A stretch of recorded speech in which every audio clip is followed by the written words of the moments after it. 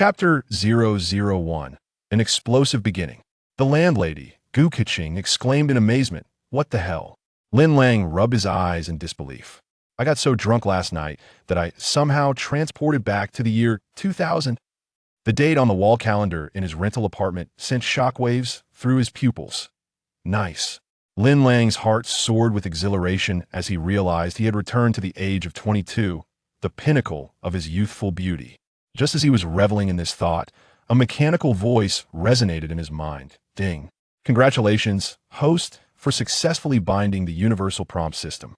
Everything within your site can generate related prompt information, assisting you in becoming a formidable tycoon.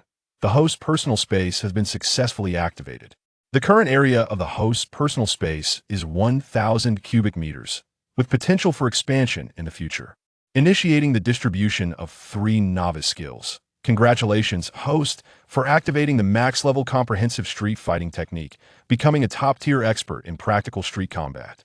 Congratulations, host, for activating the master of flirtation skill, effortlessly engaging in pickup lines, awkward chats, and charming conversations. The AI-generated image of Lin Lang showcased his handsome visage. Congratulations, host, for activating the perfect male god physique, endowed with a chiseled torso, including 8-pack abs, pectorals, and a sculpted back, an embodiment of male perfection, fitting in clothes and revealing muscles when undressed, akin to a walking embodiment of desire. Lin Lang, barely containing his excitement, removed his shirt and admired his perfect physique in the mirror, marveling at his shaped torso and muscular frame that was simply breathtaking, incredible. Having just traversed back to 2000, I've already activated this golden finger of a system. It would be difficult not to amass wealth in this new life. Everywhere Lin Lang looked, universal prompt entries materialized effortlessly. His gaze landed on the wall clock, and immediately, the virtual system screen displayed a prompt. Ding! Wall-mounted quartz clock.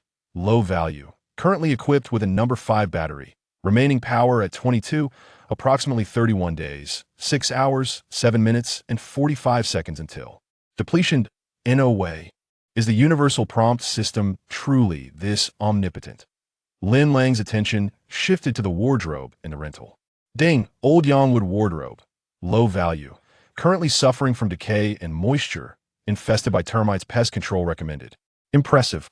Even the Yangwood furniture is susceptible to pests, and the universal prompt system can detect it. This system's capabilities are formidable.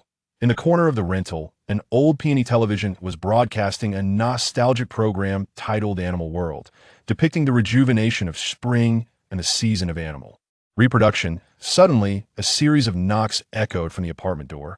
Creak. Lin Lang opened the door, revealing the alluring landlady, Gu Keqing. Her cascading waves of hair framed her face, and she wore a short, form-fitting qipao paired with elegant Chanel heels, presenting a stunning figure at the threshold. Her curvaceous silhouette was beautifully accentuated by the qipao, which perfectly outlined her graceful curves. The mature charm of Gu Keqing seemed to emanate from her very essence. Mrs. Gu Keqing, the landlord, was taken aback the moment Lin Lang opened the door. Her eyes sparkled with surprise. She had not anticipated that her male tenant Lin Lang possessed such an exquisite physique. His abdominal and chest muscles were distinctly defined, and his impeccable shoulder-to-waist ratio made her feel a twinge of bashfulness. Lin Lang greeted her politely. "Good day, Mrs. Landlord." As he spoke, a sudden flash of golden light appeared before him, revealing a virtual system interface that displayed glowing information about Mrs. Gu Keqing.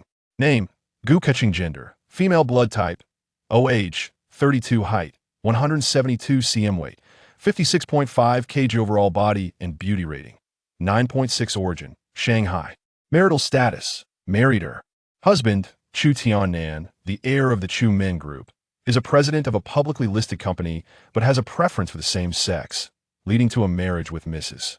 Gu that is merely a formality, devoid of genuine intimacy. Occupation: full-time housewife. Assets: owns 16 residential properties in Shanghai, 5 luxury vehicles, and holds stock options in the Chu Men Group, valued at over 78 million Chinese yuan. Desire: loneliness and emotional isolation. She has long suppressed her feelings and yearns for a charming young boyfriend. Formal marriage: also known as cooperative or mutual assistance marriage. It refers to a marriage conducted for specific purposes, maintaining the appearance of a marital relationship without the accompanying emotional or physical intimacy, often for shared benefits or political alliances. Lin Lang was utterly astonished to learn that Chu Tan-nan, the president of the Chu Men Group, was indeed gay, and that his stunning wife, Gu Keqing, was merely a partner in a formal marriage. The breathtaking Mrs. Gu, it seemed, spent her nights alone, their union nothing more than a facade of Mrs. Gu remarked, "Ah Lang, you are 3 months behind on rent. Might I suggest it's time to settle your dues?" Mrs. Landlord, could you please extend my grace for a few more days? I just graduated from university and have not yet found a job that I promise to pay all outstanding rent by next month," Lin Lang said awkwardly, scratching his head. "Do not call me Mrs. Landlord from now on. Refer to me as Sister Keqing. Ah Lang, won't you invite me in for a moment? Pour me a glass of water, will you? The summer heat in Shanghai is stifling. I am parched and sweltering. So hot." Mrs. Gu playfully leaned against the doorframe with her left hand, using her right to fan herself, casting a flirtatious glance at Lin Lang.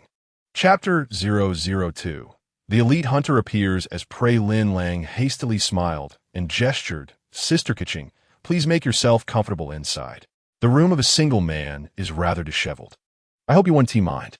Gu Keqing, adorned in high heels, swayed gracefully as she entered the modest abode, elegantly seating herself on the couch in the living room, exuding charm and poise.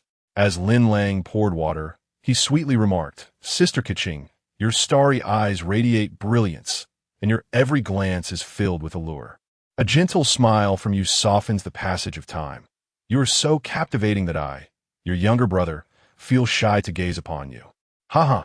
Ah Lang, don't think that your sweet words can exempt you from paying rent," Gu Keqing replied, accepting the cup of water. "Sister Keqing, as a penniless university student, my pockets are emptier than my face. I truly have no money for rent at the moment. Could you perhaps grant me a few more days?" With her delicate, fair hand, Gu Keqing playfully patted the sofa and said, "The rent can be discussed. Come sit beside me and let us enjoy Animal World for a while." "All right," Lin Lang responded, settling onto the sofa. Since Gu Keqing favored boys with a Na'vi demeanor, Lin Lang intentionally maintained a distance, his slightly awkward and bashful demeanor rendering him rather endearing in her eyes. The scene from Animal World showcased the African savanna, where a honey badger was fiercely battling a cobra, displaying extraordinary combat prowess. Gu Keqing leaned closer to Lin Lang, teasing, "Ah Lang, while other boys are enamored by beautiful women, why do you prefer watching bears fight?" A waft of her enchanting fragrance enveloped him, reminiscent of spring blossoms swaying in the breeze, sweet yet not cloying, crisp and lingering. This captivating aroma left Lin Lang somewhat entranced. Having just traversed into this new realm, Lin Lang awkwardly replied, "Sister Keqing, this is not a bear, but a honey badger. They are masters in the art of snake hunting, consuming snakes as easily as one would relish spicy snacks." "Ah Lang, is honey badger merely a nickname?" "Indeed, the honey badger approaches combat with a carefree attitude, relishing the thrill of the chase. When it sees cobras or pythons, it becomes euphoric, lunging at them as if indulging in a spicy snack, tearing apart pythons with its bare hands." Gu Keqing chuckled alluringly, her every expression imbued with grace. Observing Lin Lang's earnest demeanor, she couldn't help but jest. "Ah Lang, is watching the honey badger tear apart a cobra truly more fascinating than gazing at beautiful women?" Lin Lang deliberately averted his gaze from Gu Keqing's intense stare, focusing instead on Animal World, where the spectacle of a honey badger in the savannah battling venomous snakes was indeed more riveting. Gu Keqing, unable to suppress her laughter, remarked, "Ah Lang, do you feel nervous sitting here beside your sister while watching television? You seem to be sweating." "Sister, you misunderstand. I am not sweating from the nerves of sitting beside you while watching television. I am sweating from the excitement of watching the honey badger confront the venomous snake in Animal World." Inhaling the fragrant scent of Gu Keqing's perfume, Lin Lang found himself somewhat entranced, deeply ensnared by the moment. Gu Keqing gently wiped the sweat from Lin Lang's brow, her actions tinged with a hint of intimacy as she teased, "Ah Lang, are you nervous about the venomous snakes?" Or are you worried that the honey badger might lose, and that's why you're sweating? I am certainly nervous about the snakes, Lin Lang replied, his heart racing. The African honey badger dares to confront various venomous snakes and ferocious beasts because its tough skin and thick flesh render it nearly immune to all snake toxins. Hee. Upon hearing this, Gu Kuching smiled alluringly, gazing at her male tenant Lin Lang with affection, stirring something within him, making it hard for him to maintain his innocent facade. This is what one might call an elite hunter, often appearing in the guise of prey. What are you laughing at, Sister Kuching? With a playful smile, Gu Kuching replied, Lang, you are simply adorable. How could I be adorable? Lin Lang countered. Sister, I am discussing life with you, yet you keep talking about the African honey badger. Are you perhaps adorably foolish? Lin Lang deliberately avoided the topic, dramatically pointing at the television. Sister Kuching looked quickly. The African honey badger just tore apart a cobra, and now it's about to engage in a fierce battle with a highly venomous Gabon viper. It seems ready to fight to the finish, using that venomous snake as a feast. Gu Kuching, somewhat speechless, asked, Who is more beautiful, me or the African honey badger? Feigning shyness, Lin Lang looked at the stunning Gu Kuching and replied, Both Sister Kuching and the African honey badger are beautiful. Lang, are you trying to be funny? Unable to resist gazing into Gu Kuching's captivating eyes, Lin Lang spoke sincerely. In truth, it is Sister Kuching's beauty that overwhelms me, making me shy to look at you. Gu Kuching shifted closer on the sofa, deliberately inching toward Lin Lang. Lang, with your handsome looks, you don't seem like the type of man who is devoid of romantic experience. You jest, Sister Kuching.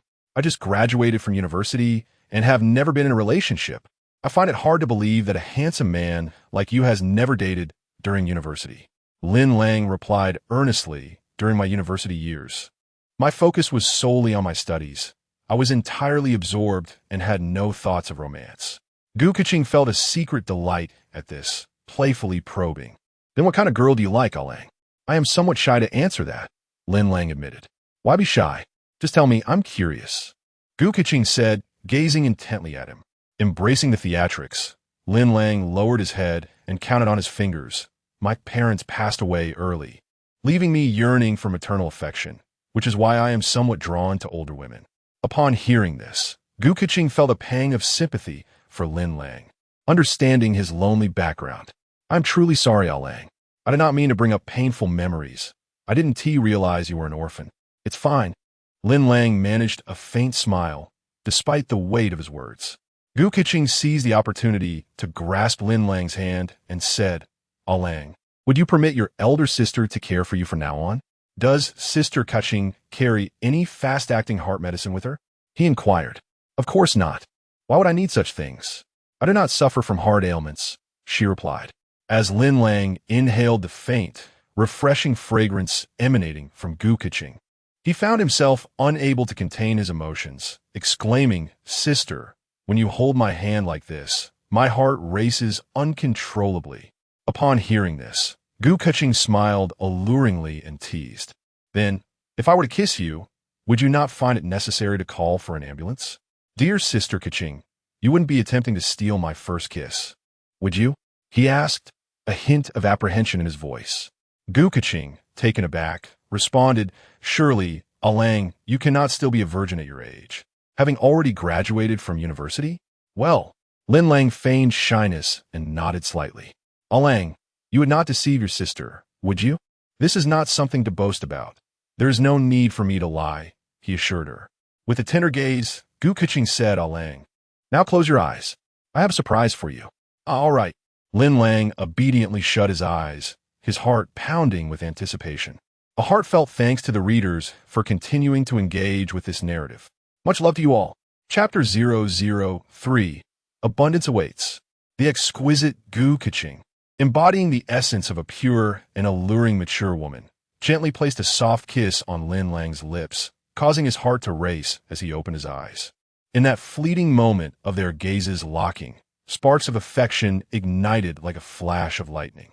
The fragrance of Gu Kuching resembled the sweet scent of ripe peaches, leaving Lin Lang in a state of bliss. With a playful smile, Gu Kuching asked, Do you like me, Lang? Indeed, Lin Lang nodded fervently. How much do you like your sister? Extremely, exceptionally like. Do you prefer the African bald-headed man or your sister? I like the African bald-headed man. Oh no, that's wrong. I like my sister. Overwhelmed with nervousness, Lin Lang found himself stumbling over his words, eliciting a chuckle from her. With a gaze full of affection, Gu Keqing inquired, "What is it that draws you to me?" Lin Lang sweetly replied, "Your beauty is captivating, the epitome of a pure and alluring mature woman. Among the countless beauties in the world, only you, dear sister, capture my heart." With a charming smile, Gu Keqing responded. Then, Lin Lang feigned an air of mystery, saying, "Sister, I have some knowledge of the ancient arts and can read palms and faces. Would you care for a divination?" "Sure. Please read my face first." Gu Keqing smiled radiantly. Yet, upon observing her features, Lin Lang couldn't help but think she appeared to lack the warmth of a man's affection, as if she were perpetually alone. "Is it possible?" Gu Keqing retorted. "Can you truly discern that I have not been cherished by a man?"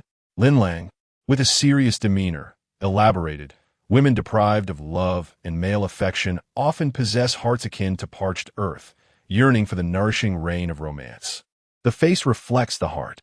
From your visage, I can surmise that your marriage is but a hollow facade, offering the same emptiness whether a husband is present or absent.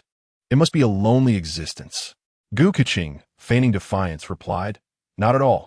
I am naturally beautiful, with a captivating and voluptuous figure. How could I lack male admiration?" Lin Lang took her delicate hand, playfully insisting, "Let me read your palm, and I shall reveal whether you speak the truth regarding your romantic life." With a laugh, Gu Keqing teased, "Lang, I suspect you cannot truly read palms. You merely seek an excuse to hold my hand." "Not at all. Do not underestimate me, dear sister. By analyzing your love line, I can reveal your character and your prospects in love and marriage." Gu Keqing giggled. "Very well. I shall not underestimate you. Let us see if you can make sense of it all." As Lin Lang examined her slender hand, he gravely studied her palm lines. "Ah, your love line indicates a destiny of a second marriage. You're either living apart or sleeping in separate rooms. Your marriage has long lost its essence." "Ah, Lang, your calculations are surprisingly accurate," Lin Lang remarked with an air of self-importance. "By examining Sister Keqing's palm lines, I can deduce that you are ensnared in the fortress of marriage. Although you live in abundance and lack for nothing materially, your emotional and physical circumstances are quite unfortunate. It truly evokes my sympathy and stirs my heart." Gu Keqing gasped in astonishment. "Lang, you are incredible. How could you discern that?" "Strangely enough, sister, despite being married, you still seem to be untouched," Lin Lang continued teasingly. Upon hearing this, Gu Keqing's cheeks flushed crimson, and she stammered, "Lang, can you really tell that I'm still untouched?" "Indeed," Lin Lang nodded. Feeling embarrassed, Gu Keqing remarked, "Is it very shameful that I'm still untouched?" Lin Lang chuckled. "It appears that sister is inclined to grant me a favor." "How insufferable!" Gu Keqing responded, her shyness evident in her smile. Taking her warm hand, Lin Lang raised an eyebrow. "From the palm lines, I can also see that this year, sister is destined for romance. An unavoidable love affair is on the horizon." "Ha ha, Lang, are you suggesting that the man I am destined for is you?" Gu Keqing teased. Feigning deep emotion, Lin Lang replied, "Sister Keqing, allow me to warm and redeem you." Moved by his words, Gu Keqing retrieved a key to an Audi A6 from her limited edition LV handbag and flamboyantly placed it in Lin Lang's hand. "Sister Keqing, what does this mean?" he inquired. With a sultry smile, she replied, "Lang, I am unable to offer my body today, but this Audi A6 is a token of my affection for you. From this day forth, I shall cherish you." "Sister Keqing, are you truly this generous?" "An Audi A6 is merely a trivial sum, less than my allowance for half a month. Be good, just accept it. You need not concern yourself with it," she urged. "Very well, Sister Keqing," Lin Lang replied. "Since I have always had a sensitive stomach, the doctor mentioned I should live off soft meals, and I gladly accept." With a gentle demeanor, Gu Keqing said, "Lang, having accepted the car from me, you understand what our relationship entails moving forward, right?" With a playful peck on her beautiful cheek, Lin Lang silently acknowledged her words. Gu Keqing nestled closely against him, sweetly requested, "Along, accompany me to the antique and jewelry market at Jing'an Temple." "What do you need to do there, sister?" he asked. "Next week is my mother's birthday, and she is a devout Buddhist. I wish to acquire an antique Guanyin statue as a gift," she explained. "Perfect. I too wish to explore the antique market for some hidden treasures," Lin Lang remarked. "Aside from your modest understanding of metaphysics, do you also possess skills in antique appraisal?" Gu Keqing inquired playfully. "My talents extend far beyond that, sister. What you see in Lin Lang is merely the tip of the iceberg. Once we arrive at the antique market, you shall witness my expertise in treasure appraisal," he boasted. "Go ahead and brag," Gu Keqing teased. "If you possess the skill of appraising treasures, you would not find yourself financially destitute, unable to afford your rent." Lin Lang forced a smile. Gu Keqing rose and declared, "Let us depart at once." Lin Lang responded with a simple, "All right." He drove his sleek black Audi A6, escorting the alluring Gu Keqing as they shared laughter along the way, eventually arriving at the Jing'an Temple Antique and Jewelry Market in Shanghai. Gu Keqing, with her voluptuous figure clad in a fitted, short Chong Sam, adorned with oversized designer sunglasses, intimately linked her arm with Lin Lang's as they strolled through the market. The Jing'an Temple Antique and Jewelry Market is one of the largest antique trading venues in Shanghai. Despite it not being the weekend, the market bustled with activity, filled with a myriad of vibrant stalls offering an abundance of wares. A plethora of items was on display, from stamps and paintings to various vessels. Ancient coins from both China and abroad, weaponry, lacquerware, ceramics, jade, agate, gold, silver, rare books, unique stones, bone and wood carvings, as well as Buddhist statues and rosewood artifacts. In this millennium, when the internet economy was still in its infancy, the antique market became a favored destination for both tourists and local residents seeking leisurely excursions. Most visitors approached their exploration with the hope of uncovering hidden gems. However, the depths of the antique market are deceptive. Finding true treasures is no easy feat. As often is the case that while one seeks to find a bargain, others are using fakes to outsmart them. Lin Lang, too, harbored aspirations of discovering treasures as he entered the market alongside Gu Keqing. Upon stepping into the Jing'an Temple Antique and Jewelry Market, a myriad of colors flashed across the virtual system's display, presenting countless appraisal prompts for the antiquities before him. Ding, ding, ding. Lin Lang's gaze fell upon a stall, with a virtual screen suddenly erupted with numerous appraisal notifications for every item displayed, overwhelming him with a kaleidoscope of colors. Red appraisal notification, fake. Yellow appraisal notification, contemporary craft with a deeper hue indicating higher value. Blue appraisal notification, vintage items with pale blue signifying low value, and deeper blue indicating higher value. Green appraisal notification, genuine, with the intensity of green reflecting the item's value. A brilliant green indicates a true antique of considerable worth. Purple appraisal notification, toxic or harmful items, such as acid-treated jade or dyed agate. Black appraisal notification, prohibited or illegal items, such as ivory products or archaeological artifacts. Shimmering golden appraisal notification, a prominent indicator of authentic treasures, easily distinguishable, showcasing the advanced intelligence of the universal appraisal prompt system. If there were no color distinctions among the appraisal notifications for the myriad of objects at the market stalls, Lin Lang would likely take half a year to examine every single piece. Lin Lang marveled inwardly at the universal treasure appraisal system, deeming it a miraculous tool for uncovering hidden treasures. It seemed that today, striking it rich would be no small feat, Gu Keqing remarked, Lang. There is hardly anything of value at these antique stalls. Let us visit some antique shops instead. However, Lin Lang replied, those who run antique shops are connoisseurs. It's exceedingly difficult to find a bargain among experts. Let us first peruse the antique stalls, for it is far easier to sift through the sand to find gold. Very well. I shall observe whether you are merely boasting or truly possess the skill to discern treasures. Do ensure you don't end up with egg on your face. Gu Keqing teased. Just watch me, Sister Keqing. Lin Lang responded with laughter as they wandered through the vast antique market, surrounded by an array of vibrant stalls. As they strolled, Lin Lang's attention was suddenly captured by a nondescript stall featuring ancient coins. A glimmering prompt flashed before him. Treasure discovery alert.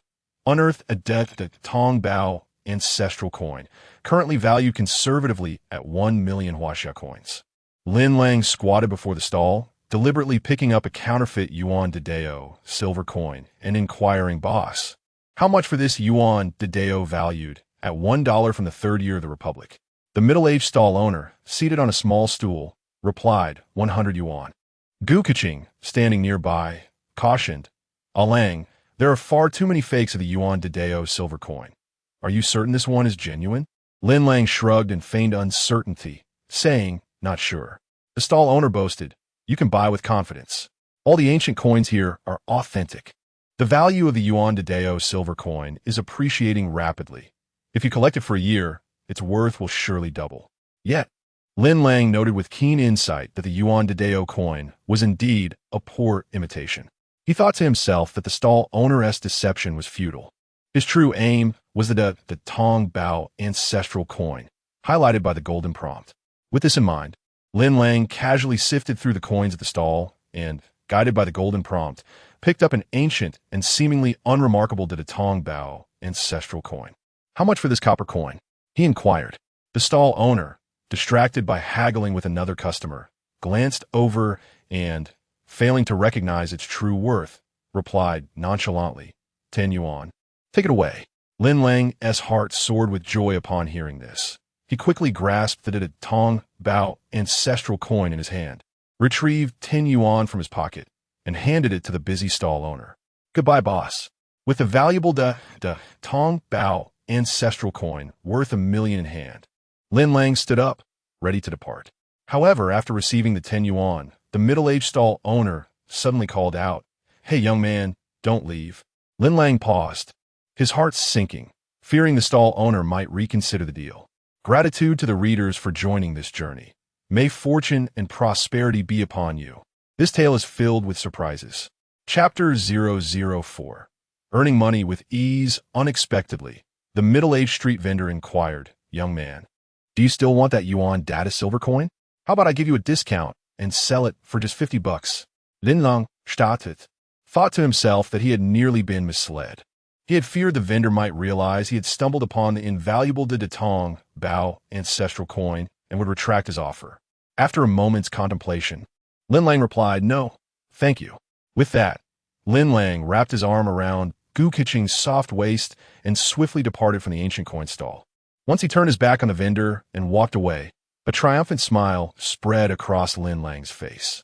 He had just acquired a coin worth millions for a mere 10 Huaxia coins, and the thrill of his good fortune was palpable. Curiously, he gazed at the antiquated Tong Bao coin in his hand, his expression one of gleeful astonishment. "I have struck gold. Just upon arriving at the Jing'an Temple Antique and Jewelry Market, I have already made a fortune."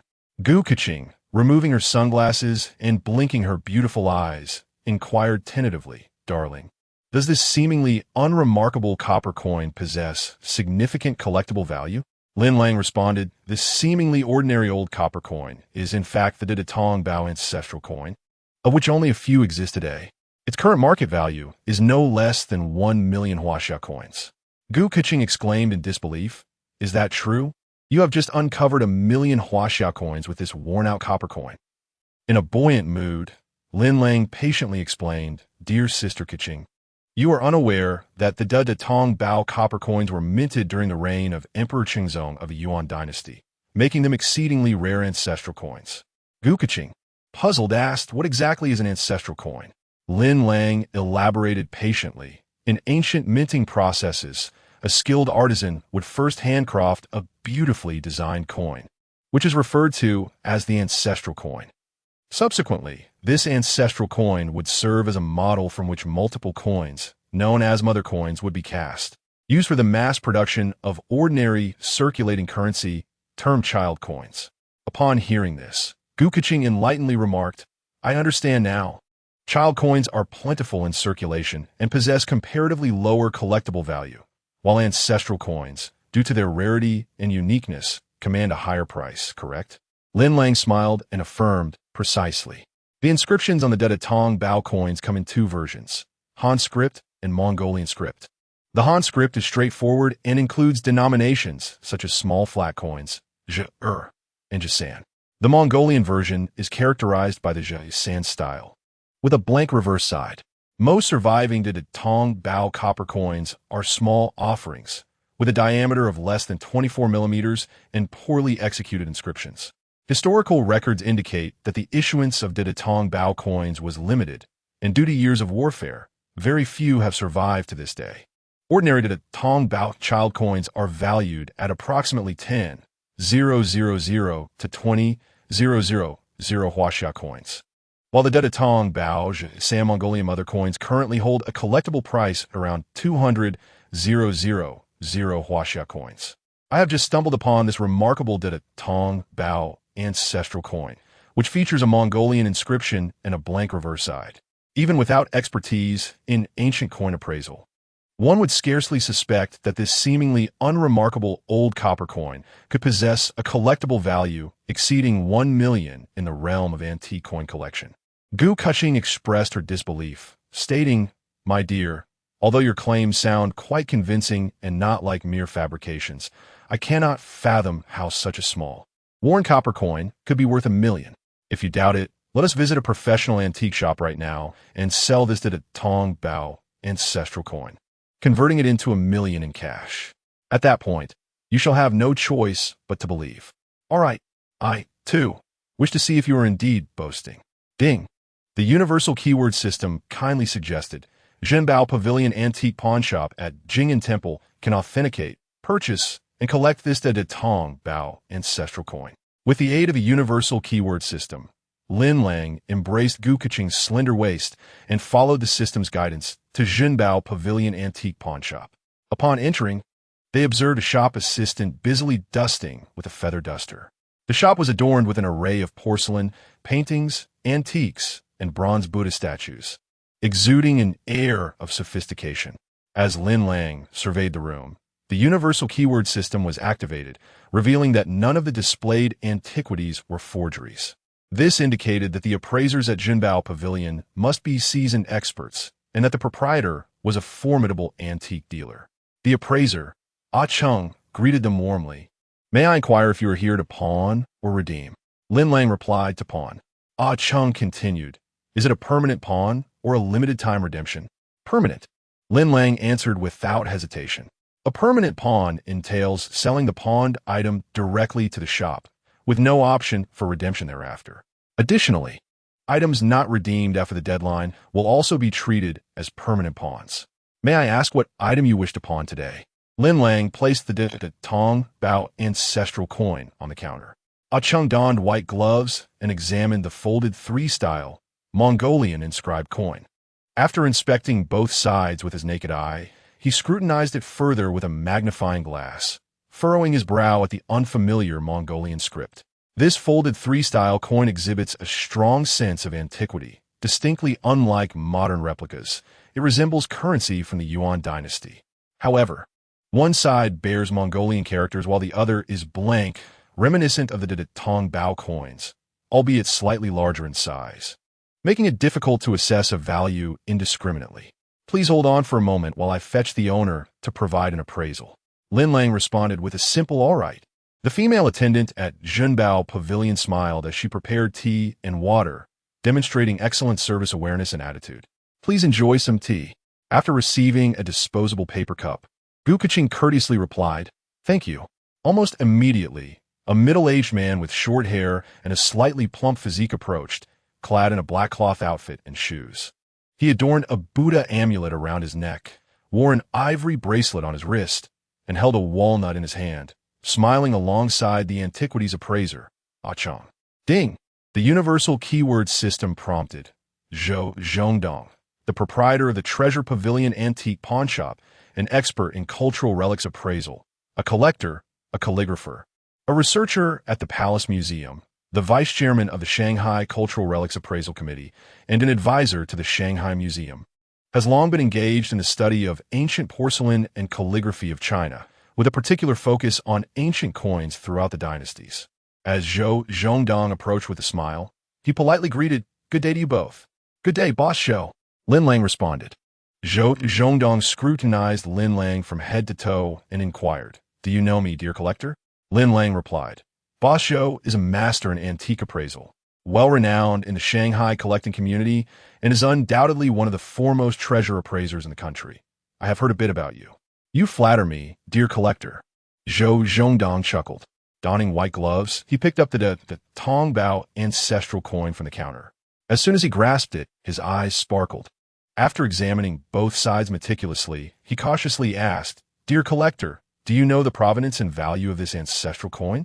Chapter 005. The appearance of the beautiful school belle, the proprietor of the pawn shop, Zhou Zhongdong, posed this question in an attempt to gauge whether Lin Lang was an amateur or a connoisseur.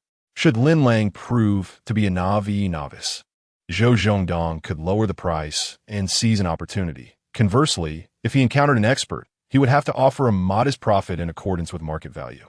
Lin Lang replied candidly, "This Mongolian version of the Tong Bao ancestor coin is a rare treasure from the Yuan dynasty, with an exceedingly scarce existence.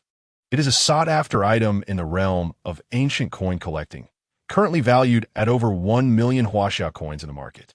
Zhou Zhongdong expressed his astonishment. "I did not expect this young collector to be so knowledgeable. Indeed, this Mongolian version of the Tong Bao ancestor coin is a treasure of great significance, seldom seen in the ancient coin collecting circles of Shanghai, and its rarity is acknowledged nationwide. A Han version of the Tong Bao small coin, in average condition, can fetch tens of thousands, while one in excellent condition exceeds 100,000. The prices for the Zhe Air and Jisan varieties of the Tong Bao are even higher in the market. This Mongolian version of the Tong Bao Jisan ancestor coin, nearly perfect in condition, is exceptionally rare in the world of ancient coin collecting, highly regarded and considered a peerless treasure by numerous collectors." Standing nearby, Gu Kaching was inwardly astonished that Lung had not exaggerated. This seemingly unremarkable ancient copper coin indeed held substantial value. Appraiser A. Chung exclaimed in disbelief, "Boss, this single-sided Mongolian version, with a blank reverse, is the Tong Bao ancestor coin from the reign of Yuan Qingzong, known as Tai Mu'er, during the years 1297 to 1307 AD. Zhou Zhongdong responded with a smile, "Precisely." Upon hearing this, appraiser A. Cheng's eyes lit up, and he marveled. "I have only heard of the existence of the Mongolian version of the Tong Bao ancestor coin in the appraisal community. I have never seen one before. Today, I have truly broadened my horizons." Lin Lang continued, "This Mongolian version of the Tong Bao ancestor coin showcases exquisite craftsmanship composed of pure copper, with a smooth and delicate surface. The coin is adorned with intricate patterns, featuring clear inscriptions and flowing lines, undeniably a rare artifact from the Yuan dynasty." Appraiser A. Chung praised, "Indeed, this Mongolian version of the Tong Bao ancestor coin is in impeccable condition, possessing immense historical and artistic value. It is truly a rare gem among ancient coins." Zhou Zhongdong, treating it as a prized possession, carefully donned his glasses and picked up a magnifying glass from the counter. Meticulously examining both sides of the Tong Bao ancestor coin. With years of appraisal experience, Zhou Zhongdong, the owner of the Treasure Pavilion Antique Pawn Shop, could unequivocally confirm that this ancient copper coin was indeed the rare Tong Bao ancestor coin from the Yuan dynasty. "Are you truly willing to pawn this rare Tong Bao ancestor coin with us?" Zhou Zhongdong inquired. Lin Lang replied, "As long as your offer is reasonable and backed by a pawn ticket, I shall not retract my decision." Zhou Zhongdong aimed to negotiate, extending his hand to signify a bid of 5, implying an offer of 500,000 huaxia coins. "Boss, you certainly know how to negotiate, but 500,000 huaxia coins is far from my anticipated selling price.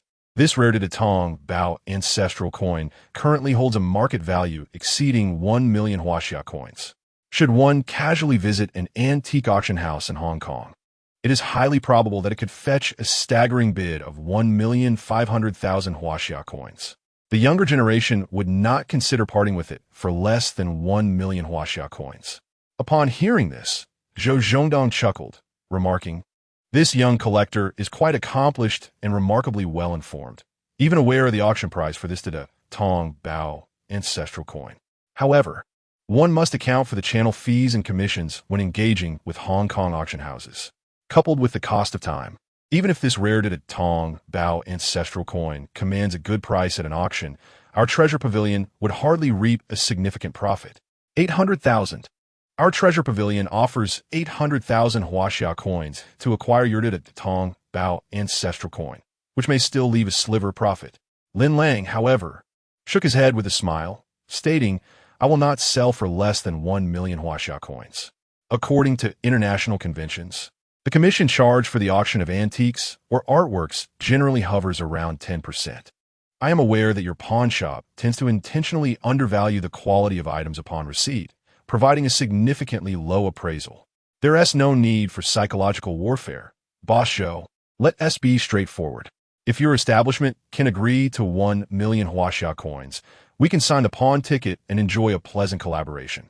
Should you insist on devaluing the price and cannot meet the 1 million Huaxia coin offer, then our business will not proceed, and I shall take my leave without further ado. Zhou Zhongdong, upon hearing this, expressed his approval.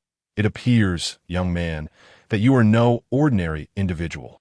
Since you're a connoisseur, I shall not beat around the bush. 1 million Huaxia coins deal. Lin Lang responded with a triumphant smile. Standing nearby, Gu Keqing was left astonished, unable to believe that Lin Lang had acquired an ancient copper coin for a mere 10 Huaxia coins, only to sell it for an exorbitant price of 1 million Huaxia coins. The financial staff of the Treasure Pavilion commenced drafting the pawn ticket and the exemption agreement, reminding, since this is a definitive pawn, it means the pawnholder neither redeems nor renews the pawn. Payment will be made upon delivery. Once you exit our Treasure Pavilion, there is no room for regret. The pawn ticket serves as proof, and there will be no reversal. Lin Lang inscribed his name on the pawn ticket and the exemption agreement. Zhou Zhongdong produced a checkbook from his person, writing a transfer check for 1 million Huaxia coins, payable to Lin Lang, designated for commercial payment, and subsequently handed it to Lin Lang. Ding! The Universal Word Entry System kindly reminded, the transfer check for 1 million Huaxia coins from Shanghai Bank is authentic and valid. Upon receiving the transfer check, Lin Lang smiled and said, pleasure doing business, wishing boss Zhou prosperous ventures and abundant wealth. Zhou Zhongdong extended his hand to Lin Lang, expressing, thank you for your patronage.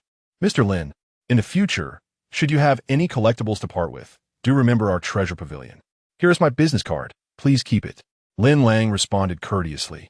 Certainly. Absolutely.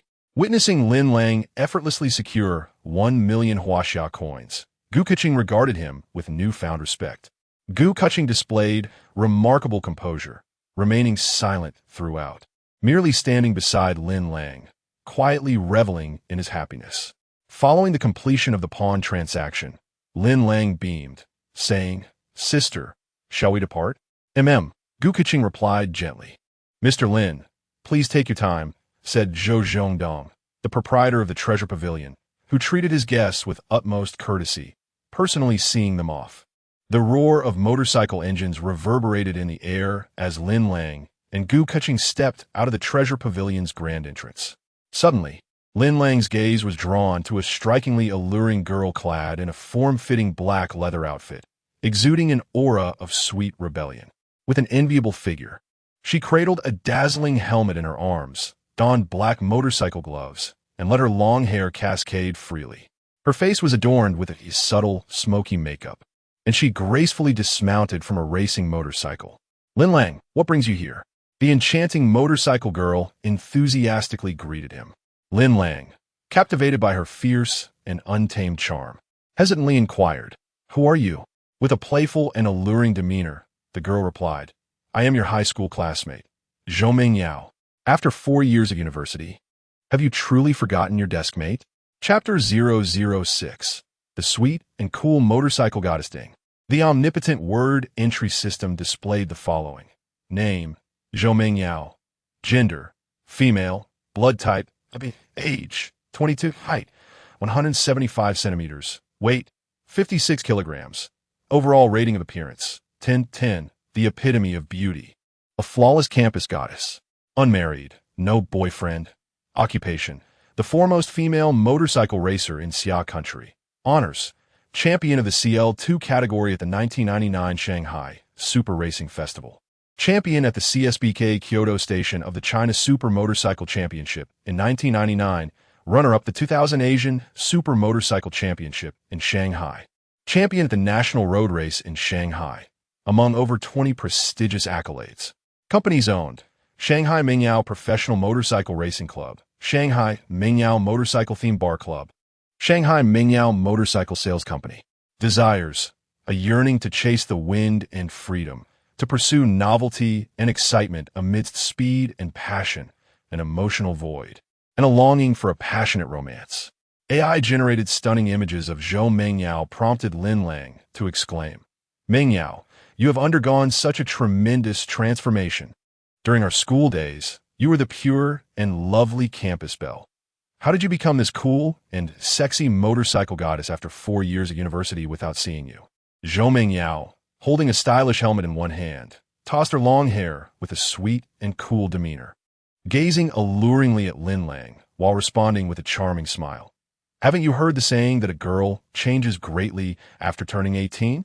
Lin Lang, with a hint of sadness, replied, "After graduating from high school, I just finished applying for the college entrance examination when my parents tragically passed away in a car accident. The driver, who was under the influence, also lost his life, leaving us with little compensation. Their passing was a tremendous blow to me. And throughout my 4 years in university, I had to work diligently to support myself, earning my tuition and living expenses. Thus, I did not keep in touch with you, Mengyao, nor with any of my high school classmates." Upon hearing this, Zhou Mengyao expressed her sympathy. "I am truly sorry, Lin Lang. I did not mean to remind you of such painful memories." Lin Lang forced a faint smile, saying, "It's all right.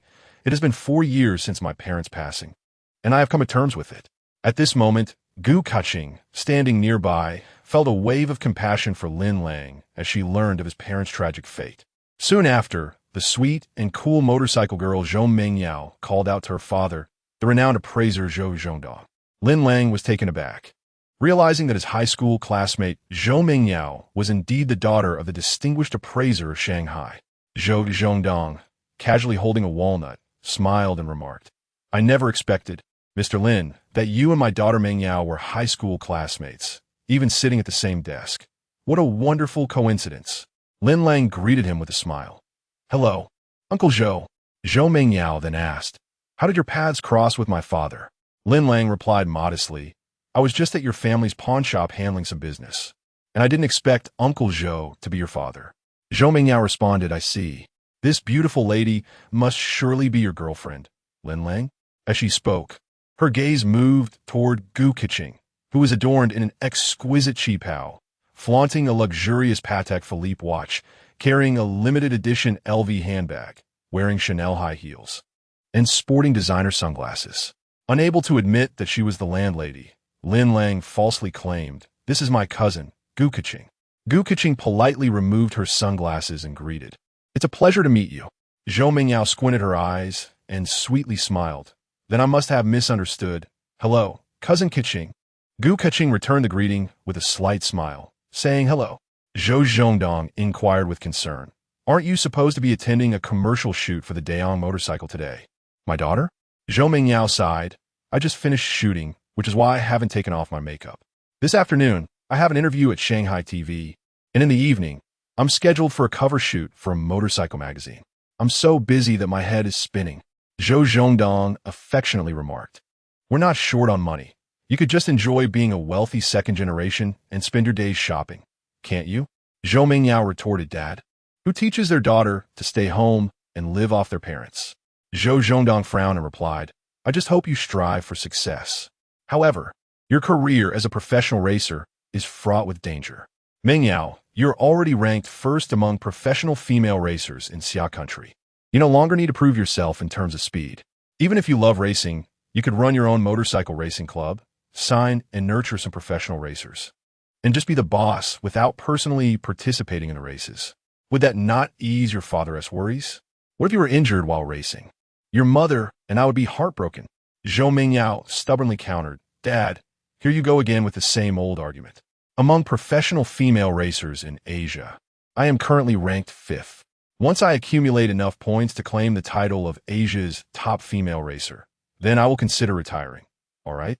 I truly have no way to deal with you, you stubborn girl. Zhou Zhongdong sighed as he turned away, returning to the Zhunbao Pavilion antique pawn shop.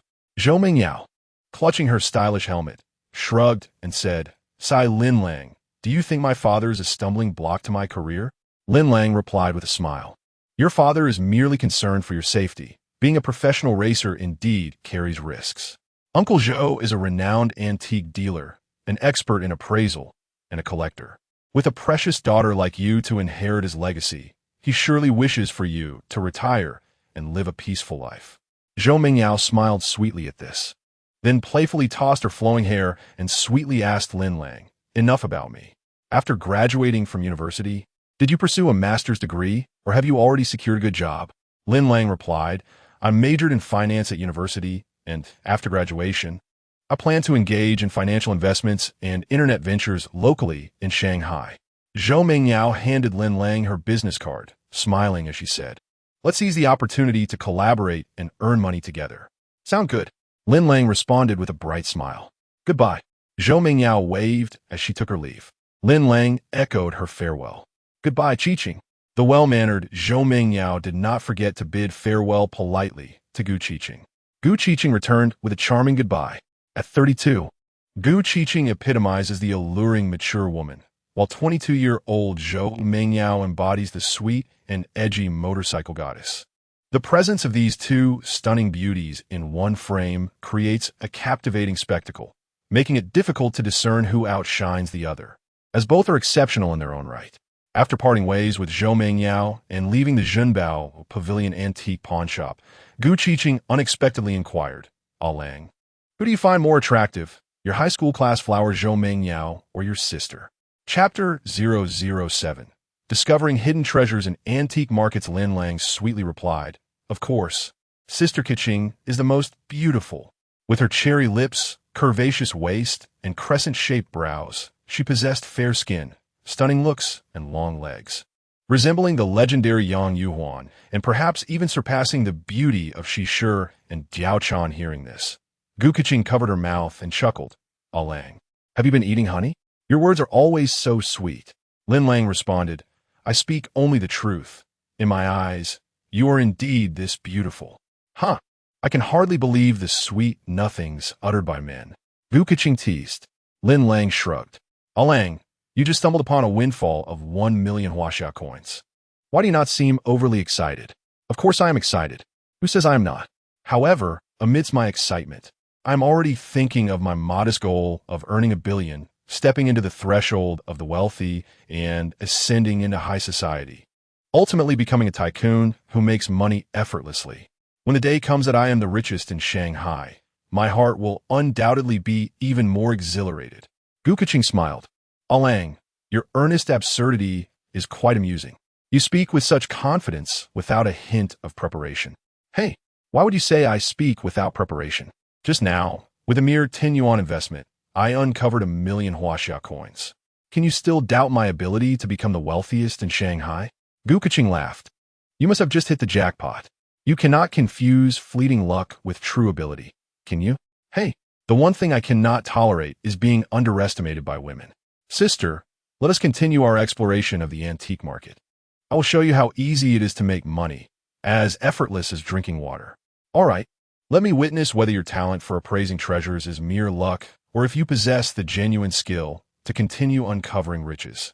Eagerly, Gu Qiqing anticipated what valuable treasures Lin Lang might discover next in the antique market. Together, amidst the enchanting ambience of the Jing'an Temple antique market, they strolled like a couple, sharing laughter and conversation. At one stall filled with miscellaneous items, Gu Qiqing spotted an ancient patterned porcelain bowl and casually inquired, "Boss, how much for this bowl?" 135,000. The stall owner quoted a steep price. Gu Qiqing was perplexed. Why is such a broken bowl so expensive? The stall owner confidently replied, "This is the bowl used by Pan Jinlian to feed Wu Daolong his medicine." "How can not be pricey? Is that for real?" Gu Qiqing asked incredulously. "Of course it is," the stall owner insisted. If you like it, feel free to haggle. It's all part of the trade. Gu Keqing turned to Lin Lang, her disbelief evident. Lang, is what the stall owner said credible, with the system's virtual screen displaying a yellow appraisal alert. Lin Lang smiled and replied, "It is merely a modern craft. It holds no real value." Gu Keqing pointed towards a brass pagoda on the street vendor's stall, which appeared quite ancient, and inquired, "How much is this pagoda?" To her surprise, the vendor replied, "This is the Wenchang pagoda of the Totem King. You can take it for 20,000 yuan." Unable to suppress her laughter, Gu Keqing asked, "And where did you acquire this Wenchang pagoda of the Totem King?" The vendor shamelessly stated, "It was passed down by my ancestors." Lin Lang chuckled and remarked, "If this pagoda were genuine, why would you be selling it at a street stall?" The vendor, holding the pagoda, responded, "Do I not look like the Totem King?" Lin Lang teased, "You resemble more of a totem street vendor, spinning tales and fabricating stories about antiques. It seems you have mastered the art of deception. The antique market is indeed a deep ocean. It appears that spotting a genuine item is even more challenging than winning the lottery." Gu Keqing and Lin Lang slowly departed from the miscellaneous stall. As they strolled, Lin Lang commented, "Visiting the antique market is merely for enjoyment. Listening to vendors boast and weave stories can be quite entertaining at times." As they walked further, Gu Keqing spotted an ancient bronze cup at another antique stall and curiously asked, "How much for this bronze cup?" The vendor replied, "This is a peacock cup from the Western Zhou period.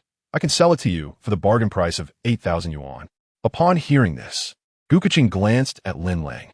He smirked and said, "The vendor is merely spouting nonsense. Sister Keqing, take it lightly and don't take him seriously. Generally, such bronze items at street stalls are either from the Eastern Zhou or Western Zhou, but in reality, they are just recently antiquated replicas.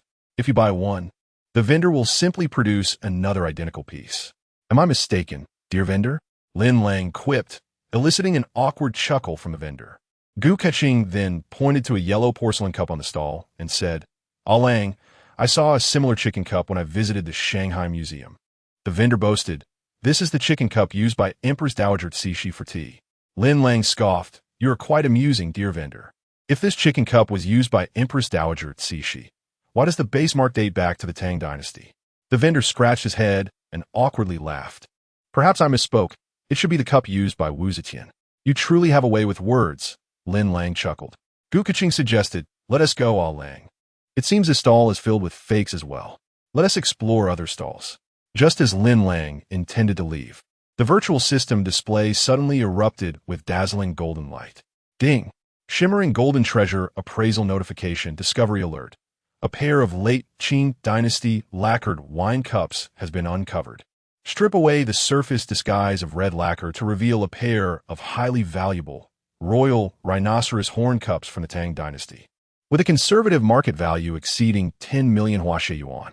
Wow, this time we VE struck gold, Lin Lang thought to himself, brimming with excitement. Chapter 008. Uncovering the Tang Dynasty Royal Rhinoceros Horn Cup immediately. Lin Lang feigned nonchalance and remarked, "Sister, please do not rush away. I find a stall owner rather amusing. Let us support his business by purchasing a trinket or two before we depart."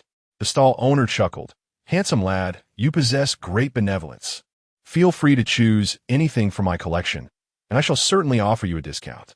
Amidst the myriad of antiques, Lin Lang casually observed the four treasures of the study, glanced at jade bracelets, sifted through porcelain, and examined wooden carvings.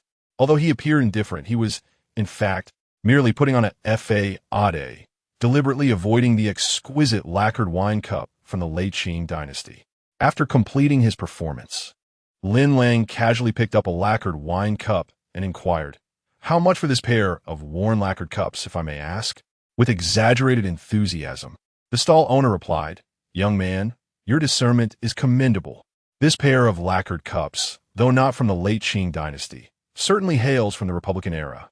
While their condition may appear lacking, they undeniably possess an air of antiquity. I can let you have them for 5,000 yuan. Lin Lang, however, scoffed disdainfully, "Dear owner, do not be so audacious. Lacquerware is inherently of little value, and these cups, appearing exceedingly worn, hardly seem worthy of any significant sum. Furthermore, they're plain cups, devoid of intricate carving, not even the exquisite red lacquer. Clearly, they were crafted by a common lacquer artisan and are hardly worth 50 yuan. As he spoke, Lin Lang deliberately placed the tattered lacquered cup back on the stall and pretended to rise to leave. The stall owner, eager to retain the customer, quickly offered, "Wait, handsome. We can negotiate the price. How about I give you a 50 discount, and you can have this pair for 500 yuan? Lin Lang responded, "Not at all. I merely wish to lend a helping hand to your business, yet you seek to overcharge me. That seems rather inappropriate, does it not?" The stall owner chuckled. "You are quite the eloquent speaker. Very well then, name your price for these cups with a sense of history." Lin Lang produced the last 385 yuan from his pocket. "I have but 385 yuan to my name. I will keep 5 yuan for the bus fare home and offer you 380 yuan for these worn lacquer cups. What say you?" The stall owner hesitated, scratching his head, his small eyes darting towards Gu Kaching, who exuded an air of affluence beside Lin Lang. "Your girlfriend appears to be a wealthy heiress from Shanghai. Just look at her luxurious attire. That Patek Philippe watch on her wrist must be worth over $1 million. An ISNT, that an LV bag, a limited edition?" Upon hearing this, Lin Lang's claim of having only a few hundred yuan seemed implausible to the stall owner. Observing the mistaken assumption that Gu Kaching was Lin Lang's girlfriend, a subtle joy flickered across her face. The AI-generated image of Gu Kaching is captivating. "Boss, please don't misunderstand. This beautiful lady is my landlady." Lin Lang handed over his last remaining 5 yuan bill to the vendor at the street stall. "This is all I have left. I can walk home with it, right?" Upon hearing that Gu Kaching was not Lin Lang's girlfriend, the vendor replied, "All right. It seems you genuinely wish to buy, so I will sell you these lacquered wine cups at a discounted price as a gesture of friendship. Do come by often to support my business." Lin Lang feigned a smile and responded, "Sure." At the antique stall, the seemingly worn lacquered wine cups concealed a remarkable secret. Beneath the lacquered exterior lay a pair of priceless Tang Dynasty rhinoceros horn cups, which Lin Lang successfully acquired at a bargain. After departing from the antique stall, the oblivious Gu Kaching jested, "Lang, those dilapidated lacquered wine cups cost you 385 yuan. The vendor must have made a killing, at least 380 yuan in profit." Lin Lang, elated as if he had discovered a treasure, exclaimed, "Sister Kaching, you can't possibly think these seemingly old lacquered wine cups are not worth even 5 yuan. Can you?" Gu Kaching replied with a look of disdain, "Such shabby lacquered antiques resemble the red lacquered wine cups used in rural funerals during the old society. I wouldn't want them even if they were given to me for free. They seem rather ominous." Lin Lang, pretending to be mysterious, responded, "Let us pay a visit to the Treasure Pavilion Antique Pawn Shop, and I'll let you witness a miracle as I turn these worn lacquered wine cups into a fortune worth millions of Huaxia coins." Gu Kaching, intrigued, exclaimed, "Could it be that you've stumbled upon another great find, Lang?" Chapter 009. Hidden Secrets and Undeniable Value. Lin Lang replied, "It seems that Lady Luck has smiled upon me. It would be quite challenging not to seize this opportunity for fortune." Lang, he continued, "Are these seemingly worn lacquered wine cups truly of great value? To ascertain the worth of these seemingly antiquated treasures, we should visit the Treasure Pavilion Antiquities Pawn Shop, and you, Sister Ching, will soon discover their true worth." Gu Kaching responded with a smile, "Very well." With that, Lin Lang once again accompanied Gu Kaching through the antique market, making their way to the Treasure Pavilion Antiquities Pawn Shop. Zhou Mingyao's racing motorcycle remained parked outside the entrance, indicating that Lin Lang's high school classmate and campus belle had yet to depart. As Lin Lang and Gu Kaching entered the Treasure Pavilion for the second time, the appraiser, Chung, greeted them warmly. "Hello, Mr. Lin. You have returned so soon. Is there something amiss?" Lin Lang chuckled. "Rest assured, I am not retracting my pawn of the large Detongbao copper coin. Rather, I've brought a pair of exquisite antiques to pawn once more." Chung beamed, "Please. Mr. Lin, come inside. This time, we shall not delay our esteemed guest. Let us proceed directly to the VIP room, where we can enjoy tea while appraising your treasures." Lin Lang responded with a simple, "All right, please." The appraiser, Chung, respectfully led the way. Seated in the VIP room, they were attended by a lovely tea artist clad in traditional Han attire, who began to perform an elegant tea ceremony, pouring tea for Lin Lang and Gu Keqing, elevating their experience to one of true luxury. Lin Lang raised the fragrant tea cup to his lips and took a gentle sip. Instantly, the aroma and sweetness enveloped his senses, filling his mouth with a delightful essence that spread throughout his being. What a fine tea! Gu Keqing took a sip of the tea and remarked, somewhat indifferent, I still prefer coffee. Lang, do you truly understand the art of tea? Lin Lang replied modestly. I possess a smattering of knowledge in various areas. With a playful arch of her brows, Gu Keqing challenged him, then tell me, what kind of tea has the tea artist prepared? Ding! The universal prompt system chimed. Preaching Longjing tea. Upon receiving the system's notification, Lin Lang answered, Preaching Longjing tea. Gu Keqing turned to the tea artist, who smiled and confirmed, Mr. Lin is correct. The tea serve in our VIP room is indeed Preaching Longjing tea. Gu Keqing shrugged and said, all right, Lang, you've impressed me. The appraiser, Chung, inquired cautiously, Mr. Lin, may I ask what treasures you wished upon this time? With an air of mystery, Lin Lang gently placed the pair of seemingly worn lacquered wine cups upon the appraisal table. Chung picked up one of the lacquered cups, examining it thoroughly with his naked eye before scrutinizing its details with a magnifying glass. Mr. Lin, he remarked, it appears that this pair of lacquered wine cups may not be regarded as particularly valuable antiques. The lacquered wine cups displayed poor craftsmanship, devoid of intricate carvings, and lacking the exquisite red lacquer finish.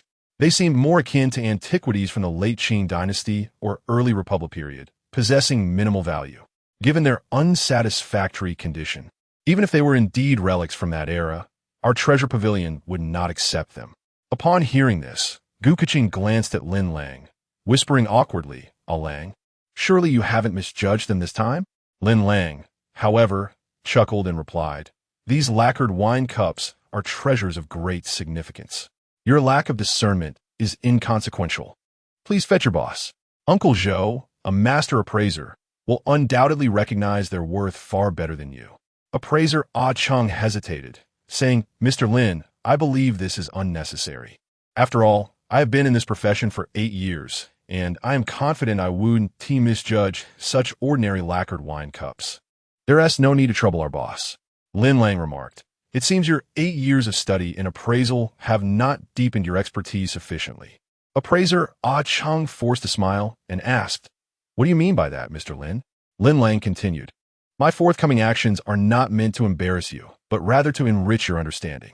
As he spoke, he picked up the tea knife from the tea table. Appraiser Chung wiped the cold sweat from his brow and weakly inquired, Mr. Lin, your method of enhancing my knowledge is rather unique. What is the purpose of suddenly picking up the tea knife? Lin Lang replied with a smile, I mean you no harm. Why are you so fearful?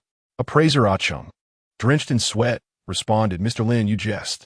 Gu Keqing discreetly tugged at Lin Lang's sleeve, murmuring, Lang, what do you intend to do with that tea knife?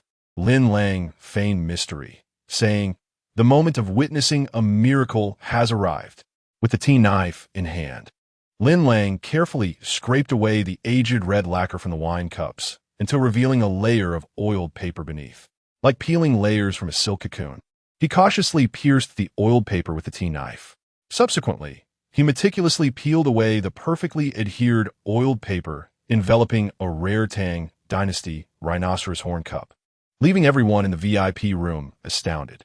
The tea artist in traditional Han attire was left speechless, exclaiming, having worked at the treasure pavilion for so long, I have never encountered such a marvel concealed within a lacquered wine cup. Gu Keqing blinked her large, butterfly-like eyes, stunned to the point of rising from the sofa in disbelief, exclaiming, this is simply inconceivable. I would never have imagined that what appeared to be a cheap, worn lacquer cup would hide such a valuable rhinoceros horn cup within. Lang, you have truly opened my eyes this time. Under the illumination, Lin Lang admired the Tang Dynasty rhinoceros horn cup in his hand, praising, this cup exhibits a fine, yellowish bone texture, with a hue resembling amber, translucent and radiant.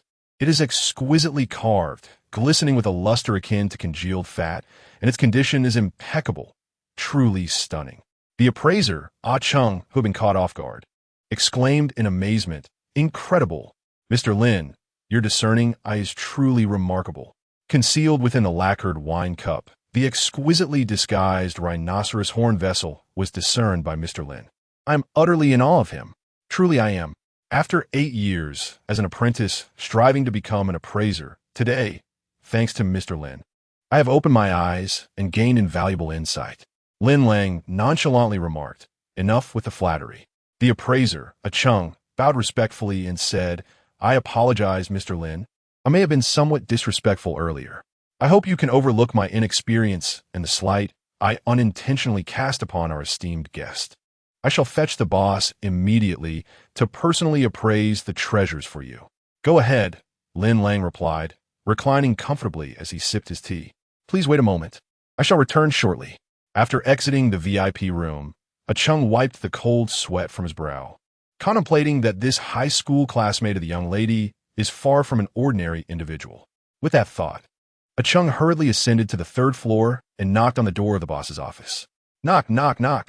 Inside, Zhou Zhongdong was engrossed in calligraphy, his brush strokes fluid and graceful, exuding the artistic flair of a master appraiser and renowned collector. The sweet and cool motorcycle goddess, Zhou Mingyao, stood beside him, preparing ink for her father. Upon hearing the knock, she called out, "Come in."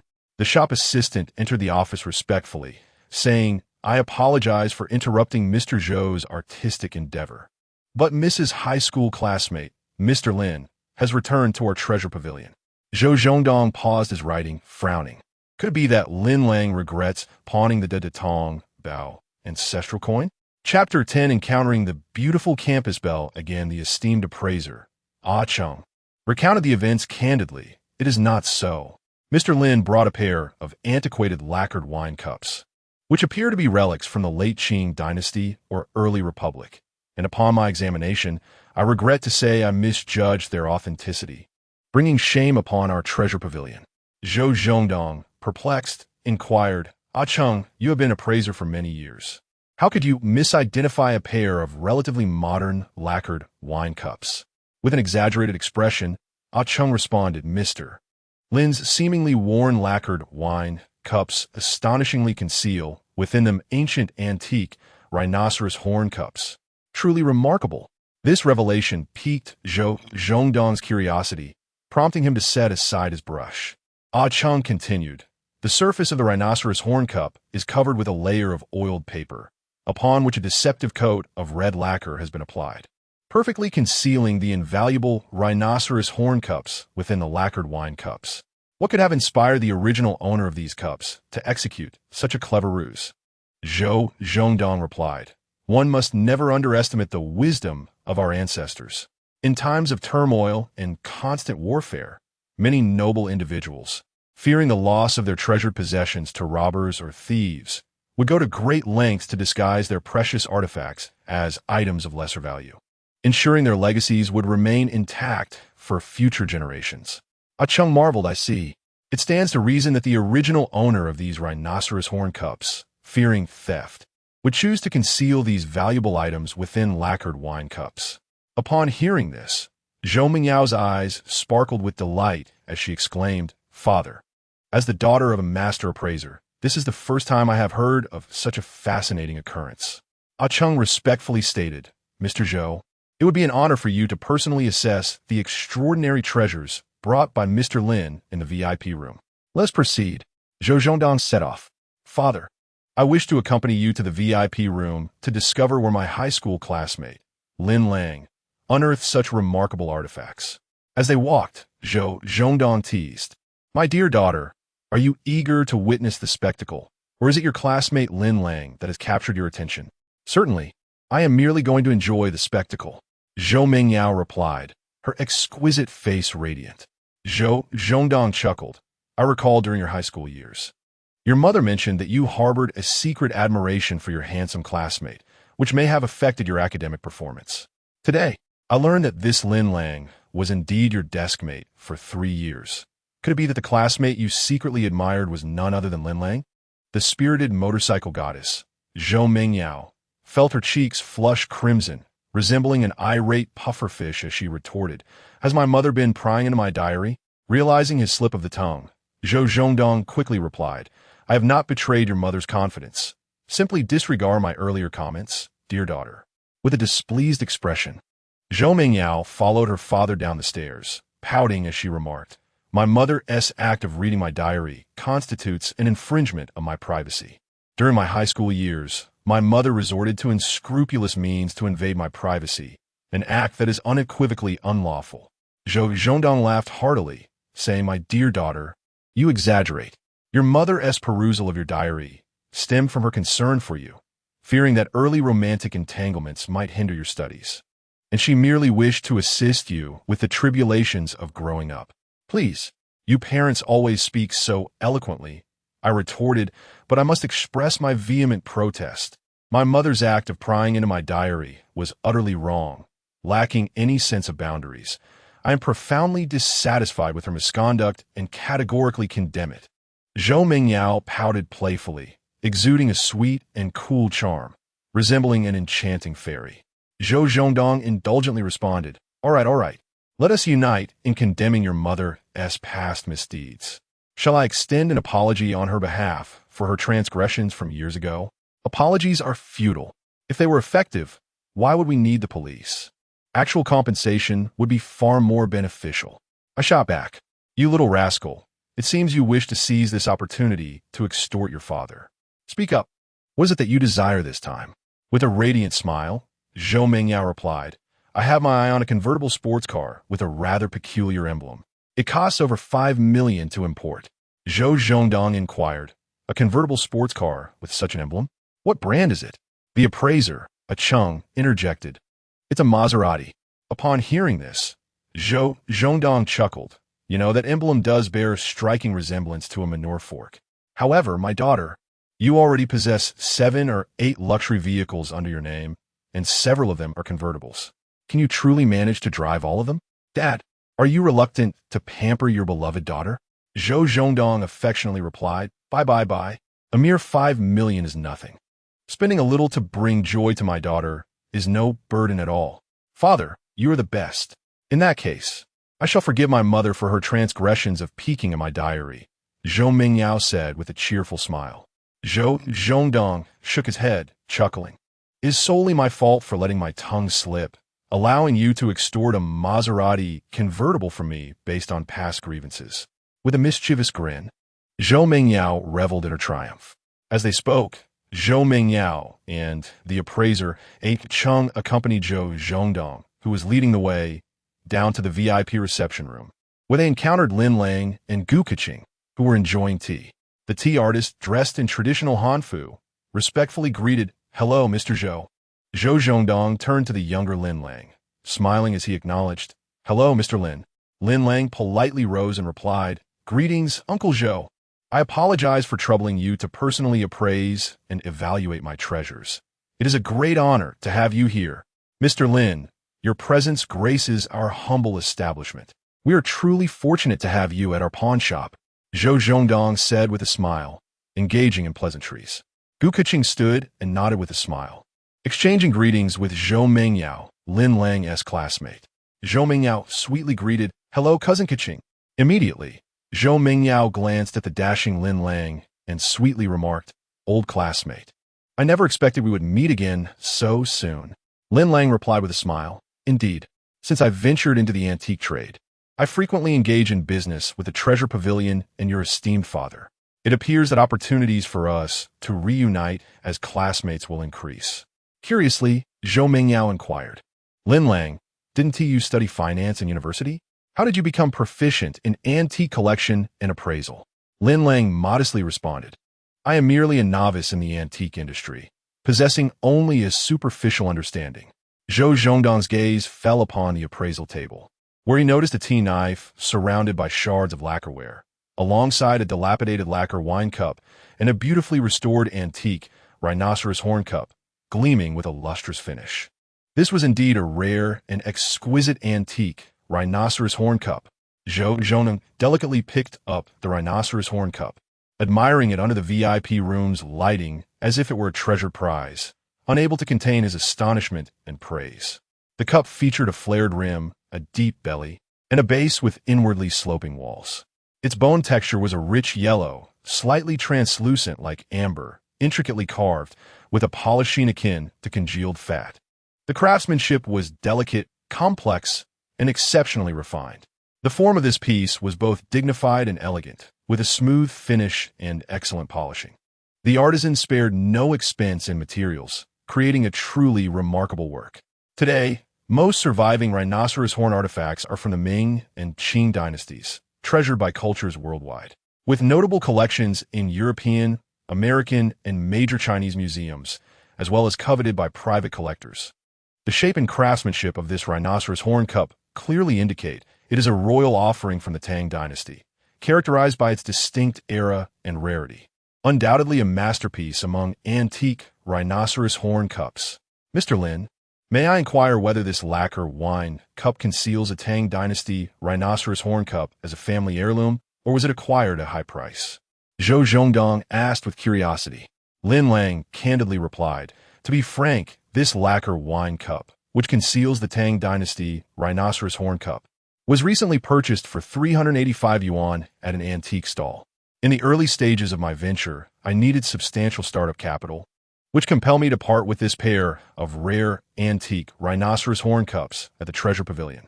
Zhou Zhongdong exclaimed in astonishment. "Mr. Lin, your discerning eye is remarkable.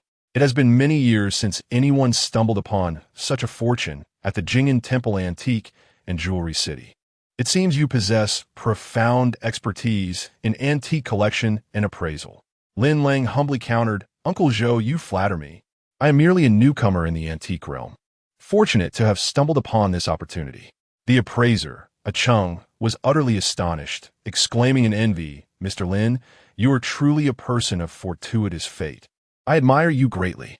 Zhou Mingyao blinked her enchanting eyes, exclaiming, "Lin Lang, your luck is extraordinary. Just a casual stroll through an antique market, and you discover a pair of antique rhinoceros horn cups hidden within lacquer wine cups. ISNT that like skipping 30 years of hard work and suddenly striking it rich?" AI generates beautiful images of Zhou Mingyao. Chapter 011. The graceful figure, motorcycle goddess it is, but a fleeting stroke of fortune. Lin Lang smiled faintly. Zhou Zhongdong set down his rhinoceros horn cup and picked up a lacquered wine cup from the appraisal table, examining it with keen interest. "Mr. Lin, you are truly a remarkable young talent. I have devoted over 30 years to the appraisal of antiques, and am one of the few experts in Shanghai. Yet, even with my trained eye, I cannot discern the concealed intricacies within this lacquer cup, which perfectly disguises itself as an ancient rhinoceros horn vessel. This speaks volumes of your discerning eye for treasures, far surpassing my own capabilities. I am humbled in your presence." Lin Lang replied with a smile, "Uncle Zhou, you flatter me. You are the master of appraisal, a towering figure in Shanghai's antique collection community. As a novice, I still have much to learn from you." Zhou Zhongdong laughed heartily. "I appreciate your humility, young man. If you're free tomorrow at noon, please join me for a meal at my humble abode. Let us, as uncle and nephew, exchange insights on the art of appraisal and strive for mutual advancement." Lin Lang was taken aback by the esteemed appraiser Zhou Zhongdong's high regard for him, extending an invitation to his home, which certainly honored the younger Lin Lang. Zhou Mingyao was also somewhat surprised, not expecting her highly respected father to invite Lin Lang, a junior, to their home. Lin Lang responded graciously, "Since your invitation is so sincere, I shall humbly accept and will be there punctually." Zhou Mingyao smiled sweetly. "Lin Lang, our second meeting has yet to conclude, and now, our third is already arranged. My father holds you in such esteem. He likely wishes to take you as his disciple to inherit the legacy of the Treasure Pavilion. It seems we will have many opportunities to reminisce about our old school days." The appraiser Ah Chung, standing nearby, expressed his envy, noting that being mentored by a renowned master would not only facilitate Lin Lang's rise in the antique appraisal world, but also allow him to forge connections with the influential elite. Lin Lang, curious, inquired, "Uncle Zhou, you have been celebrated in the antique appraisal field for quite some time.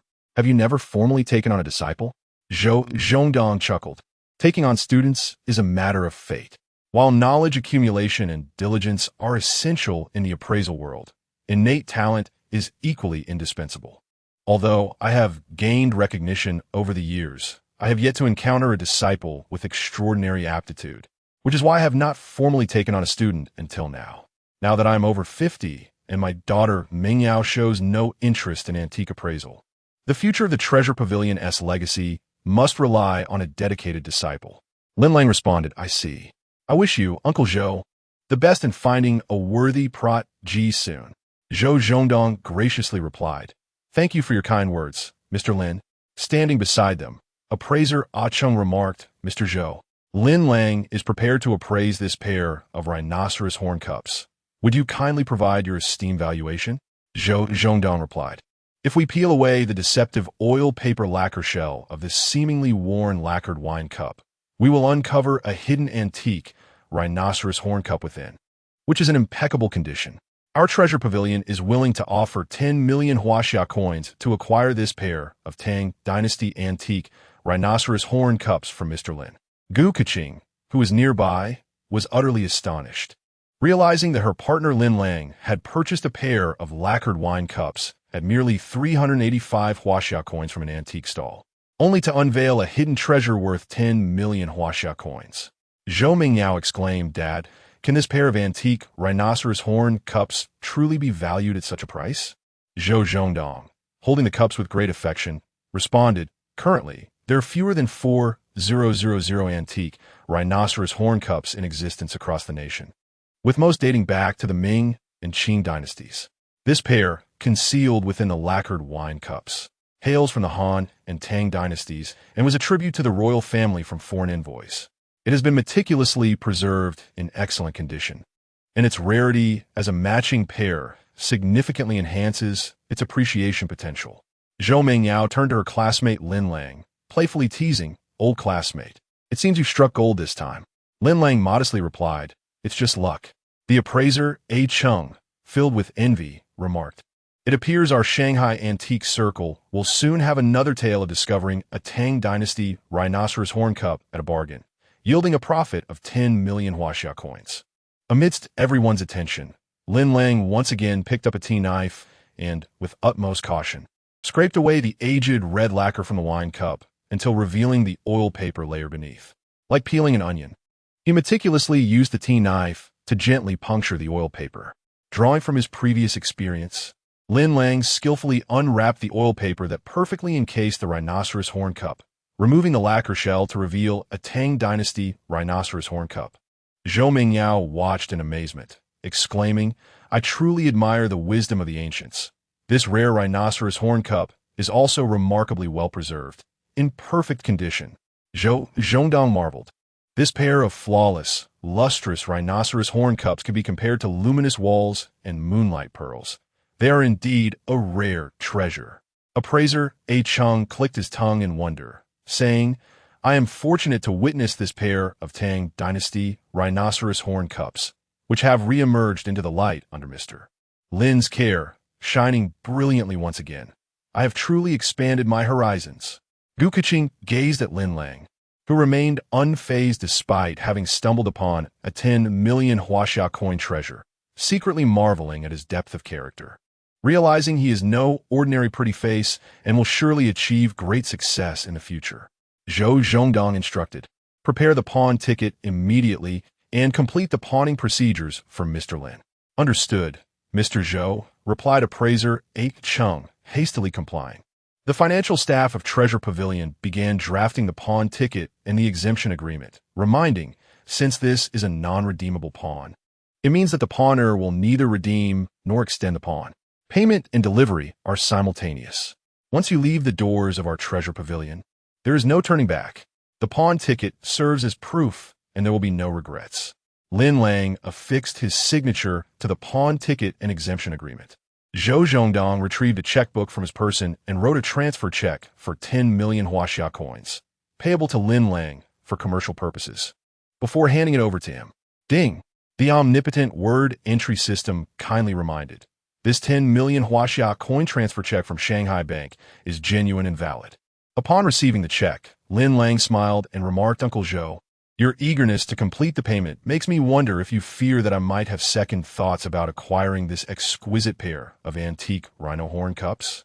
Zhou Zhongdong, unable to conceal his delight, admired the pair of Tang Dynasty rhino horn cups he had just acquired for a significant sum.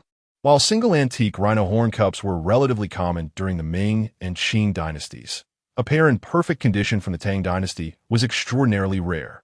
Thus, Zhou had no intention of selling this legendary and flawless pair. Instead, he planned to keep them as a personal treasure, passing them down as a legacy to future generations. Uncle Zhou truly is a connoisseur of antiques, possessing a keen eye and a generous spirit. It is no wonder that the antique collecting community speaks highly of him. With Ma Weidu in the north and Zhou Zhongdong in the south, both regarded as top-tier collectors in Huaxia, Lin Lang complimented. Ma Weidu is an old friend of yours in the antique circle. Next time he visits Shanghai from Kyoto, I will host a dinner to introduce you to him, Mr. Lin. Uncle Zhou, your extensive network is something I greatly admire, Lin Lang responded. Zhou Zhongdong chuckled. Mingyao, your high school classmate Mr. Lin is quite remarkable. You should maintain a close relationship and keep the bonds of friendship strong. Zhou Mingyao gave her father a feigned smile and replied with a simple, okay. After a brief exchange of pleasantries, Lin Lang stood and said, if there are no further matters, I shall take my leave. Uncle Zhou. Zhou Zhongdong instructed, Mingyao, please escort Mr. Lin. Certainly.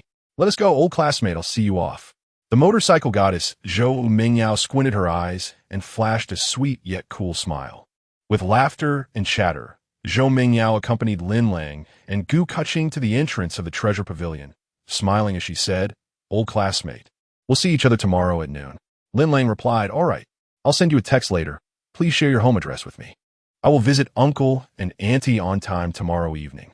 Zhou Mingyao responded with an okay. Farewell, old classmate. Lin Lang bid farewell with a smile. Goodbye. After watching Lin Lang and Gu Kuqing walk away, Zhou Mingyao glanced at her wrist to check the time on her luxurious Audemars Piguet diamond watch. It was already past noon. In the afternoon, Zhou Mingyao, the top professional female racer in Xia country, needed to rush to a scheduled appearance for an interview segment with Shanghai television. Therefore, she donned a stylish helmet, mounted her Augusta racing motorcycle, and with a gentle twist of the throttle, the roar of speed and passion erupted. Virum! Virum! The sweet and cool motorcycle goddess, Zhou Mingyao rode the limited edition Augusta racing motorcycle, one of only 100 in the world. Her incredible figure on the bike was simply captivating, leaving onlookers utterly mesmerized. The stunning motorcycle goddess, Zhou Mingyao, sped away on her dazzling bike, resembling a flower blooming at an astonishing pace, exuding an aura of undeniable coolness. It is remarkable how a woman riding a motorcycle can embody such charisma. As Zhou Mingyao navigates the streets of Shanghai on her sleek machine, she captivates onlookers, drawing them into her enchanting presence. One cannot help but acknowledge that this premier professional female racer from Xia country leaves an indelible impression. Chapter 012. Playing the pig to eat the tiger. After departing from the treasure pavilion, Gu Kuqing fluttered her butterfly-like big eyes at the handsome Lin Lang and softly remarked, my dear, why do I feel like being with you is akin to playing the pig to eat the tiger? Lin Lang gazed back at the stunning and captivating Gu Kuqing and replied, sister, what prompts such a statement? Alang, your acting skills are quite commendable. Gu Kuqing retorted playfully. Sister, I majored in finance during my university years, not drama. What acting skills could I possibly possess? Gu Kuqing, gradually realizing, continued, you possess the ability to appraise antiques and score remarkable finds, yet you feign poverty and claim to lack funds for rent. Isn't that a classic case of playing the pig to eat the tiger? Feeling somewhat sheepish, Lin Lang scratched his head and chuckled. Gu Kuqing, with her alluring gaze, scrutinized Lin Lang in an enticing manner. In just one day, you've uncovered 2 significant treasures in the antique market, netting a profit of 11 million yuan. You truly have garnered my admiration. Alang, now that you are a millionaire, how does it feel?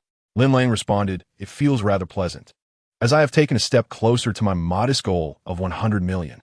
Beside the Jing'an Temple Antique City, there is a Shanghai bank branch.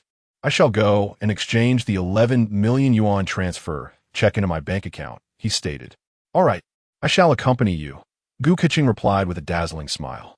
At the Shanghai Bank Jing'an branch, Lin Lang presented his identification to obtain a bank card and successfully exchanged the 11 million yuan transfer check earned from his fines into his bank account. Upon seeing the 11 million yuan credited, a triumphant smile graced Lin Lang's face. After traversing back to the millennium, Lin Lang, utilizing the universal prompt system, had amassed his first fortune exceeding 10 million yuan, achieving a rapid ascent to wealth. Exiting the Shanghai Bank, Lin Lang declared, "Shall we go, Sister Keqing?" "Go. Where to?" Gu Keqing responded. "Lang, have you forgotten your purpose in accompanying me to the antique city?" Lin Lang suddenly recalled. "Now I remember. Sister Keqing, your family is devoutly Buddhist, and you wish to acquire an antique Guanyin statue as a birthday gift for your mother, correct?" Gu Keqing smiled charmingly. "It seems you have a good memory. You cannot simply forget my important matters after earning 11 million yuan. I shall accompany you now, Sister Keqing, to continue exploring the antique city and secure your mother's birthday gift. Shall we?" "That is more like it," Gu Keqing replied with a radiant smile. As they wandered through the antique stalls, Gu Keqing appeared youthful and beautiful, intimately walking alongside her charming partner Lin Lang, exuding the vibe of a perfect young couple. "Lang, you scored 2 major fines in the antique city and earned 11 million yuan, yet I didn't observe your excitement." Gu Lang replied. "Who says I'm not excited? I merely choose to conceal my emotions and not display my feelings overtly. My joys and sorrows are kept to myself, unaffected by the whims of fate. As the saying goes, the crouching dragon lies in wait, acting only when the time is ripe. The adept at concealment triumphs, while the one who reveals false. Those who achieve great things must harbor their intentions in their hearts and act discreetly, never conspiring in public. Half of a gentleman, half of a rogue, appearing gentle yet possessing an indomitable spirit.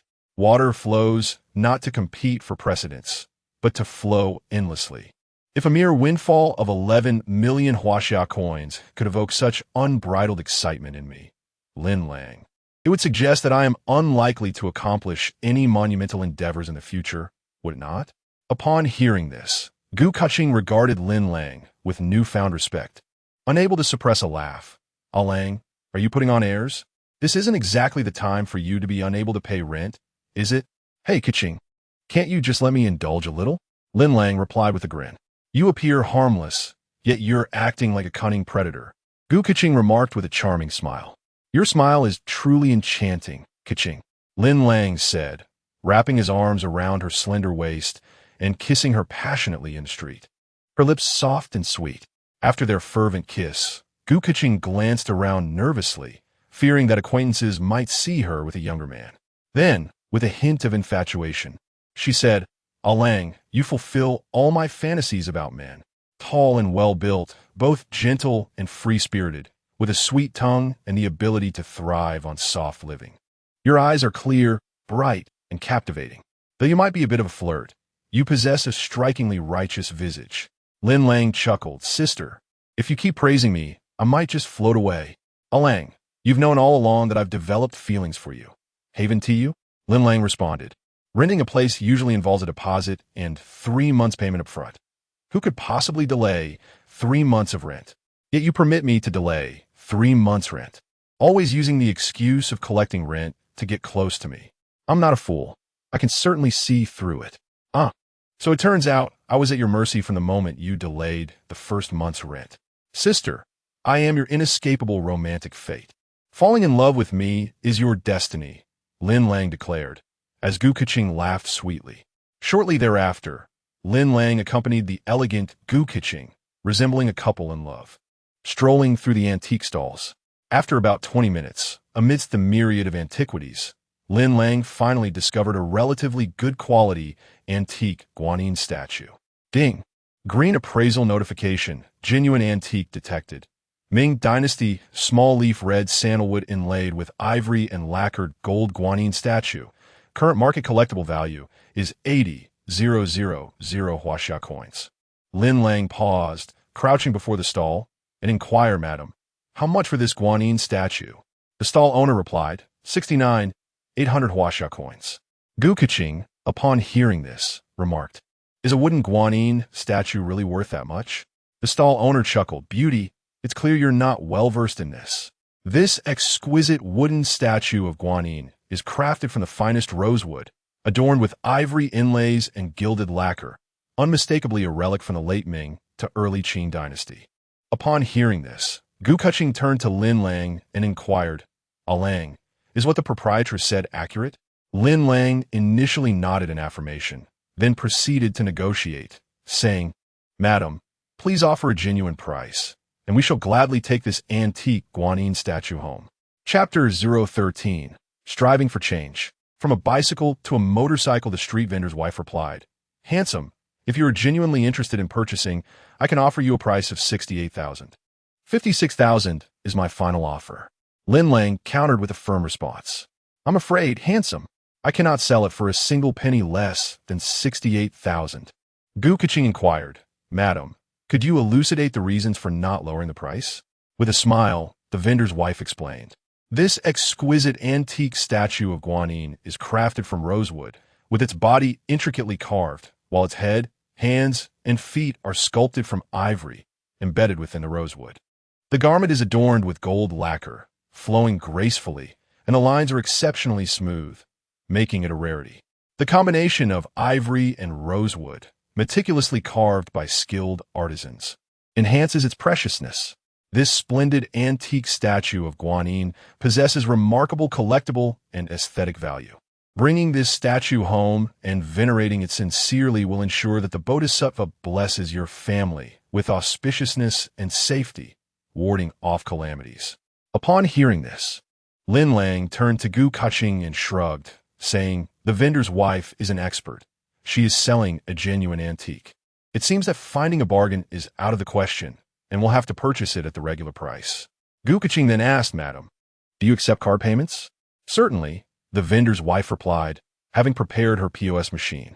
Gu Kaching opened her limited edition LV handbag, retrieving a top-tier black credit card, which she handed to the vendor's wife.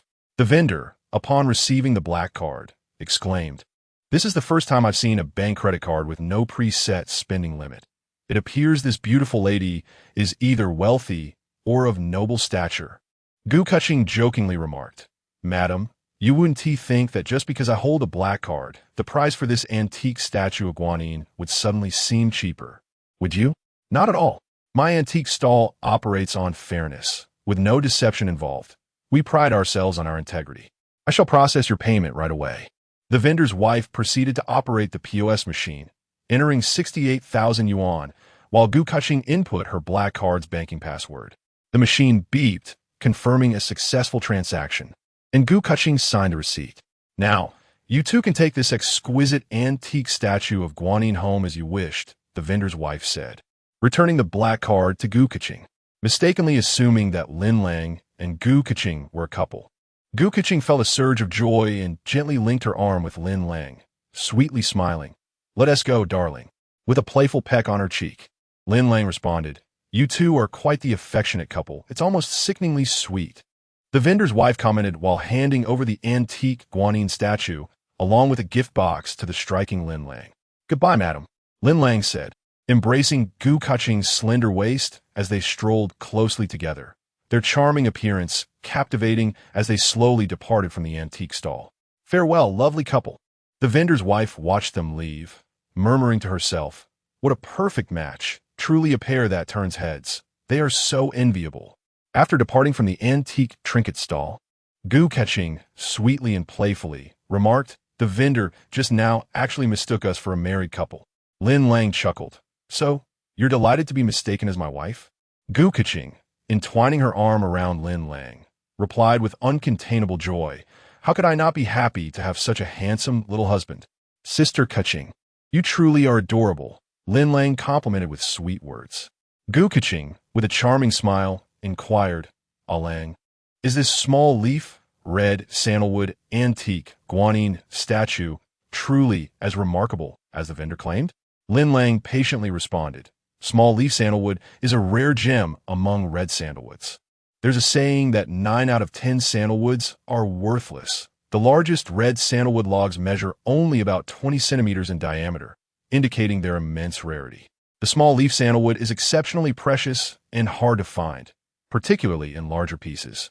This Ming Dynasty small leaf sandalwood guanyin statue, inlaid with ivory and gilded, stands approximately 34 centimeters tall and has a diameter of around 15 centimeters, crafted from superior small leaf sandalwood.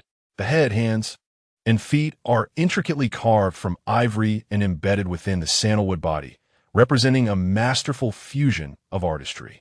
The statue is depicted in a standing posture, exuding a serene hue, elegant curves, and a rich texture. The hair is delicately rendered, with a broad forehead and a full crown, the eyes gently closed, gazing downward. Draped in expansive sleeves, adorned with necklaces, and standing barefoot upon a small leaf sandalwood base, the figure appears robust, with graceful lines, an imposing presence, and a compassionate demeanor. Furthermore, the drapery of the statue is executed with traditional realistic techniques, employing fine carving. The folds are skillfully rendered, exhibiting a refined elegance. This Ming Dynasty small leaf sandalwood guanyin statue is in excellent condition and exceedingly rare, currently valued at around 80,000 yuan in the collector's market. Upon hearing this, Gu Keqing smiled. So, does that mean I got a great deal? Lin Lang replied honestly, while it may not be a steal, the acquisition price is reasonable, so it can be considered a minor gain. Thank you, Lang. This exquisite antique guanyin statue will be a birthday gift for my mother. She will surely be overjoyed. It's merely a small gesture. Sister Keqing need not be so polite. Gu Keqing praised Lang. At such a young age, you possess profound expertise in antique appraisal. It's truly impressive. I initially thought you were just a pretty face, but beneath that handsome exterior lies a heart that refuses to be ordinary, making you an extraordinary antique appraiser. Sister Keqing, your words reflect the beauty seen through the eyes of a lover. It seems my charm is irresistible. The stunning Gu Keqing, embodying the essence of a pure and alluring woman, boldly confessed, "Indeed, I like you, and I'll leave it at that. It's up to you to find a way to fall in love with me." Do you usually speak so boldly, sister? Gu Keqing playfully kissed Lin Lang on the cheek, her eyes sparkling with affection as she teased, "Little ancestor, you have already claimed my heart." Lin Lang feigned deep emotion, responding, "Then from this day forth, let us cherish one another and pursue each other reciprocally." Upon hearing this, Gu Keqing beamed brilliantly, gently nodding in agreement. Her eyes filled with warmth. Extramarital affairs as sweet as this are indeed rare. Lin Lang, so young and yet misguided, emulating the likes of Chow Chow to become a tyrant, specializing in the theft of others' wives, is truly remarkable. A sudden cacophony of sound, akin to the shrill noise of a jade stone cutting machine, emanated from a nearby gambling stone stall. "Dear Chi, it seems there is a gambling stone stall ahead. Let us go and partake in the excitement. Perhaps try our luck," Lin Lang suggested. Upon hearing this, Lin Lang turned his gaze and noticed a crowd gathered around the stall, animatedly discussing the happenings, which piqued his interest and drew him closer. However, Gu Keqing wisely cautioned him, "Lang, gambling is fraught with deception. The stones sold here peddle dreams. With the idiom one cut brings poverty, another wealth. Yet another tears through burlap, aptly describing the risks. Indeed, even the divine cannot discern a mere inch of jade. You may excel at evaluating treasures, but gambling with stones could lead to utter ruin." Lin Lang, however, responded with unwavering confidence, "Sister, have you forgotten? I, Lin Lang, possess a modicum of understanding in various matters." Gu Keqing, taken aback, inquired, "Lang, you don't mean to say you have studied gambling stones as well?" Chapter 014. The blind bet on jadeite rough. Lin Lang replied with an enigmatic expression, "I have a slight understanding." As soon as his gaze fell upon the gambling stone stall, countless system prompts materialized on the virtual display before him, floating in a myriad of colors. The success rates associated with all the jadeite rough stones of the stall were unequivocally presented to Lin Lang's eyes. The greener the prompt, the higher the likelihood of a successful cut, while darker prompts indicated a greater risk of failure. At this moment, A subtle gleam of triumph flickered across Lin Lang's face. He mused that possessing the universal prompt system rendered him virtually invincible. It would be a challenge not to prosper. The shrill sound of the cutting machine echoed, perceived as mere noise by onlookers, yet it stirred excitement among the buyers, for their fortunes hinged on this moment. Gambling on jadeite involves wagering on unrefined stones. A successful cut could lead to overnight wealth, while a failure could result in utter ruin. The allure of such gambling lies in the risks. Opportunity always favors the bold. The ground beneath the cutting machine was strewn with numerous stones that had been partially opened or severed in half. Evidently, remnants of previous wagers where all had lost their fortunes. A middle-aged man, engrossed in the process, rubbed his palms together in anticipation, his eyes fixated on the stall owner as he sliced through the jadeite rough. Damn it, he has already ruined several stones. The man thought, I have staked my entire fortune on this piece. It must yield a profit. As his fervor escalated, his eyes reddened with desperation. He believed that a single stone would reclaim all his previous losses, unaware that he was only sinking deeper into despair. For every instance of overnight wealth, there were equally tragic stories of ruin. The crowd buzzed with chatter, captivated by the spectacle. Gu Keqing, testing Lin Lang, inquired, You claim to have some understanding of gambling stones. Can you discern whether the jadeite rough the stall owner is currently cutting will yield a profit or a loss? Lin Lang replied, This 4.8 kilograms jadeite rough appears promising at first glance, with a green window visible on its surface, an irresistible temptation. The middle-aged man, unable to resist, had wagered everything on what seemed to be a profitable piece, perhaps already contemplating his last will. Gu Keqing responded in astonishment. Are you suggesting that the middle-aged man is destined to lose? Lin Lang affirmed, Indeed, the most vibrant jade lies within the window portion. Yet the surface green does not penetrate deeply. Once it is sliced open, it will reveal no green within. A loss is inevitable. Upon hearing this, Gu Keqing expressed her skepticism with a hint of anticipation, replying, Let us await the outcome. With a click, the stone gambling stall owner pressed a button, halting the rapid spinning of the jade cutting machine. The atmosphere surrounding the stall grew palpably tense. The onlookers fell into a profound silence, while a middle-aged man, deeply engrossed in his wager, held his breath, his heart racing uncontrollably. His eyes, already red from previous losses, widened as he rubbed his hands together in eager expectation. How is it? Is there green? Did it appreciate in value? The anxious middle-aged man implored. The stall owner handed him the freshly cut jade stone, regret evident in his voice as he replied, I'm afraid, sir, today fortune does not favor you. It has been ruined once again. What pity this jade was. Had it revealed the coveted imperial green, you would have struck it rich in an instant. A new batch of Burmese jade stones is arriving next week.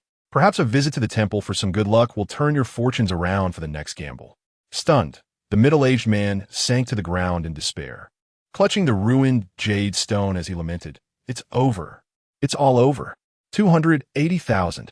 In just one day, I've lost that amount on gambling stones. What a waste. My luck is abysmal. Not a single stone has appreciated. How am I to explain this to my wife? If she finds out, she will surely divorce me. Oh, my heavens. My son is nearing the age for marriage. How can I afford a house for him, let alone a bride, after losing all our savings?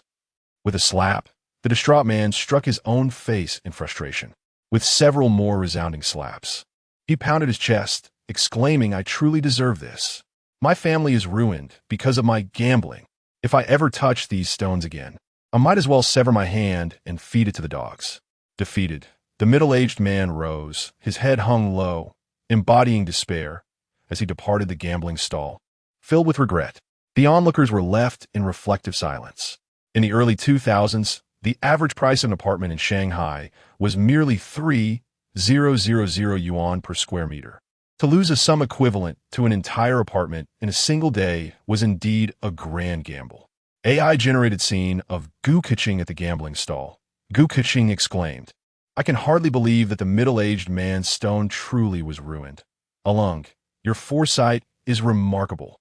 Lin Lang scoffed, Sister, do not be fooled by his solemn vows to never gamble again. gamblers have no shame.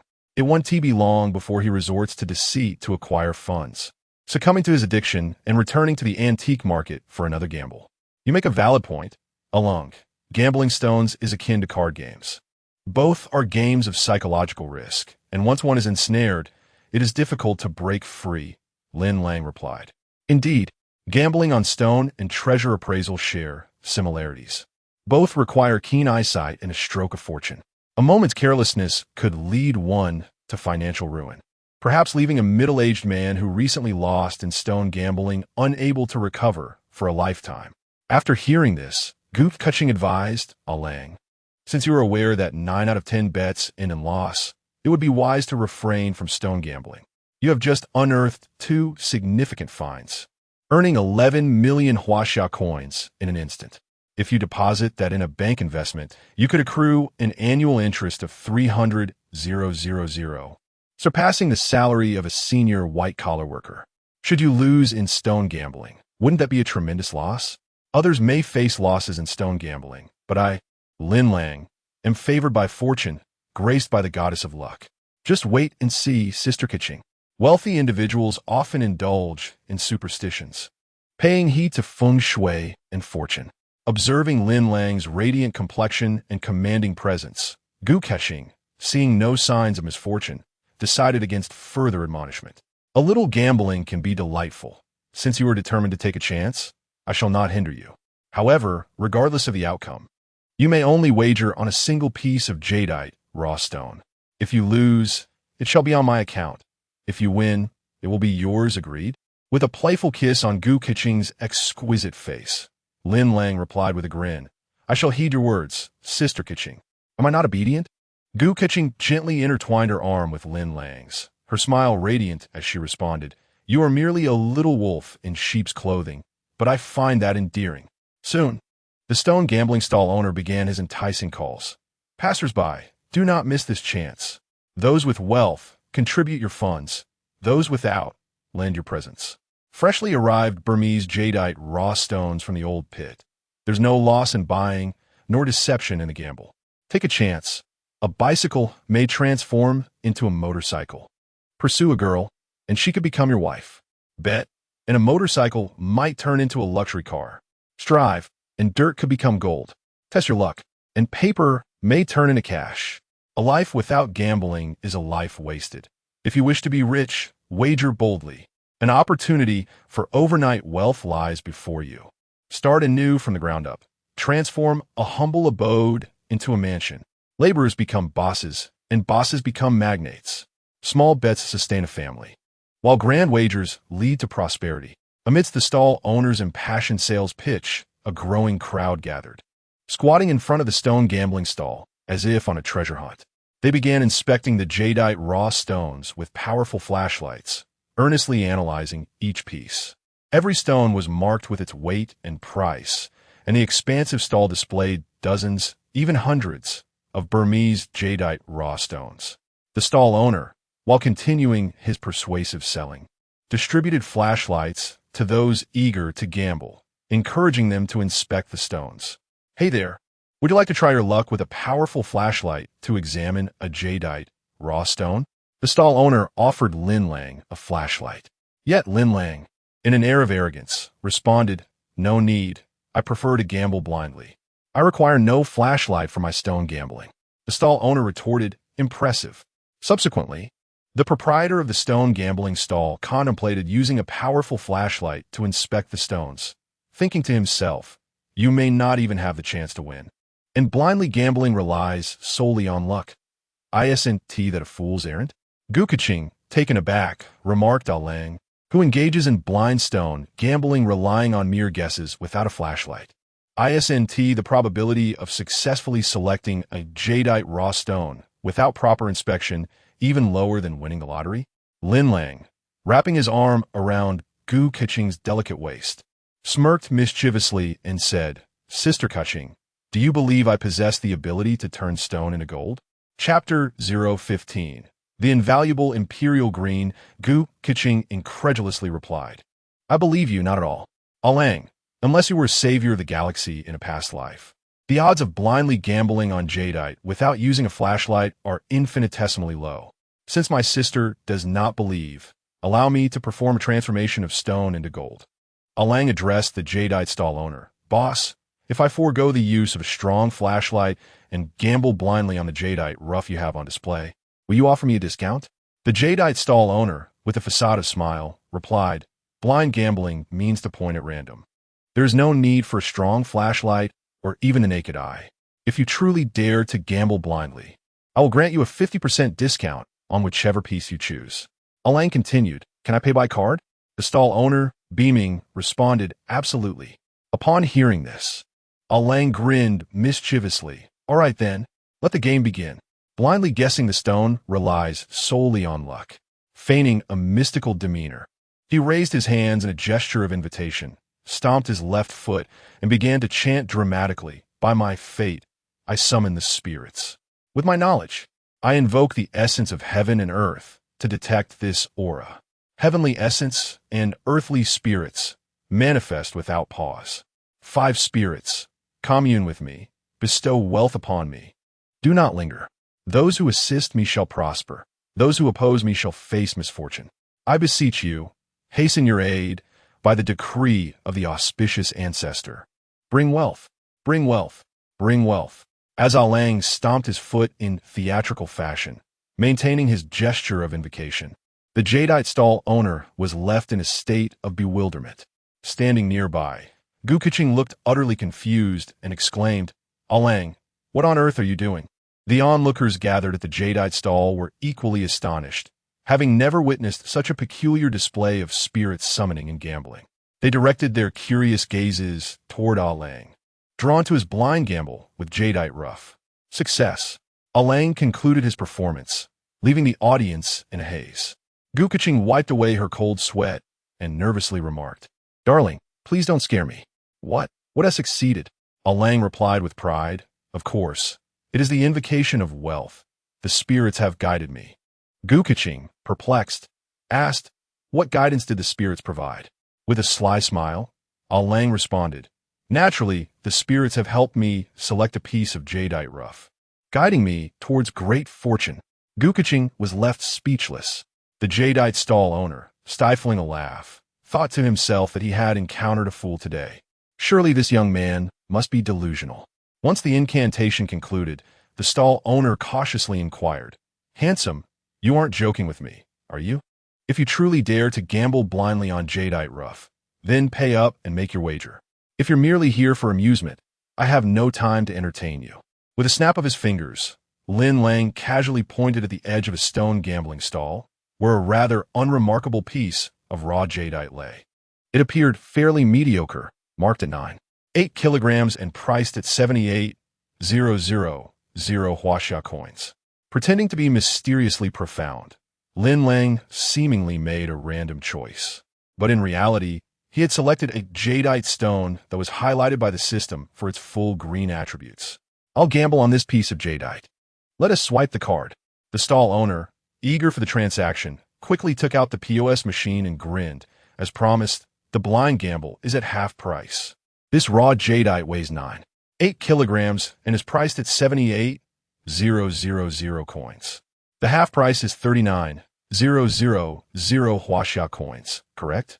Lin Lang affirmed, indeed. The stall owner entered the amount into the POS machine, while Lin Lang inputted his banking password. The machine beeped affirmatively, signaling a successful transaction, and the owner beamed with delight.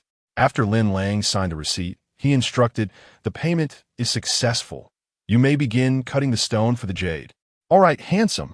The stall owner chuckled, unable to contain his joy as he observed Lin Lang's seemingly random choice of a mediocre raw jadeite stone, which was hardly worth such a gamble. He mused to himself about the increasing number of foolish gamblers this year. Blindly gambling on jadeite without proper inspection will surely lead to your downfall. And you dare to feign mystique, invoking wealth? I am curious to see just how the divine will guide such a fool to fortune. With that thought, the stall owner cradled the raw jadeite and approached the cutting machine, securing the stone in place and aligning the gears with its outer shell before pressing the start button. The machine whirred to life, emitting a sharp, buzzing sound as it swiftly sliced through the jadeite. The moment of truth had arrived. Would the gamble yield a fortune? Or would it lead to despair? Gu Kuching adjusted her sunglasses, a beautiful smile gracing her lips, pondering what Lin Lang was truly up to. Onlookers gathered around the stone stall, whispering amongst themselves, reveling in the spectacle. Wow, this guy actually swiped his card for 39,000 coins without even using a flashlight to inspect the stone. Can you believe it? Indeed, there are plenty of fools with money these days. This is the first time I've heard of someone gambling such a large sum without proper inspection. If he manages to cut a fortune from this gamble, I swear I'll eat my words. Don't speak too soon. What if he truly gets lucky and finds a full green jadeite? Would you really eat your words then? Haha, unlikely. How could that even happen? The use of a strong flashlight to examine jadeite is unnecessary. The odds of successfully gambling on unexamined jade stones yielding a fully green specimen are likely lower than the chances of being struck by lightning on a clear day. The notion of divine guidance in this endeavor seems to stem from a rather fanciful mind, perhaps one recently released from a mental institution. Indeed, if one were to burn incense, pray, and chant wealth-attracting incantations to invoke the deities for fortune, who would still place their faith in science? This young man, resembling a male model, tall and handsome, clearly seems to be a trophy companion to a wealthy woman, gambling with her resources rather than his own, thus emboldening him to take such blind risks. Just look at his girlfriend, adorned in a luxurious embroidered cheapao, carrying a limited edition Louis Vuitton handbag, and wearing a Patek Philippe watch. She is undoubtedly of high status. Her figure is striking, and her beauty is captivating. This young man, despite his eccentricities, appears to have quite the fortune in romantic pursuits. As the gambling stall owner pressed the button to halt the rapidly spinning stone-cutting machine, an air of tension enveloped the crowd of onlookers. The murmurs ceased, and a profound silence fell over the scene as all eyes turned towards the stall owner, eagerly anticipating the revelation of Lin Lang's audacious gamble on the jadeite. Lin Lang wore an expression of unwavering confidence, as if victory were assured. Gu Kuching adjusted her sunglasses and instinctively held her breath, her body tensing with inexplicable anxiety, her heart racing with uncertainty regarding Lin Lang's gamble on the jadeite. For Gu Kuching, losing several tens of thousands in a gamble was inconsequential. However, should Lin Lang's blind gamble fail, she, as his companion, would undoubtedly share in the embarrassment. Suddenly, the atmosphere shifted dramatically. The jadeite was cut, revealing a fully saturated, glass-like imperial green. This was indeed a remarkable specimen of top-quality imperial green jadeite.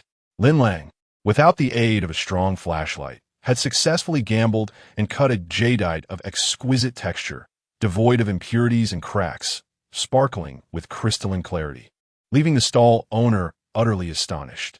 "Sir, you have struck it rich with this gamble. Our family has been in the jade business for 3 generations, and we've never encountered such an extraordinary imperial green jadeite. This miracle must be the result of 8 lifetimes of good fortune," exclaimed the stall owner, trembling with excitement. A single stroke of green dazzled all, its value immeasurable. The jadeite cut from this gamble embodied the pinnacle of quality in terms of texture, clarity, and color, worth at least several tens of millions of Chinese yuan. Reluctantly, the stall owner handed over the magnificent imperial green jadeite to its owner, Lin Lang. As Lin Lang accepted the weighty jadeite, a triumphant smile spread across his face. Gu Kuching, utterly astonished, gasped, "My heavens! Lang, not only have you engaged in reckless gambling, but you have also seemingly transformed stone into gold, extracting an exquisite, fully green imperial jade worth tens of millions. How astonishing is that?" Chapter 016, Struck Rich. Lin Lang wore a mysterious smile as he remarked, "I have just informed my sister that I am the child of fortune, favored by the goddess of luck, and my good fortune knows no bounds. When a person's luck reaches its zenith, it is not merely about blind betting on jade stones. Anything is possible." Gu Kuching, brimming with joy, gazed at the exquisite jadeite stone held tightly in Lin Lang's embrace, overwhelmed by an indescribable happiness, as if she had just witnessed a miracle. Even television dramas wouldn't dare portray such a scene. Lang, you truly are remarkable. Accompanying you to the antique market today has been an invaluable experience. I have witnessed such grandeur. Unconsciously, Gu Qiqing's affection for Lin Lang deepened. Her gaze softened with tenderness, filled with love and even admiration. Onlookers gathered around the stone gambling stall, astonished to see Lin Lang's audacious blind bet on jadeite yield the miraculous result of an imperial green. Their astonishment was palpable as they crowded closer to witness the magnificence of the imperial green jadeite stone. Incredible! He truly blind bet and struck it rich with this exquisite imperial green. This jadeite, vibrant as silk and as clear as a mountain stream, captivated all who beheld it, whether from afar or up close. Indeed, this exceptional imperial green jadeite sparkled brilliantly under the sunlight, its radiance illuminating the emerald hue, a true marvel of nature. This is what an imperial green is all about. Its texture, clarity, and color are nothing short of perfection, undeniably unrivaled. Amazing! This handsome gentleman has struck it rich in mere moments. How can such a stroke of luck not happen to me?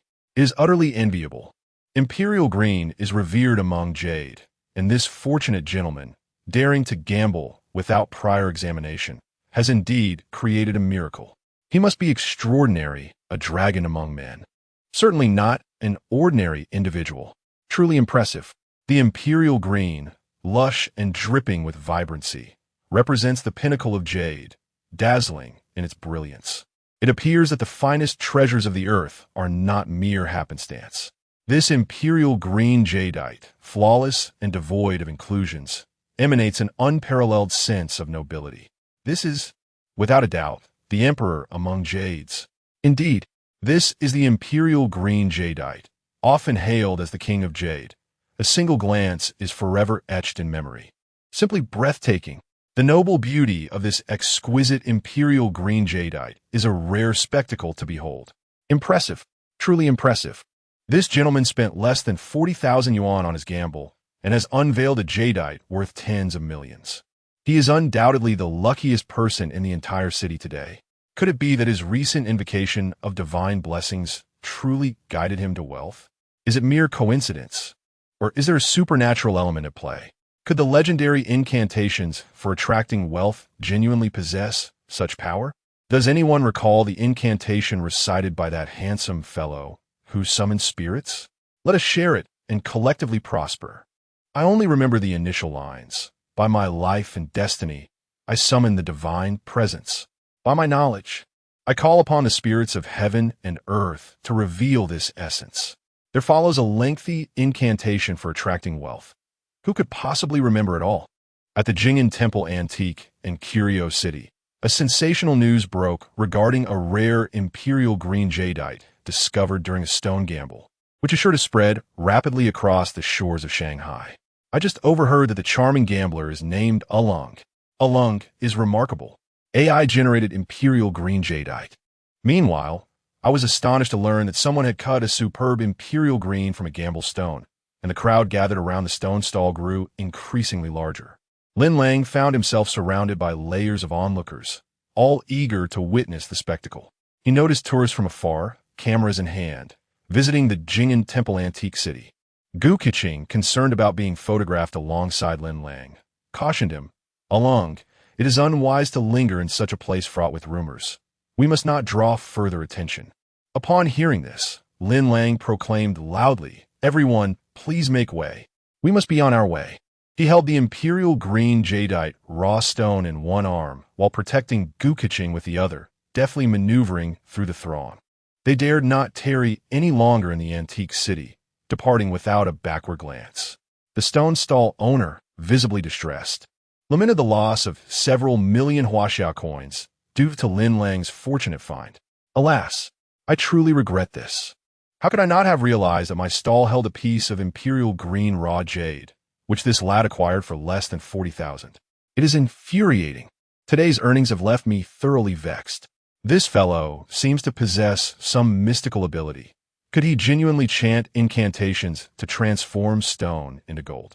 The stall owner scratched his head in bewilderment, deeply regretting having sold the jadeite worth millions at a mere half-price gamble to Lin Lang. In the parking lot of the Jing'an Temple Antique City, within a sleek black Audi A6, Gu Keqing sat in the back seat, admiring the exquisite imperial green jadeite raw stone. Along, merely by visiting the antique city, you have reached the pinnacle of your life through this fortunate stone find. It is exhilarating to be out with you. Lin Lang, fastening his seatbelt from the driver's seat, sweetly responded, "It is because my sister brings me good fortune. My luck flourishes when I am with her." Along, you truly possess a way with words, a master at charming women. You can read faces and palms, have a smattering of esoteric knowledge, summon wealth, and discern treasures. Is there anything you cannot do? Lin Lang joked, aside from not being able to conceive and bear children. I have a passing knowledge of everything else. Gu Keqing laughed brightly and asked, Along, what are your plans for this exquisite imperial green jadeite raw stone? Entrusting the Shanghai auction house to auction the exquisite imperial jadeite stone at the spring sale, Lin Lang started the car and drove away in his Audi A6. Gu Keqing expressed a regret, saying, such a rare and exceptional imperial jadeite stone, if kept in a collection for a few years before selling, would surely appreciate significantly. Wouldn't it? Lin Lang replied, indeed. She then inquired, but why the rush to sell this remarkable imperial jadeite stone? Lang? He explained, Sister Keqing, the appreciation period for this imperial jadeite is too lengthy. Liquidating it for several million to invest would yield returns much faster. Gu Keqing noted, you studied finance in university. You must understand investments better than I do. As Lin Lang focused on the road, he jested, the future Wall Street mogul is now serving as a driver for Sister Keqing. Do you feel honored? Gu Keqing responded gently, is indeed an honor. Where are we headed now? With a playful smirk, Lin Lang replied, of course, we'll go to a hotel. You know what I mean, haha. How annoying. Lang, you're being so improper. Gu Keqing retorted, though her flushed cheeks betrayed her. As they drove, the car's radio played the once popular song Tianya on the Shanghai FM music channel. The nostalgic melody felt especially endearing to Lin Lang as he revisited the millennium. In the dark of night, the uncontainable meteor, unable to burn, is merely a heart that has grown cold, desperately seeking yet lost in the vastness. How lovely, how hateful. What a pity. Driving his black Audi A6 through the streets of Shanghai in the new millennium, Lin Lang hummed along with Chi's song Tianya, enveloped in a sense of nostalgic pleasure. Gu Keqing, like an enamored fan, praised Lang, I didn't expect your singing to be so delightful. Lin Lang responded, not only do I sing well, but I also compose my own songs. She questioned with intrigue, is that true? Are you truly a polymath, Lang? Chapter 017. Earning money is as simple as drinking water. It's true. Lin Lang switched off the car radio and, with an air of pretentiousness, inquired, shall I embarrass myself by serenading you with my original folk song, Chengdu? Would you like to hear it, dear sister? Gu Keqing replied with great anticipation, of course. I would love to hear it. Sing for me now, Lang, so I can discern whether you are merely boasting or if you truly possess the talent of a singer-songwriter. Clearing his throat, Lin Lang began to sing Chengdu while driving, his voice imbued with deep emotion. From the very first note, he captivated Gu Keqing, who listened with rapt attention, utterly enchanted. Tears that fall are not only from last night's wine. What I miss dearly is not just your gentleness. How much longer must I traverse this path? You grasp my hand, making me feel the weight of struggling freedom. Partings always occur in September. Memories are the sorrow of longing. In the deep autumn, the tender green willows kiss my forehead gently. In that rain-soaked little city, I have never forgotten you. What Chengdu cannot take away is only you. Strolling through the streets of Chengdu with you, until all the lights extinguish, we shall not pause. You will link your arm with my sleeve. I will tuck my hands into my pockets. Reaching the end of Yulin Road, we shall sit at the entrance of a quaint tavern. As Lin Lang concluded his heartfelt performance, Gu Keqing was so entranced that she felt as though she might burst with wonder. Clapping her hands in applause, she exclaimed, Lang, this song of yours is profoundly evocative. For the first time, a song has made me yearn to visit a city. You are truly gifted. Your song Chengdu is already beautiful in its unaccompanied form. Imagine how splendid it would be with musical accompaniment. I never anticipated that you possessed the talent of a singer-songwriter. You could easily embark on a career as a singer. Lin Lang chuckled and replied, let us keep it low-key. Gu Kaching, with admiration, remarked, Ah Lang, your talent is remarkable. I am growing fonder of you by the day. Feeling pleased with her words, Lin Lang said, it's already lunchtime. Sister, what delicious food do you desire? You may choose any restaurant in Shanghai. Today, I struck it rich and would like to treat you to a lavish meal to celebrate. However, Gu Kaching gazed at her Nokia 9110 phone, a hint of displeasure crossing her face as she responded, I've lost my appetite. Lin Lang secured the car door and turned to ask from the driver's seat, Sister Kaching, why do you suddenly seem upset? Gu Kaching shrugged, her expression melancholic as she lamented, joy in romance, yet despair in the stock market. I just checked the stock prices. One of my heavily invested stocks has hit the limit down for 3 consecutive trading days, resulting in a loss exceeding 1 million. It has been less than a month since I entered the market, and my stock account has already plummeted by over 3 million. Truly, I am a loss. In the past, the Nokia 9110 model featured a monochrome dual-screen design reminiscent of a notebook, revealing a complete QWERTY keyboard and a 640 by 200 screen upon opening. It facilitated internet access, email sending and receiving, faxing, photo handling, and online flight information inquiries, alongside functions for online stock trading. Priced over 10,000 Huaxia coins. It was one of the early smartphones enabling mobile office capabilities. Are you still trading stocks? Asked Gu Kaching. Well, out of boredom, I decided to learn stock trading like others and casually purchase several stocks, only to find myself trapped in them, she replied, self-deprecatingly smiling. Sister, do you wish to break free from your stock predicament? Upon hearing this, Gu Kaching's eyes sparkled as she responded with a smile. Yes. You often say you have a bit of knowledge about everything. Could it be you have research stock investments as well? Just a little. Just a little. Really? Then you needn't treat me to lunch today. Gu Kaching exclaimed, Sister, I shall treat you to a lavish seafood feast if you assist me in selecting a few stocks with potential for appreciation, helping me escape my stock troubles, all right? She teased charmingly. Lin Lang, feigning ignorance, replied, my lips feel somewhat dry. Gu Kaching gently kissed Lin Lang inside the vehicle, her eyes glistening as she replied, Are your lips still dry now? Lin Lang chuckled, feeling triumphant. After our lunch, we headed to the securities company to assist my sister in selecting stocks. And I would also open an account to begin trading, allowing her to witness what it truly means to be the Eastern stock deity Buffett. Lin Lang, you mustn't boast. You must help me recover from my stock woes. Watching my chosen stocks plummet daily makes me feel nauseated at the sight of anything green. Gu Kaching lamented. Lin Lang teased. The stock market is akin to harvesting chives. It is exceedingly challenging for retail investors to avoid being culled. Once I help you select stocks to recover your losses, I promise you a substantial profit. Afterward, please close your account and refrain from trading again, he added. Gu Kaching smiled. Okay, I was never truly interested in stock trading. I merely fell victim to worthless stocks and felt reluctant to cut my losses. Once I recover, I shan't touch stocks again, for they induce anxiety and are hardly enjoyable. Lin Lang replied with a grin. Those who feel anxious about trading are often short-term players, impulsively chasing gains and losses. Most retail investors stem from such behavior. The stock market does not entertain tears, and anxiety will not alleviate financial woes. Traders often become materialistic, anxious, restless, and even helpless. Avoiding the stock market naturally spares one from distress. Gu Kaching concurred. Indeed, the stock market is ever-changing, and my emotions fluctuate alongside it. One moment, I am elated, the next despondent, and I find myself distressed watching my account dwindle. Do not fret, dear Gu Kaching. With me, the Eastern stock deity Buffett, at your side, simply follow my guidance, buy the stocks I recommend, and sell those I advise, and soon you'll find liberation from your financial entrapment.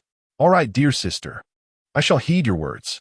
From this day forth, both your body and heart belong to you, my precious one.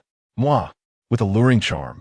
Gu Kaching's eyes brimmed with affection for Lin Lang, her love akin to an intoxicating poison, utterly inescapable. Chapter 018. Making a profit in the stock market on that afternoon. After enjoying a romantic luncheon with Gu Keqing at an exclusive high-end French restaurant, Lin Lang made his way to a mobile service center to procure 2 mobile phone cards. One number was designated for professional use, while the other served his personal life. Lin Lang expended over 10,000 Huaxia coins to acquire a Nokia 9110 smartphone equipped with stock trading functionalities, into which he inserted the office number card. He also purchased a Nokia 8210, a lightweight bar phone weighing merely 79 grams, featuring an infrared port for wireless communication with printers and PCs, into which he inserted the personal number card. Subsequently, Lin Lang, driving a black Audi A6, whisked Gu Keqing away to the CITIC Securities Company located in the Jing'an district of Shanghai. To avoid any appearance of impropriety, Gu Keqing remained in the Audi A6 and did not exit the vehicle. Inside the securities company's trading hall, a large colorful display screen showcased the stock market indices, commonly referred to by investors. During the millennium, smartphones equipped with trading capabilities were prohibitively expensive, prompting most retail investors to trade stocks directly at securities firms, while some opted to utilize their home computers for trading. As Lin Lang entered the trading hall, his gaze immediately fell upon the market display screen, where the Shanghai Composite Index data and today's fluctuations were presented in a floating barrage of information before him. Today's Shanghai Composite Index, highest increase of 1458 points. Today's Shanghai Composite Index, lowest decrease of 1396 points. Opening Shanghai Composite Index at 1402 points. Closing Shanghai Composite Index at 1396 points. Today's transaction volume, 175. 2 billion Huaxia coins. Today's number of stocks rising, 306. Today's number of stocks remaining unchanged, 132. Today's number of stocks declining, 598. The stock market had just opened for the afternoon session, and the fluctuations and closing conditions of today's A-share market, along with the minute-by-minute K-line data and corresponding transaction volumes, were all readily apparent. Thanks to the omnipotent prompt system that could predict rises and falls in advance, stocks marked with red indicators signified a closing rise, while those that reached their daily limit would glow vibrantly in red, with detailed forecasts of stock performance for the following 7 days. The system could intelligently recommend the 10 stocks poised for the best upward momentum over the next week, allowing Lin Lang to profit effortlessly even with his eyes closed. Conversely, stocks marked with green indicators indicated a closing decline. Stocks that hit their daily limit on the downside would shine in green, accompanied by risk warnings for potential purchases. Stocks with delisting risks and substantial negative news would trigger the appearance of black high-risk investment warnings. Regarding individual stocks, today 158 A-shares would exceed a turnover rate of 20, among which stocks such as 0005, 570 Wangxia and 0005, 40 Shijiangshan surpassed a turnover rate of over 50, indicating a significant transfer of ownership. Today's market opened high but closed low with substantial volume and a marked decline. Under the influence of policy adjustments and the macroeconomic environment, the stock market has experienced a prolonged decline, which has shaken investor confidence and fostered a prevailing atmosphere of caution. This afternoon, prior to market close, the China Securities Regulatory Commission is set to announce significant news: the introduction of stock pledge loans. Stocks can be pledged for loans. However, the funds from these loans are not permitted to flow back into the stock market. This will indirectly increase liquidity in the securities market, instilling a sense of optimism among investors. This year marks the 10th anniversary of the Xiaogua stock market, a year replete with transformation and opportunity, laying the groundwork for the future trajectory of A-shares. Excitedly, Lin Lang retrieved his identification and bank card, eagerly queuing at the CITIC Securities Hall to complete the account opening procedures, officially becoming a stock investor. Having studied finance in university, Lin Lang possessed a profound understanding of stock investment strategies and methods. Consequently, he linked his stock account to his newly acquired Nokia 9110 mobile phone, enabling him to buy and sell stocks and stay updated on market fluctuations anytime and anywhere. Ding! A notification for a highly recommended stock, 000004 Peking University High Tech. Known for being a source of stellar stocks, is expected to experience 7 consecutive limit-up trading days. Current stock price, 26 yuan per share, with a decline of 7. Market capitalization, 72. 2 billion Huaxia currency, price-to-earnings ratio, 11.57. In awe, Lin Lang marveled at the potential. He swiftly operated his Nokia 9110, using the stock trading app to invest heavily in 10 million Huaxia currency worth of Peking University high-tech shares at the current 7 drop. He deliberately reserved 1 million yuan for personal expenditures in his bank account. Mere minutes after his purchase, the stock began to fluctuate, recovering to a 5 decline, allowing Lin Lang to immediately profit by 2. As Peking University high-tech stock surged to reach the daily limit before closing, Lin Lang stood to gain 17, reaping over 1.7 million Huaxia currency from his 10 million yuan investment. Excitedly, he exited the CITIC Securities Hall and made his way to the company's parking lot. Approaching a sleek black Audi A6, Gu Keqing rolled down the window, eagerly inquiring, "Darling, have you selected stocks with an upward trend for me?" Lin Lang recommended. Peking University High-Tech is poised for a significant surge. Stock code 000004. Today is an opportune moment to invest heavily. And if you hold the shares for no more than 7 trading days, you can secure a profit without loss. Upon hearing this, Gu Keqing quickly opened her Nokia 9110, accessing the stock trading app to check on Peking University High-Tech, only to find it had declined by 5. Lin Lang, the stock you recommended, Peking University High-Tech, has already dropped by 5. Is it truly wise to invest heavily? Lin Lang replied with unwavering confidence. It must be reliable. Just moments ago, I invested heavily, purchasing 10 million yuan worth of Beijing University high-tech stocks when the decline reached 7%. Now, I have already made a 2% profit. However, Sister Chu, you must act swiftly. If you delay, the stock will soon surge and hit the upper limit. As Lin Lang spoke, the price of Beijing University high-tech shares rose slightly, and the decline improved to 4%. If the stocks had been recommended by someone else, Gu Keqing might not have dared to take such a bold risk. Yet, Lin Lang had consistently defied expectations today, having made a fortune in the antique market through astute gambling on stones, leaving Gu Keqing with no choice but to trust his judgment. Moreover, Lin Lang himself had invested 10 million yuan in the same stocks. Consequently, Gu Keqing hesitated no longer, fearing she would miss the opportunity. She hurriedly operated her stock trading software, selling off all her currently losing holdings. Following that, she invested all her available funds in Beijing University high-tech stocks at a price reflecting a 4% decline. Women, after all, are creatures of impulse driven by love. However, just as Gu Keqing invested her considerable capital in Beijing University high-tech stocks, the shares not only failed to rebound, but instead continued to plummet, reaching a 6% drop. Lang, what is happening? Did you not say that the stocks would experience a surge? Why are they still falling? Surely, they won't close at the limit down today? Gu Keqing felt a growing sense of uncertainty. Chapter 019. A streak of fortune. Upon hearing this, Lin Lang jested, "Sister, your impatient nature truly ill-suits the stock market. As the saying goes, haste makes waste, and there remains ample time before today's afternoon closing.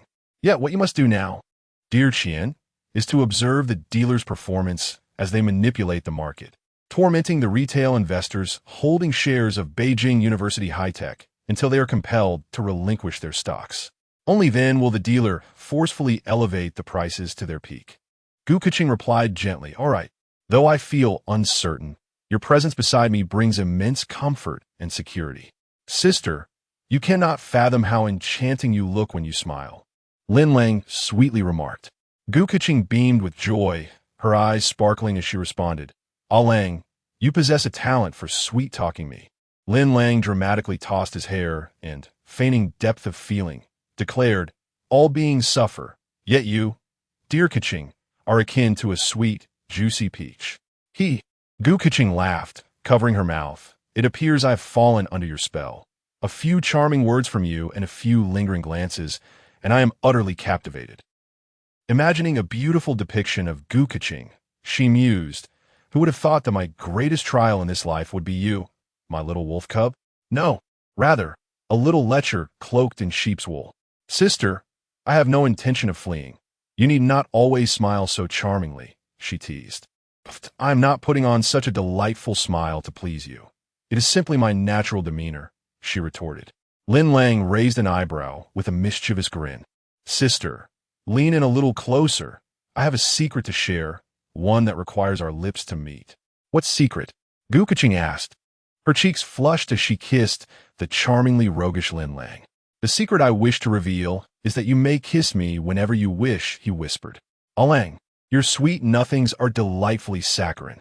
While your words may be a tad awkward, I cannot help but adore them.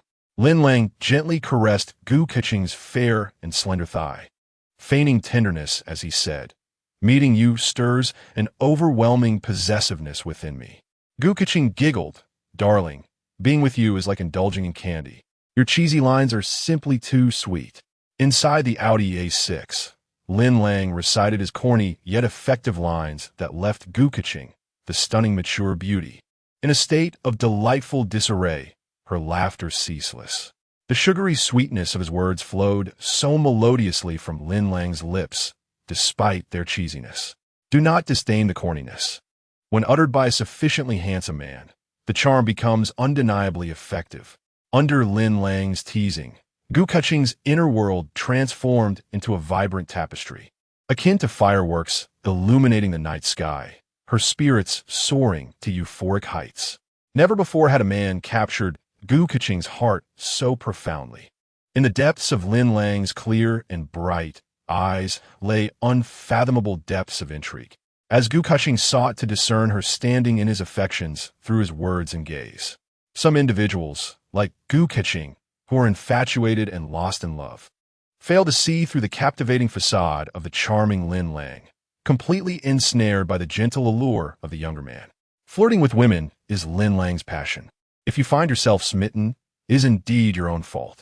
Half an hour later, Gu Keqing opened her Nokia phone to glance at a stock trading app and exclaimed in astonishment, "Oh my goodness! It is not even close to the afternoon market close, and the shares of Peking University High-Tech, which we heavily invested in, have actually surged to the daily limit." With a beaming smile, she continued, Lang, I've just made a 14 profit. Lin Lang replied with an air of confidence, with me around, there are no surprises. Unable to contain her excitement, Gu Keqing embraced and kissed her lover, joyfully declaring, Darling, having you is simply wonderful. Lang, you are truly remarkable. I never expected you to excel in stock trading as well. It seems that thanks to your recommendation of Peking University High-Tech, I will soon recover my funds trapped in a market with this wave of rising prices. Lin Lang smiled knowingly and then candidly stated, I adhere to a principle of not interfering in the fates of others to avoid potential backlash, providing you, dear sister, with insights into Peking University High-Tech S7A upward trend is already a rare exception. This trend will be sufficient for you to recover your capital and even make a considerable profit. Do not be greedy. Once you are free from your predicament, liquidate your stocks and close your trading account. The stock market is a place where one is often exploited, and you cannot go wrong by heeding my advice. Indeed, Gu Keqing nodded with a smile. Lang, your reluctance to meddle in others' affairs displays your profound understanding of life. Carrying the burdens of others' destinies and meddling in their fortunes only depletes oneself. After all, one cannot save everyone. Lin Lang smiled gently and responded, It seems my sister is also a person of wisdom. My hesitation to intervene in others' fates is not due to a lack of compassion or unwillingness to assist, but rather a deep respect for their destinies and the natural order of things. Dust returns to dust, and all things return to their essence. Gu Keqing narrowed her eyes, sweetly smiling, Darling, your exception for me shows how much you care. Lin Lang playfully pinched her exquisite face, radiating affection.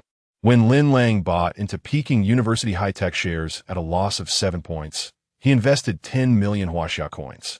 Now, as the stocks genuinely soared according to system indicators, he profited by 17 points, netting over 1.7 million Huaxia coins effortlessly.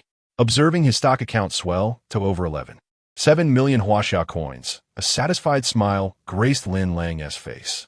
Lang, your luck today is simply extraordinary.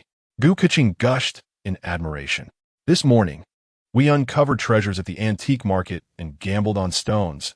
And in the afternoon, we successfully bottom-fished in the stock market. Today has been the most thrilling day of my life. Sister Kaching, where shall we go to celebrate?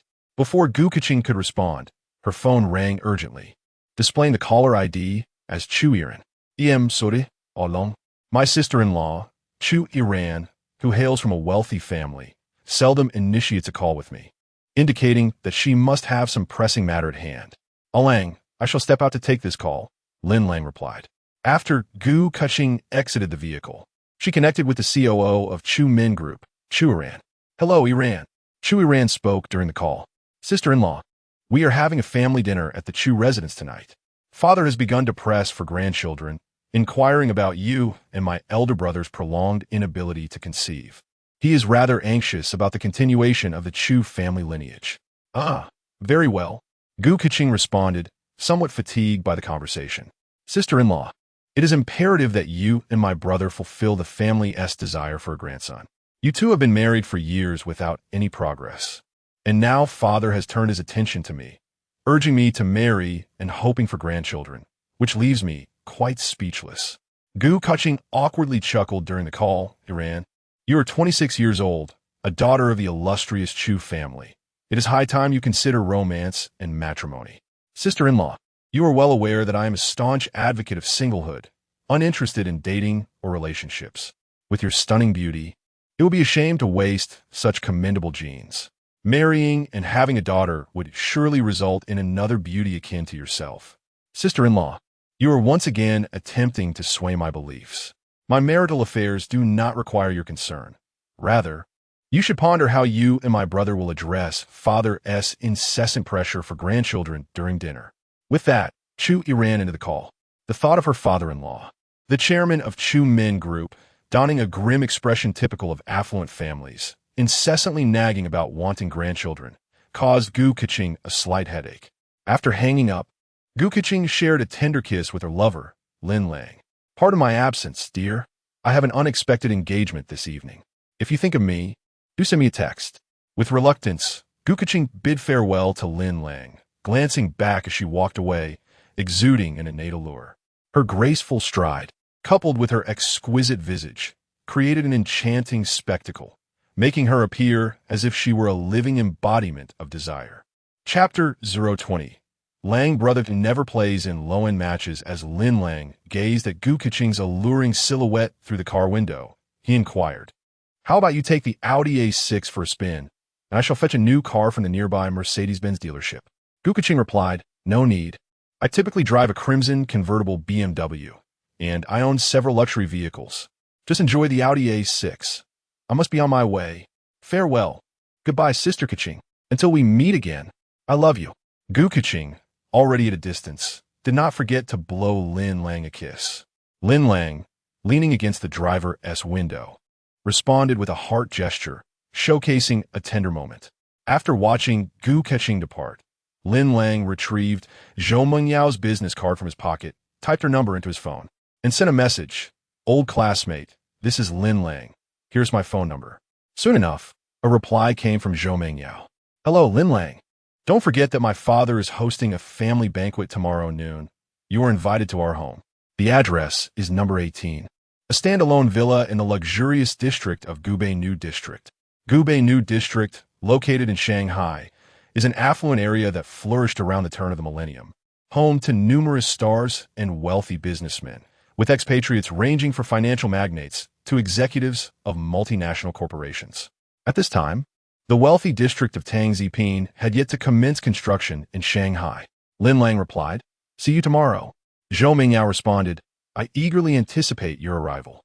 See you tomorrow." Lin Lang put away his Nokia phone, stretching lazily while a mischievous smile crept across his face. Little did he expect that his high school classmate, Zhou Mingyao, had transformed over the 4 years of university into the top-ranked female racer in Xia country. Quite intriguing. Every young man harbors an unforgettable white moonlight in his heart, and Lin Lang is no exception. Zhou Mingyao, the wealthy heiress and high school beauty, once stood as an unattainable ideal for Lin Lang during his teenage years. Previously a figure to be admired from afar, The high school belle had re-entered Lin Lang's life 4 years post-entrance examination. Lin Lang had undergone a remarkable transformation. He was no longer the impoverished youth of yesteryears. Returning to the past to claim his white moonlight was a delightful thought for Lin Lang. After fastening his seatbelt, he started the Audi A6 and swiftly departed from the city securities parking lot. Money is merely a tool. Spend it and earn more.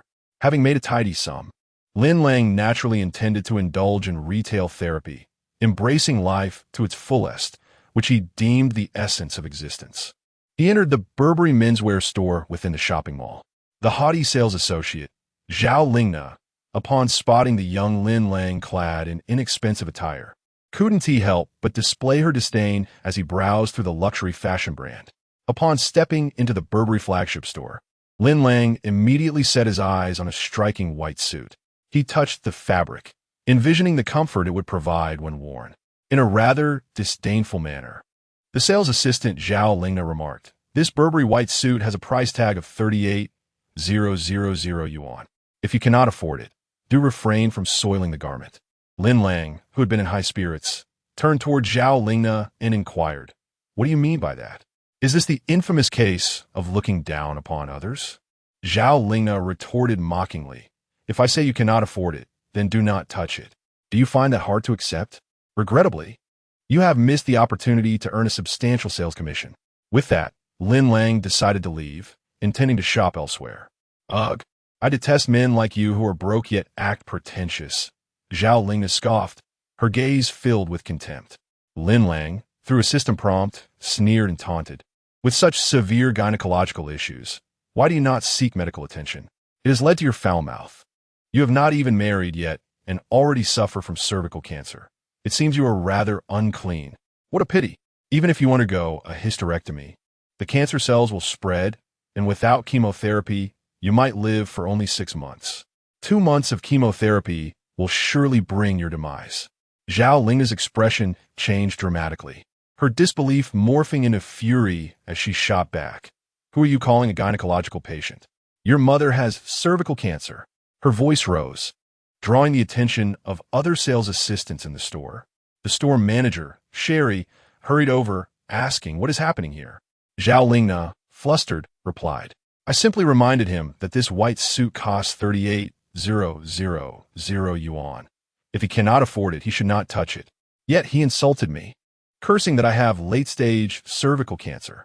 Sherry turned to Lin Lang and inquired, "Sir, is this true?" Lin Lang replied haughtily, "I am but a humble practitioner of divination." A glance revealed that Aunt Zhao suffers from late-stage cervical cancer. She did not believe me, and I can only express my regret. Zhao Lingna, nearly beside herself with rage, glared at Lin Lang, her face pale and trembling. "How shameless! I'm not yet 30. Who do you think you are to call me Aunt Zhao?" Lin Lang, with a mischievous grin, responded, "Oh, I sincerely apologize. I would have thought you were over 40. You."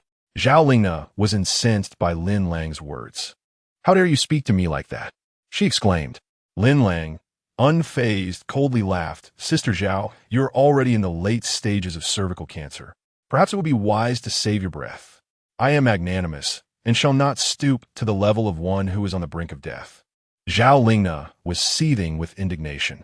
The store manager, Sherry, interjected, "Sir, while it is true that our sales assistants may lack proper service etiquette and should not treat customers differently or utter such remarks, you should not resort to personal attacks or curse her with late-stage cervical cancer." Lin Lang, with a serious demeanor, replied, "I do not speak falsehoods. Does your flagship Burberry store not provide health checkups for its sales assistants?" The female store manager, Sherry, found herself momentarily speechless as she faced a retort from Zhao Lingna, a sales associate at the Burberry flagship store, who indignantly pointed at Lin Lang and exclaimed, "You must apologize to me." Lin Lang, upon hearing this, scoffed and remarked, "You have a narrow view of people. You've cost Burberry a high-end client and still expect an apology from me? Sister Zhao, have you lost your senses? How dare you call me Sister Zhao? With your impoverished demeanor, you presume to be a high-end client? It truly amuses me." Zhao Lingna crossed her arms, glaring at Lin Lang with palpable disdain. Lin Lang, with a cold smile, shook his head and replied, I have no time to engage in a verbal dispute with someone of your low caliber. It is futile to argue further. I shall take my business to the Armani flagship store across from you. With that, he turned to leave. However, Zhao Lingna insisted aggressively, you cannot leave. Lin Lang couldn't help but chuckle. If I don't leave, do you intend to keep me here for dinner? Enraged, Zhao Lingna trembled and shouted, you insult me and accuse me of having gynecological issues, yet you haven't apologized. Lin Lang, with a feigned look of concern, replied, Sister Zhao, I am not insulting you. You genuinely seem to be in the late stages of cervical cancer. Why can't you accept that? Cervical cancer is often painless, leading to late-stage discovery due to a lack of regular checkups. Hey, you insolent brat, do you intend to continue this? If you dare curse me with cervical cancer again, I swear I'll scratch your face with my nails. The store manager, Sherry, interjected, enough, Zhao Lingna. The customer is always right. As a sales associate, why are you arguing with the customer? Zhao Lingna, infuriated, stomped her feet in frustration. Lin Lang, with a sly grin, added, a friendly reminder, start burning some paper for yourself in advance, lest you find yourself working as a sales associate in life and still broke in the afterlife. Zhao Lingna was on the verge of exploding, but, mindful of Sherry's presence, restrained her anger. Meanwhile, Lin Lang snapped his fingers and hummed a tune as he strode confidently into the Armani flagship store. That insufferable brat is driving me to madness, Zhao Lingna thought, seething as she watched Lin Lang's retreating figure, wishing she could strangle him. He truly infuriates me. Sherry shot Zhao Lingna a disapproving glance and remarked, that gentleman at the Armani flagship store, if he chooses not to make a purchase, so be it. If he truly is a high-end client, you might want to prepare for the consequences. Unexpectedly, Zhao Lingna retorted, a pretentious little brat who can't afford anything is certainly not a high-end customer. Little did the arrogant Zhao Lingna know that within 3 days, she would be rushed to the hospital with blood in her urine, ultimately diagnosed with late-stage cervical cancer. Lin Lang's omnipotent warning system never targets low-tier individuals. Sherry stood at the entrance of the Burberry flagship store, curious to see whether Lin Lang would indeed make extravagant purchases at the Armani flagship store. The sales associate, Xiaoqing, promptly approached with a warm smile, inquiring, Good day, sir. How may I assist you?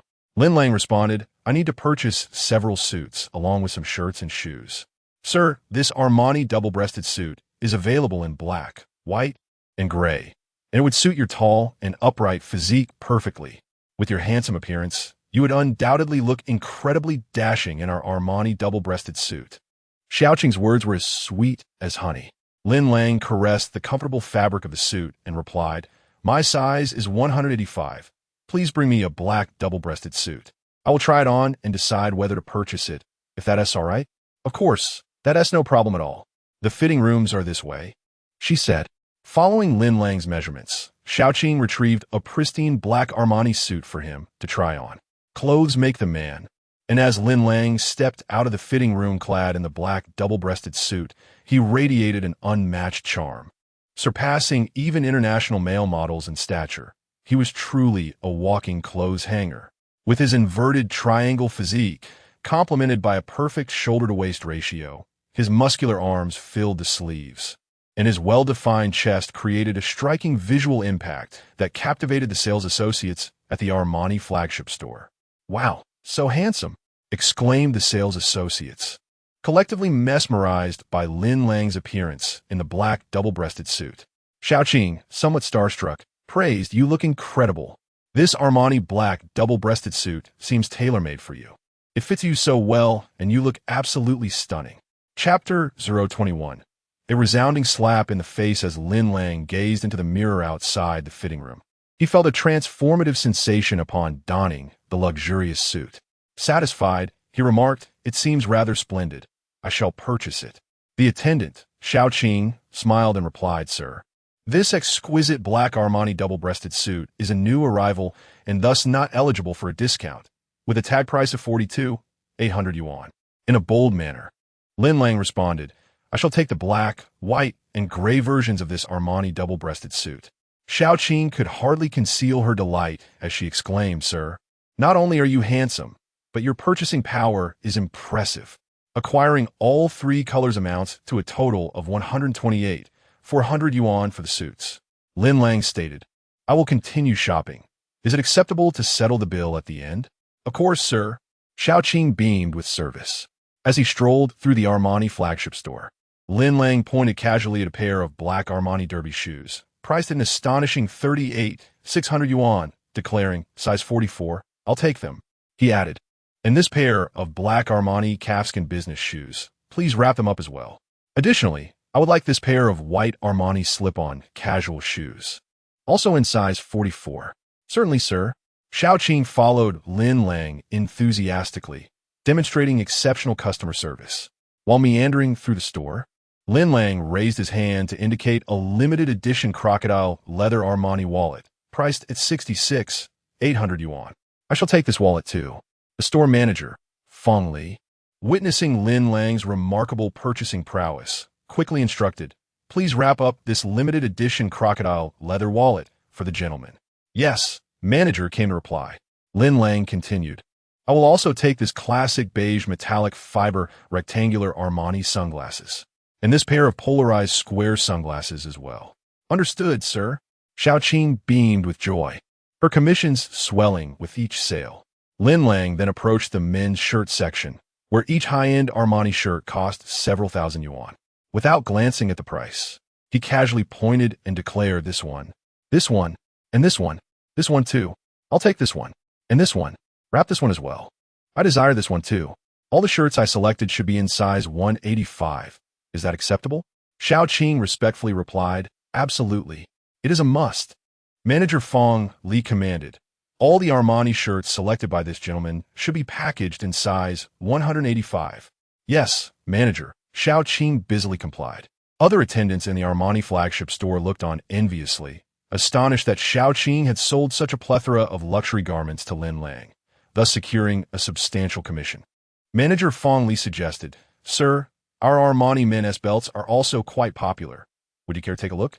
Lin Lang responded, but I prefer Herm S-belts. The female store manager, Feng Li, forced a smile as Lin Lang made a lavish purchase of over 360,000 yuan in one go at the Armani flagship store. His youthful charm, perfect physique, and affluence left the female sales staff utterly captivated, sparking whispers among them. Surely, this dashing gentleman must be a male model, they mused. It's rare to encounter a young customer with such an exquisite physique and striking features. If only my boyfriend were as handsome, I would wake up smiling from my dreams. One remarked, only to be playfully reminded, wake up, stop dreaming. A few extra glances don't cost a thing. This gentleman is truly a feast for the eyes.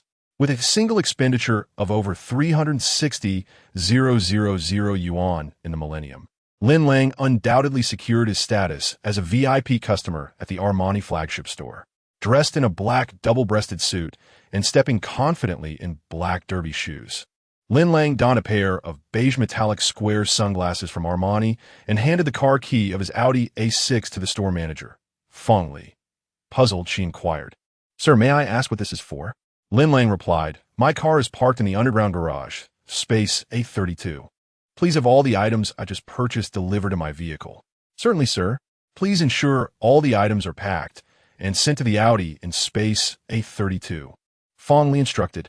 Yes, manager, replied the sales associate, Xiaoqing, as she took the Audi A6 key. Exuding an aura of a domineering CEO, Lin Lang strode out of the Armani flagship store with a confident gait. Thank you for your patronage. We look forward to your next visit.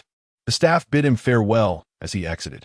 Upon stepping outside, Lin Lang removed his sunglasses and deliberately cast a glance at the Burberry flagship store across the way. The store manager, Sherry, felt an inexplicable awkwardness upon witnessing Lin Lang's striking transformation.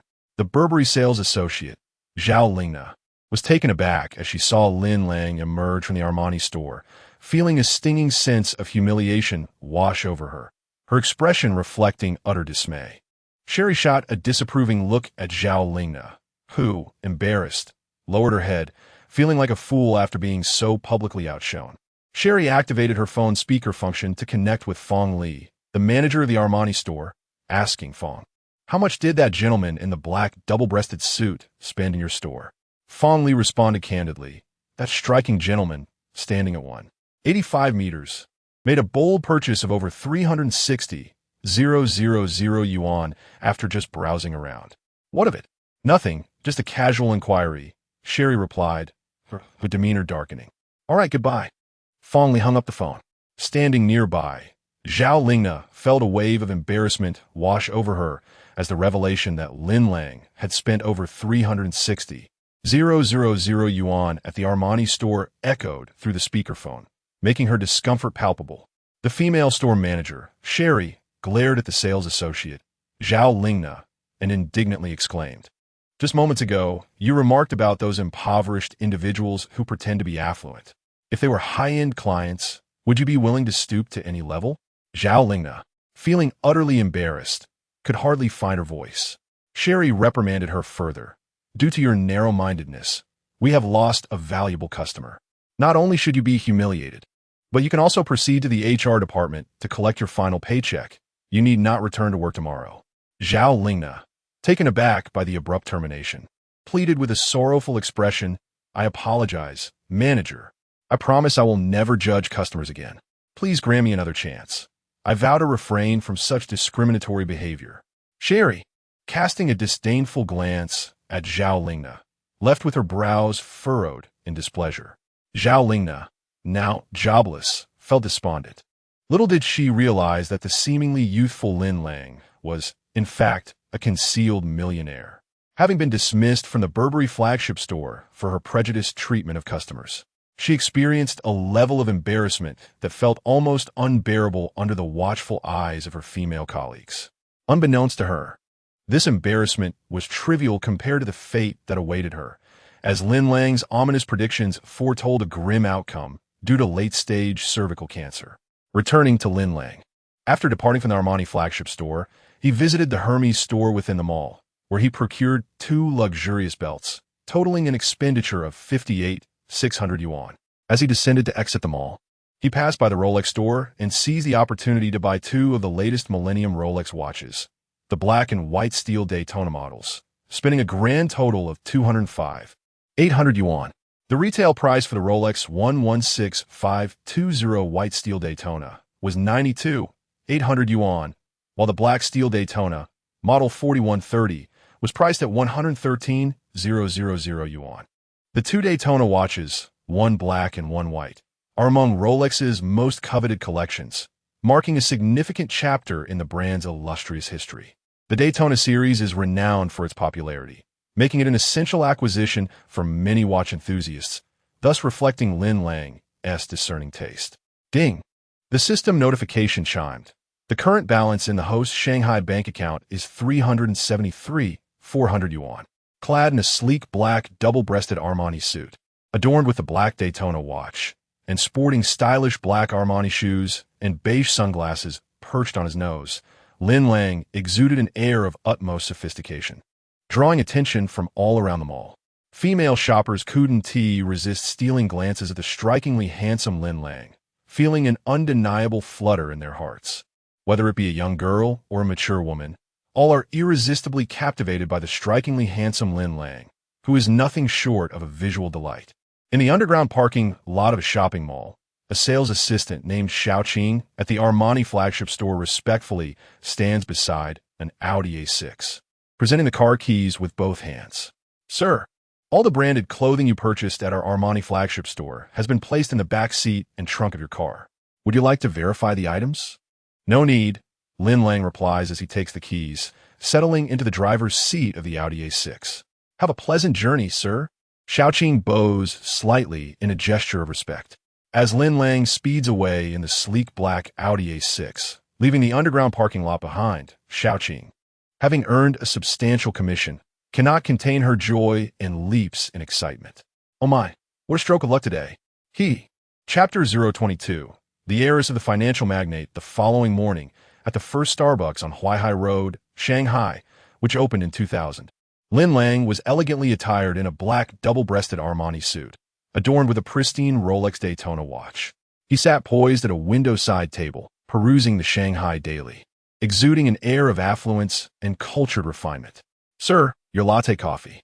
Please enjoy." A waitress, clad in a green apron, presented Lin Lang with a cup of latte.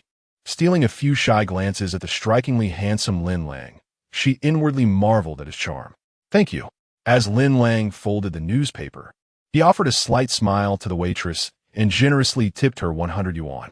The expression on her face transformed into one of astonishment and delight as she accepted the generous gratuity, bowing repeatedly in gratitude.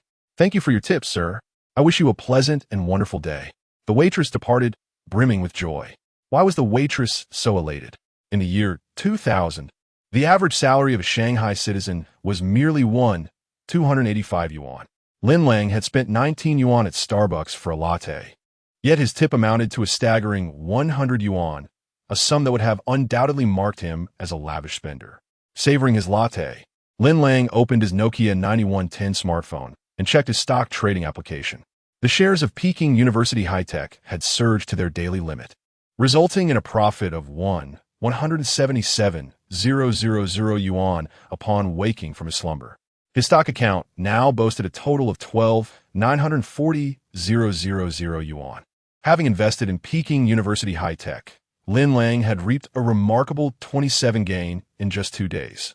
After deducting his initial investment of 10,000 yuan, his net profit stood at an impressive 2,940,000 yuan.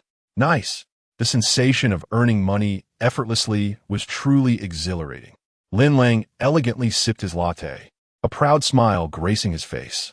During the turn of the millennium, the Starbucks on Huaihai Road in Shanghai had just established its presence.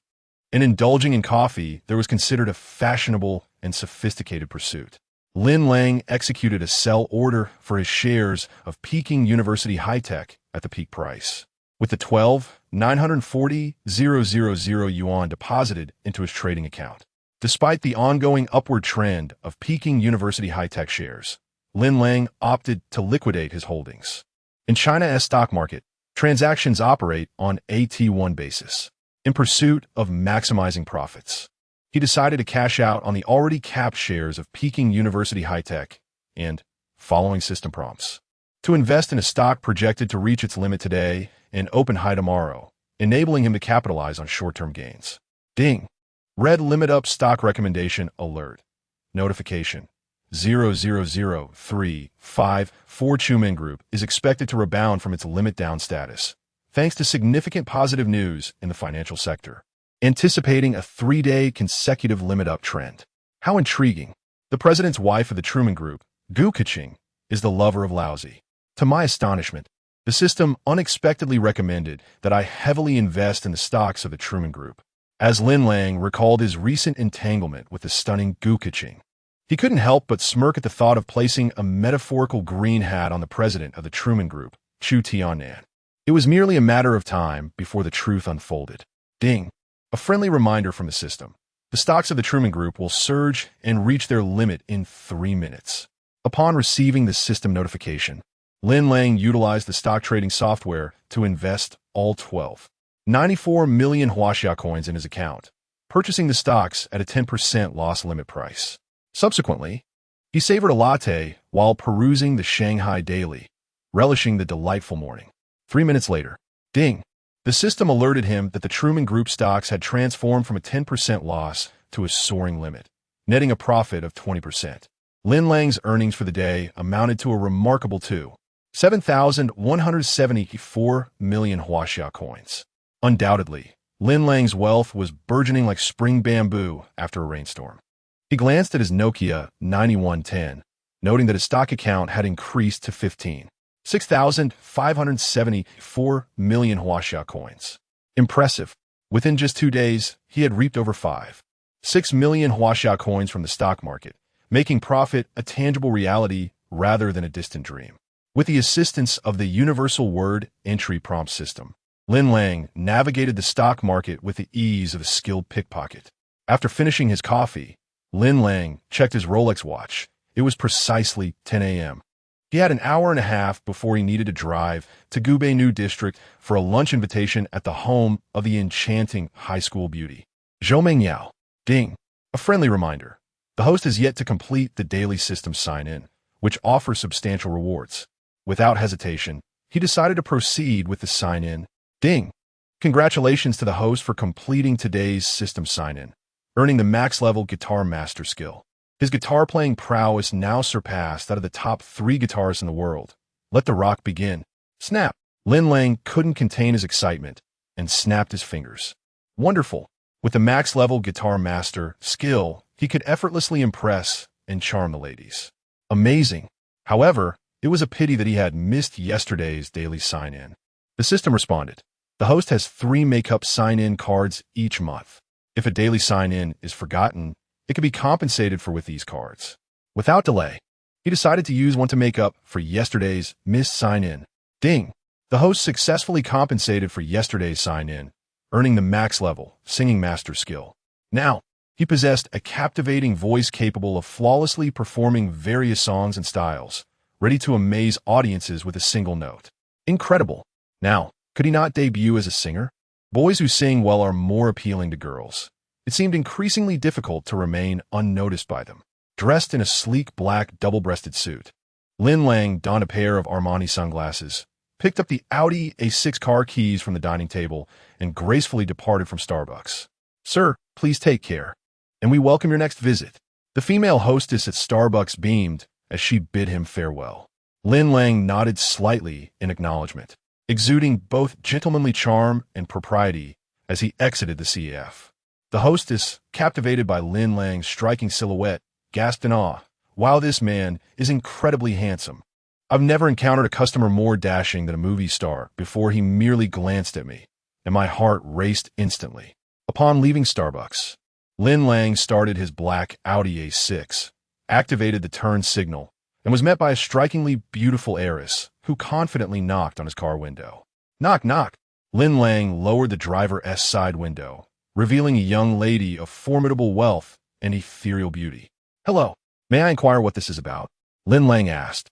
The heiress, gazing at the refined and elegant Lin Lang, blinked her exquisite eyes in bewilderment.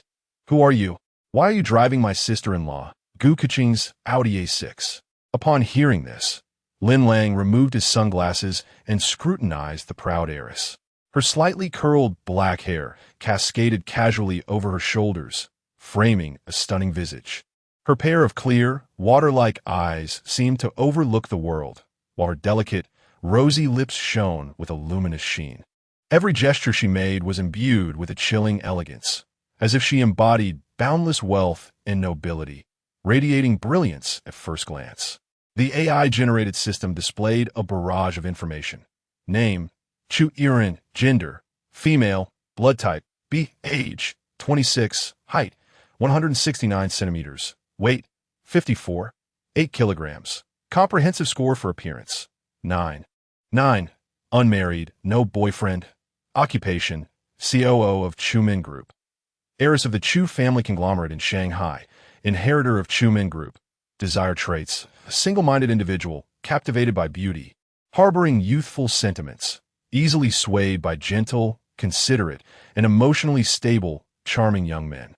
Lin Lang was taken aback by the AI-generated details.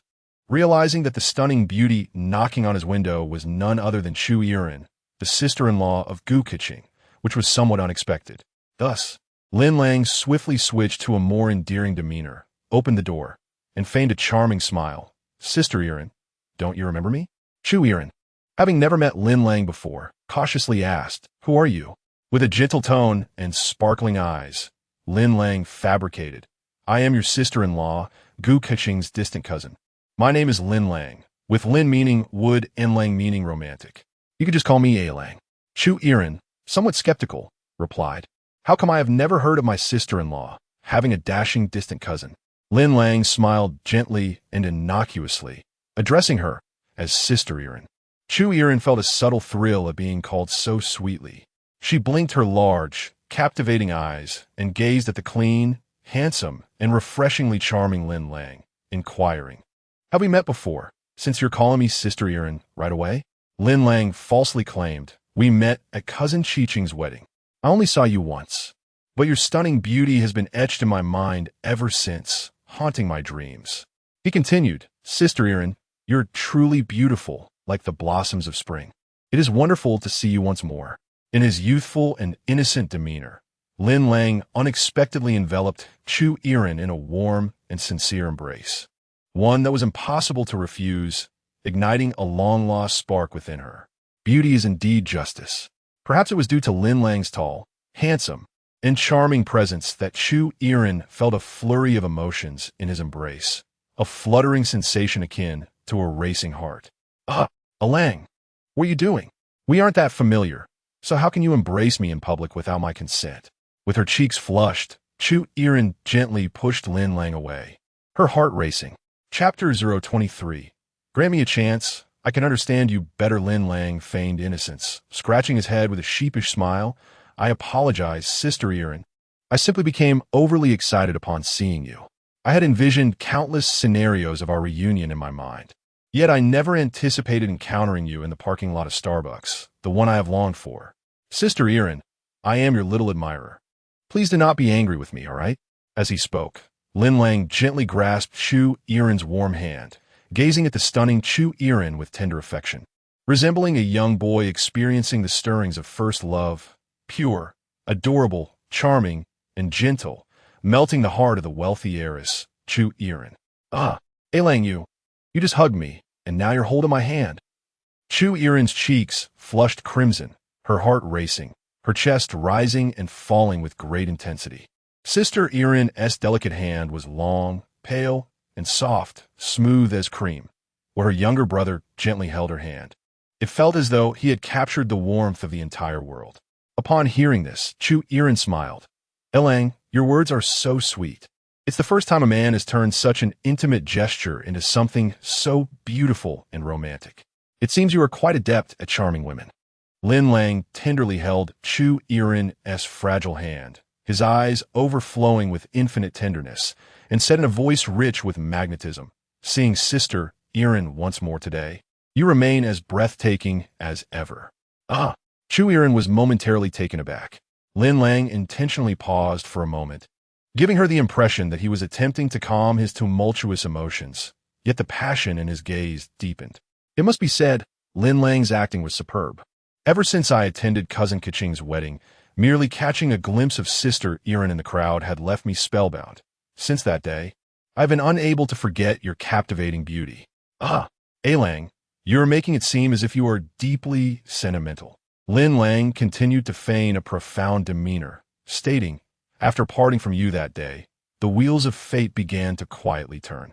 Our serendipitous reunion today must be the work of the matchmaker." Chu Erin blinked her enchanting eyes, gazing at the handsome, yet unfamiliar Lin Lang, who was professing his feelings with remarkable depth. For a moment, her mind went blank, lost in the allure of Lin Lang's deep, mesmerizing gaze. In Lin Lang's dark, profound eyes, Chu Erin saw the stars and the sea, love and sincerity, causing her heart to flutter. Yet she coyly retorted, "I can't believe you. Where did you learn such sweet nothings, Lang?" However, Lin Lang continued to hold Chu Erin's hand, maintaining his earnest facade. "Every word I speak to Sister Erin is from the depths of my heart. Lang, stop with the nonsense. If you fell for me and my brother and Gu Kaching's wedding, why have you not sought me out until now?"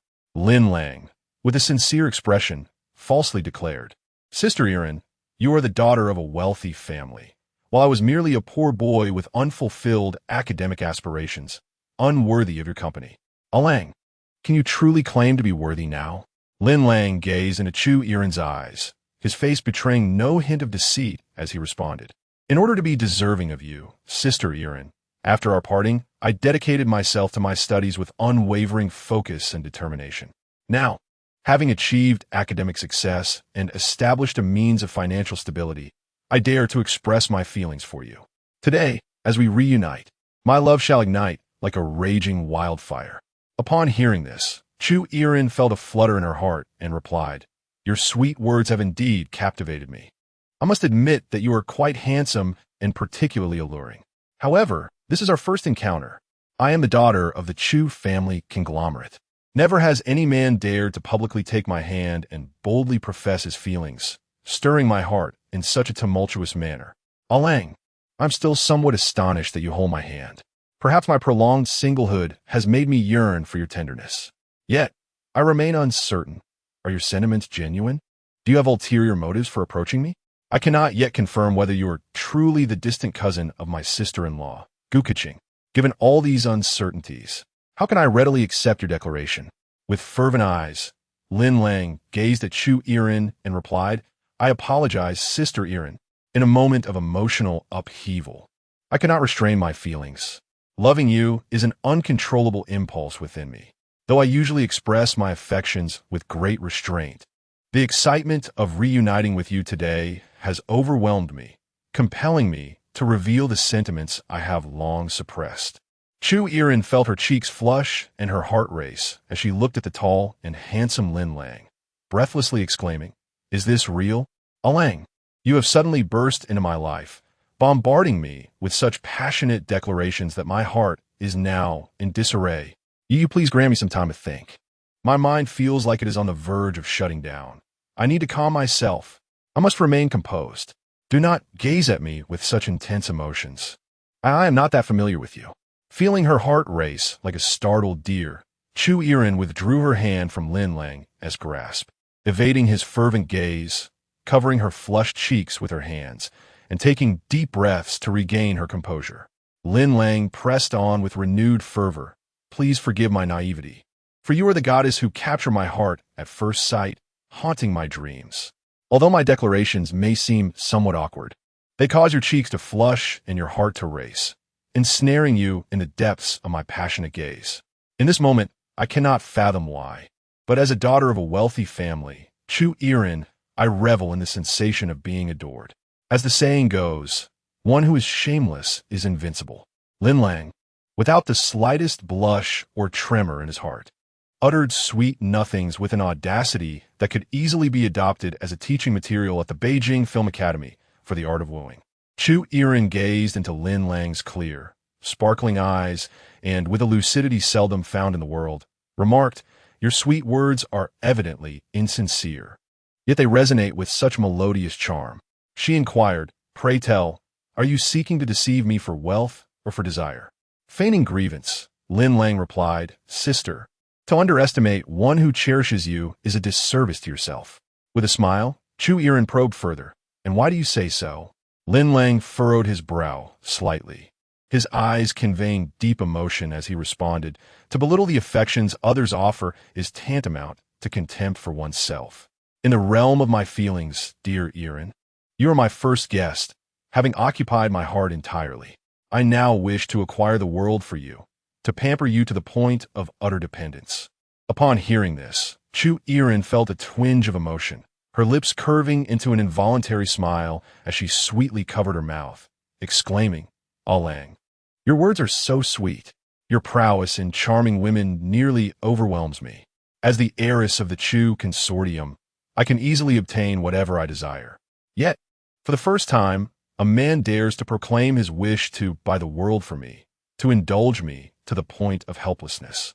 Lang, do you truly possess the ability to pamper me? Chapter 024. Who could possibly replace you?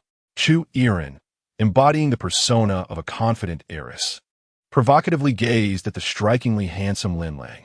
With an audacious spirit, Lin Lang suddenly enveloped the stunning Chu Yiren in his arms, boldly kissing her, leaving her momentarily stunned and her mind blank.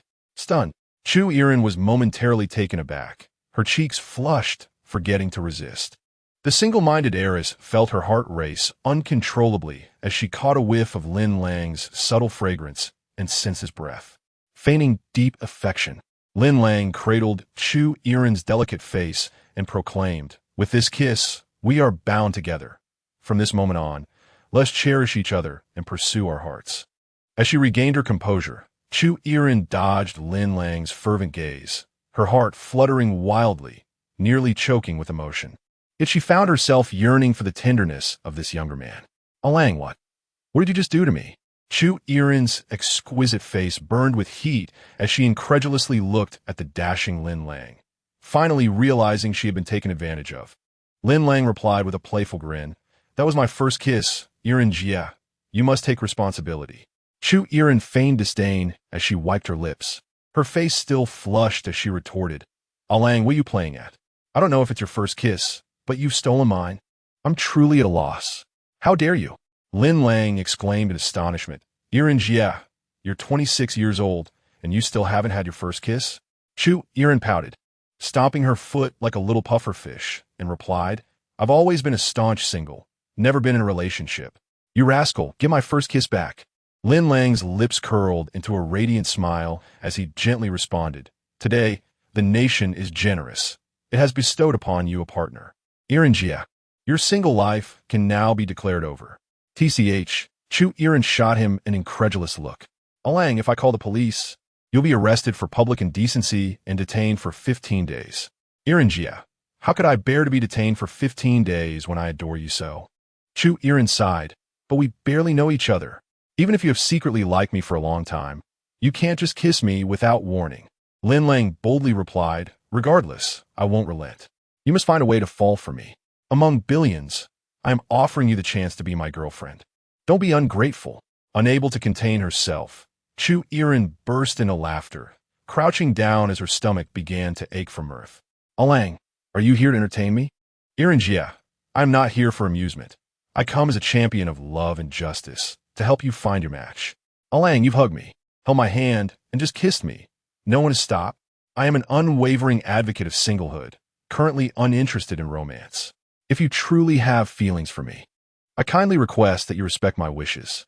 Lin Lang squinted and feigned a smile, saying, Sister Irin, I can be sweet or savory, gentle or strong, extravagant or modest. Whatever type of man you prefer, I can effortlessly transform.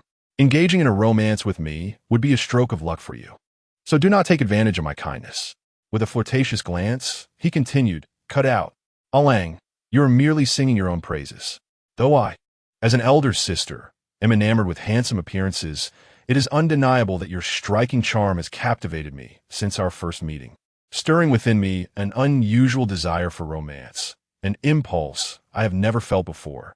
However, your eloquence and sweet tongue suggest that you are a seasoned player in matters of the heart. I shall not fall for your charm so easily. Lin Lang feigned deep emotions, replying, Sister Irin, you harbor too much suspicion towards me. To dispel your preconceived notions, I shall sing for you the love song I composed while missing you. After hearing this, Chu Irin wiped the cold sweat from her brow, clearly incredulous. Did you really write a love song for me? That sounds rather far-fetched. Lin Lang, shrouded in mystery, declared, Sister Irin, just wait here. I will return shortly. Alang, what are you planning to do? She inquired, puzzled. He dashed across the street to a music store, swiftly purchasing a guitar, and returned breathlessly to her side. Alang, you truly wrote a love song for me, didn't you? He cradled the brand-new guitar and, with feigned sincerity, responded, I have penned a song for you. Titled I Want to Sing This For You.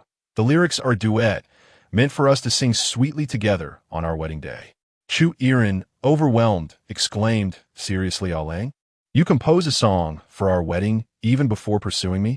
Lin Lang, with a serious expression, affirmed, Indeed, I have even chosen names for our future children.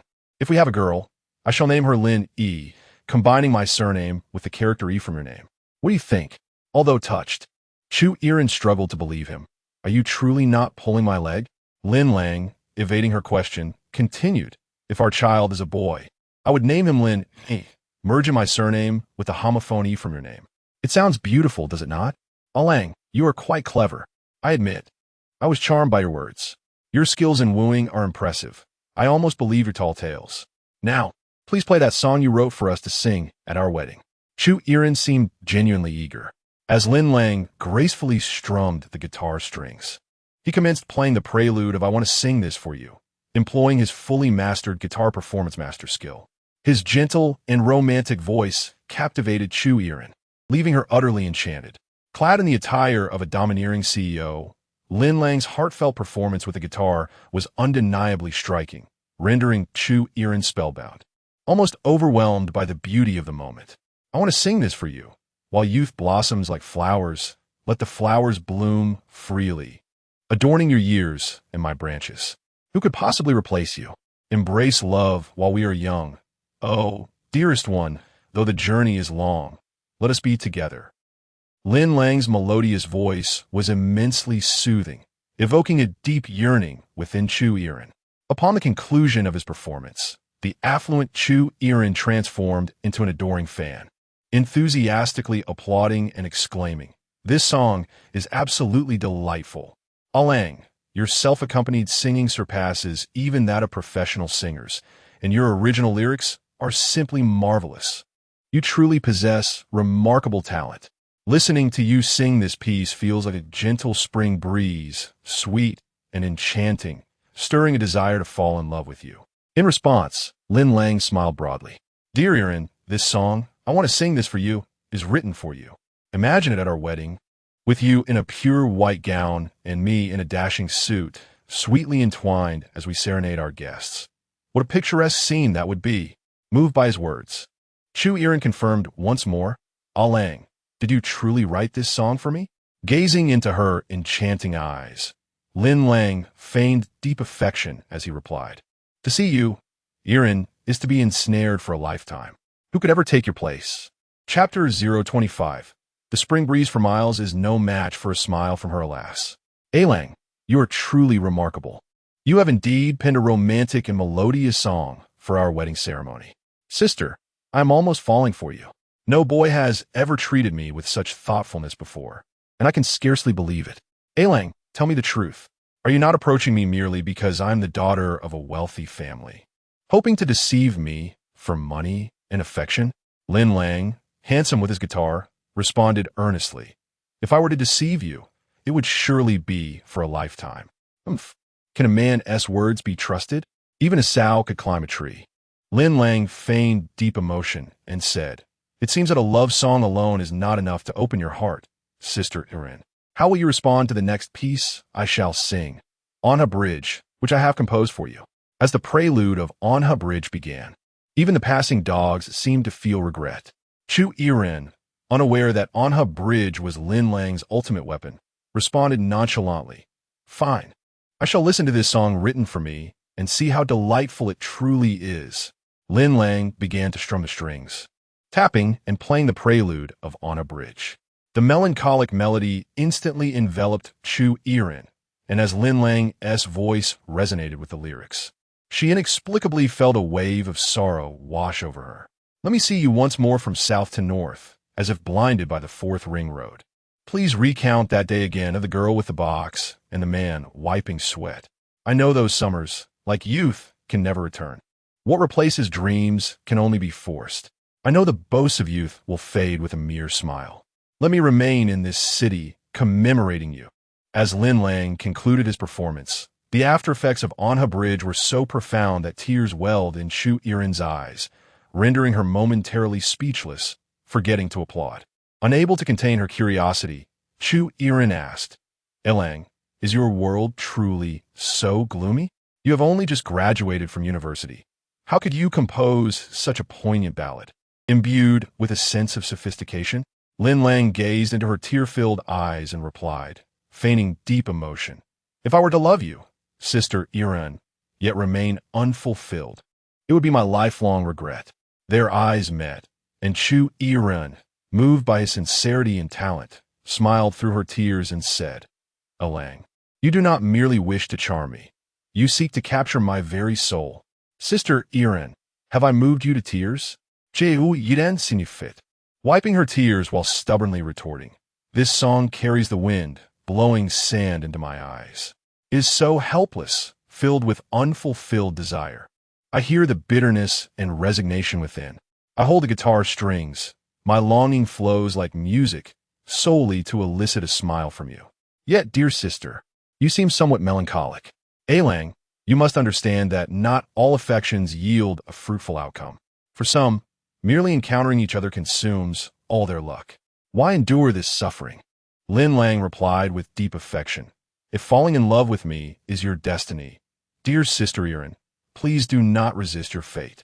From now on, let us cherish each other and embark on this mutual journey." A charming smile blossomed on the face of the wealthy heiress, Chu Yiren, as she shared a meaningful gaze with Lin Lang, their connection confirming that they had finally encountered the right person. Though Chu Yiren did not explicitly agree to enter a romantic relationship with Lin Lang, neither did she outright refuse him. Her ambiguous response hinted more at an implicit acceptance. In that moment, her previously steadfast singlehood began to crumble. Chu Yiren had never felt such a powerful yearning for love, and her defenses against Lin Lang had faded away, igniting a desire for a sweet, sibling-like romance with him. As the affluent heiress grew increasingly intrigued by Lin Lang, he deliberately chose to conclude their conversation, creating an air of unfulfilled anticipation. Casting a glance at his Rolex watch, he remarked, "My dear, I have an important engagement to attend at noon, so I must take my leave." Caught off guard by his endearment, Chu Yiren's cheeks flushed. The gaze of a person in love cannot be concealed. "Dear Sister Yiren, your eyes have betrayed you." Lin Lang opened the trunk of his Audi A6 and placed his guitar inside, then gently and charmingly said, "My dear, I have many songs written for you that I have yet to perform. Unfortunately, time does not permit today, but next time, I shall sing you even more beautiful original love songs." A smile graced Chu Yiren's lips, her enchanting eyes sparkling with myriad emotions as she softly responded, "All right." Lin Lang stepped closer to the captivating Chu Yiren and mischievously asked, "Dear Sister Yiren, shall we share a parting kiss?" Before she could react, Lin Lang had once again taken advantage of her. Flushed with embarrassment and irritation, Chu Yiren exclaimed, "Ah Lang, why do you keep taking liberties with me?" Wrapping his arms around her waist, Lin Lang feigned deep sentiment as he replied, "Sister Yiren, your beauty is like a flower in bloom. I cannot bear to pluck it for fear of startling your delicate spirit. Thus, I can only savor your exquisite essence with a gentle kiss." "Ah Lang, you are quite the charmer," Chu Yiren admitted, her intrigue piqued. "This is the first time I've heard someone speak so eloquently about taking advantage of a woman." Cloaked in such romanticism, she bit her red lip, still yearning for more. Lin Lang tenderly lifted his right hand, playfully brushing aside her bangs, and in a close, intimate tone remarked, "Sister, your lips are so sweet. This delightful flavor must be the essence of you, the one I long for day and night." Her heart racing, Chu Yiren responded, "Ah Lang, you truly know how to captivate me. It's alarming how easily you've won my heart. You can't possibly be a ladysman, can you?" Lin Lang, however, pretended to be melancholic, lowering his gaze slightly, his eyes reflecting a hint of sorrow and helplessness, further solidifying his role as the tender-hearted suitor. Having mastered the art of performance, he continued to weave his charm. Lin Lang raised his head, gazing affectionately at Chu Yiren, and said, "You may not harbor feelings for me, but please do not doubt my sincerity." His voice was deep and magnetic, imbued with an irresistible charm that captivated Chu Yiren, who had never experienced love before. "I'm sorry, Lang. I shouldn't have referred to you as a womanizing expert. I hope you won't be upset." Upon hearing this, Lin Lang feigned a gentle sigh, as if his heart were laden with endless regret and melancholy, embellishing his heartfelt performance to perfection. Lang, do you truly like me that much?" Lin Lang's eyes sparkled with light as he replied, "A spring breeze may blow for 10 miles. Yet it pales in comparison to your smile. Without your companionship, my life would be devoid of meaning." Chu Yiren found herself entranced by Lin Lang's clear yet unfathomable gaze. "Well, all right then. It seems I've completely fallen for you." A fluttering heart made Chu Yiren use her last shred of rationality to say, "If wooing were a skill, Lang, you would undoubtedly be a master at it, far beyond the appearance of a harmless, affectionate young man." It appeared that she was destined to be ensnared by this mischievous boy. Lin Lang, reluctant to part ways, said, "Though I wish to stay and accompany you, I must attend to an important engagement this afternoon. Be careful on your way." "Take care," Chu Yiren replied with a faint smile. "Goodbye, Sister Yiren." Lin Lang handed her a business card before opening the car door and settling into the driver's seat of his Audi A6. "Goodbye." Chu Yiren accepted the card, waving with a smile. Donning his Armani black sunglasses, Lin Lang drove slowly away from the Starbucks parking lot. After watching him depart, Chu Yiren glanced at the card. Angel investor, Lin Lang, She saved Lin Lang's phone number in her contact list, labeling it as Angel Lang. Oh my face is burning. A stunningly handsome boyfriend has just fallen from the sky. It seems that avoiding a passionate romance is no longer an option, having been kissed twice by this younger charmer. Today marks the most exhilarating day of my life. Why is it that my mind is filled with thoughts of A Lang? We have only just met. It feels as if I am enchanted, unable to shake off his handsome visage. Is it possible for a wealthy heiress to succumb to infatuation? Chu Irin endeavored to calm herself and dialed her sister-in-law, Gu Keqing. When the call connected, she greeted sister-in-law. Hello, Irin, came Gu Keqing's voice through the receiver. Chu Irin held the phone, tentatively asking, I just spotted a young man driving an Audi A6 registered in your name on the streets of Shanghai. Could it be that your car has been stolen?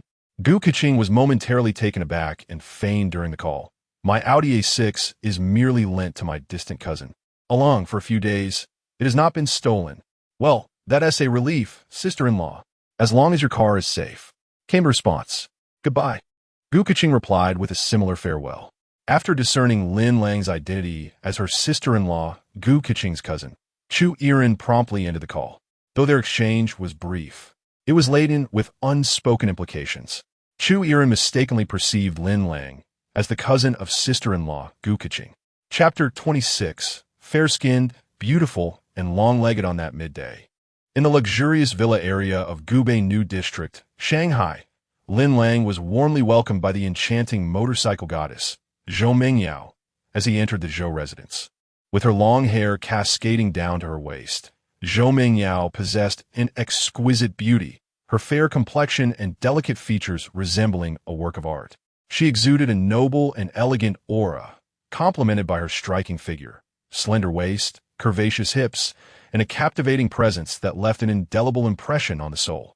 Dressed in a pristine white double-breasted suit, Lin Lang smiled and replied, as it is my first visit. It is only fitting to bring a modest gift as a token of my appreciation. Aunt May, the maid, graciously accepted the gift from Lin Lang's hands and said, Mr. Lin, please come in.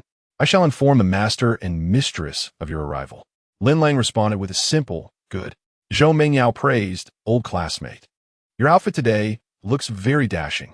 Lin Lang chuckled and remarked, your attire, clad in white like freshly fallen snow, still radiates the charm of a stunning campus belle, making it difficult for anyone to look away.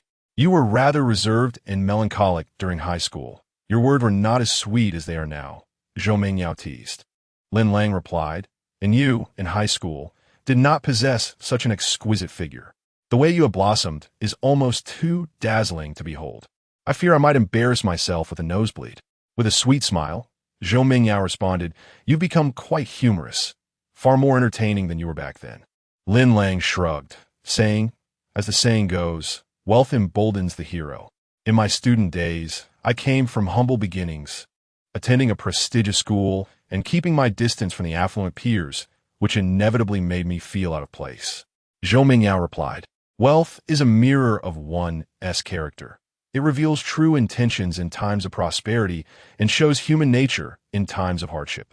Lin Lang, gazing into her eyes, noted, your eyes remain as clear and respectful as they were in high school, devoid of the arrogance that often accompanies newfound wealth. You still embody that reserved and cool youth. Lin Lang reflected, it is only after entering society that I have come to appreciate the beauty of school days. The memories of studying alongside you often resurface in my mind. Those are the irreplaceable moments of our youth. Zhou Mengyao smiled and said, time has never been gentle. That's why we cherish our youth. Circumstances may change, but my youth is intertwined with memories of you, my desk mate. Once distant, we find ourselves reunited, and I hope our bond as classmates will endure without separation or estrangement. As if conjuring a magical moment, Lin Lang produced a vibrant bouquet of zinnias from his personal space and presented it to the beautiful Zhou Mengyao. Here is a bouquet for you, my desk mate. May our youth never fade, and our friendship endure. Zhou Mengyao accepted the fragrant zinnias, inhaling their fresh scent, and exclaimed with delight, old classmate, you've even learned to perform magic to amuse the ladies. Thank you for this delightful surprise. The words of the zinnia evoke a longing for distant friends, a sentiment that endures through time. May our camaraderie remain ever vibrant and forever as pristine as the dawn, akin to a poetic tapestry. Upon hearing this, Lin Lang smeedeth family. The AI-generated beauty of the school bell, Zhou Mingyao, sparkled as she cheerfully remarked, "Allow me to give you a brief tour of my home. Old classmate, would you prefer tea, coffee, or juice? I shall instruct the servant to bring it to you." "I'll have coffee, please," Lin Lang replied. Following Zhou Mingyao's lead, he strolled through the expansive luxury villa of the Zhou residence, admiring the antique porcelain and exquisite artworks displayed within. As soon as he entered the living room, Lin Lang was greeted by an entire suite of Wangwali furniture from the Ming and Qing dynasties, with an appraised history of over 3 centuries and a value surpassing 10 million Huaxia coins. Wow, your esteemed father is indeed a remarkable collector.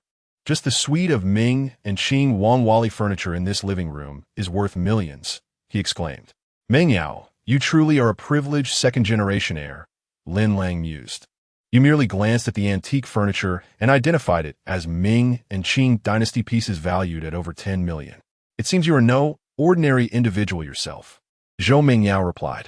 In the living room, a striking display of porcelain vases caught Lin Lang's eye, including a pair of Qinglong period imitation Jingtalan vases and 2 blue and white porcelain general jars from the Kangxi era, all of significant worth. The walls were adorned with the authentic works of the great master Qi Baishe, framed and displayed, equally priceless.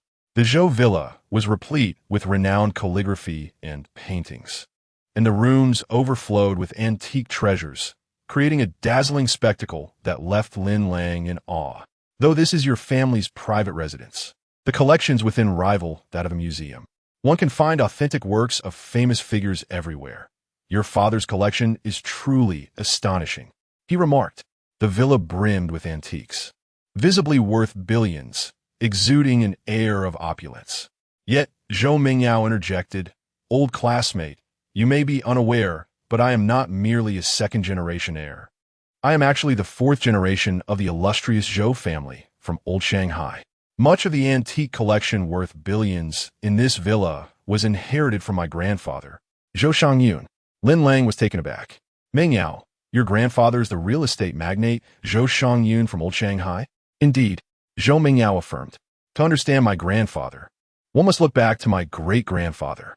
Zhou Zilian, a carpenter by trade, came to Old Shanghai amidst the refugee tide from Ningbo, alone and destitute, and began working as a laborer on the Sassoon Company construction site, unwilling to remain a mere laborer. My great-grandfather, Zhou Zilian, invested 2 months' wages in a book on English annotations and taught himself Pidgin English. After mastering basic conversational English, he swiftly ascended the ranks at Sassoon Company, becoming a real estate runner, introducing and promoting properties in the numerous tea houses along Nanjing Road. In just a few years, my great-grandfather Zhou Zilian prospered and amassed a considerable fortune. Following in the footsteps of my great-grandfather, Zhou Zilian, a real estate leasing company was established under the name Zhou Lianji, registered with the municipal council during the Old Shanghai period, marking the inception of the first leasing institution. The primary business of this enterprise was to act as an authorized representative for property developers, engaging in the sale or lease of commercial properties while extracting a commission of 5 to 10. Due to the modest operational costs associated with leasing, my great-grandfather Zhou Zilian utilized his savings to acquire properties both within and beyond the concessions, thus emerging as a prominent real estate magnate among the Chinese merchants in 19th century Shanghai. Lin Lang, upon hearing this, expressed his astonishment. "I never imagined that your great-grandfather, Zhou Zilian, was indeed one of the pioneering real estate agents during the Old Shanghai era. It was through his ascent to becoming a property tycoon that the profession of real estate agency was established in our country. Your Zhou family ancestors truly laid the foundation for the real estate industry." Zhou Mingyao smiled with pride and continued, "After my great-grandfather Zhou Zilian left behind a legacy of legendary real estate magnates and passed away after achieving entrepreneurial success, he left behind his wife, Shui Chunlan, and 2 underage sons. My great-grandmother, Shui Chunlan, known as Madame Shui among the people of Shanghai, began to manage the vast family estate after enduring the sorrow of her husband's death, raising my grandfather Zhou Shangyun and my second uncle Zhou Chuqing to adulthood. A remarkable woman in her own right. My great-grandmother, Shui Chunlan, not only managed the assets left by my great-grandfather with remarkable efficiency, but also nurtured my grandfather Zhou Shangyun and my second uncle Zhou Chuqing into the top commercial talents of old Shanghai. From the arduous entrepreneurial journey of my great-grandfather Zhou Zilian to the continued expansion under my great-grandmother Shui Chunlan, and eventually to my grandfather Zhou Shangyun assuming control of the family business as the second-generation magnate. Our Zhou family had become one of the foremost wealthy families among the Ningbo expatriates in old Shanghai. After the passing of my great-grandmother, the eldest, my grandfather Zhou Shangyun, inherited the Zhou family's real estate business, adhering to the principles of seniority. My grandfather Zhou Shangyun was prudent in preserving the family legacy, although he did not pursue further expansion in the Zhou family's real estate endeavors. He was fortunate enough to encounter several unprecedented opportunities when the land prices and the concessions surged dramatically. Around the time of the Xinhai Revolution, the population in the Shanghai concessions increased significantly, leading to a corresponding rise in real estate prices. The Jiangsu-Zhejiang War in 1924 saw a wave of refugees from Jiangsu and Zhejiang, further inflating land prices in the concessions. During the anti-Japanese War, refugees from Jiangsu and Zhejiang, affluent families from Beijing and Tianjin, as well as bureaucratic elites from the late Qing dynasty and the Beiyang warlord period, flocked to the concessions, igniting a fervent real estate market in Shanghai. Our family's real estate ventures were entirely situated within the public concessions, which allowed my grandfather Zhou Shangyun to amass considerable wealth, establishing him as one of the few real estate tycoons in old Shanghai.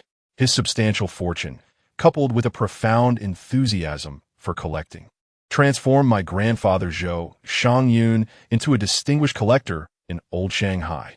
The treasures of the Shanghai Museum, including Huaisu's bitter bamboo shoot and Mi Yuren's Xiaosheng landscape, were once part of my grandfather's esteemed collection.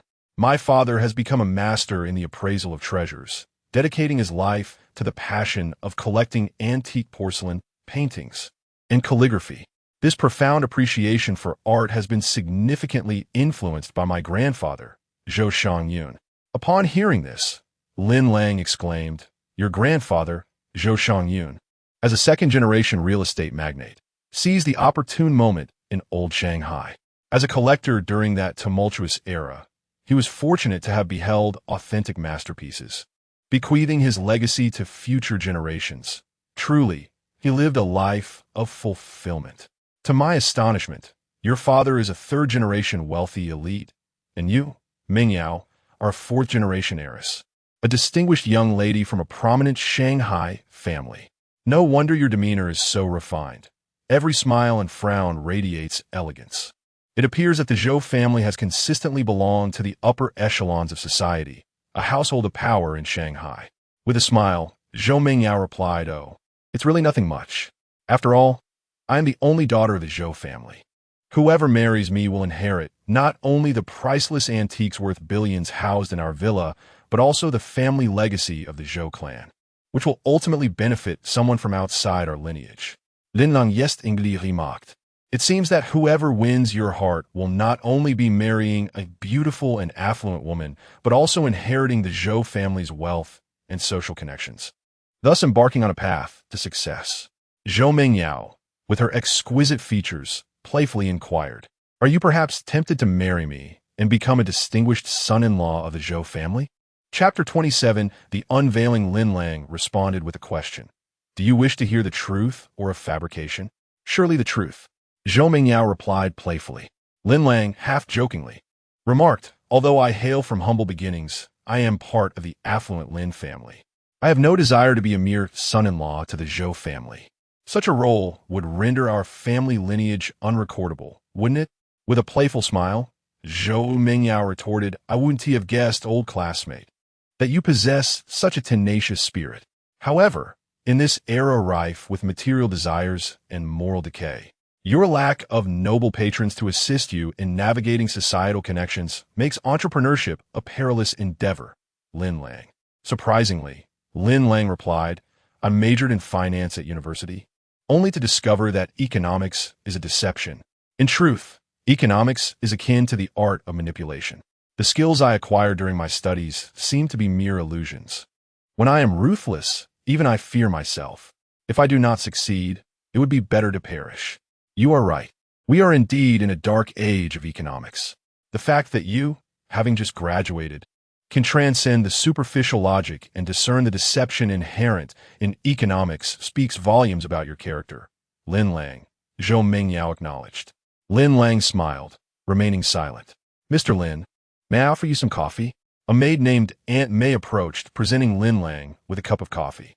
Thank you, Lin Lang replied, accepting the cup. Miss, your tea, the maid announced, as Zhou Mingyao gracefully took the cup of tea, smiling politely. Noticing the moment, Lin Lang inquired, Mingyao, do you enjoy tea? Indeed, Zhou Mingyao responded. If a woman wishes to exude elegance from within, she must nurture her spirit with tea. Each day, dedicating a moment to reflect, to perceive, and to experience will ultimately lead to the discovery of an extraordinary self within the ordinary. Lin Lang praised her words.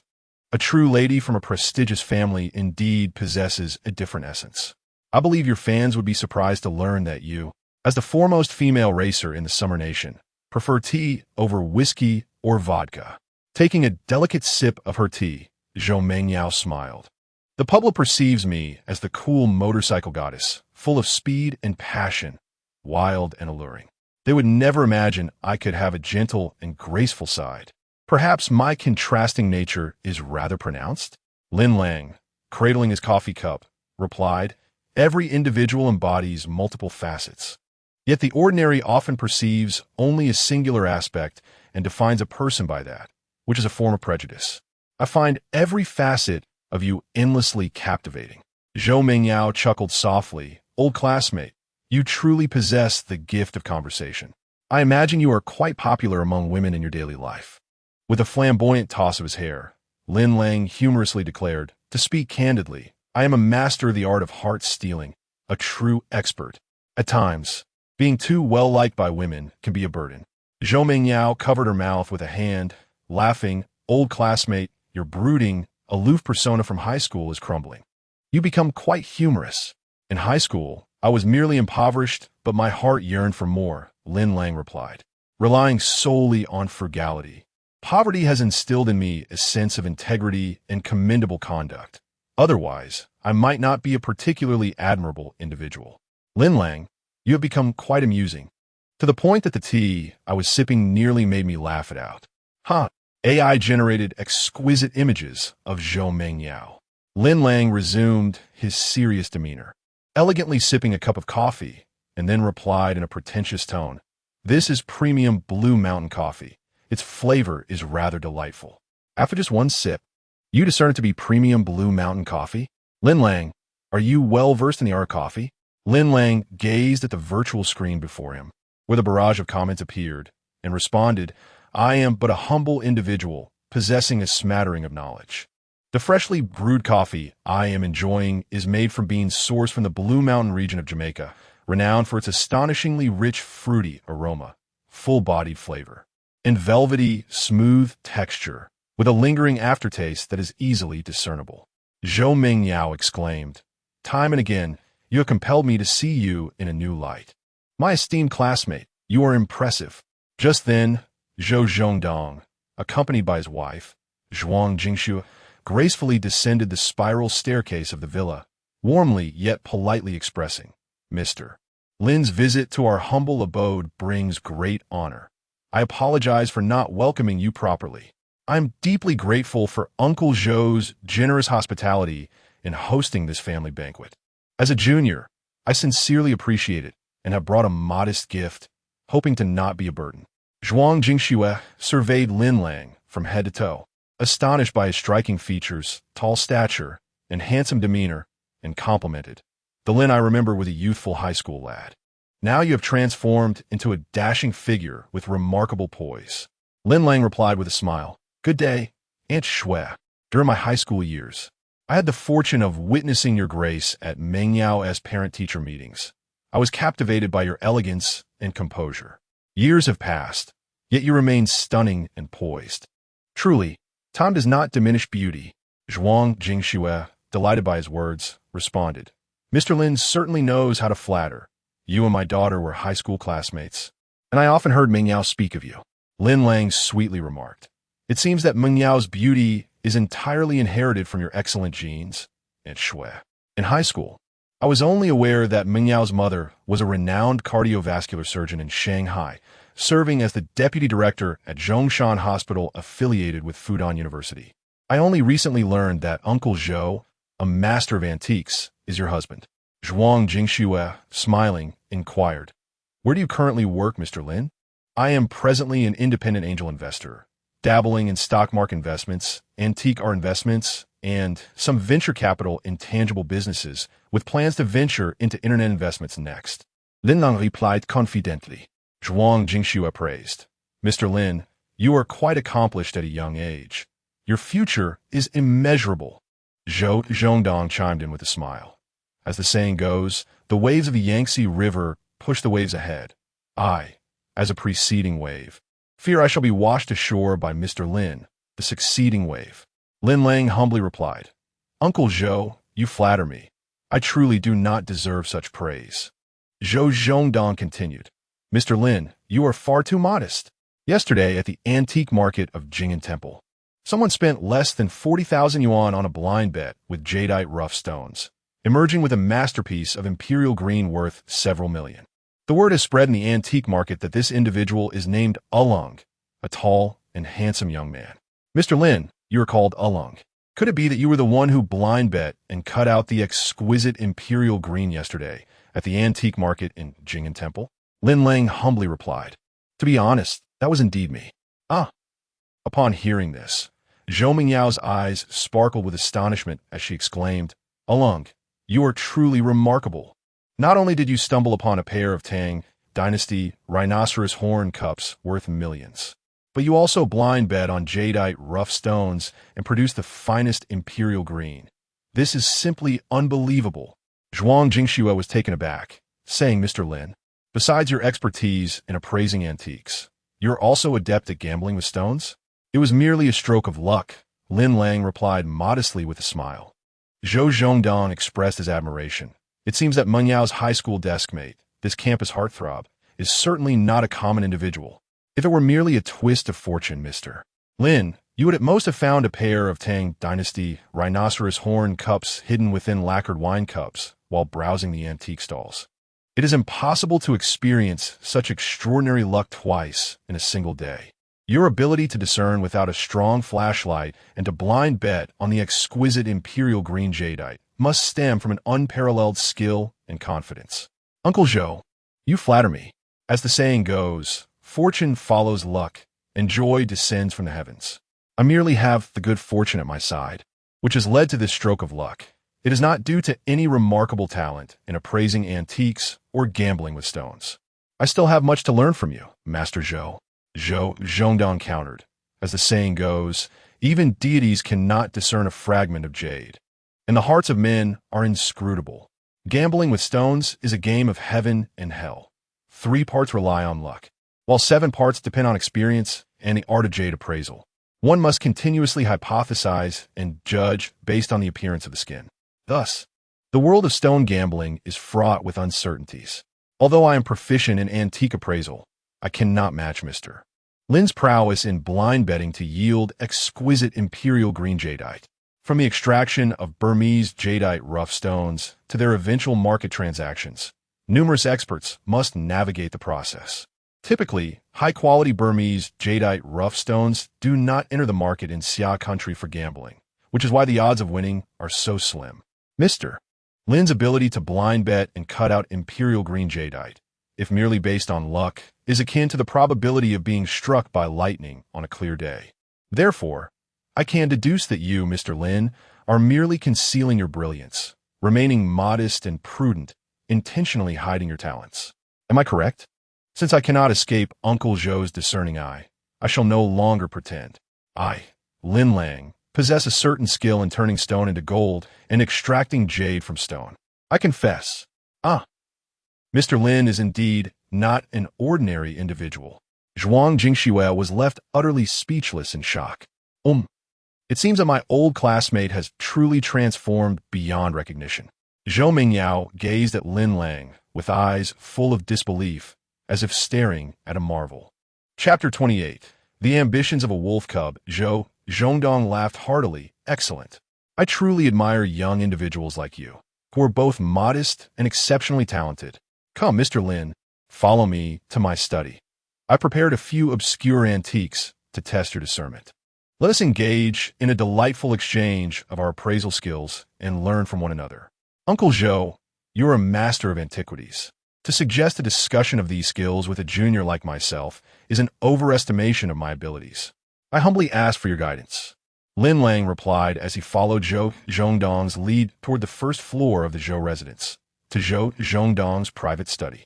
Zhou Mingyao accompanied them, trailing behind her father and Lin Lang, eager to join them in the study, but was quietly held back by her mother, Zhuang Jingxue. What is it, Mom? Zhou Mingyao inquired.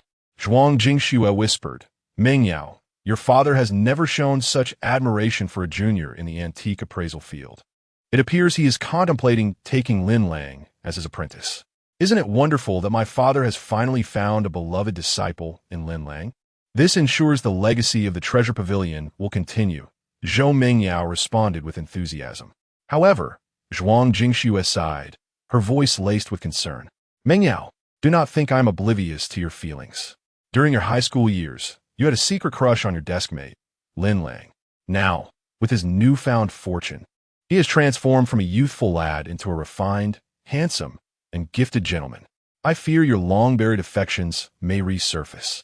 Zhou Mingyao's cheeks flushed as she replied, Mom, I'm aware you have read my high school diary. I did have a crush on Lin Lang back then, but that was mere youthful infatuation. What purpose does it serve to bring up such matters now? Zhuang Jingxue candidly responded. Though Lin Lang's dark eyes are clear, I perceive a depth of cunning within him.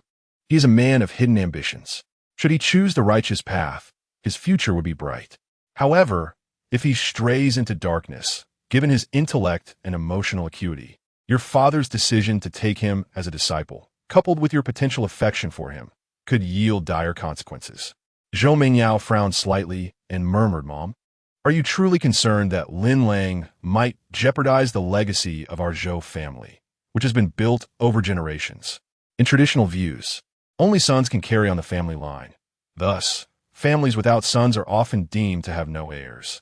Zhuang Jingxue nodded gravely, sighing, My dear daughter, your kindness and lack of guile prevent you from grasping the implications. If your father were to take Lin Lang as his apprentice and impart his knowledge freely, it would not be an issue. Our family's connections in Shanghai could be beneficial to Lin Lang, but fear arises from the possibility that you may develop deep feelings for Lin Lang, who may not genuinely care for you. Instead, he might be scheming to acquire our illustrious Zhou family's vast fortune, marrying you, my naive child, merely as a means to an end. Would that not lead to the misappropriation of our Zhou family's substantial wealth, ultimately leading to a change of surname to Lin? Zhou Mingyao chuckled in response. Mother, Lin Lang and I are still at the very beginning of our relationship. You are thinking far too ahead. Zhuang Jingxue retorted. Your mother belongs to the esteemed Zhou family of Shanghai as the third-generation daughter-in-law. What experiences have I not encountered? I serve as the deputy director of Zhongshan Hospital, affiliated with Fudan University in Shanghai. I have met countless individuals and possess a discerning eye. Without the ability to judge character, how could I have secured a place in a prestigious family and won your father's affections? Zhou Mingyao smiled brightly. Mother, I see your point. You are indeed no ordinary person. You meticulously plotted to marry into the Zhou family, then managed my father after giving birth to me. Thus, you are projecting your own cautious nature onto Lin Lang, suspecting him of intentions to deceive and exploit. Am I correct? Zhuang Jingxue glared in frustration and scolded softly. How can you speak like that, you impudent girl? Back in the day, your father was surrounded by numerous charming women, all striving to marry into the Zhou family. If I lacked grace and strategy, would you even exist as a fourth-generation heiress, born with a silver spoon in your mouth? You haven't even established a relationship with Lin Lang yet, and you begin to sway your loyalties away. I suspect you still harbor feelings for him, rendering my concerns anything but unwarranted. Zhou Mingyao playfully linked arms with her mother, Zhuang Jingxue, and sweetly replied, "Mother, all right, I understand. I will be more vigilant and cautious of Lin Lang's intentions. However, he was merely invited by my father to our home for dinner as a guest, and your wariness seems a tad excessive, bordering on paranoia." Zhuang Jingxue affectionately gazed at her daughter, advising, while one should not harbor malice, one must remain vigilant. This is merely prudent foresight. It would be too late to act when matters reach an irreparable state. Your high school classmate, the charming Lin Lang, is no ordinary individual. Now, I can only silently pray that Lin Lang maintains a righteous path, engages in honorable endeavors, diligently cultivates himself, works hard, cherishes what he has, expresses gratitude, and treats others with integrity, so that he may achieve success and a bright future. Mother, my father hasn't even taken Lin Lang as a disciple yet. Why are you, as his teacher's wife, already worrying about him? You foolish girl, I am concerned for your well-being. I have already worried enough about your involvement in the motorcycle racing club and your participation in various competitions. Now, I find myself fretting over your romantic endeavors as well. Raising a daughter is truly not without its challenges. Zhou Mingyao sweetly smiled and replied, "All right, mother, I am no longer a child. I know how to protect myself. I understand you mean well. Is that sufficient?" Zhuang Jingxue sighed and shook her head, responding, very well, very well. Mother, shall I refrain from nagging you any longer?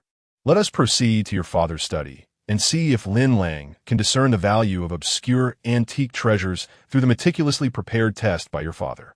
With a gentle smile, Zhou Mingyao affectionately linked arms with her mother, Zhuang Jingxue, as they entered the study on the first floor of the Zhou residence.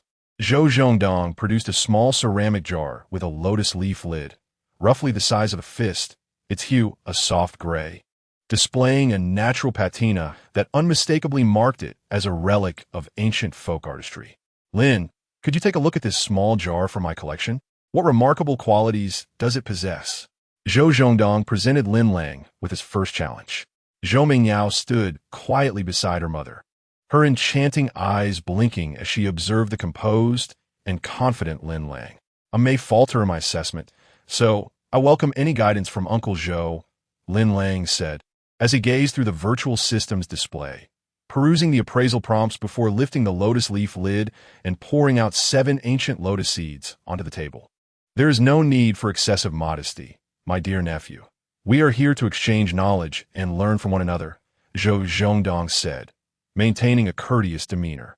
Lin Lang examined the gray ceramic jar, explaining, "This lotus lid gray ceramic jar is a novel ceramic variety from the Song dynasty, flourishing from the southern Song to the end of the Yuan before declining in the Ming dynasty.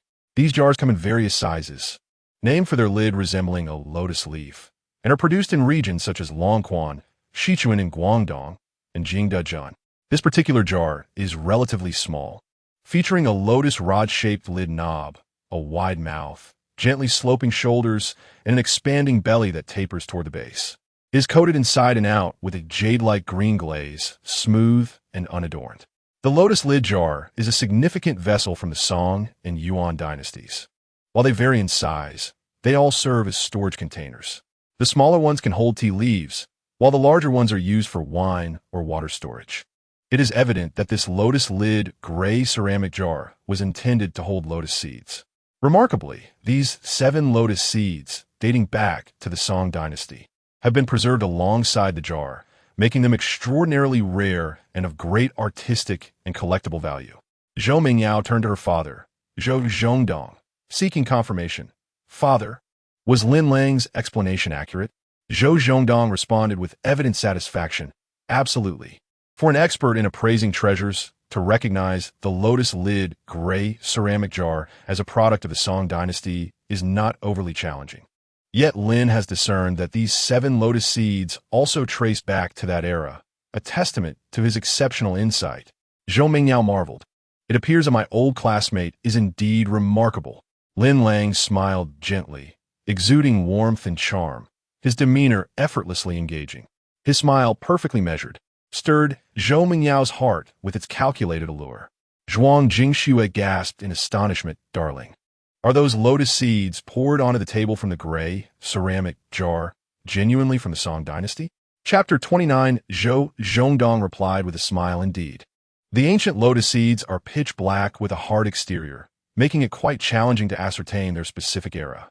Such a formidable difficulty was effortlessly discerned by Mr. Lin as being from the Song dynasty, showcasing his remarkable expertise in gem appraisal, which is unparalleled among young appraisers. Zhou Zhongdong praised. Zhuang Jingxue could not help but commend. In that case, Mr. Lin is truly a talented individual.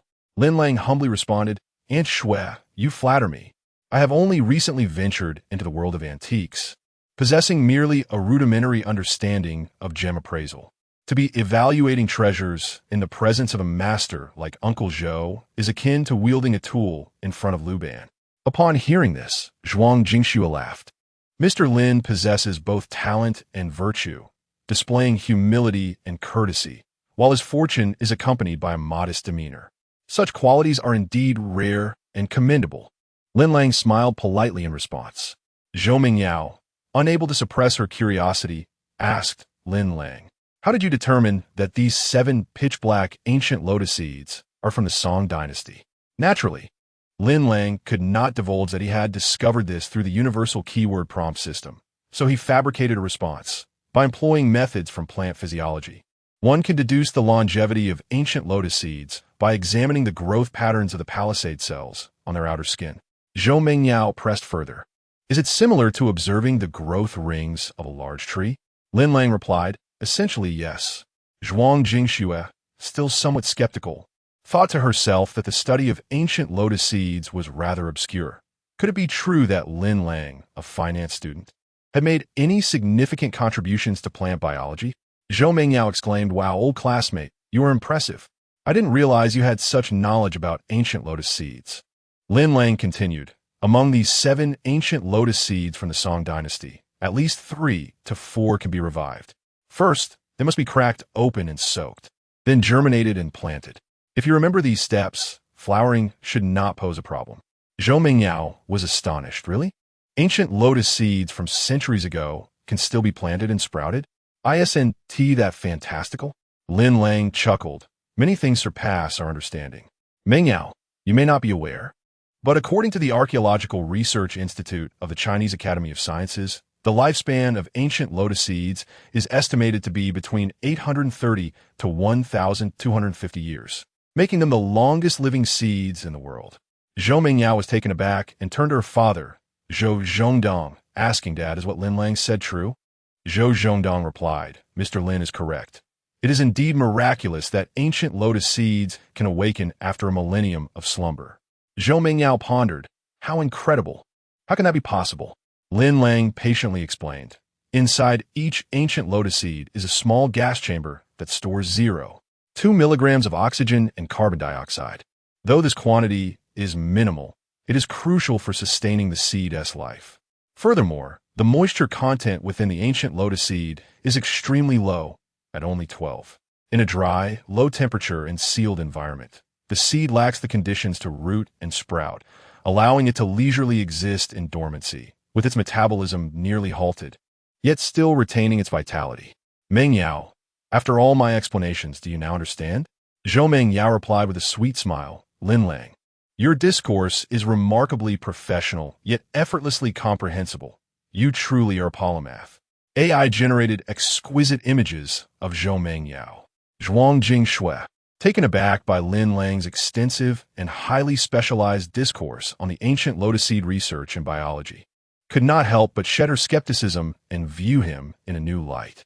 The more Zhou Zhongdang observed his junior, Lin Lang, the more he felt a genuine fondness, cherishing and appreciating his talent, an undeniable desire to take Lin Lang as his disciple evident in his eyes. Standing nearby, Zhuang Jingxue instantly recognized her husband Zhou Zhongdang's intention to mentor Lin Lang. Zhou Zhongdang remarked, professionals in antique appraisal must not only possess extensive knowledge of various antiques, but also a profound understanding of ancient history and art. Furthermore, one must be well-versed in relevant fields such as chemistry and physics. Without diligent study and extensive practical experience, it is exceedingly difficult to attain a certain level of expertise. Zhou Mengyao self-deprecatingly said, indeed, the knowledge required for antique appraisal is so vast that, despite being the daughter of a treasure appraisal master, I hesitate to venture into the antique world. Aspiring to become an exceptional appraiser is extraordinarily challenging. One must delve deeply into the characteristics, styles, and traditions of various antiques, as well as discern their authenticity, historical context, and collectible value.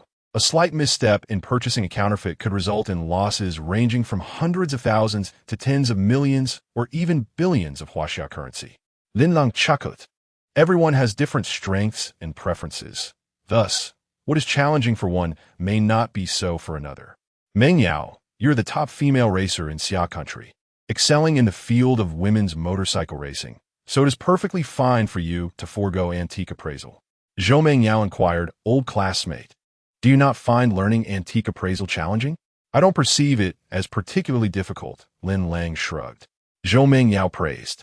Antique appraisal is not a task for the faint-hearted, nor is it something everyone can undertake. It seems you possess an extraordinary talent, Lin Lang, with the potential to become an expert in treasure appraisal. Lin Lang jokingly remarked, Mengyao, when you say I have the potential to be an expert, you aren't referring to a mere brick, are you? He chuckled, prompting a sweet smile from Zhou Mengyao. Shortly thereafter, Zhou Zhongdang unfurled a scroll, laying it on the table, and challenged Mr. Lin, what do you think of this painting I have collected? Lin Lang, through the system's light screen, examined the appraisal prompts and responded without hesitation. This ancient painting appears to be a piece from the Republic of China period, titled Lotus Pond Tranquility, and it does not bear the signature of a renowned artist. However, this Lotus Pond Tranquility conceals mysteries. It is a painting within a painting, likely hiding a valuable masterpiece. Zhou Zhongdang was astonished, exclaiming, Mr. Lin, your perception is extraordinary. You merely glanced at Lotus Pond Tranquility and discerned that this piece from the Republic of China holds a concealed painting within a painting? Uncle Zhou, is it truly difficult to appraise this painting? Zhou Zhongdang, taken aback, exclaimed, Mr. Lin, do you truly find this to be so simple, devoid of any difficulty? Lin Lang replied, the painting within a painting is readily apparent. For a discerning eye, identifying it is not a challenge at all. Upon hearing this, Zhou Zhongdang wiped the cold sweat from his brow, astonished by Lin Lang's innate talent and keen insight in assessing antique artworks, his pupils widening in disbelief. Zhou Mengyao, gazing at the seemingly unremarkable Lotus Pond Serenity, inquired, Lin Lang, what do you mean by the hidden intricacies of the painting within a painting? Lin Lang patiently explained. The term painting within a painting refers to the practice of art enthusiasts who, in order to safeguard their precious scrolls and paintings from theft, commission highly skilled mountaineers to affix less valuable artworks atop the esteemed ones. This clever technique allows for the preservation of invaluable treasures, as the esteemed pieces remain protected from theft or robbery, while the attached artworks, though of lesser value, serve as a safeguard against damage to the hidden masterpieces. Zhou Mengyao marveled, Lin Lang, you are remarkable. How did I fail to perceive that beneath this Lotus Pond Serenity lies a precious artwork? This is truly unprecedented. I never imagined such a clever stratagem existed. Standing nearby, Zhuang Jingxue asked, Darling, is it true that this Lotus Pond Serenity from the Republic era conceals hidden depths? A painting within the painting? Zhou Zhongdang replied with a hearty laugh, Indeed. Within this Lotus Pond Serenity from the Republic era lies an exceedingly valuable fish in the pond by the renowned artist Badashan Run, currently valued at no less than 80 million Chinese yuan. To discern this at a glance, Mr. Lin, truly, possesses remarkable insight. Lin Lang smiled in silence. Zhuang Jingxue tentatively asked, Darling, is it exceedingly difficult for a typical appraiser to uncover such hidden intricacies within this artwork? Zhou Zhongdang exaggeratedly responded. Without over 30 years of experience in art appraisal, one could never discern the concealed depths of this painting. Oh! Zhuang Jingxue gasped in astonishment. If that is the case, Mr. Lin's expertise in identifying antiques and paintings is indeed exceptional. Zhou Mingyao then remarked, Father, if my memory serves me correctly, wasn't this lotus pond serenity passed down from grandfather before his passing? Chapter 030, A Prestigious Lineage. Ascending to prominence, Zhou Zhongdong laughed heartily. Indeed, however, I have never publicly announced it. This seemingly inexpensive painting, Lotus Pond's Serenity, conceals a hidden mystery. It's a painting within a painting. During the outbreak of the War of Resistance in the Republic of China, your grandfather, a real estate magnate in old Shanghai, was concerned that the esteemed works of the 8 eccentrics would be lost amidst the chaos. Therefore, he generously commissioned a highly skilled craftsman to affix this Republic-era painting to the renowned fish in the pool artwork upon his return. Now I understand, Zhou Mingyao smiled gently. Zhou Zhongdong continued. Many experts in the antique appraisal community have examined this Republic-era painting, Lotus Pond Serenity, at the Zhou residence. Yet none have discovered its hidden secret, this invaluable painting within a painting. Mr. Lin merely glanced at it and immediately identified it as such, surpassing 30 years of appraisal expertise, a truly gifted connoisseur. Lin Lang modestly replied, Uncle Zhou, you flatter me. I merely stumbled upon it by chance. I am no connoisseur. Zhuang Jingxue, noticing her husband Zhou Zhongdong's desire to take Lin Lang as his disciple, interjected, Mr. Lin, the realms of antique appraisal and crosstalk are both traditional professions that emphasize lineage. Without a proper mentor, one cannot truly rise to prominence and gain recognition in the mainstream appraisal community. Your Uncle Zhou is a preeminent expert in Shanghai, a renowned master in the field, and wishes to take you under his wing. What do you think? Zhou Zhongdong gazed at Lin Lang with anticipation, seemingly prepared for Lin Lang to kneel and pay his respects as a disciple. Zhou Mingyao cheerfully remarked, Lin Lang, this is an extraordinary opportunity. What are you hesitating for? To everyone's surprise, Lin Lang gently declined. I am deeply grateful for Uncle Zhou's regard, but I am a free spirit, accustomed to a carefree life. I fear I would not thrive under the constraints of a formal apprenticeship. I appreciate your kind offer, but I must respectfully decline. Zhuang Jingxue appeared taken aback, unable to fathom Lin Lang's refusal. Zhou Zhongdong's smile faltered, shocked that Lin Lang would dismiss his offer, feeling somewhat embarrassed. Zhu Mingyao exclaimed in disbelief, Lin Lang, are you foolish? By taking my father as your mentor, you would be linked to a prestigious lineage and could swiftly make a name for yourself in the appraisal world. With our Zhou family's connections in Shanghai, having a mentor would grant you considerable respect, even among the city's elite. Lin Lang replied, Mingyao, do you think I am unaware of this? To inherit the glory of a mentor is to uphold their reputation. I cannot bring shame upon my lineage. I have lived a solitary life for many years, free and unencumbered. I am simply not suited for the restrictions of a formal school. Zhou Mingyao's eyes reflected a hint of disappointment. Zhuang Jingxue glanced at her husband, concerned that he might feel embarrassed, but to her surprise, Zhou Zhongdong not only remained unperturbed, but laughed heartily. Mr. Lin, Zhou admires your remarkable talent and distinctive character as a young man. Today, I, as your master, have decided to take you under my wing. As an exception, I shall not impose any rigid rules upon you. As long as you abide by the law and do not bring disgrace to our lineage, all shall be well. Now, do you have any further objections that would allow you to refuse my mentorship? Lin Lang, feeling melancholic, replied, Uncle Zhou, I hold you in great esteem, but the matter of apprenticeship should not be forced upon anyone. Zhou Mingyao could not help but chuckle. It is often others who beseech my father for mentorship, only to be turned away.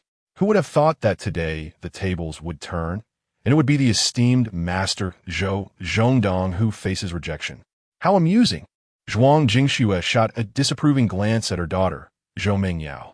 Suppressing her laughter, Zhou Mingyao continued, Zhou Zhongdong laughed heartily. Our fates as master and disciple are already intertwined. Today, I shall be assertive and insist on taking you as my apprentice. To have a renowned master of treasure appraisal demanding to take me as his disciple is indeed a rare occurrence. Lin Lang replied, Well, I would not refuse your offer. Uncle Zhou, It is customary for a man to kneel only before his parents. I have vowed to my late parents' graves never to kneel before anyone else. Kneeling to heaven symbolizes the unchanging laws of nature. Kneeling to the earth represents the nurturing of all living things. Kneeling to one's parents embodies gratitude for their sacrifices. The act of kneeling to enter a master's tutelage is one I find difficult to accept. Zhou Mingyao interjected, "Old classmate, your reasoning sounds suspiciously like an excuse to decline." Zhuang Jingxue initially believed that Lin Lang harbored ulterior motives to become her husband Zhou Zhongdong's disciple, coveting her daughter and the family's wealth. However, she was taken aback by Lin Lang's lofty aspirations, which seemed to dismiss the notion of accepting a master. To Lin Lang's surprise, Zhou Zhongdong responded, "As a mentor, I appreciate and cherish talent. Your extraordinary aptitude in treasure appraisal renders the act of kneeling unnecessary. I care not for such formalities. What matters is that you carry on my legacy. If you can ensure that the treasure pavilion continues to thrive, I shall consider my wishes fulfilled. I shall once more grant you this exception. Will you still find grounds to refuse?" Sighing, Lin Lang shook his head. It seemed that Uncle Zhou was genuinely intent on taking him as a disciple, and to decline further would be to display a lack of appreciation. Reluctantly, Lin Lang acquiesced.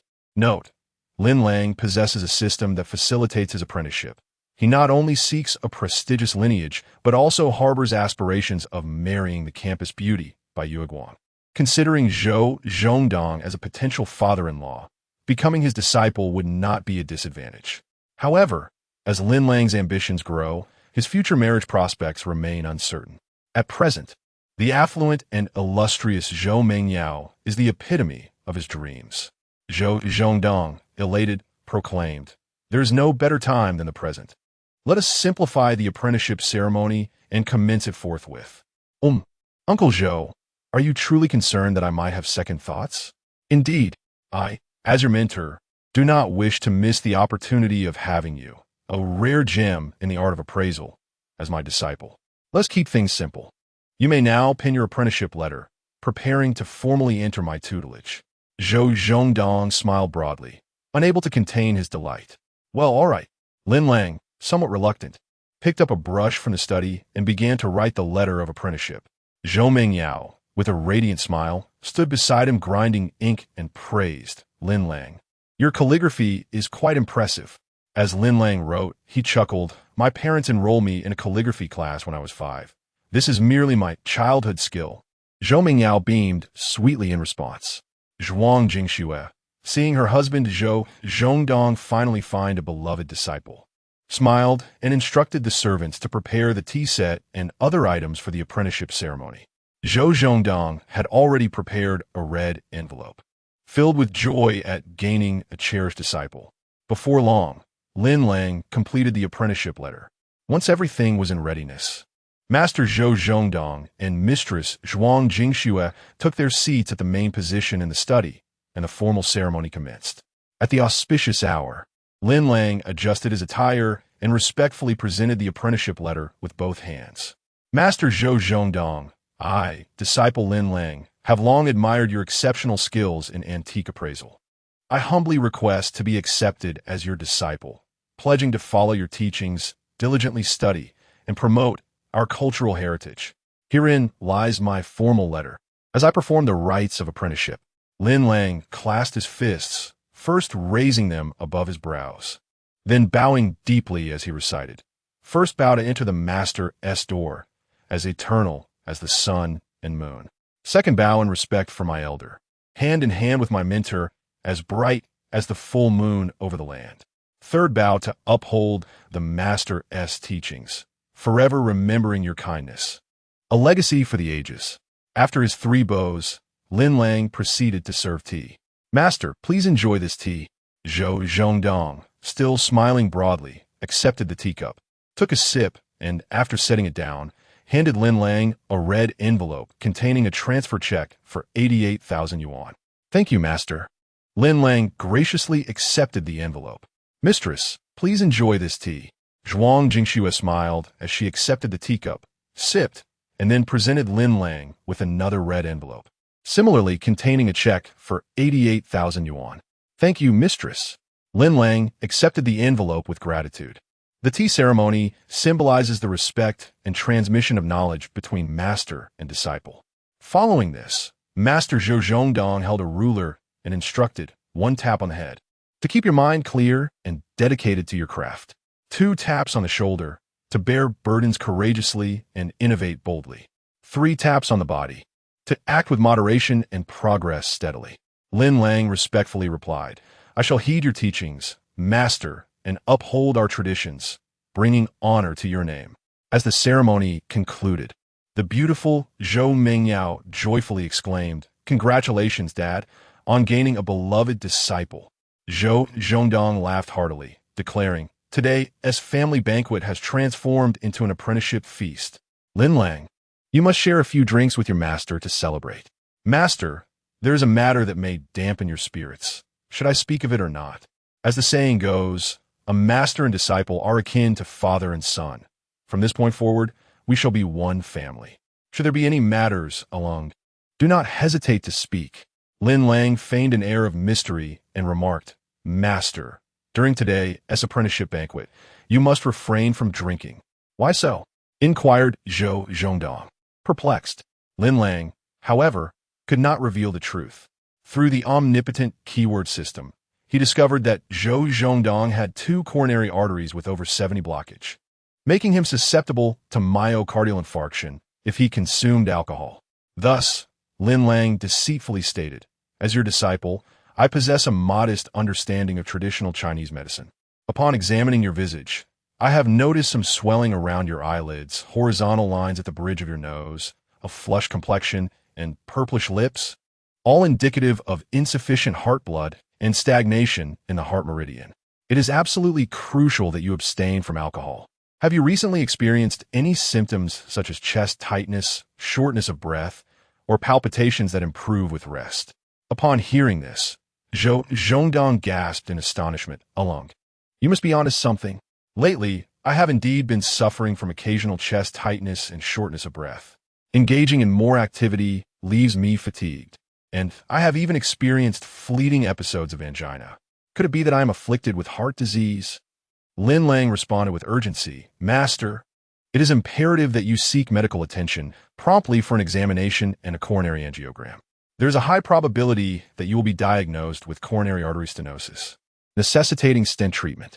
Zhou Zhongdong's expression shifted dramatically. Zhou Mingyao wiped the cold sweat from her brow and timidly remarked, Could it be? My mother is a renowned cardiac surgeon in Shanghai. If my father truly has heart disease, would she not be able to discern it? Chapter 031. Residing in the Zhou residence, spending time with the school belle, Lin Lang replied, My mentor's wife practices Western medicine, which differs from the traditional Chinese methods of diagnosis. In Western medicine, diagnosing heart diseases necessitates the use of instruments for accurate confirmation. Although I possess a rudimentary understanding of traditional Chinese medicine, I can ascertain through facial diagnosis that my mentor is suffering from insufficient heart blood and stagnation of the heart pulse, indicating a problem with his heart. Lin Lang, do you truly possess such extraordinary skills in facial diagnosis that you can discern my father's heart condition merely by looking at him? Zhou Mingyao queried. Today marks the joyous occasion of my initiation into the sect, and I should not interrupt my mentor's enjoyment by discouraging him from drinking before the banquet. However, as we are family, and having perceived my mentor's heart issue, I feel compelled to express my concerns candidly, out of respect for his teachings. Would you not agree? Zhou Mingyao continued, Your forthrightness remains unchanged since high school. I've always admired your rationality. If my father's heart is indeed in jeopardy, I will be profoundly grateful for your honesty. Zhuang Jingxue, visibly anxious, inquired, Darling, you have recently experienced chest tightness and shortness of breath, even occasional angina. Why did you not confide in me? Zhou Zhongdong responded, I presumed it was merely the result of recent busyness and fatigue, so I did not give much thought. Zhou Mingyao, filled with concern, pressed, Mother, how severe is my father's heart condition? Zhuang Jingxue replied, Your father exhibits symptoms such as chest tightness, fatigue, and occasional angina, which may indicate myocardial ischemia due to atherosclerosis. A comprehensive examination at the hospital is essential for a definitive diagnosis. Yet, Zhou Zhongdong remained undeterred, asserting, I have always enjoyed robust health and have not suffered a cold in years. I should be fine. Zhuang Jingxue urged, Darling, heart conditions are not trivial. I will call the hospital and arrange for an expedited heart examination this afternoon for my peace of mind. Zhou Zhongdong acquiesced, Very well. My dear wife, you are a renowned cardiac surgeon in Shanghai and the deputy director of Zhongshan Hospital affiliated with Fudan University, yet you did not recognize my heart issue. Fortunately, I have a remarkable disciple who discerned my heart's deficiencies through facial diagnosis. Zhou Zhongdong could not conceal his admiration for his beloved pupil, Lin Lang. Zhuang Jingxue, feeling somewhat embarrassed and guilty, confessed, I must express my shame. As the deputy director, I have been so preoccupied with hospital affairs that I neglected to care for you. The pillar of our family. You cannot falter. Zhou Zhongdong laughed heartily. Rest assured, my dear. Our precious daughter has yet to marry, and I have not yet held my grandchild. I would not willingly depart from this world. Goodness, today is the day you welcome your beloved disciple. Why bring up such morbid matters? Zhuang Jingxue chided lightly. Zhou Zhongdong chuckled. All right, I shall watch my words. Since my cherished disciple has forbidden me from drinking at the initiation banquet, I shall abstain today and instruct the servants to commence the feast. Zhuang Jingxue teased, My dear, you used to pamper our daughter, and now you're starting to dote on your apprentice as well? He replied, As a father, I not only cherish my apprentice, but also greatly indulge my wife. Zhuang Jingxue remarked, Old Zhou, isn't it a bit inappropriate to flirt with your wife in front of your apprentice? He defended, There is nothing improper about a master and his wife being affectionate. Zhuang Jingxue lauded, Lang, you truly are a treasure of an apprentice, intelligent, considerate, and incredibly likable, not to mention your vast knowledge and talent. Your master has struck gold. Lin Lang humbly replied, You flatter me, mistress. Zhou Zhongdong nodded in satisfaction. Do not be overly modest, Lang. Zhuang Jingxue inquired cautiously. Facial diagnosis is a remarkable skill of traditional Chinese medicine. Do you have a deep understanding of it? Lang? Lin Lang explained. Facial diagnosis in traditional Chinese medicine involves assessing the color and luster of the face to understand the condition of the internal organs and the flow of qi and blood, as well as the presence of pathogenic influences. I cannot claim to be an expert, but I possess a rudimentary understanding. Zhuang Jingxue, still skeptical, requested, Lang, why not perform a facial diagnosis on me and see if any traditional Chinese treatment is needed for my health? Lin Lang, after reviewing the system prompts, solemnly conducted the diagnosis and stated, Mistress, apart from some hormonal imbalances associated with menopause, you are experiencing insomnia and vivid dreams, relying on sleeping pills recently. But there are no other significant health issues. Zhuang Jingxue was astounded. Lang, you are truly remarkable.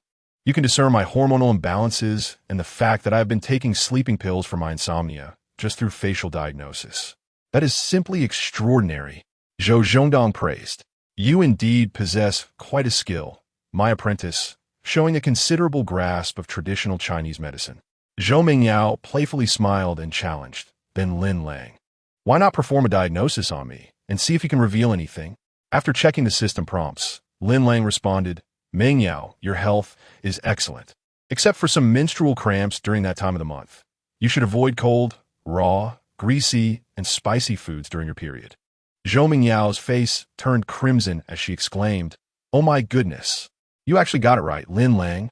It seems you truly have the remarkable skill of facial diagnosis. Your abilities are no mere boast.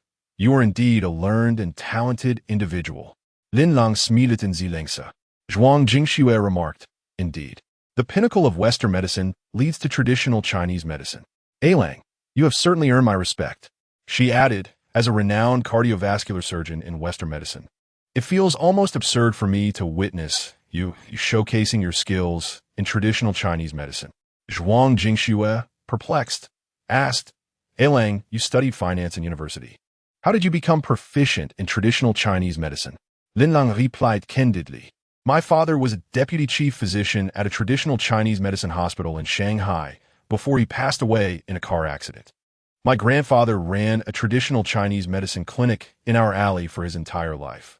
Thus, I was raised in a family steeped in traditional Chinese medicine and absorbed its culture from a young age. Now it makes sense. Zhuang Jingxue nodded in understanding. The mistress expressed her regret regarding your father's untimely passing. Now, Alang, with your vast knowledge and fortune, your late father can rest in peace. Upon hearing this, Lin Lang felt a twinge of sadness and forced a faint smile. Zhou Zhongdong remarked, "Today is a day of great joy. Let's not dwell on sorrowful memories. Alang, with both your parents gone and no home to call your own, you must have endured much hardship over the years. From now on, the Zhou residence will be your home. I shall instruct the servants to prepare a room specifically for your accommodation." Zhuang Jingxue was taken aback, not expecting her husband Zhou Zhongdong to show such affection towards his disciple, allowing Lin Lang to move into the Zhou residence. "Oh, master, wouldn't it be rather inconvenient for me to reside at the Zhou residence? There are plenty of rooms in the Zhou villa. Living here alongside me, with servants to attend to your needs, what inconvenience could there be? I'm accustomed to my independence. I would prefer to purchase a villa near the Zhou residence in Gubei New District and be neighbors with you, master." Zhou Mingyao playfully teased. "A luxurious villa worth over 20 million, and you say you'll buy just like that? How extravagant."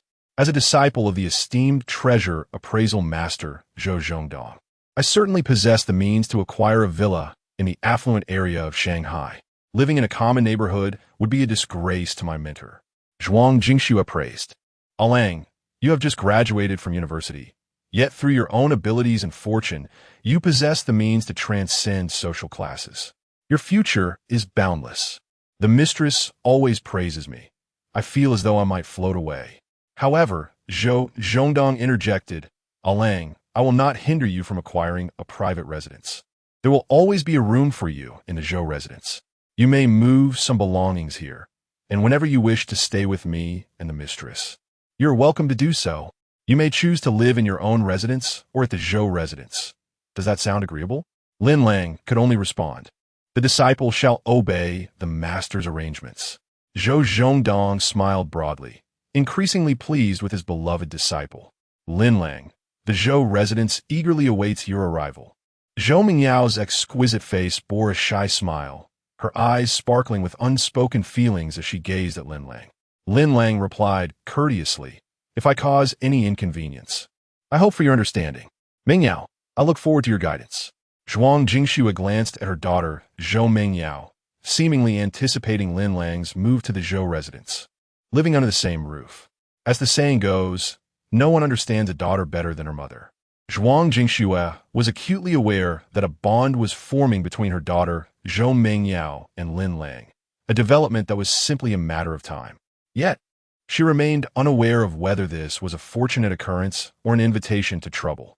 Chapter 032. Ascending the hierarchy of the Master S sect in the dining hall of the Zhou residence.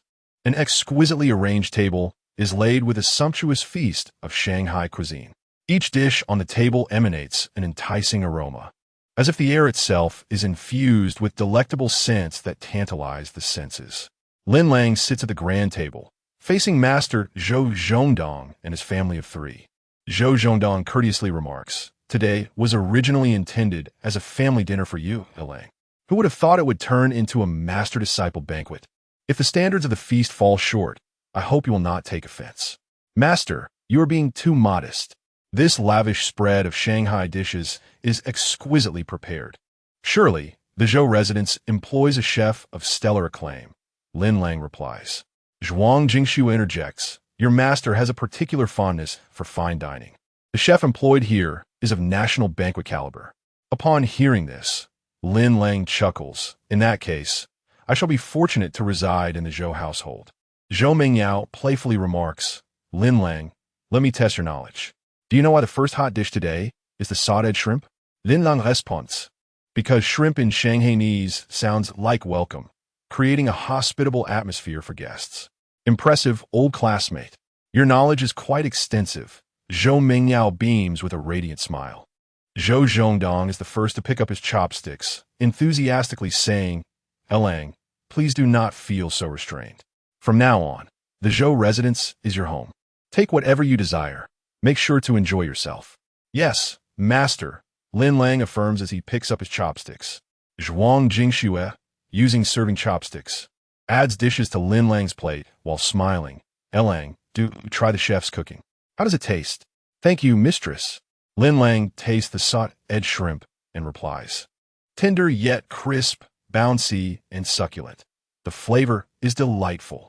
Our Shanghai-style salt-edged shrimp is simply that, salt-ed without any additional ingredients. Dipped in vinegar, it is truly exquisite. Zhuang Jingxue laughs. I'm glad you enjoy it. Do eat your fill. Lin Lang raises his teacup, standing to say, I toast to master and mistress with tea in place of wine, expressing my gratitude for your generous hospitality. Splendid. Zhou Zhongdong responds, mirroring the gesture with his tea. Beaming with joy, Zhuang Jingxue takes a sip of juice, thoroughly appreciating Lin Lang's thoughtfulness and his polite demeanor. Zhou Mengyao encourages, Lang, do sample the 8 treasures duck prepared by our chef. It has been my favorite Shanghai delicacy since childhood. Lin Lang takes a piece of the duck and praises. The duck is crispy yet tender, rich in flavor. A commendation to the chef's artistry. Ha! Zhou Mengyao chuckles sweetly. Just because I adore this 8 treasures duck. My father hired the renowned chef from the old restaurant at the Changwang Temple in Shanghai for a handsome salary. Your father truly dotes on you. With such delectable dishes from the chef, Mengyao, how do you manage to stay so slim? Zhou Mengyao replied with pride, as a top female racer. I must adhere to strict body management, with my daily caloric intake guided by a nutritionist. In elite competitions, a racer's height and weight significantly influence the car's balance. So I cannot afford to gain weight. Lin Lang responded, I see.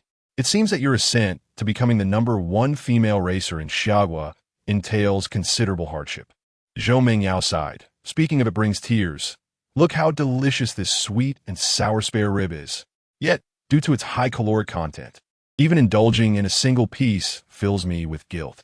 Upon hearing this, Lin Lang, with a playful demeanor, used chopsticks to serve her a piece of the sweet and sour rib, reassuringly stating, 1 piece won't harm you, with your slender figure. It's not so easy for you to gain weight. With a giggle, Zhou Mengyao happily savored the rib. Zhou Zhongdong observed the deep friendship between his apprentice Lin Lang and Zhou Mengyao, feeling a sense of joy at their harmonious interaction.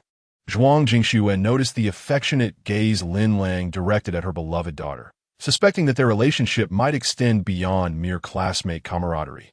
The dining experience was warm and delightful, as Zhou Mengyao and Lin Lang, having been high school classmates and desk mates for 3 years, quickly fostered a close bond with Zhou Zhongdong and Zhuang Jingxue. After the meal, Lin Lang personally drove Zhou Mengyao and Zhuang Jingxue, accompanying Zhou Zhongdong to the hospital for a heart examination. During the drive, Zhou Zhongdong engaged in lively conversation with his cherished apprentice, seemingly oblivious to the severity of his current heart condition. Upon arriving at Zhongshan Hospital, affiliated with Fudan University in Chaohai City, Lin Lang and the Zhou family encountered the hospital staff, who greeted Vice President Zhuang Jingxue with utmost respect. Zhuang Jingxue acknowledged them with polite nods. In a renowned institution like Zhongshan Hospital, appointments for various examinations require prior arrangements.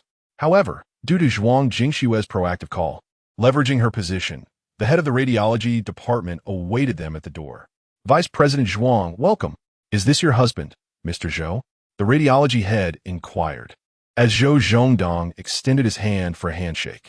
I am Zhou Zhongdong, the husband of your vice president. Thank you for your assistance. It's no trouble at all. Since you are the vice president's spouse and are experiencing discomfort, we will arrange for a few examinations without delay. Following Zhuang Jingxue's instructions, the radiology head promptly organized for Zhou Zhongdong to undergo an echocardiogram, cardiac MRI, and angiography.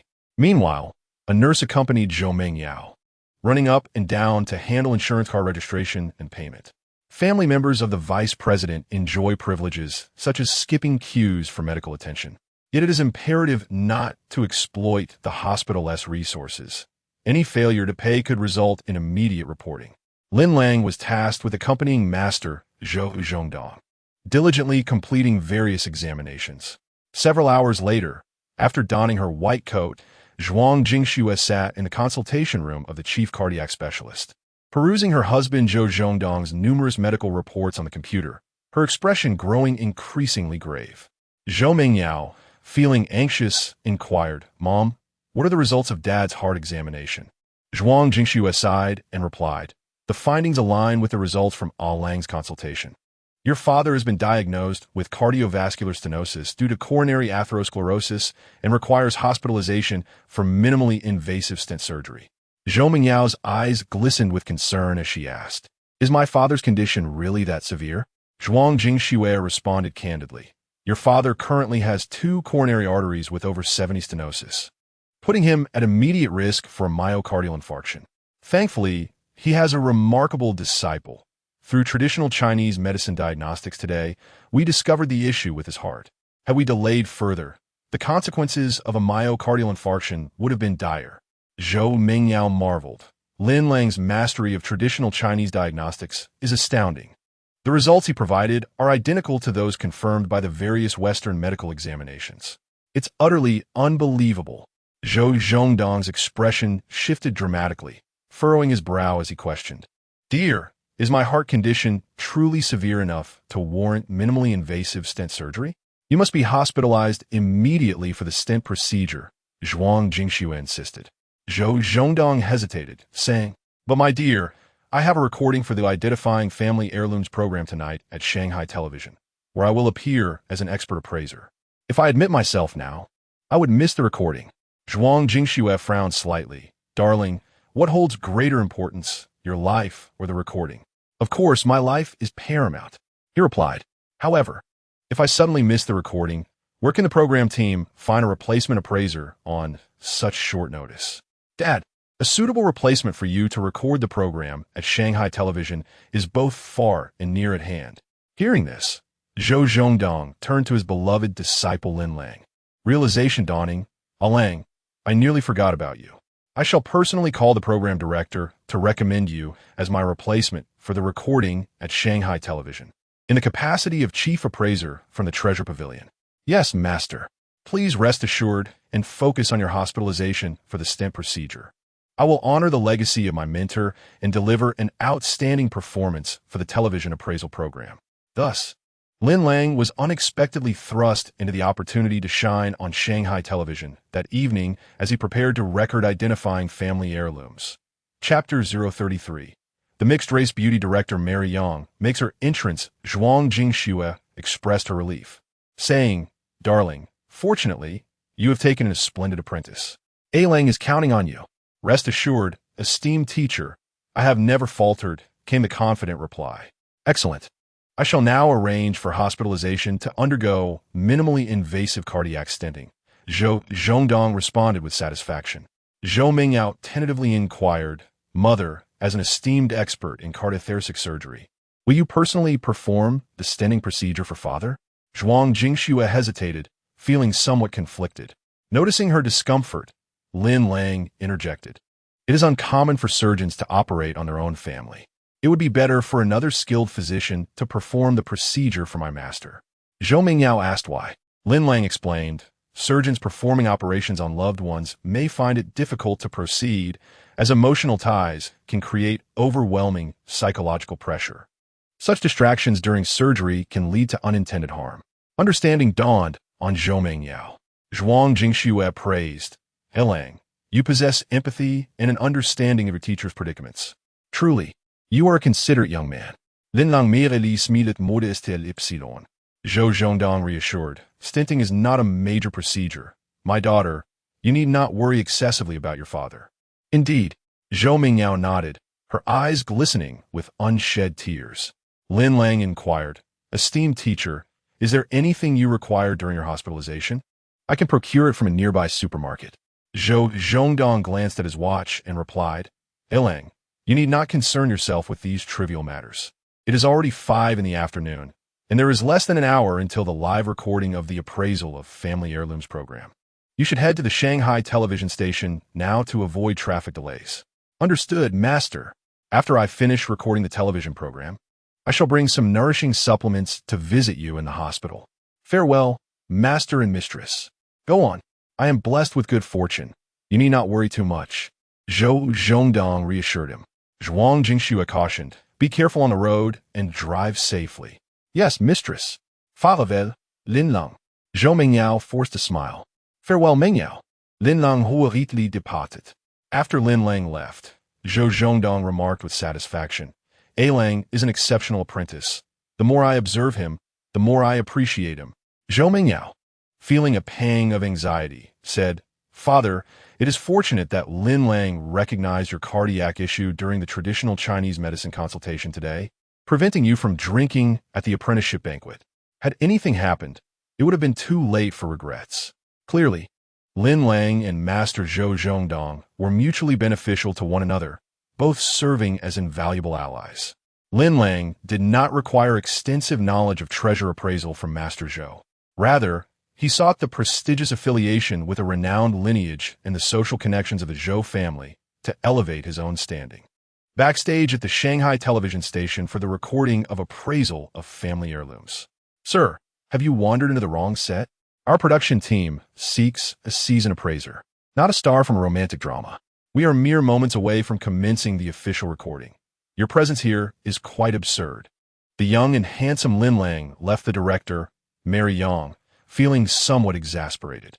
Mary Yang, a striking blend of Chinese and American heritage, possessed a unique charm that married Eastern and Western aesthetics. Her deep, expressive eyes resembled tranquil lakes. Her fair and smooth skin radiated elegance, and her tall, voluptuous figure, coupled with flowing hair, exuded an extraordinary grace. Ding! The universal word entry system chimed. Name, Mary Yang. Gender, female. Blood type, age, 30, mixed Chinese-American descent. Height, 170 centimeters. Weight, 54 kilograms. Overall beauty score, 9. 8. Widowed. Profession, chief planner and director of the Shanghai television station's Appraising Family Heirlooms program. Desire entry. A chaste widow, she finds herself alone each night, grappling with profound loneliness and suppressing her intense desires. The dashing Lin Lang, captivated by the exotic beauty of director Mary Yang, responded, Sister Mary, I assure you, I am not mistaken about my location. I am Lin Lang, the chief appraiser at the Treasure Pavilion. My mentor has been hospitalized this afternoon. Thus I am here instead to record this episode of Appraising Family Heirlooms. Mary Yang blinked her cerulean eyes, gazing at Lin Lang, who donned a crisp white Armani double-breasted suit and a Rolex watch, embodying the persona of a domineering CEO. With disbelief in her voice, she remarked, Is the chief appraiser from your Treasure Pavilion truly so young? Lin Lang countered, Does the youth and attractiveness of the appraiser adversely affect the program's viewership? Well, not necessarily, Mary Yang replied, somewhat melancholic. However, other television stations employ seasoned appraisers, typically middle-aged and older, whose expertise in antique evaluation commands greater trust from the audience. I have yet to witness a television program utilize an appraiser as youthful and dashing as you, a mere vase of an appraiser. Sister Mary, you cannot underestimate my talents based solely on my youth. I am indeed a professional in antique appraisal, although I possess the good fortune of favorable looks. I am equally equipped with skill. To label me as a vase implies I am merely ornamental and without substance. Mary Yang, in a flustered state, ran her fingers through her hair, gazing incredulously at the extraordinarily handsome Lin Lang. Then prove to me that you possess the professional caliber to appear on this program as an appraiser. Lin Lang, surveying the stunning beauty of Mary Yang, remarked, The antique tie silver ring you wear on your ring finger is a chastity ring. Sister Mary, though you are a widow, you adhere to the vows of monogamy, faithful and devoted for a lifetime. How profoundly romantic. Mary Yang was utterly astonished and exclaimed, Goodness, how could you possibly discern that? Lin Lang replied, As I previously mentioned, I am a professional in antique appraisal, and assessing women is merely my side endeavor. Now you ought to believe in my expertise as an appraiser, sufficient to appear on the show. It was the first time she had ever heard a man claim that his secondary profession was evaluating women. Mary Yang wiped the cold sweat from her brow. Lin Lang continued, It is also my first encounter with a passionate widow wearing a chastity ring. Lin Lang, this is my secret. I hope you can keep it confidential and not disclose it to my colleagues at the television station. Mary, I'm not that gossipy. I do not indulge in idle chatter about others.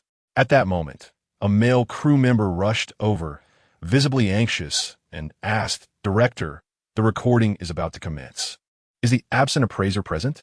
Mary Yang glanced at the tall and handsome Lin Lang and, after a moment of hesitation, replied, We need to find a more experienced appraiser. Time is running out. Since you are a disciple of the renowned appraiser Zhou Zhongdong, you must possess the requisite skills. We have no choice but to have you appear on the show, Lin Lang. Mary Yang wore a look of resignation. Cut. If it weren't for saving my master from trouble, I would not bother to appear on your appraisal show, Lin Lang remarked as he made his way from the backstage to the studio. Mary Yang gazed at Lin Lang's charming figure, pondering whether such a handsome young appraiser could truly be reliable. Chapter 034. Rising to stardom at the recording site of the appraisal of Family Heirlooms program at High Television. Two middle-aged appraisal experts were engaged in a hushed discussion. The balding expert, Gong Zhiruei, remarked, I heard that Zhou Zhongdong fell ill and was hospitalized, leading to his absence from this episode's recording. He recommended his apprentice to fill in as an appraisal expert in his place. The gray-haired expert, Kai Guisheng, responded, When did old Zhou take on an apprentice?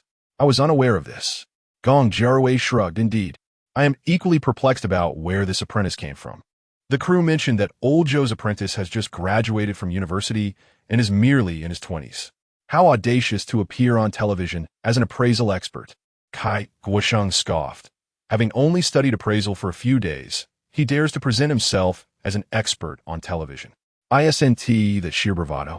As the recording was about to commence, the two experts conspired to allow old Zhou's apprentice to take the lead, curious to see if he could articulate anything of substance. Gong Zhiruei concurred precisely. If old Zhou's apprentice falters on air, it would be a disgrace for the esteemed master Zhou Zhongdong. Kai Guisheng added, in other professions, one might manage to bluff their way through, but a young lad with little experience openly masquerading as an appraisal expert on television? I doubt he has the skills to pull it off. Gong Zhiruei whispered, Quiet, here comes old Zhou's apprentice. Lin Lang approached the expert panel and respectfully greeted. I pay my respects to both esteemed seniors. I am Lin Lang, the dedicated disciple of Mr. Zhou Zhongdong. It is a pleasure to work alongside two esteemed colleagues today, and I hope for your guidance. Kai Guisheng, with a forced smile, replied, You are a promising young man, and I look forward to your performance during the appraisal. Gong Zhiruei, with a sly grin, added, As this is your first appearance on the appraisal program, my colleague and I shall refrain from speaking too much, allowing you ample opportunity to showcase your skills to the national audience. The astute Lin Lang discerned the underlying intentions of these two seasoned experts, who clearly underestimated him and wished to see him falter in front of the viewers. Thus, he responded with a smile, Thank you, esteemed seniors, for your kindness. I shall certainly uphold the honor of my master and deliver a commendable performance. Exchanging knowing glances, Kai Guisheng and Gong Zhiruei shared a hollow laugh, mistakenly believing they had ensnared Lin Lang. Little did they know, they were soon to be embarrassed on live television for their misjudgment. Meanwhile, Mary Yang had entered the recording venue, seated before the camera monitors. She beheld Lin Lang in his dapper Armani double-breasted white suit, exuding an undeniable charm and looking exceptionally photogenic. The audience seats in the studio were already filled with spectators of all ages, eagerly anticipating the commencement of the program. The cameraman, through his earpiece, inquired, Why is a young and handsome gentleman seated in the center as the appraisal expert this time? The show's format involves three appraisal experts. The youthful and striking Lin Lang, positioned between two middle-aged experts, appeared even more distinguished, like a prominent jewel among stones. Mary Yang, holding a walkie-talkie, responded, Originally, the esteemed appraiser Zhou Zhongdong was to occupy the central seat. However, due to a sudden illness, he is hospitalized, and his apprentice Lin Lang is stepping in. The director's assistant interjected, Mary, the recording time has arrived. The host is backstage, ready to make an entrance. Mary Yang raised her walkie-talkie, announcing, All units prepare for action. 3, 2, 1. Lights, cameras, director ready. Countdown, 15 seconds. 5 seconds. 5, 4, 3, 2, 1. Action. As the entrance music played, the audience erupted into enthusiastic applause. Soon after, a male and female host appeared on stage. Microphones in hand, smiling. The female host began, "Bring your treasures for a date." The male host cheerfully added, "Let's share good fortune and wisdom together." The female host continued, "Welcome to the nation's premier collecting variety show, identifying family heirlooms. Good luck hotline." Omitted. The male host remarked, "Friends from all over the country who wish to participate in our program can call the registration hotline." The female host then stated, "Before we invite our first guest with a collectible, allow me to introduce the 3 appraisal experts for this episode." The male host announced, "The first expert is the renowned cultural relic appraisal expert, Mr. Kai Guosheng." The audience applauded warmly. The elderly Kai Guosheng, with a head full of white hair, waved at the camera, greeting the viewers. The female host continued, "The second expert is Mr. Lin Lang, the chief appraiser at the Treasure Pavilion, who is also the esteemed disciple of the appraisal master Zhou Zhongdong." The audience responded with enthusiastic applause. Mari Young, observing Lin Lang, smiling and nodding slightly towards the camera on the monitor, felt a rush of long-lost excitement. "Ah," she thought to herself, "I must have been in solitude for too long. Seeing Lin Lang has evoked a rather infatuated feeling within me." As the male host introduced the third appraisal expert, Gong Jiare, murmurs of curiosity rippled through the audience. In all the episodes of Identifying Family Heirlooms, we've never featured such a young appraiser. Can Lin Lang truly win the audience's favor? Indeed, upon hearing the host's introduction, it became evident that the young appraiser, Lin Lang, is merely a protege of the renowned treasure expert Zhou Zhongdong, suggesting that his presence is more about leveraging connections for fame than genuine expertise. Is Lin Lang merely a source of amusement? One can only hope he does not embarrass his mentor Zhou Zhongdong during the appraisal. It seems rather questionable to have enlisted a youthful and handsome figure to represent the esteemed field of antiquities evaluation. Has the program truly been unable to secure a seasoned expert for the Identifying Heirloom segment? Perhaps the production team has intentionally curated a charming young appraiser to captivate a female audience and boost viewership. The truth will soon be unveiled. Indeed, the first treasure seeker of this episode has made an entrance. We see Ms. Huang, the possessor of a peculiar golden turtle-shaped artifact, taking the stage to consult with the show's experts. The female host inquires, "Ms. Huang, do you have any message for our audience today?" A bit anxious, Ms. Huang responds, "I am filled with hope for this appraisal and eagerly anticipate that the experts will reveal the value of my treasure." The male host then encourages, "Very well, Ms. Huang. Please present your item to our panel of experts for evaluation." Ms. Huang approaches the expert table and places the golden turtle artifact upon the appraisal surface. In a mischievous tone, Gong Jiare suggests, "Nephew, why don't you take the first look?" Lin Lang, after hearing this, picks up the turtle-shaped item, conducting a cursory examination. The virtual system screen before him flickers with green appraisal indicators, confirming it as an authentic antique. Kai Guosheng glances at Lin Lang, seated prominently among the experts, and maliciously hands him the microphone.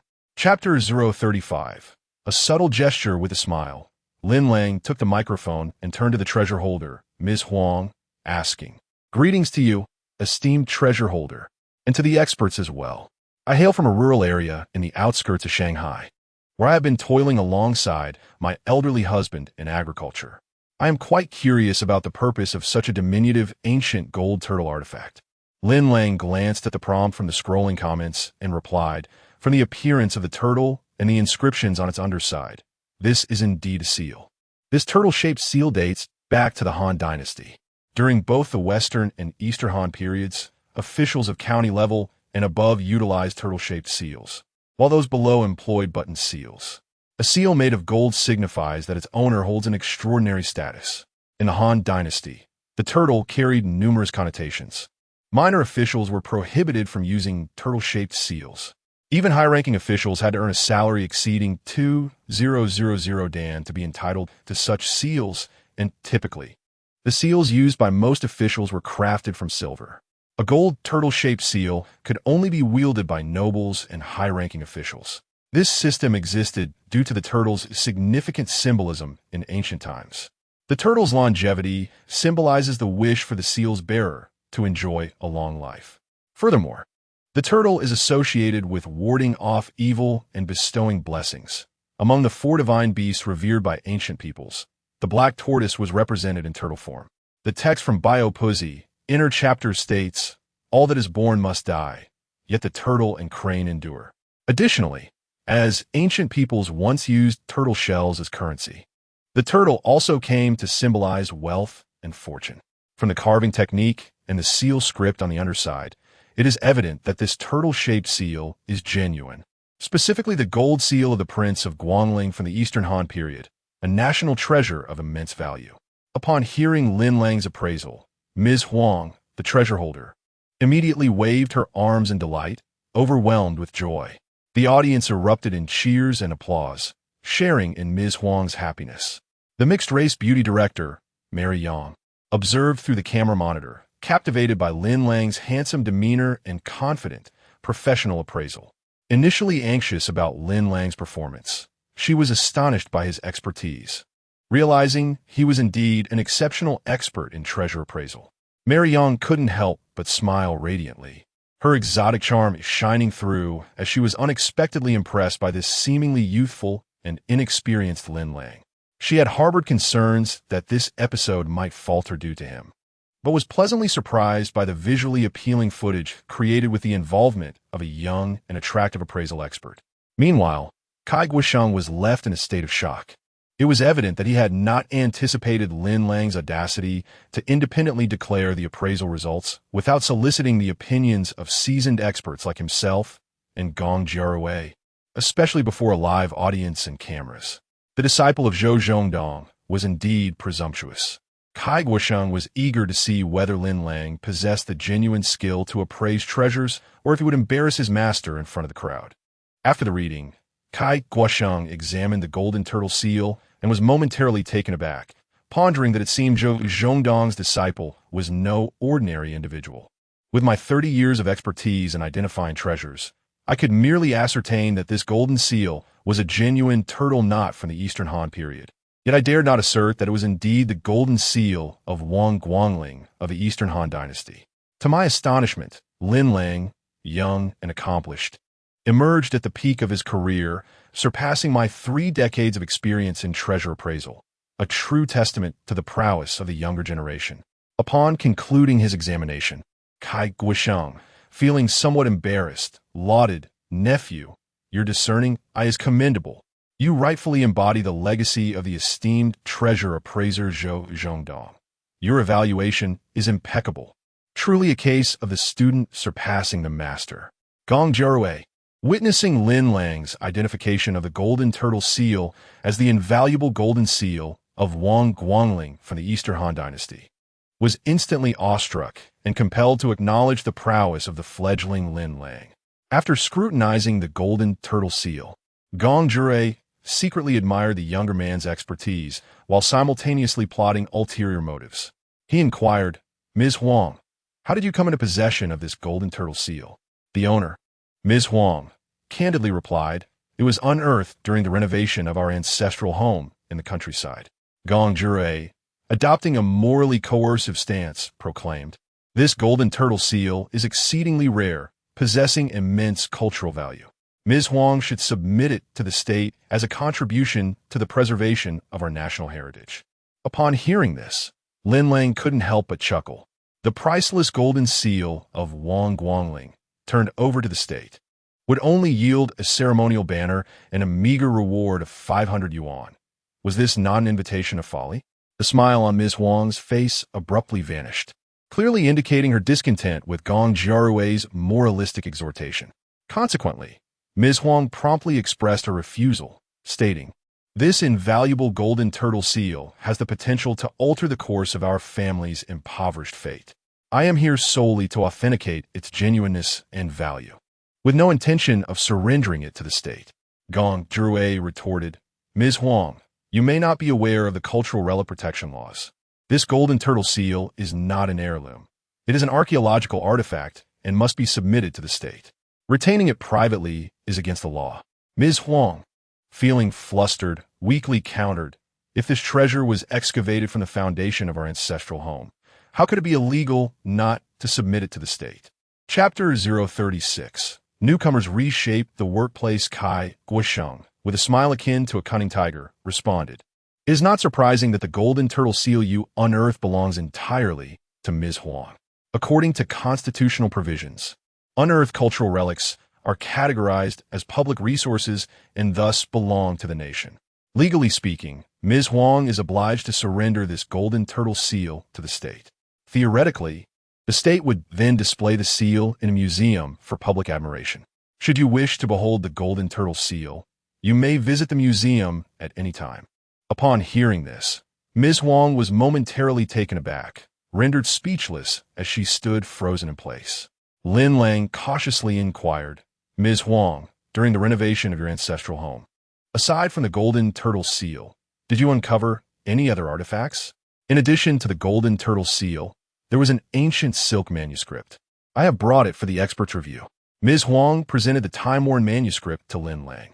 As he unfurled the manuscript and perused its contents, a subtle, scarcely perceptible smirk graced his face. The manuscript contained messages from the ancient owner of the golden turtle seal, recounting how their family had served in official capacities for generations, only to be forced to bury the seal during times of war. It stated that if future generations were to find it, it would signify a fateful connection, and the seal would be bestowed upon those who were destined to possess it. Dated from the Qing dynasty, it bore the original owner's signature. Indeed, an opportunity to confront the two elderly gentlemen had arrived for Lin Lang. Thus, he spoke with a smile, "Ms. Huang, do not be anxious.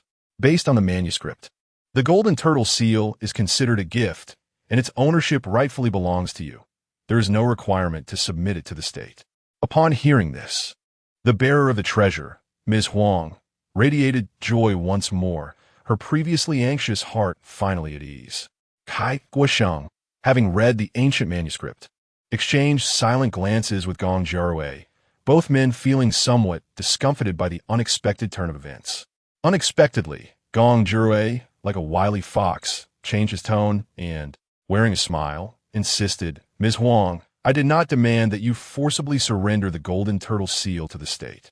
If you are unwilling to do so, the production team will not press the matter." Ms. Huang, calmed by his words, inquired with a smile, "May I ask what the current market value of this Eastern Han Guanglin King seal is?" Gong Jiarui, feigning nonchalance, replied, "While the golden turtle seal is indeed rare, its cultural value is somewhat diminished due to its low gold content and the considerable wear on the shell.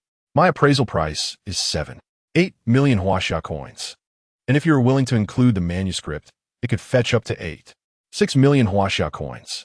Ms. Huang was elated. In the year 2008, 6 million Huaxia coins constituted a substantial sum for an ordinary individual. Gong Jiarui, harboring ulterior motives, continued to prevent the golden turtle seal from being lost abroad. "If you would be willing to entrust both the seal and the manuscript to my collection for research, I would offer you 10.5 million Huaxia coins." As a simple farmer, Ms. Huang had never encountered such a sum, and upon hearing this offer, she could hardly contain her delight. Lin Lang possessed a keen ability to read the room and was astounded to witness Ms. Huang poised to declare her intent to sell her invaluable golden turtle seal to the scheming appraiser Gong Jiarui for a mere 10.5 million Huaxia coins. Thus, Lin Lang interjected, "Ms. Huang, this Eastern Han Guanglin King seal is an exceptionally precious national treasure, with a current market valuation exceeding 100 million. If auctioned through the Hong Kong Island Auction House, it could easily fetch a staggering 200 to 300 million. Ms. Huang was left utterly astonished. After a brief moment of hesitation, she leapt with joy, overwhelmed by delight. Had it not been for Lin Lang's benevolent warning, Ms. Huang, the possessor of the treasure, would have fallen victim to the deceit of appraiser Gong Jiarui, a scenario all too common in the appraisal circle. The audience in the studio erupted in applause, sharing in Ms. Huang's happiness. Meanwhile, Gong Jiarui, exposed and humiliated, felt as though he could dig himself a two-bedroom apartment in his embarrassment, standing before the audience and cameras. Kai Guosheng, taken aback, was shocked by Lin Lang's principled defense, feeling mortified for aligning with his old friend Gong Jurue in attempting to deceive Ms. Huang. The mixed-race beauty director, Mary Yang, seated behind the monitoring screen, couldn't help but feel a thrill as she witnessed Lin Lang publicly confront the unscrupulous Gong Jurue during the appraisal show. Incredible. Who would have thought that the seemingly naive appraiser Lin Lang would boldly challenge a seasoned expert on his first appearance on the show? Truly, he embodied the audacity of youth and the boldness that accompanies exceptional talent. Lin Lang's audacity to overshadow his predecessor Gong Jurue on a televised program was indicative of his remarkable character. Following the airing of this episode, it promised to be highly entertaining and a topic of much discussion, ensuring robust viewership. Simultaneously, the male and female hosts scrambled to fill the awkward silence with a plethora of bland remarks, attempting to alleviate the tension and provide Gong Jurue with a graceful exit.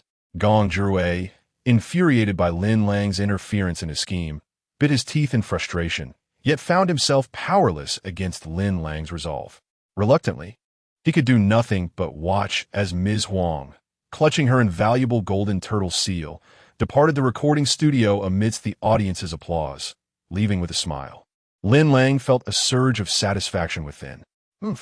After the airing of this episode of Identifying Heirlooms, any discerning viewer would surely recognize Gong Jurue's intentions to deceive Ms. Huang for her golden turtle seal, thus tarnishing his reputation and jeopardizing his legacy. Chapter 037. That rascal A. Lang, without further contemplation, Lin Lang heard the host of the program warmly welcoming the second treasure holder to the stage. An elderly gentleman, his hair a mix of white and gray, appeared carrying a blue and white porcelain vase, greeted by the applause of the audience. During his dialogue with the host, the old man, introducing himself as Mr. Zhang, confidently proclaimed that the vase he brought for appraisal was valued at 3 million Huaxia coins. After a brief exchange, under the host's guidance, Mr. Zhang smiled as he approached the panel of appraisal experts, carefully placing the exquisite blue and white vase upon the appraisal table. I kindly asked the 3 experts to evaluate the vase I brought, he said. Gong Jurue, still reeling from his recent embarrassment, was in no mood to examine the porcelain thoroughly. He glanced at the vase dismissively, offering no commentary. Meanwhile, Kai Guosheng, eager to prevent Lin Lang from overshadowing him during the program, took the initiative. After a cursory examination, he began to articulate his thoughts. Mr. Zhang, the piece you have presented appears to be a Ming Dynasty Yongla blue and white branching flower and fruit vase. If it were genuine, it would be a courtly porcelain crafted by the imperial kills of Jingda Jun during the Yongla period. Unfortunately, this vase lacks the meticulous craftsmanship expected, with a slightly inferior body and whiteness.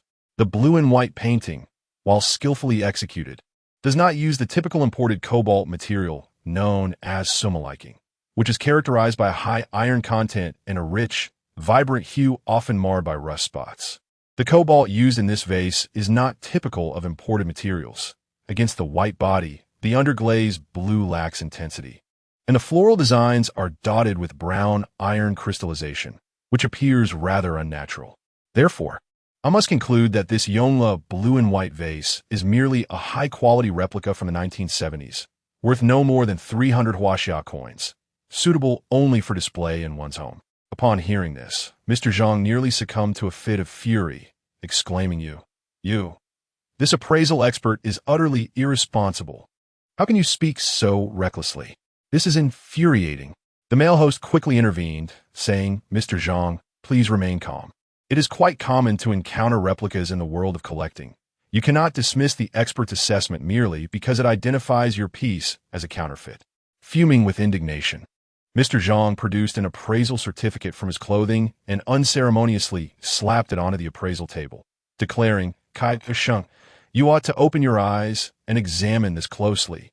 The audience could see that the certificate, dated 8 years prior, bore the signature and seal of none other than the appraisal expert Kai Guosheng himself. Caught off guard, Kai Guosheng felt an acute sense of embarrassment upon recognizing his own signature and seal on the certificate, which attested to the vase's authenticity from 8 years ago. Seated nearby, Lin Lang feigned surprise, exclaiming loudly, the signature and seal on the appraisal certificate indeed belong to you. Teacher Kai, could it be that you issued a genuine appraisal certificate for a counterfeit Yongla blue and white vase 8 years ago? Gasps of astonishment echoed through the audience, who cast incredulous and disdainful glances toward the now flustered Kai Guosheng at the expert panel. In a moment reminiscent of sitting on pins and needles, Kai Guosheng found himself under the scrutinizing gaze of the audience, his expression resembling that of someone who had just swallowed a fly, caught in an uncomfortable predicament before the national viewers, unable to articulate a coherent response. The mixed-race beauty director, Mary Young, seated behind the camera monitors, keenly observed this dramatically unfolding scene during the recording, recognizing the potential for a captivating segment. Seizing the moment, Mary hastily grabbed her walkie-talkie and instructed the cameraman to zoom in, capturing the discomfort of the appraisal expert Kai Guosheng in close-up. Once this episode aired, it was bound to generate significant buzz and skyrocket in ratings. The cameraman obediently complied, swiftly adjusting the shot to focus on Kai Guosheng's flustered demeanor, struggling to provide an explanation. Splendid. This was precisely the kind of program effect desired. I am eager to see how Kai Guosheng will explain himself to the item holder. Mr. Zhang, that rascal Lin Lang, reveling in the chaos, deliberately thrust his senior Kai Guosheng into an awkward situation, ensuring an entertaining spectacle for all. A barely concealed smile of excitement graced the exquisite features of Mary Yang, reflecting her anticipation. On stage, Mr. Zhang glared at Kai Guosheng, his fury nearly causing a cerebral hemorrhage. Meanwhile, the audience transformed into a collective of onlookers, casting derisive glances at the beleaguered Kai Guosheng. Sitting among the experts, Gong Jure, positioned behind the younger Lin Lang, gazed at his old friend Kai Guosheng, thinking to himself, "It was I who felt embarrassed just moments ago. Now, it is Kai's turn." I felt a twinge of sympathy for Kai. The current situation was far worse than a mere car crash. Before Lin Lang appeared on the show, such uncontrollable awkwardness had never occurred at the recording site. Why, on this inaugural outing, must both Kai and I bear such humiliation? Chapter 038. A profound silence after a brief hesitation. Kai Guosheng could only brace himself and firmly deny, although this appraisal certificate bears my seal and signature. It has been fabricated by another. He continued, "I sincerely apologize, Mr. Zhang. The Yongla blue and white porcelain vase you brought today, along with the appraisal certificate, are both fraudulent." Upon hearing this, Elder Zhang was nearly apoplectic, trembling with rage as he pointed accusingly at Kai Guosheng. It was you who, during a paid appraisal event held by an appraisal institution, declare my blue and white vase to be genuine. I have cherished it as a family heirloom ever since. How dare you now claim it is a counterfeit, and even assert that the appraisal certificate is false? In my advanced years, I have never encountered such a shameless individual. Kai Guosheng found himself at a loss for words, feeling so embarrassed that he wished to sink into the ground. In a moment of desperation, he recalled that the appraisal institution listed on the certificate had closed its doors many years ago, and the passage of time rendered it impossible to trace the authenticity of the appraisal certificate. No one could attest to the fact that he, Kai Guosheng, had collected the appraisal fee, signed, sealed, and issued such a certificate. Thus, Kai Guosheng, with a heavy conscience, continued to deny. "You must have been deceived by someone impersonating me. I, Kai, have never stamped or signed any such appraisal certificate." Elder Zhang was rendered speechless by anger. Gong Jurwei interjected. "The world of collecting is rife with deceit and chaos. One must bear the risks of their investments. When you acquire a counterfeit, you must accept the consequences." He continued, "I am quite familiar with Kai Guosheng's handwriting, and the signature on the appraisal certificate bears no resemblance to his style. I would stake my reputation that the signature on that certificate is not his." Gong Jurwei attempted to exonerate his colleague Kai Guosheng.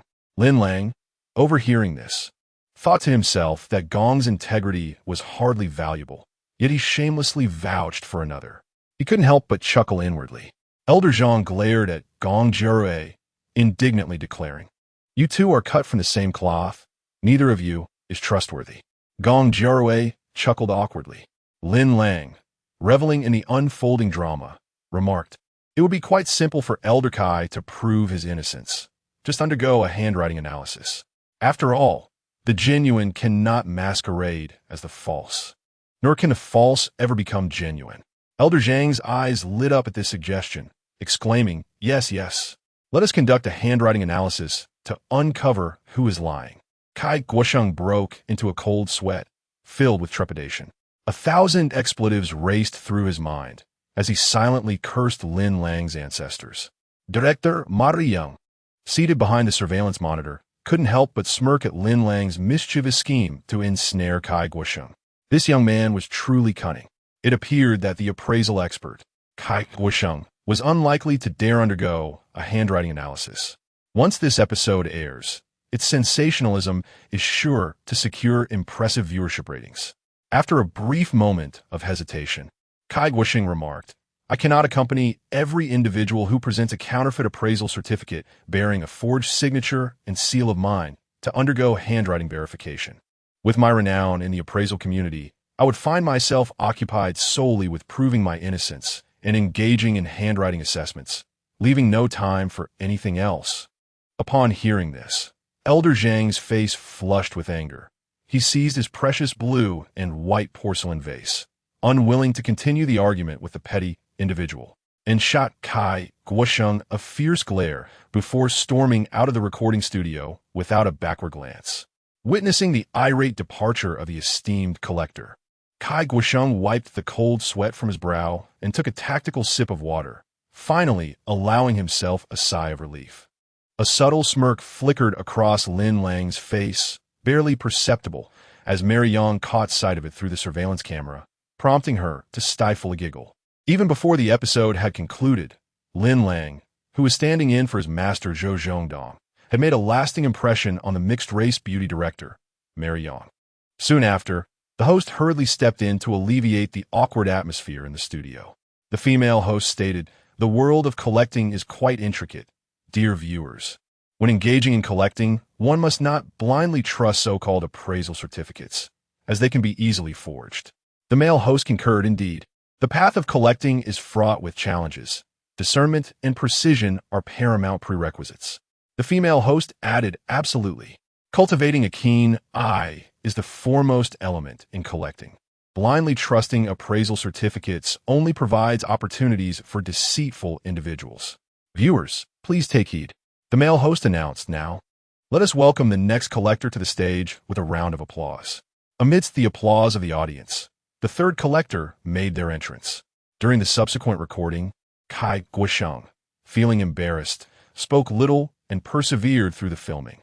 Similarly, the appraisal expert Gong Jirue, feeling equally humiliated, relinquished all opportunities to shine on camera, allowing Lin Lang to take the spotlight. Chapter 039. The invitation from Mary Yang with the aid of an all-encompassing word prompt system. Lin Lang expertly appraised the treasures presented by the contestants, captivating the audience with his eloquence and brilliance, which elicited waves of applause. The segment featuring 3 appraisal experts had transformed into a veritable showcase for Lin Lang. As the host delivered the closing remarks, the sounds of farewell music filled the air. The recording of the Heritage Treasure Appraisal Program concluded, and the audience rose from their seats, some reluctant to depart, guided by staff members as they exited the venue in an orderly fashion. The appraisal expert, Kai Guosheng, was the first to rise and said, "I must take my leave. Esteemed colleagues, I find myself rather fatigued today. Old Kai, may I join you? Let us depart from Shanghai television station together," responded Gong Jirue as he prepared to exit. Lin Lang stood up, forcing a smile, and remarked, "Safe travels, esteemed seniors. Forgive me for not seeing you off further. Until the next episode." Kai Guosheng managed a strained smile, reluctantly bidding farewell with, "Goodbye, dear nephew." "Farewell," Gong Jirue echoed, his smile equally forced. As the 2 cunning old foxes turned to leave, their feigned smiles vanished, barely suppressing their urge to vent their frustrations. With evident displeasure, Gong Jirue murmured, "This episode has left me feeling utterly embarrassed." Kai Guosheng, his face ashen, inhaled deeply and replied, "I truly feel I have lost face today. It infuriates me. It is downright maddening." Gong Jirue lamented as he exited, Zhou Zhongdong's apprentice seems harmless and humble, yet he is quite the schemer. Kai Guosheng concurred indeed. That Lin Lang thrives on chaos, stirring the pot and forcing me to validate my expertise in handwriting analysis. Such malice is unmistakable. Sighing, Gong Jirue continued, we, two renowned appraisal experts with over 60 years of collective experience, have today fallen victim to this young man. It appears that Zhou's protege possesses greater depth and cunning than either of us.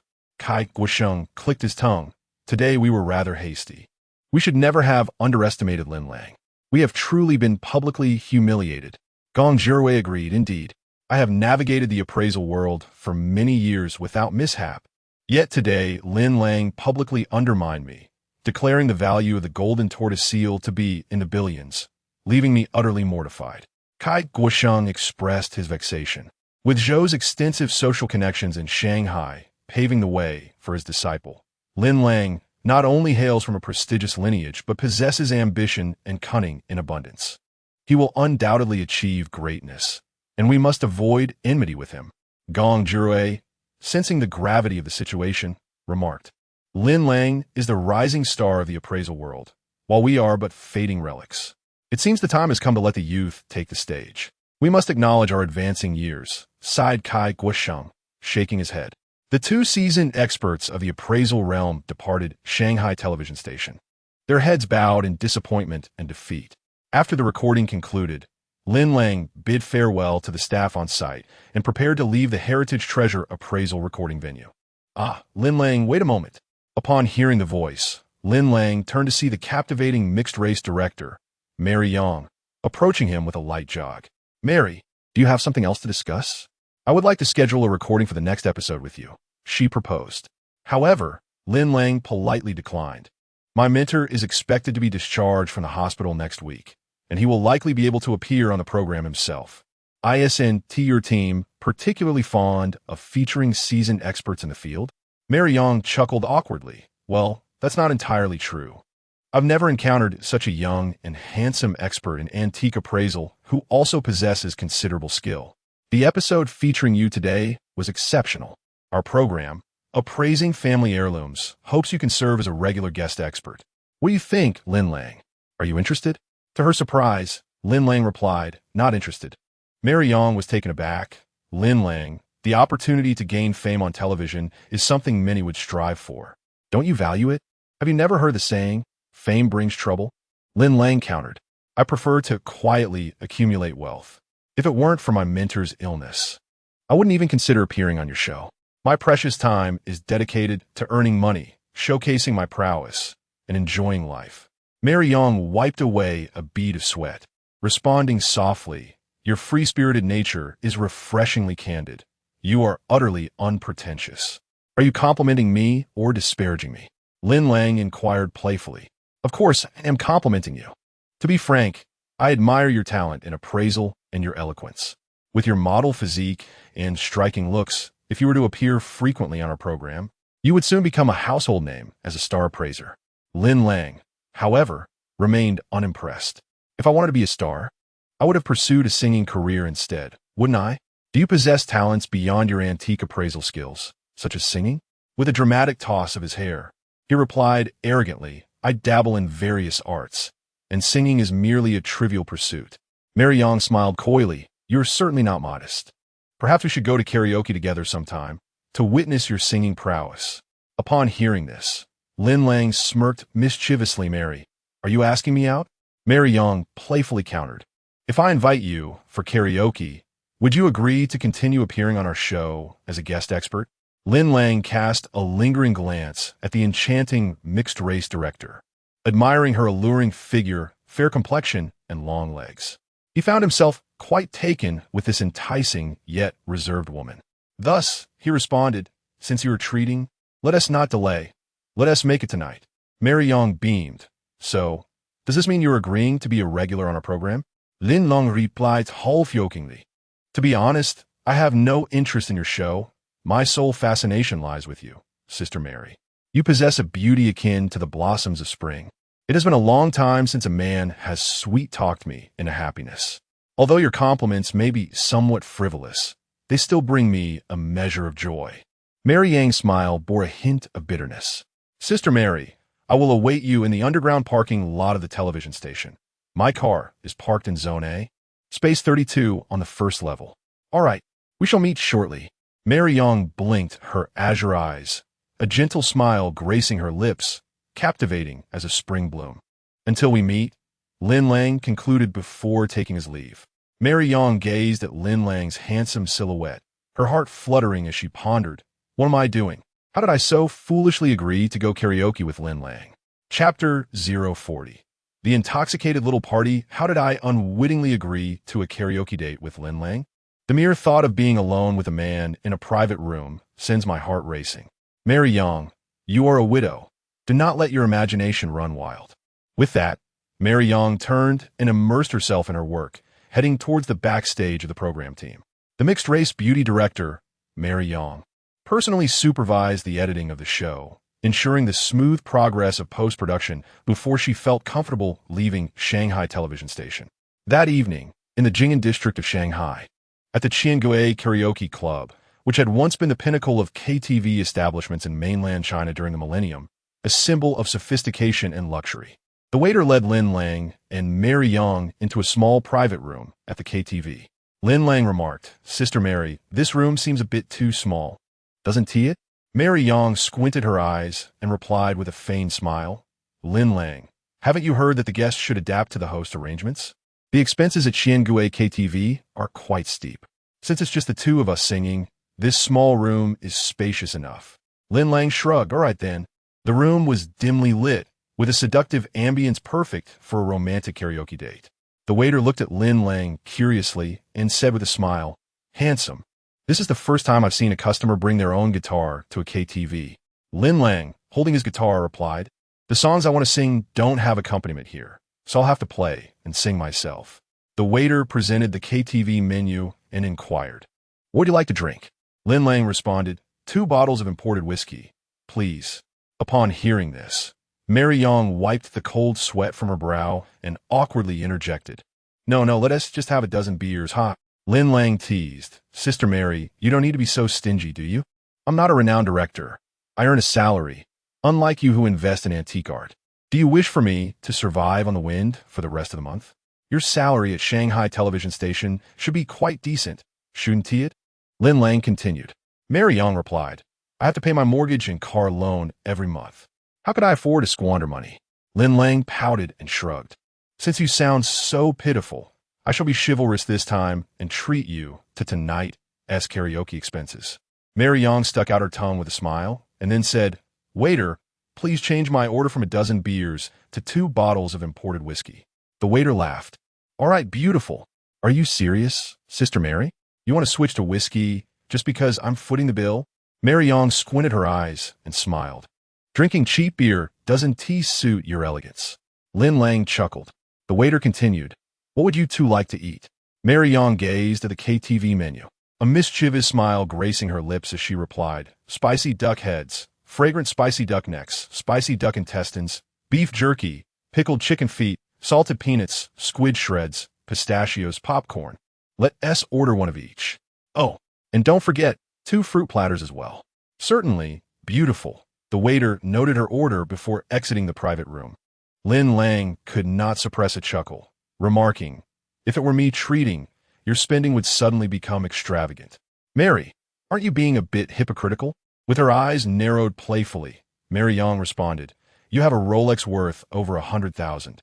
This little indulgence is but a drop in the ocean for someone like you who invests in antiques and artworks. Please don't flatter me, Mary. I am no big shot. I'm just a small fry, Lin Lang retorted. What does small fry mean?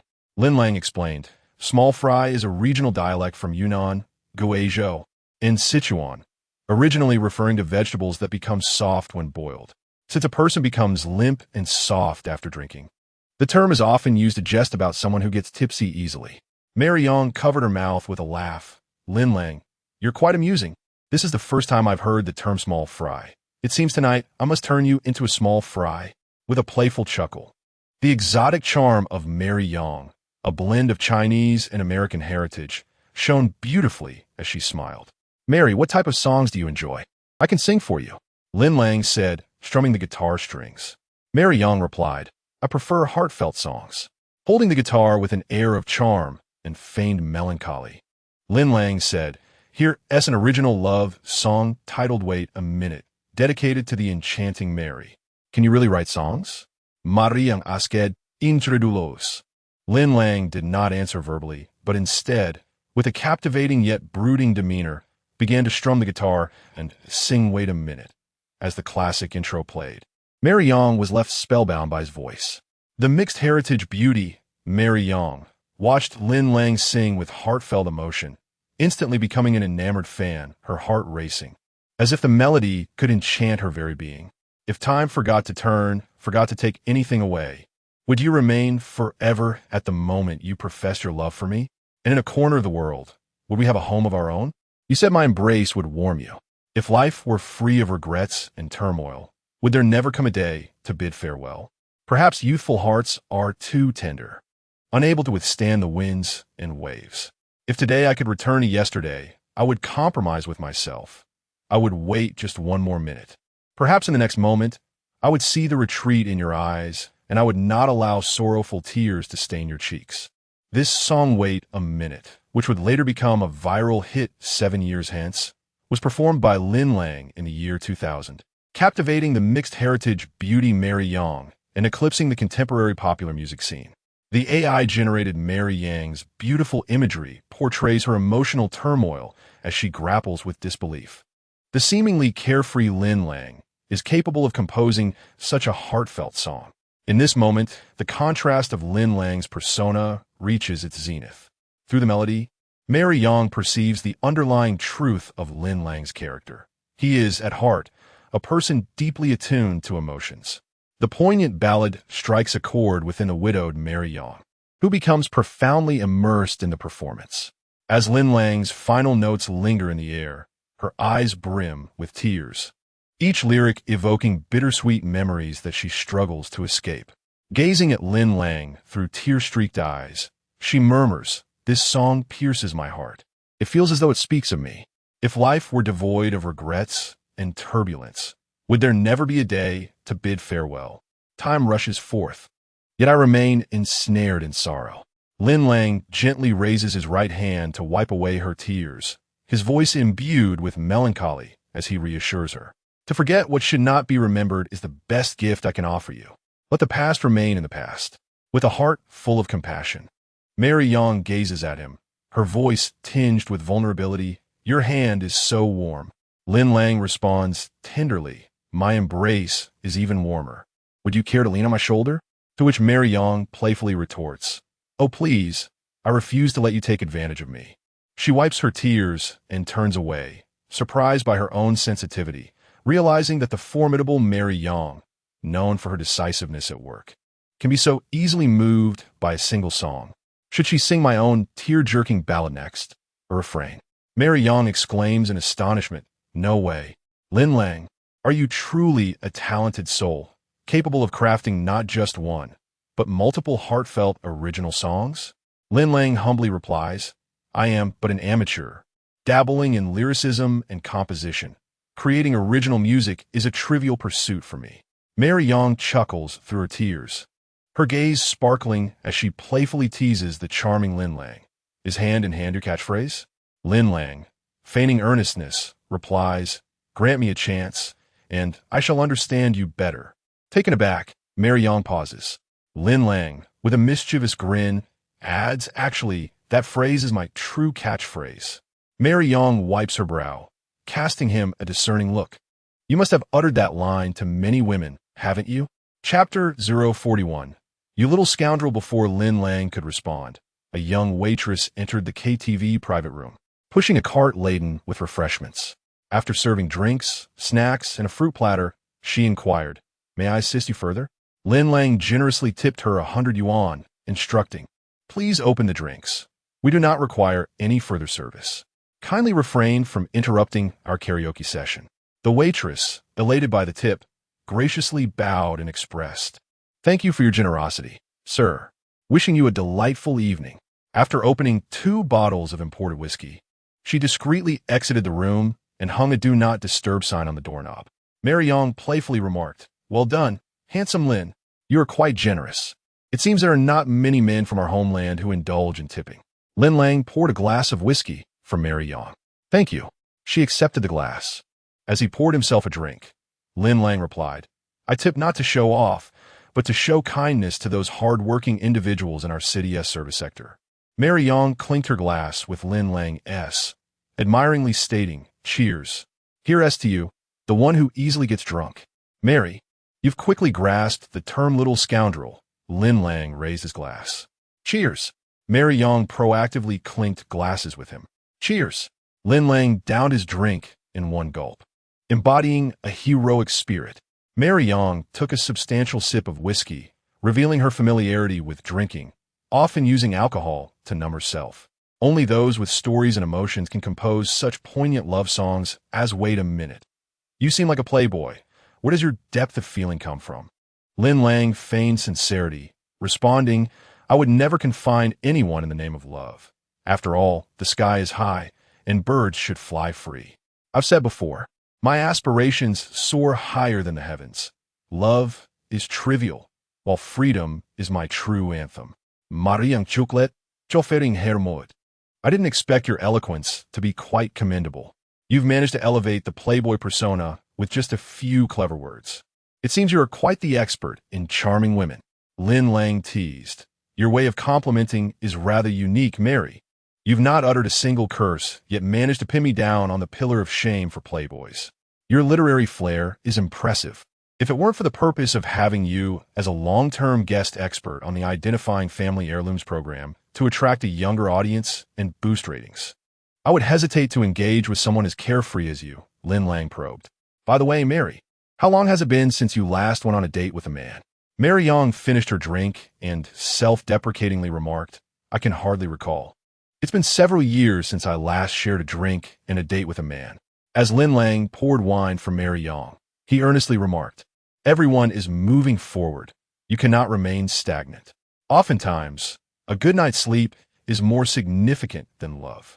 Lin Lang, you certainly have a way with discussing life. Mary replied with a playful tone, but I suffer from insomnia and haven't enjoyed a proper night's sleep in ages.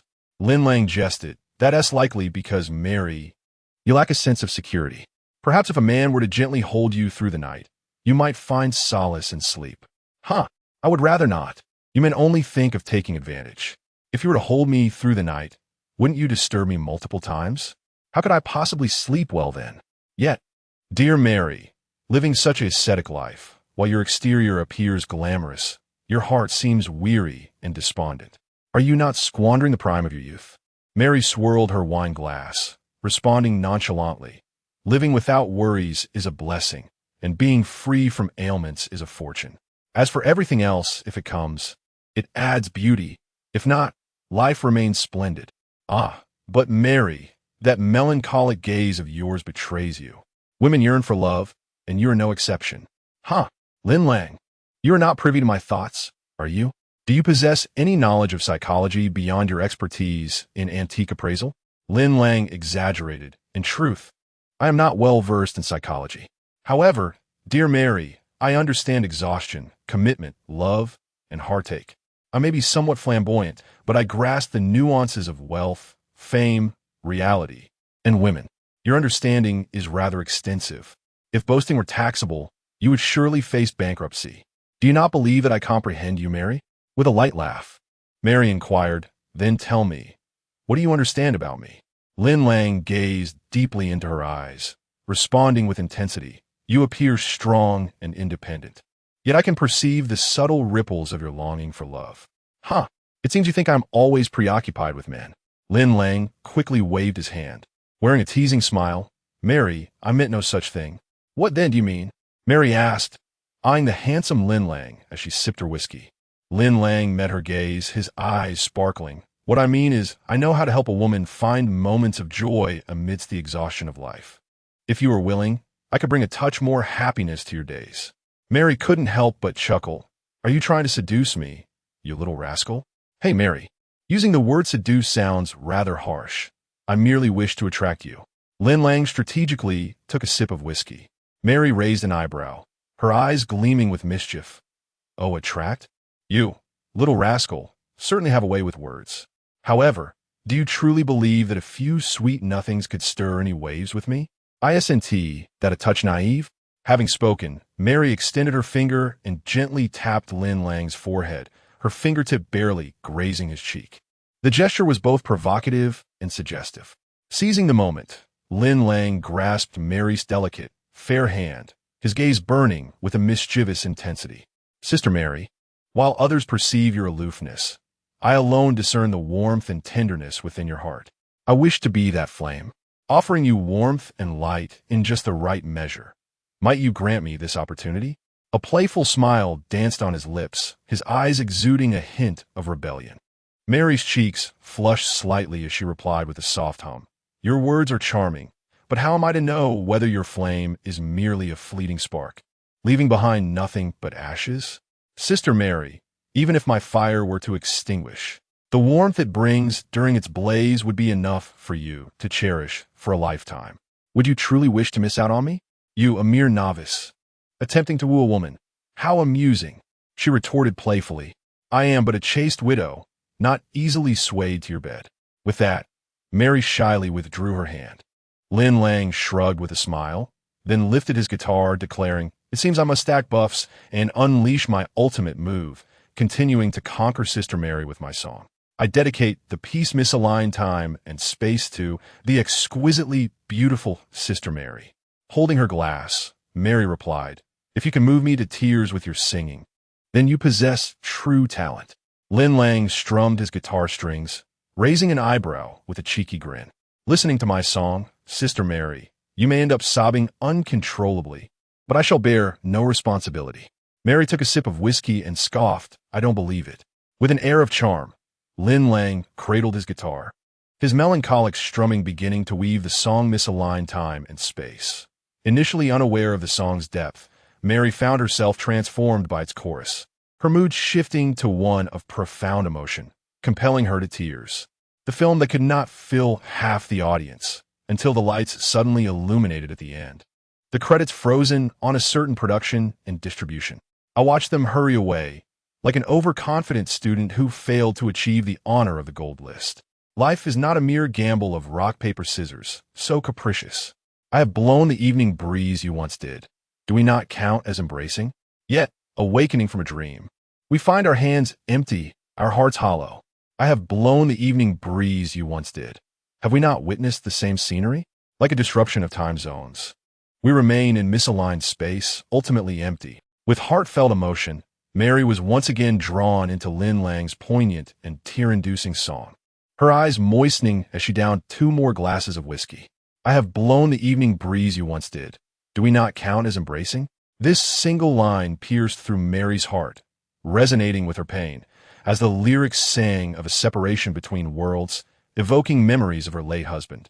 Forever lost in a misaligned time and space, their paths no longer converging.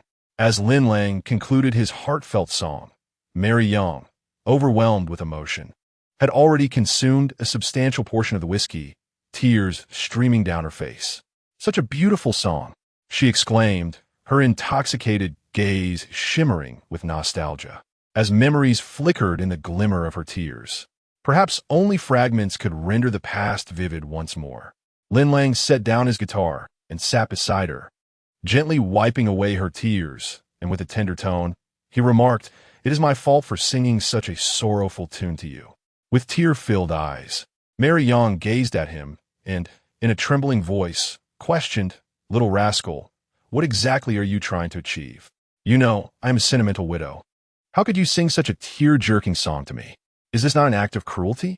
While continuing to dab at her tears, Lin Lang replied, I have already warned you. Should you listen to my love songs and end up weeping uncontrollably, I cannot be held accountable. With a touch of vulnerability, Mary Young lamented, Who could have imagined that beneath your free-spirited exterior lies the ability to compose such poignant melodies? I am naturally emotional, and to have cried twice at your songs is truly embarrassing. Dear Mary, shedding tears is beneficial for you. It serves as an emotional release, perhaps a sign that you have been suppressing your feelings for too long. Prolonged repression is detrimental to your well-being. You little rascal, you are quite mischievous. And now that I'm feeling down, you must take responsibility and cheer me up immediately, Mary Yang playfully demanded. Chapter 042, The Affectionate Ancestor. Weak in the knees from flirting Sister Mary, your smile and pout are truly lethal. I possess an exclusive secret formula that will undoubtedly bring forth a beaming smile upon your face. However, this secret must be sought out by you. Should you draw a little closer, I shall discreetly share it with you. Lin Lang raised an eyebrow playfully. Oh, what delightful secret could it be? Mary Yang leaned closer to Lin Lang. With a swift motion, Lin Lang seized the opportunity to plant a kiss on Mary Yang's cheek. Instantly, her face flushed crimson. She widened her eyes and raised her hand as if to strike him, yet it merely rested gently upon his shoulder. You little rascal, how dare you ambush me? I thought you were merely a charmer with your words, but it seems you are rather bold as well. Though her words bore a hint of reproach, her gaze was filled with shyness and a subtle trace of joy. Lin Lang grasped Mary Yang's hand firmly, gently pulling her closer. His eyes locked onto hers with a mischievous smile playing upon his lips. Sister Mary, I too yearn to make you happy. Surely, being kissed by someone you adore brings you joy? Mary Yang's cheeks reddened further as she playfully retorted, Do not flatter yourself. Who said I like you? You took advantage of me with that kiss. How could I possibly feel happy about being at a loss? Her eyes sparkled as they danced over Lin Lang. Raising an eyebrow, Lin Lang replied with a roguish grin, Sister Mary, while my kiss was indeed sudden, it was also irresistible. If you feel wronged, you are welcome to return the kiss. We shall call it even. Mary Yang withdrew her hand forcefully, tilting her head slightly with a mix of pride and bashfulness. I'm not one of those naive little girls who can be swayed by your mere words. The tactics may falter before an elder sister. How could those young girls ever compare to me? She cast Lin Lang a sidelong glance, half smiling, those young girls are all so innocent and easily deceived. How could they not be compared to me? Lin Lang, sweet of tongue, responded, Sister Mary, have you not heard? The pinnacle of sweetness lies with the elder sister. Upon hearing this, Mary Yang felt a surge of delight within. Though her words remained contrary, I've never heard such a thing. You must have fabricated that lie to amuse me. With exaggerated expression, Lin Lang replied, Age is never a shackle for an elder sister. Rather, it manifests as an aura and a mature charm. At the apex of the food chain, it must be the elder sister. Mary Yang covered her mouth, laughing. You little rascal, you truly excel at charming women. Lin Lang continued. Even the cosmos culminates in the elder sister. Mary Yang's laughter became even more joyous, her exotic azure eyes narrowing into a crescent as she beamed with sweetness, captivating Lin Lang's gaze.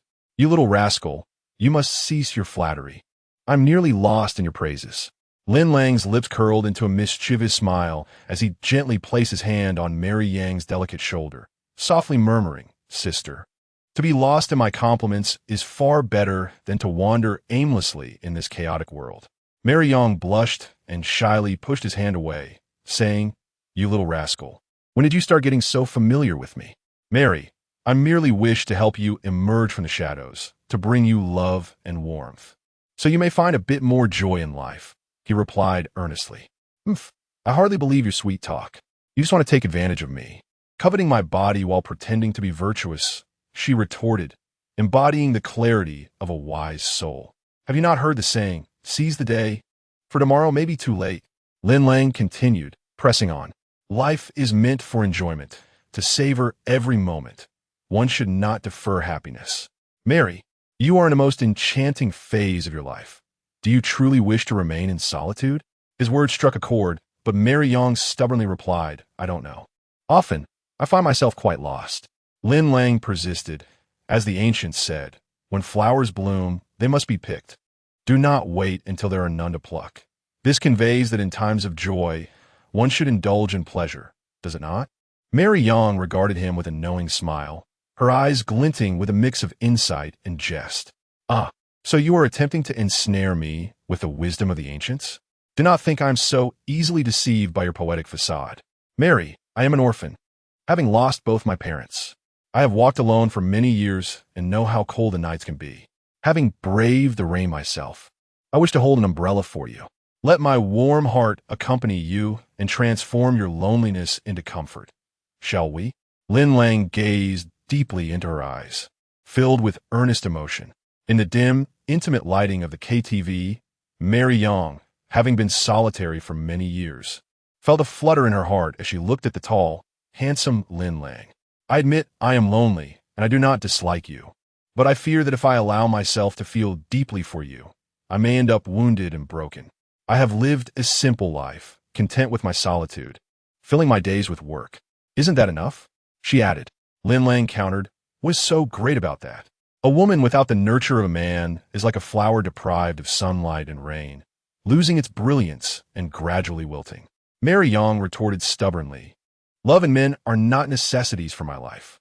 But while love and men may not be essentials, they are the spices of life," Lin Lang insisted.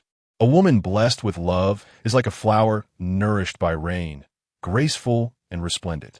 Mary Yang chuckled softly, "You little rascal, you truly are eloquent, using sweet words to charm me into your embrace." The moment I laid eyes on Sister Mary, an overwhelming possessiveness surged within me. "Sister Mary, I harbor feelings for you. I lay this declaration before you. It is up to you to find a way to love me. There is no room for negotiation, nor will I accept any rebuttals. I perceive that you are not merely a naive girl, but rather a little seductress." "Ah!" Lin Lang chuckled awkwardly. Mary Yang provocatively pushed an entire bottle of whiskey across the coffee table towards Lin Lang and said, "If you can down this 43-degree whiskey in one go, I shall see your sincerity in liking me." Lin Lang wiped the cold sweat from his brow and weakly responded, "No way, Sister Mary. I'm a lightweight. One bottle of 43-degree whiskey would leave me utterly disoriented. It is you who insists on pursuing me, so if you choose not to drink, do not claim I haven't given you the opportunity." After a moment as contemplation, Lin Lang steeled himself and declared, "If I must drink, then I shall. Who fears whom? To die under the peony blossoms is to live a life of passion." Before indulging, Lin Lang placed his bank card on the table. Mary Yang, puzzled, inquired, "What is the purpose of placing your bank card on the table?" Lin Lang, with warmth in his heart, replied, "The bank password is 6/8. I fear that should I become inebriated, I might be unable to settle the bill, and I would not want to impose a financial burden on you, especially considering your mortgage and car payments. I cannot bear the thought of you enduring hardship in the latter half of the month." Mary Yang, touched by his words, responded, "I was merely joking with you. You cannot be serious about drinking, can you?" In the spirit of winning Sister Mary's affection, Lin Lang decided to take the plunge. With a bold gesture, he seized the whiskey bottle and created a vortex within it before downing the entire contents in one swift motion. "Ah, so this is what it means to spin one. No way, little lightweight. You truly down an entire bottle of 43-degree whiskey in one gulp, just to win me over? You're quite committed." Mary Yang wiped her brow. Lin Lang, after a hearty belch, set the empty whiskey bottle down on the table and, with drunken eyes, chuckled, "Sister Mary, you are truly beautiful." No sooner had he finished speaking than he collapsed onto the sofa, resting his head on Mary Yang's lap, completely oblivious to the world, snoring like a little pig. "Ah, you really are a lightweight, Lin Lang. Are you all right? Wake up, Lin Lang." Mary Yang gently shook him, realizing he was profoundly intoxicated, having completely lost consciousness. "Your tolerance is shockingly low, Lin Lang." As she gazed upon Lin Lang's handsome visage, a ripple of emotions surged within her, her heart racing uncontrollably. "Ha, little lightweight, with such little tolerance, you dare to pursue me." Mary gently caressed Lin Lang's hair, for it had been a long time since she had been so close to such a handsome man. Her heart fluttered with excitement, utterly captivated by Lin Lang. With her cheeks flushed, Mary felt a delightful thrill as her heart raced, unmistakably stirred by a feeling of infatuation. Like a delicate dragonfly skimming the surface of water, she placed a soft kiss upon Lin Lang's cheek, reveling in a sweet sense of joy. Chapter 043. Intoxication of the heart. Mary, with her head bowed in modesty, gazed at the inebriated Lin Lang, gently caressing his chiseled cheek. Entranced and unable to avert her eyes. "You little rascal, you truly are quite handsome. Wake up, little rascal. Are you really asleep?" Mary shook the heavily intoxicated Lin Lang, who remained unresponsive, lost in his stupor. It appears you are indeed a lightweight when it comes to drink. Wow, your eyelashes are so long, and your nose is so perfectly sculpted. Those thick, unyielding brows exude a remarkable charm. Even with your eyes closed, you are strikingly handsome. What am I indulging in with these fanciful thoughts? Is it true that bad boys are irresistible to women? Surely, my prolonged solitude has led me to such whimsical musings. I must regain my composure. In nature, the most exquisite things often conceal danger. The more handsome a man, the more perilous he can be. There is no future for us.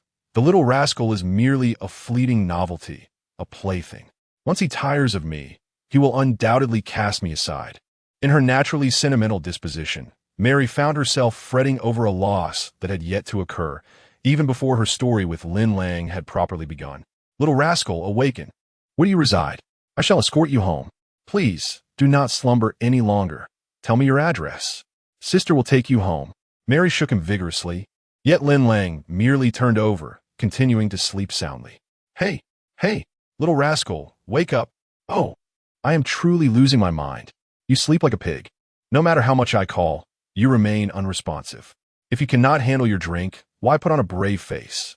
I am at my wit's end. Had I known, I would not have toyed with you. Who could have anticipated that you would down an entire bottle of whiskey in one go? Now, I have no idea where you live. I cannot simply take you back to my home. That would be inviting danger and giving you an opportunity. Perhaps I should call your master, Zhongdong, and have someone from your circle come to retrieve you. Mary took out her phone, intending to dial the renowned appraiser Zhongdong, but hesitated at the thought of disturbing him while he was hospitalized for surgery. What shall I do with you, little rascal? Now that you are without a home? It seemed that the only option left was to find a hotel, secure a room for him, and leave him there for the night. As she rifled through Lin Lang's belongings, she discovered his wallet, yet found no identification within. Without ID, he could not check into a hotel. Oh, what now? Mary rummaged through her own bag, only to be astonished to find that she too had forgotten her identification. This is quite the predicament. Mary Young found herself in a predicament, for neither she nor the charming young man, Lin Lang, possessed their identification cards. The thought of escorting him to a hotel seemed futile, leaving her to ponder the unsettling notion of inviting him to her home. A wave of confusion washed over her as she contemplated the implications of such a decision. Was she inviting trouble? Or should she allow him to spend the night on the streets? After a moment of internal struggle, her compassion prevailed. She could not bear the thought of Lin Lang sleeping rough. After settling the bill at the KTV, she hoisted Lin Lang's guitar, the very instrument he used to woo others, onto her back and awkwardly assisted him into a taxi. "Oh dear, you are quite heavy," she exclaimed, feeling the strain as she helped him into the vehicle. Wiping the perspiration from her brow, Mary settled into the back seat and informed the driver of their destination. As the taxi turned a corner, Lin Lang, still intoxicated, leaned against her, continuing his slumber. Mary gently stroked his hair, her voice tinged with concern. "Please, do not vomit on me. My clothes are quite expensive." The taxi driver, overhearing her, chimed in, "Madam, please ensure your husband does not make a mess in my car. Any damage will incur cleaning and compensation fees." Mary let out an awkward laugh, secretly delighted by the driver's misunderstanding, which brought her an unexpected sense of joy. As they traveled, Mary couldn't help but notice Lin Lang, resembling a cute little puppy in his drunken state, having downed an entire bottle of whiskey for her sake. The confined space of the taxi was infused with a heady mix of alcohol and Lin Lang's natural scent, creating an alluring aroma that captivated Mary. There was an enticing blend of recklessness and passion in the air. Strangely enough, having Lin Lang by her side filled her with warmth. He seemed to possess a magical quality capable of dispelling her loneliness and fatigue. This marked the first time in many years that Mary had brought a man home, leaving her emotions in a tumultuous state of anxiety and inexplicable anticipation. It felt as if destiny had woven a thread of unrest into the fabric of the night. Upon arriving at the Jing and Bailey community, the petite Mary, supporting the towering Lin Lang who stood at an impressive 185 centimeters, stumbled into the elevator only to encounter her neighbor, the fashionable photographer Ma Xiaofei. Ma Xiaofei, who lived directly across from Mary, was not only her neighbor, but also a close confidant, the kind with whom one shares everything. Mary, feeling a wave of embarrassment at being caught bringing a man home, forced a smile and nodded in acknowledgement. Ma Xiaofei's disbelief was palpable as she exclaimed, "What is happening? Mary, you're bringing a man home? Is today truly a day for surprises? Could it be that you've secretly started dating someone and haven't told me?" Ma Xiaofei teased, her mischievous smile directed at her friend Mary Yang, who was supporting the tall and handsome Lin Lang in the elevator. Mary Yang awkwardly chuckled, "This situation is a bit complicated, and I'm not quite sure how to explain it to you. Seeing you finally in a relationship brings me such joy. There's no need for explanations," Ma Xiaofei exclaimed. "I've never seen you bring a man home before, so it seems this charming and tipsy gentleman has certainly captured your heart." Mary Yang was at a loss for words, her exquisite face flushed with embarrassment. Leaning closer, Ma Xiaofei whispered mischievously, "I know you don't have any contraceptives at home, so I'll bring you a box shortly." As she spoke, a playful grin adorned her face.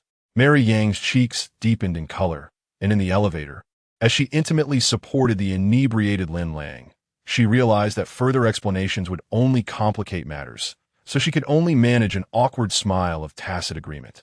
Chapter 044: The Strategy of the Rogue Ding. The elevator doors slid open. Ma Xiaofei assisted her dear friend Mary Yang in ushering the inebriated Lin Lang into Mary's abode. Initially, Mary intended for Lin to rest in the guest room, yet, without hesitation, her friend Ma Xiaofei insisted on helping him onto Mary's own bed. Bound by a sense of propriety, Mary found herself unable to voice any objections. Lin Lang, in a state of complete intoxication, sprawled across Mary's bed in a carefree manner.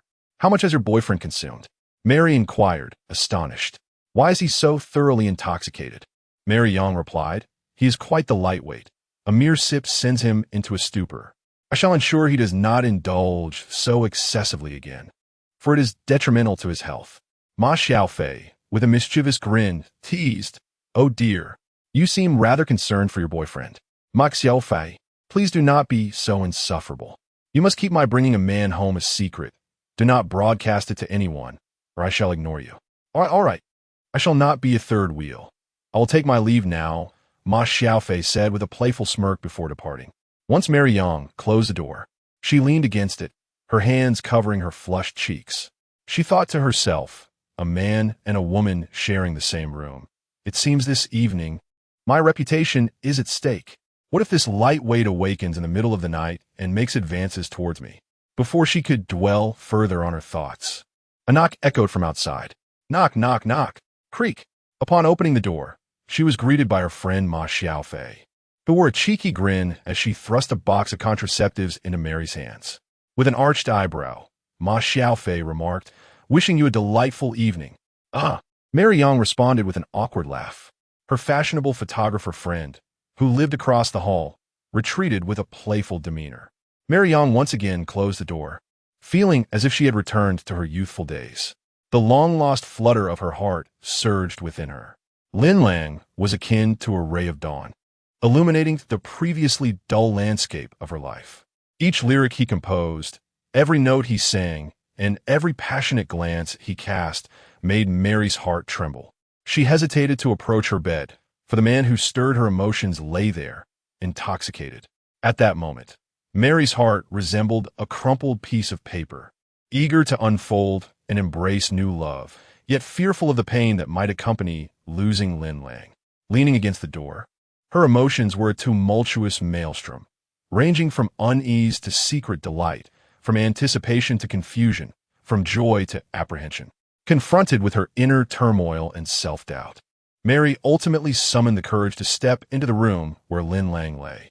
As she beheld Lin Lang resting upon her bed, she mused, "I must be out of my mind to have brought this man, whom I have only just met, into my home. What am I truly hoping for?"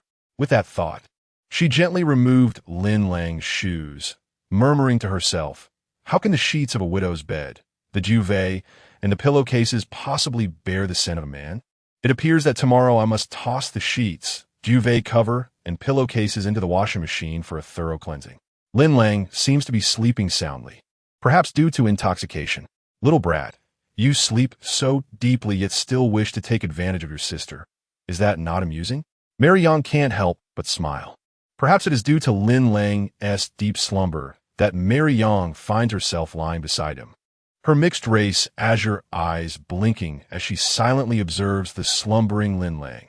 As she gazes, Mary Yang cannot suppress a quiet chuckle.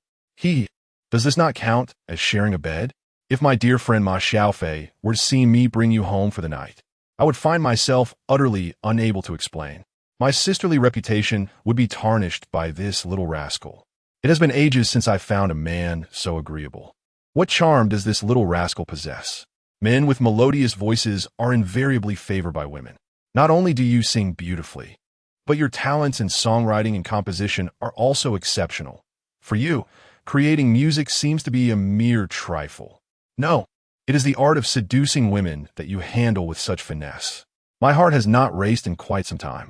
Bringing a stranger home is the most audacious act I have ever committed. Surely, this little rascal cannot be so easily brought home by women each time.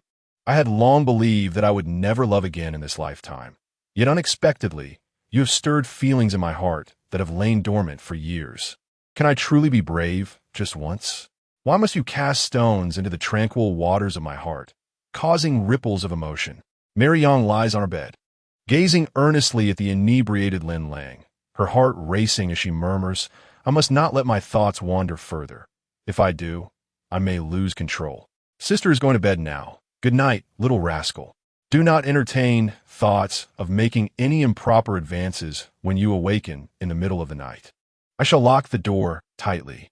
Just as Mary Yang intends to rise and head to the guest room, she is suddenly grasped by Lin Lang, who, now sober, gently holds her wrist and implores, Mary Jia, do not go. Stay and keep me company. How did you wake up, little rascal? Mary Yang exclaims in surprise. You must have been pretending to be asleep all along, rather than being truly inebriated. Maria, have you not heard that skilled hunters often present themselves in the guise of their prey? You little rascal, how cunning. You tricked me into bringing you home. Mary Jia, I was merely inebriated, not anesthetized, was I? You little rascal, you were not inebriated at all. How could you do this to me? It is so embarrassing to bring a stranger home. Mary Jia, I'm simply recovering quickly from the effects of the drink. You look quite adorable when your face turns crimson. AI-generated Mary Yang's beautiful image brought a flush to her cheeks as she nervously exclaimed, How could you turn into a wolf in sheep's clothing after my dear sister, little Pa Kai, kindly took you in? Mary, tonight is destined to be a sleepless night. Let us retire. I feel a bit embarrassed, Mary replied, her face aflame. Forget your modesty. Our story shall commence this very night. With the last vestige of her composure, Mary Yang remarked, Once I fall madly in love with you, I shall cling to you like a stubborn adhesive, making it impossible for you to rid yourself of me. Mary, you need not frighten me. A stunning beauty like you should want to stay by my side for a lifetime. Little Pa Kai, exercise some rationality. Have you not heard that impulse is the devil? Sister, you are as alluring as a blooming peony. I would willingly perish beneath your petals, using my remains as nourishment for you. Heh. Little Pa Kai, your romantic musings are somewhat chilling. Lin Lang smirked mischievously. Then I shall turn off the lights now and regale you with ghost stories all night long. If you feel scared, hold me tightly. Little Pa Kai, you actually turn off the lights. The room plunged into darkness, with a stranger recounting ghost tales. What mischief are you up to, little Pa Kai? Sister, come into my arms. I shall begin the ghost stories now. Little Pa Kai, do not frighten me. I am quite timid and easily scared. Lin Lang feigned a mysterious tone. Once upon a time, on a night as dark as ink, with winds howling, it seemed the entire world was cloaked in darkness. A blood-red crescent moon hung ominously in the sky, exuding an eerie and sinister aura. Mary Yang felt a tinge of fear. Lin Lang continued. The cicadas on the branches seemed to sense the unnatural atmosphere, their hoarse cries weak and feeble, as if narrating some ominous tale. Suddenly, a wraith in white appeared, its long tongue protruding, its face pale as paper, devoid of color, with hollow eyes fixated ahead, seemingly capable of piercing one's soul. A gust of chilling wind swept by, causing the ghost's long hair to dance, heightening the sense of eeriness and terror. Little Pakai, your storytelling is truly frightening. Mary Yang, scared, nestled into Lin Lang's embrace, unable to face the surrounding darkness, finding a sliver of safety in his arms. Lin Lang held Mary Yang close, gently stroking her hair. Do not fear, sister. I am here. Little Pakai, you are quite mischievous. Mary Yang's voice was laced with shyness. Haha. Lin Lang's triumphant laughter heralded an unforgettable night. Chapter 045. The Tycoon's daughter appears at my door the following morning. Lin Lang leaned against the headboard, indulging in a cigarette. A satisfied yet mischievous smile gracing his lips as his gentle, fervent gaze fell upon Mary Yang beside him. Mary, you're awake? He inquired softly. Mary Yang's delicate face was adorned with a captivating blush, her hair slightly tousled. With a hint of shyness, she nestled within Lin Lang's embrace, her voice sweet and tender. Oh dear, how embarrassing. Mary, your bashful demeanor is utterly adorable, he remarked, his tone light, as she lay gently in his arms. Mary raised her eyes slightly, a mixture of timidity and sweetness dancing within them. Her voice, as soft as a feather's descent, expressed, You little rascal. You played me so cleverly. Oomph. Now, this young widow finds herself at your mercy. How shall we appear on shows together in the future? Lin Lang chuckled lightly, his laughter imbued with an enchanting charm that tugged at the heartstrings. Leaning closer to Mary's ear, he exhaled warm smoke, teasingly whispering, Mary, every moment spent with you is extraordinary. Did you not enjoy last night? How annoying. You little rascal, Mary exclaimed, playfully hiding her blushing face beneath the summer blanket. All right, Mary, I shall cease my teasing, he replied with a sly grin. Mary shyly emerged from the covers, her stunning azure eyes sparkling with affection as she gazed at Lin Lang, softly stating, You little scoundrel, it seems you have me under your spell. Lin Lang tenderly caressed Mary's exquisite face, his eyes filled with adoration, his voice turning particularly gentle. No wonder it is said that the essence of allure lies in a mature woman. I am utterly captivated by you. Mary's cheeks flushed deeper as she buried her head in Lin Lang's embrace, shyly murmuring, I am naturally quite bashful. You mustn't tease me. But Mary, I am not mocking you. I am merely praising your charm and cuteness, much like a sweet peach from the earthly realm. Mary felt a warmth blossom in her heart. Snuggling closer to Lin Lang, she tentatively asked, Do not think you can win me over with sweet words. I simply wish to know, are you merely playing with me? Or do you desire a relationship? Lin Lang flicked the ash from his cigarette, gazing into Mary's enchanting blue eyes, responding with a light-hearted evasion. I intend to claim you for the long term. Does that not qualify as a form of courtship? Mary's eyes lowered shyly, yet her lips could not suppress a slight smile.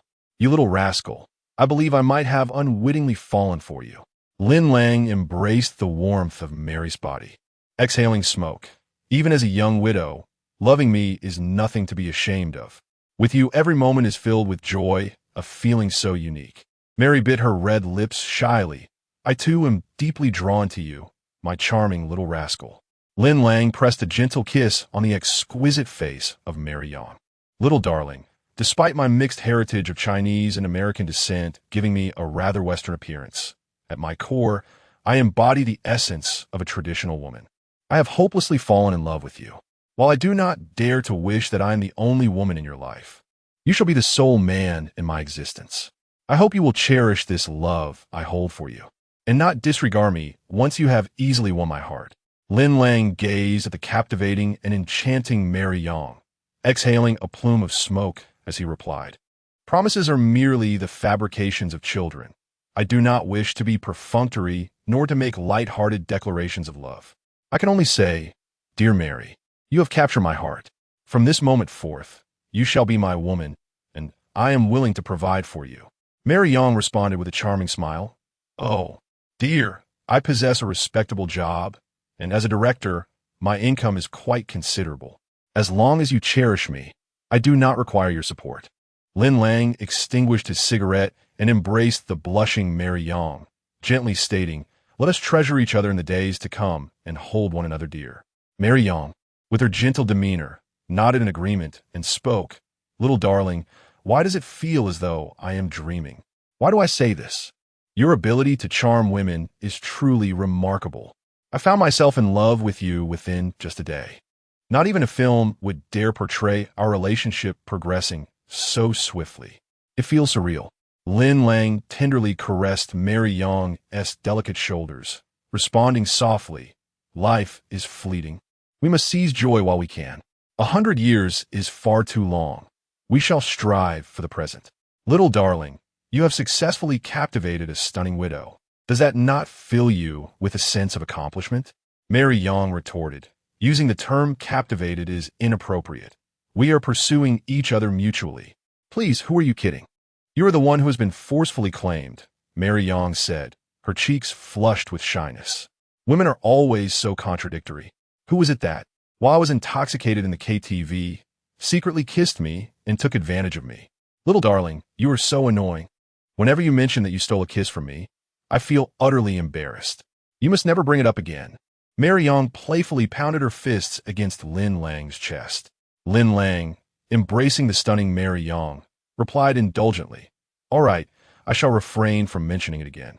With her cheeks still rosy, Mary Yang argued, "It was you who pretended to be drunk, luring me into kissing you. How could you be so handsome and talented? You must have employed this high-level tactic on many women." Feigning innocence, Lin Lang replied, "Dear Mary, you are unjustly accusing me." "Please, I am not unjust in my accusations. The young, handsome, and affluent man like you must surely be surrounded by numerous admirers. Do take care not to contract any unpleasant ailments and inadvertently pass them on to me. Beware, for I may resort to using scissors to sever our ties." Mary, with her sparkling azure eyes, playfully mimicked the shape of scissors with her fingers, giving a charming little snip. Lin Lang wiped the cold sweat from his brow and forced a smile, declaring, "To preserve my happiness for the latter half of my life, I shall exercise self-discipline." Upon hearing this, Mary flashed a seductive smile and planted a gentle kiss on Lin Lang's cheek before rising from the bed. "Sister will prepare a heartfelt breakfast for you. You must be exhausted from last night, so do rest a while. Sister is truly wonderful. I love you." Lin Lang made a heart gesture, radiating happiness. Mary donned a white lace camisole nightgown and joyfully made her way to the kitchen to concoct a loving breakfast for her beloved Lin Lang. Lin Lang admired Mary's alluring silhouette, a proud smile gracing his lips as he beheld her perfectly curvaceous figure, complemented by her fair skin and long legs, leaving him nearly defenseless. Seizing the opportunity while Mary busied herself in the kitchen, Lin Lang seized a moment to catch up on sleep. The act of a woman preparing delectable meals for her cherished man is indeed a source of profound joy. It seemed as though Mary had not experienced such happiness in a long time. As she diligently prepared the breakfast, she hummed a cheerful tune, her face adorned with a stunning smile, embodying the perfect blend of innocence and allure in her breezy lace nightgown. "Little vegetable, do wake up. It's time for breakfast." Mary gently roused Lin Lang from his slumber. Groggy and stretching, Lin Lang gazed at the enchanting Mary and sweetly remarked, "The moment I open my eyes, I am greeted by your exquisite visage, heralding the dawn of a splendid day." Such sweet words. Had you been feasting on honey? Mary chuckled. "Your flattery exceeds all bounds. You wouldn't happen to be a professional charmer, would you? Sister, your way of complimenting is indeed quite unique." Lin Lang rose to kiss Mary before accompanying her to the dining area for breakfast. "Wow, rose-black sesame glutinous rice balls. They look absolutely delightful," Lin Lang exclaimed as he eagerly scooped up a rice ball, indulging in the deliciousness. As Mary peeled a steamed egg for Lin Lang, she smiled brightly and advised, "Take your time, little vegetable. There's no one competing with you." Lin Lang replied, "After breakfast, I must visit my master at the hospital." Mary suddenly recalled, "Oh yes, your master underwent minimally invasive stent surgery yesterday. As his disciple, you ought to pay a visit." "Indeed, I shall have a quick bite before hurrying to the hospital." "Mary, you enjoy your meal at your own pace. Don't rush. Finish this egg. Mary insisted, feeding Lin Lang the egg. After finishing the egg, Lin Lang found himself coaxed into drinking a cup of warm milk, truly a caring partner despite being older than him. Lin Lang mischievously remarked, "To express my gratitude for your hospitality, I shall plant a strawberry on your swan-like neck, so that all your colleagues at the television station will know you are in love. Shall I?" "No way. If you plant a strawberry on my neck, how can I go to work and face people?" Mary Yong protested. "I must assert my claim. Thus, I shall leave a strawberry mark on my sister's neck." Without further ado, Lin Lang pressed his lips to Mary Yang's graceful neck, leaving an imprint of a strawberry. "Oh dear, this little rascal is truly troublesome. It seems I must wear a silk scarf to work today." Mary Yong blushed deeply. Soon after, Lin Lang returned to the bedroom to dress and bid farewell to the enchanting mixed-race director, Mary Yong. "Mary, I'm off now. Don't miss me too much. Drive slowly and be safe on your way, little rascal. Please send my regards to your master." Mary Yang's eyes shimmered with affection, her gaze revealing a reluctance to part from Lin Lang. "Okay, understood." Lin Lang hurriedly departed. After he left, Mary Yong leaned against the door, secretly delighted as she murmured to herself, "Goodness, I can't believe I'm so reluctant to let Lin Lang go. What is happening? My mind is filled with his handsome figure, and I've uncontrollably fallen for him. What shall I do?" It seemed that the alluring director, Mary Yong, was destined to endure the pangs of love for Lin Lang. After departing from Mary Yang's residence, Lin Lang purchased some high-end nutritional gift boxes at a nearby supermarket, then took a taxi to Zhongshan Hospital, affiliated with Fudan University in Shanghai. Upon his arrival, a system notification echoed in his mind. Ding! Universal Term System Notification. The host master, Zhou Zhongdong, is hospitalized in room 8 of the VIP special ward on the 3rd floor of building after undergoing a minimally invasive stent procedure last night. The so-called VIP special ward is, in fact, a luxurious single-patient room. The VIP special ward is outfitted akin to a star-rated hotel, equipped with advanced medical facilities and comprehensive daily necessities, creating a warm and comfortable hospital environment for patients. In simple terms, it is a special ward for the affluent. Inside the VIP special ward, the post-operative master appraiser, Zhou Zhongdong, appeared quite haggard, weakly reclining on the hospital bed with an 4-drip and connected to medical monitoring equipment. The television in the room broadcasted the Shanghai satellite TV program appraising family heirlooms. The program featured Lin Lang seated prominently among the appraisers, expertly discussing the treasures brought by the guests, garnering applause from the audience. "Dad, the doctor said that after heart stent surgery, you can eat fewer apples." The sweet and cool motorcycle goddess, Zhou Mingyao, sat on a chair beside the bed, having peeled an apple, cutting a piece to feed her father, Zhou Zhongdong. Lying on the bed, Zhou Zhongdong took a bite of the crisp, sweet apple and weakly smiled. "My dear daughter, look how brilliant Alung is on the appraising family heirloom show." Zhou Mingyao smiled and said, "Dad, you must admit that Lin Lang is quite photogenic. His mere presence can elevate the show's viewership. My beloved disciple embodies both beauty and strength. Wouldn't you agree?" I never imagined that Lang could outshine 2 seasoned antique appraisal experts in the program, drawing all the attention to himself. Zhou Zhongdong beamed with joy. "Father, your gaze towards your disciple is more indulgent than towards me. Has my dear father found a favorite apprentice, leaving his cherished daughter in the shadows?" Zhuang Jingxue, clad in a doctor's white coat, personally measured her husband Zhou Zhongdong's blood pressure, playfully remarking, "Your father now only has eyes for his precious disciple. Dear daughter, you might have to take a back seat from now on." Zhou Zhongdong replied, as the saying goes, "A mentor and disciple share a bond akin to that of father and son. Given that Lang's parents have passed away, it is only right that I show him additional care, providing him with a sense of paternal warmth." Zhou Mingyao interjected, "All right. I understand that Lin Lang is navigating the world alone, without any support.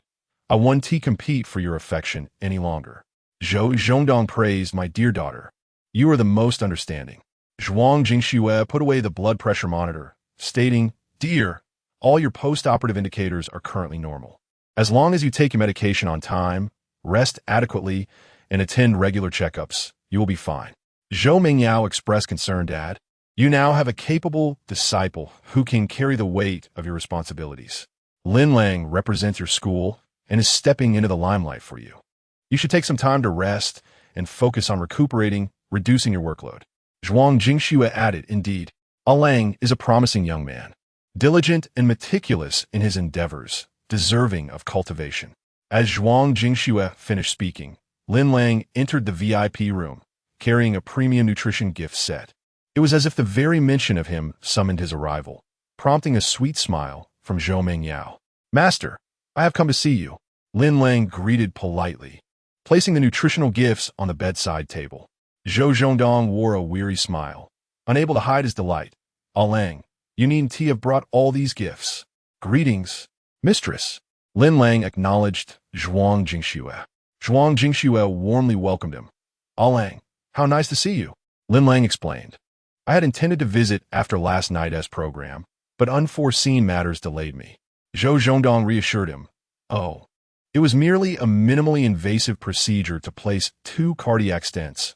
It's not a significant operation. Mengyao, you're here too. Lin Lang's gaze fell upon the enchanting Zhou Mengyao. She replied with a smile, I arrived just before you. Lin Lang, with genuine concern, asked Master, how are you feeling now?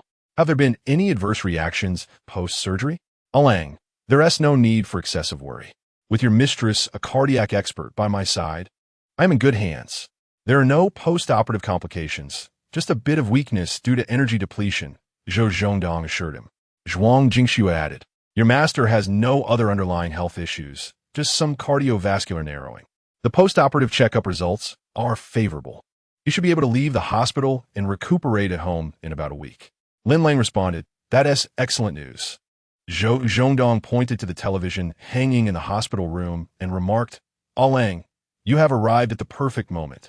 Shanghai Satellite Television is currently broadcasting the treasure appraisal program you recorded last night. As a disciple, you were thrust into the spotlight to assist your master at the last minute. I hope you did not embarrass me in front of a national audience. Lang, you are too modest. I observed your performance in the program, and it was nothing short of remarkable. You outshone the 2 esteemed treasure appraisal experts and left a profound impression on the viewers. Zhuang Jingxue smiled and added, Lang, your master will need some time to recuperate post-surgery. Henceforth, the responsibility of recording the treasure appraisal programs will fall to you. The disciple will dutifully heed the instructions of the mistress and manage the affairs of the sect, allowing the master to rest and recover at home. Zhuang Jingxue smiled in response, clearly pleased with Lin Lang's performance. Zhou Zhongdong then instructed, Tonight, the Shanghai Chamber of Commerce will host a charity auction dinner at the Chumen Hotel. You shall attend in my stead and bid on an artwork in my name, spending around 1 to 200,000 for the cause. Understood, Master. Lin Lang accepted the invitation. The 2000 Shanghai Charity Auction Dinner invitation was printed with the Shanghai Chamber of Commerce as the organizer and Chumen Group as the co-organizer. Scheduled for 6 p.m. at the banquet hall of the 5-star Chumen Hotel in Shanghai. Upon seeing the name Chumen, Lin Lang's thoughts drifted to Gu Keqing, the captivating and alluring wife of the Chumen Group president, with her fair skin and long legs. The second woman who came to his mind was, naturally, Chu Iren, the COO of the Chu Group. The memory of their passionate kiss in the Starbucks parking lot the previous morning lingered in his mind. The scent of her perfume still vivid. Lost in thought, Lin Lang was jolted back to reality by his master's reminder. Lang, it is customary to bring a female companion to the charity dinner. Upon hearing this, Lin Lang turned his gaze toward the stunning Zhou Mengyao. Chapter 46. The melancholy gaze of Gu Keqing. Zhou Mengyao discerned the meaning behind Lin Lang's gaze, yet she shrugged and replied, I regret to inform you, Lin Lang, that tomorrow morning at the Shanghai Outdoor Stadium, I shall partake in an Asian female motorcycle racer venue championship. I must prepare tonight. Hence I cannot accompany you to the charity auction gala. With a smile, Lin Lang responded, Allow me to preemptively wish you victory and triumph. Thank you for your kind words, Zhou Mengyao replied, her smile enchanting. Lin Lang continued, I shall personally attend the competition tomorrow morning to cheer for you at our table. Indeed, You will witness the prowess of the top female racer from Xia country, as she effortlessly surpasses foreign competitors with her speed and passion, Zhou Mingyao said sweetly, flashing a charming grin. Best of luck. Lin Lang gestured a heart with his hands. Just as Lin Lang contemplated sending a text to Mary Yang, inviting her as his companion for the charity gala, he unexpectedly received a message from the heiress, Chu Yiren. Lang, this is Chu Yiren. I have a charity gala to attend tonight, and am in need of a male companion. Do you have the time? Upon receiving the invitation, a barely perceptible mischievous smile flickered across Lin Lang's face. It seemed that after yesterday's unexpected kiss, the affluent heiress Chu Yiren had begun to harbor thoughts of him. Thus, Lin Lang texted back, "It would be my honor. I shall attend." The proud and imperious heiress, upon reading Lin Lang's reply, swirled her glass of red wine, and a sweet smile graced her exquisite face. Inside the opulent Chu residence, Chu Yiren elegantly sipped her red wine, captivated by the television program appraising family heirlooms, which featured Lin Lang in a striking appearance. To her surprise, Lin Lang was revealed to be a disciple of the esteemed treasure appraisal master, Zhou Zhongdong. Lin Lang, a public figure gracing the television, could hardly be a cunning con artist seeking to deceive her for wealth and affection. Could he? It appeared that she had underestimated him. For not only did he possess the charm to attract women, but he was also a young expert in treasure appraisal from a distinguished lineage. Such a young and handsome connoisseur was unparalleled in the vastness of Xia country. "I'm about to lose my mind," she thought. Every time she closed her eyes, her mind was flooded with memories of Lin Lang's passionate kiss in the Starbucks parking lot. The most vexing part was that Lin Lang had audaciously kissed her twice in public. The mere recollection made her heart race and her cheeks flush. How infuriating! To have her first kiss stolen by him was truly maddening. Chu Yiren drained her glass of red wine in one gulp. Although Lin Lang's affectionate persona was evidently feigned, why was his handsome visage so indelibly etched in her mind? Despite knowing he was courting her with a fade of deep emotion, she had still taken the initiative to text him. Could it be that she had genuinely fallen for this younger man? Her heart was in turmoil. What should she do? The young lady unexpectedly finds herself yearning for a meeting with him. That evening, at the luxurious hall of the five-star Chumin Hotel in Shanghai, a charity auction gala unfolds. Esteemed business magnates and social elites, accompanied by their elegant partners, attend this philanthropic event in splendid attire. Although labeled a charity auction gala, it resembles a high society gathering where the affluent display their status. In essence, the charity gala serves as a grand arena for fame and fortune. Groups of Shanghai's business elite, accompanied by striking companions, engage in lively conversations, raising their glasses and toasts while strolling through the dazzling venue, seizing the opportunity to network and discuss potential ventures. The leaders of the Shanghai Chamber of Commerce exchange insights and experiences, punctuated by bursts of laughter, while their partners, exuding grace or allure, enhance their presence with an aura of brilliance. This underscores the significance of attending such high society events with a companion. It appears that the entire gala is adorned by the exquisite presence of ladies clad in luxurious gowns and adorned with jewelry, creating a picturesque scene before the charity auction commences, filling the air with a palpable commercial ambience. Gu Keqing, donned in an opulent gown, gracefully holds a wine glass while accompanying her husband, Chu Tiannan, weaving through the gala. Indeed, Gu Keqing dutifully fulfills her role in a marriage of convenience, supporting her homosexual husband, Chu Tiannan, in social engagements. Chu Tiannan, the president of Chumin Group and co-host of the charity auction gala, walks alongside his wife, Gu Keqing, frequently raising his glass in cordiality, both as a formal greeting to the esteemed guests and as an excellent opportunity to expand his network. With the enchanting Gu Keqing as his companion, she inadvertently elevates Chu Tiannan's taste and stature. At the gala, every smile and handshake seems to signal opportunities and collaborations. Mr. Chu, I hear your company has recently opened several Chumin chain hotels in Southeast Asia, and they have been quite successful post-launch. Are you considering expanding into the European market? Inquires a business magnate while raising his glass. Chu Tian'an responds, Thank you for your kind words, Mr. Wang. Our Chumin Group is actively seeking partners to broaden our overseas endeavors. I wonder if you have any suggestions? As Chu Tiannan engages in business discussions with his colleagues, Gu Keqing, wearing a forced smile and weary from the socializing, casually sips her red wine. However, a fleeting glance catches her off guard, leaving her astounded. What on earth is happening? Why is my wealthy sister-in-law, Chu Yiren, attending the charity auction gala with A. Lang? Gu Keqing wonders in shock. Chapter 047. Gu Keqing's astonishment at the resplendent charity gala. The aloof heiress Chu Yiren, adorned in an exquisite couture gown, entered the venue on the arm of the impeccably dressed Lin Lang. Together, they became the most dazzling presence of the evening. Lin Lang, clad in a pristine white tuxedo, exuded elegance with his meticulously styled bow tie and pocket square, his hair impeccably groomed, radiating both opulence and nobility. As the heir of the Chu conglomerate and a renowned beauty in the Shanghai business realm, Chu Yiren instantly attracted whispers from several socialites and the wives of executives upon her arrival. Who can withstand such a sight? Isn't Chu Yiren's male companion simply too handsome? It seems none of the successful men in Shanghai are acquainted with her companion. Could it be that he is not merely a companion, but rather Chu Yiren's boyfriend? Impossible.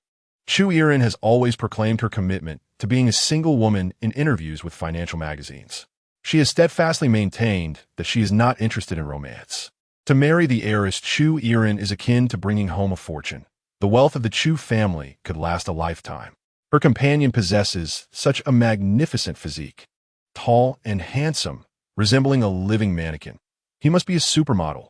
Surely, anyone who stands beside Chu Yiren must be either affluent or noble, certainly not an ordinary individual. Indeed, the heiress is notoriously haughty in Shanghai's financial circles. Just observe her imperious demeanor, as if looking down upon everyone. I can scarcely believe my eyes. The typically aloof Chu Yiren, with her proud airs, is surprisingly tender, nestled against her companion, laughing joyfully, and even feeding him fruit in public. It appears that opposites attract. Who would have thought that the formidable heiress, Chu Yiren, could be so charmed by this seemingly harmless companion with a puppy-like demeanor? What does that imply? Is Chu Yiren's companion merely a pampered boy living off her wealth? Yet, he carries himself with an air of confidence and elegance in this grand social setting. Undoubtedly not a mere ordinary man. Such a handsome figure. Where can I find someone to indulge in? Indeed, when women become enamored, men seem to fade into the background. The adage that 30s are like wolves and 40s like tigers rings true. The scene shifted back to Gu Keqing, who appeared utterly bewildered. Taking a tactical sip of red wine, her mind raced to comprehend the situation before her. How could it be that her lover, Lin Lang, was attending tonight's charitable event alongside her sister-in-law, Chu Yiren? As Gu Keqing pondered in confusion, she watched as Chu Yiren, still linked to Lin Lang, approached her elder brother, Chu Tiannan, and her sister-in-law, Gu Keqing. Gu Keqing felt an overwhelming surge of tension. What is A. Lang up to? To my astonishment, A. Lang approached me alongside Chu Yiren. Was he out of his mind? They drew nearer and nearer. Gu Keqing felt a surge of panic. As they approached, Lin Lang noticed that Gu Keqing's complexion was not quite right and greeted her warmly. "Hello, cousin." Gu Keqing hurriedly fabricated, "Cousin, why are you with Yiren?" Lin Lang replied with a smile. "Sister Yiren needed a male companion, and I happen to be attending an event in need of a female partner. So we decided to attend tonight's charity auction together." Gu Keqing's demeanor was awkward as she awkwardly remarked, "What a coincidence." Chu Yiren interjected, "Sister-in-law, you don't look very well today. Are you feeling unwell?" Gu Keqing thought to herself, "I'm not unwell. I'm merely anxious that your brother may discern the ambiguous relationship between A. Lang and me, which would be quite awkward." With that thought, Gu Keqing raised her left hand to massage her temples and feigned, "Perhaps I didn't rest well last night, and am feeling a bit fatigued from socializing today." Meanwhile, Chu Tiannan, who was engaged in business discussions with several Shanghai merchants, overheard someone referring to his wife as sister-in-law and turned to scrutinize the unfamiliar Lin Lang. Chu Tiannan appraised Lin Lang, who exuded an air of elegance and affluence, and seemed to have never encountered him before. "Keqing, why haven't I heard about such a handsome cousin of yours?" Gu Kuching began to break into a cold sweat, momentarily at a loss for words. Before she could respond, Lin Lang took the initiative. Brother-in-law, hello. I am Lin Lang, a distant cousin of Kuching. Since my parents passed away early, I have not maintained much contact with my cousin over the years. Gu Kuching chimed in, yes. A Lang just graduated from university and is venturing into the Shanghai business scene. We will surely have more opportunities to meet in the future. Chu Tiannan, still somewhat skeptical, politely replied, hello, cousin A Lang. The aloof and imperious Chu Yirong greeted. Hello, big brother. Chu Tiannan cautiously inquired. Yirong, are you quite familiar with A Lang? Chu Yirong took a sip of red wine and replied, we know each other to some extent. Intrigued yet cautious about the sudden appearance of Lin Lang, Chu Tiannan queried, what is A Lang currently engaged in? With confidence and poise, Lin Lang held up his wine glass and responded, I am currently an independent angel investor, primarily involved in financial stock investments and antique art investments. I plan to venture into real estate investments soon. Chu Tiannan continued to inquire, Hey Lang, you are quite young. Do you have substantial knowledge in these investment fields? Lin Lang answered candidly, I graduated with a degree in finance and have a basic understanding of various investments. Chu Tiannan, perplexed, pressed further, but A Lang, having just graduated, where does the capital for your risk investments come from? Chu Yirong interjected with a poker face. A Lang is a disciple of the esteemed appraiser Zhou Zhongdong, hailing from the prestigious Zhou family in Shanghai, with the backing of a significant capital foundation from his mentor.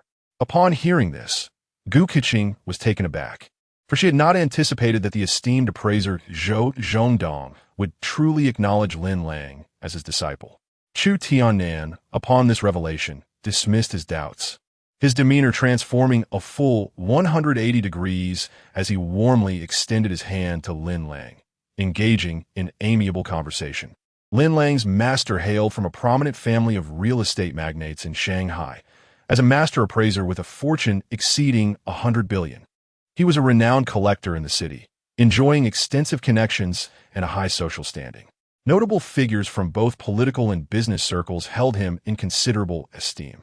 Lin Lang's father, a lifelong enthusiast of collecting, had been a close friend of Lin Lang's master for many years. Whenever he acquired an antique or a rare treasure, he would consult Lin Lang's master for his discerning eye. Lin Lang replied with a smile, acknowledging the deep ties between his master and Chu Tiannan's respected elder. Chu Tiannan continued, expressing his intention to arrange a dinner gathering in the coming days, inviting Lin Lang and his master to join his father for a few drinks and reminiscences.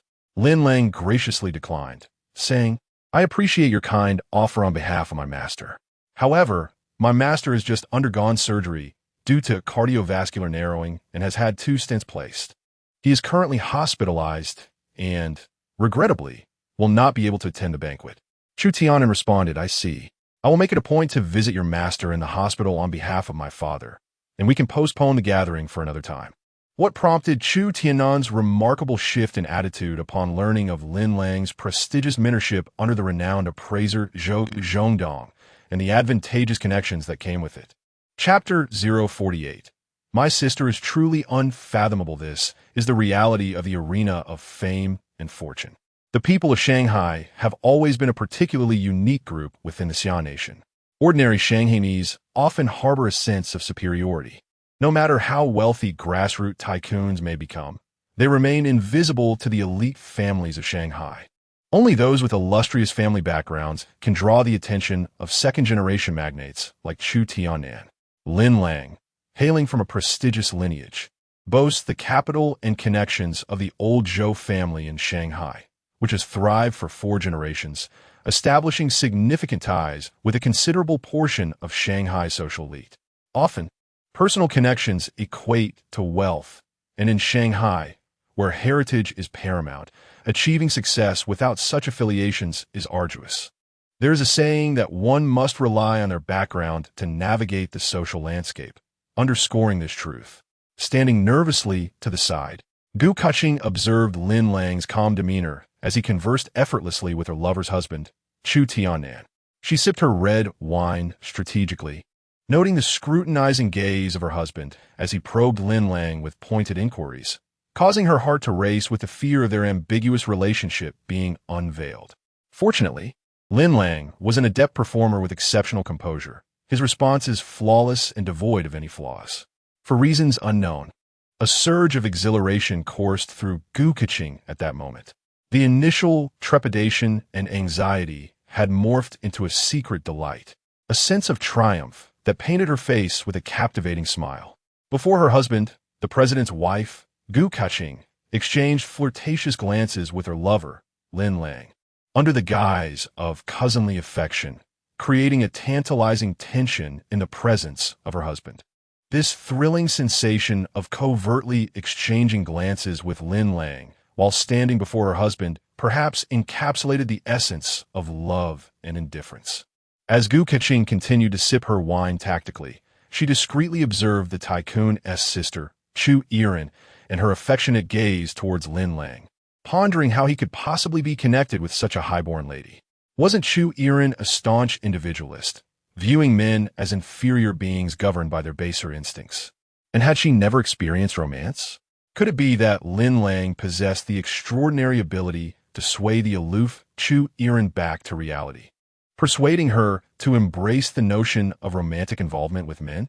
My goodness, just contemplating this left her astounded, realizing how formidable Lin Lang truly was. As Gu Keqing's mind raced with jealousy, her expression gradually shifted into one of melancholy. A woman's intuition can often be remarkably perceptive. Since marrying into the Chu family, she had never witnessed the normally haughty Chu Yiren regard a man with such tenderness. The ever-arrogant Chu Yiren, known for her disdainful demeanor, was now intimately linked with Lin Lang, creating a jarring contrast that left Gu Keqing momentarily speechless. The haughty heiress of the conglomerate, Chu Yiren, known for her disdain for all men, surprisingly lowered her guard to attend a grand event alongside her brother, Chu Tianan. Amused, Chu Tianan quipped, "Yiren, is along someone you rented?" Typically icy and aloof, Chu Yiren furrowed her brows slightly and retorted, "Of course he is not rented. Why do you ask, brother?" Chu Tianan jested, "If he is not rented, why are you so tenderly holding on to Along without letting go for even a second? That hardly aligns with your character as a proud heiress." Blushing at his teasing, the strikingly beautiful Chu Yiren's face flushed a delicate hue, enhancing her allure. It dawned on her, upon hearing her brother's playful remarks, that she had been naturally and intimately holding Lin Lang's arm since entering the venue. Reluctantly, she released her grip, reverting to her cold demeanor as she replied, "Brother, your jokes are not amusing at all." Chu Tianan fell silent, while Gu Keqing playfully chimed in, "Darling, who gave you the audacity to jest about Yiren?" Chu Tianan awkwardly laughed. "I've never seen this gentle side of her before. I was momentarily taken aback by curiosity. Perhaps we should keep our distance before she truly gets angry." Gu Keqing linked arms with her husband, Chu Tianan, and made an excuse to depart, raising her glass to greet their business associates at the banquet. Lin Lang smiled politely and nodded in farewell. "Yiren, why does it seem that your brother and sister-in-law are quite fearful of you?" Lin Lang inquired. "This young lady is the true mastermind behind the Chu group. Can you not see that?"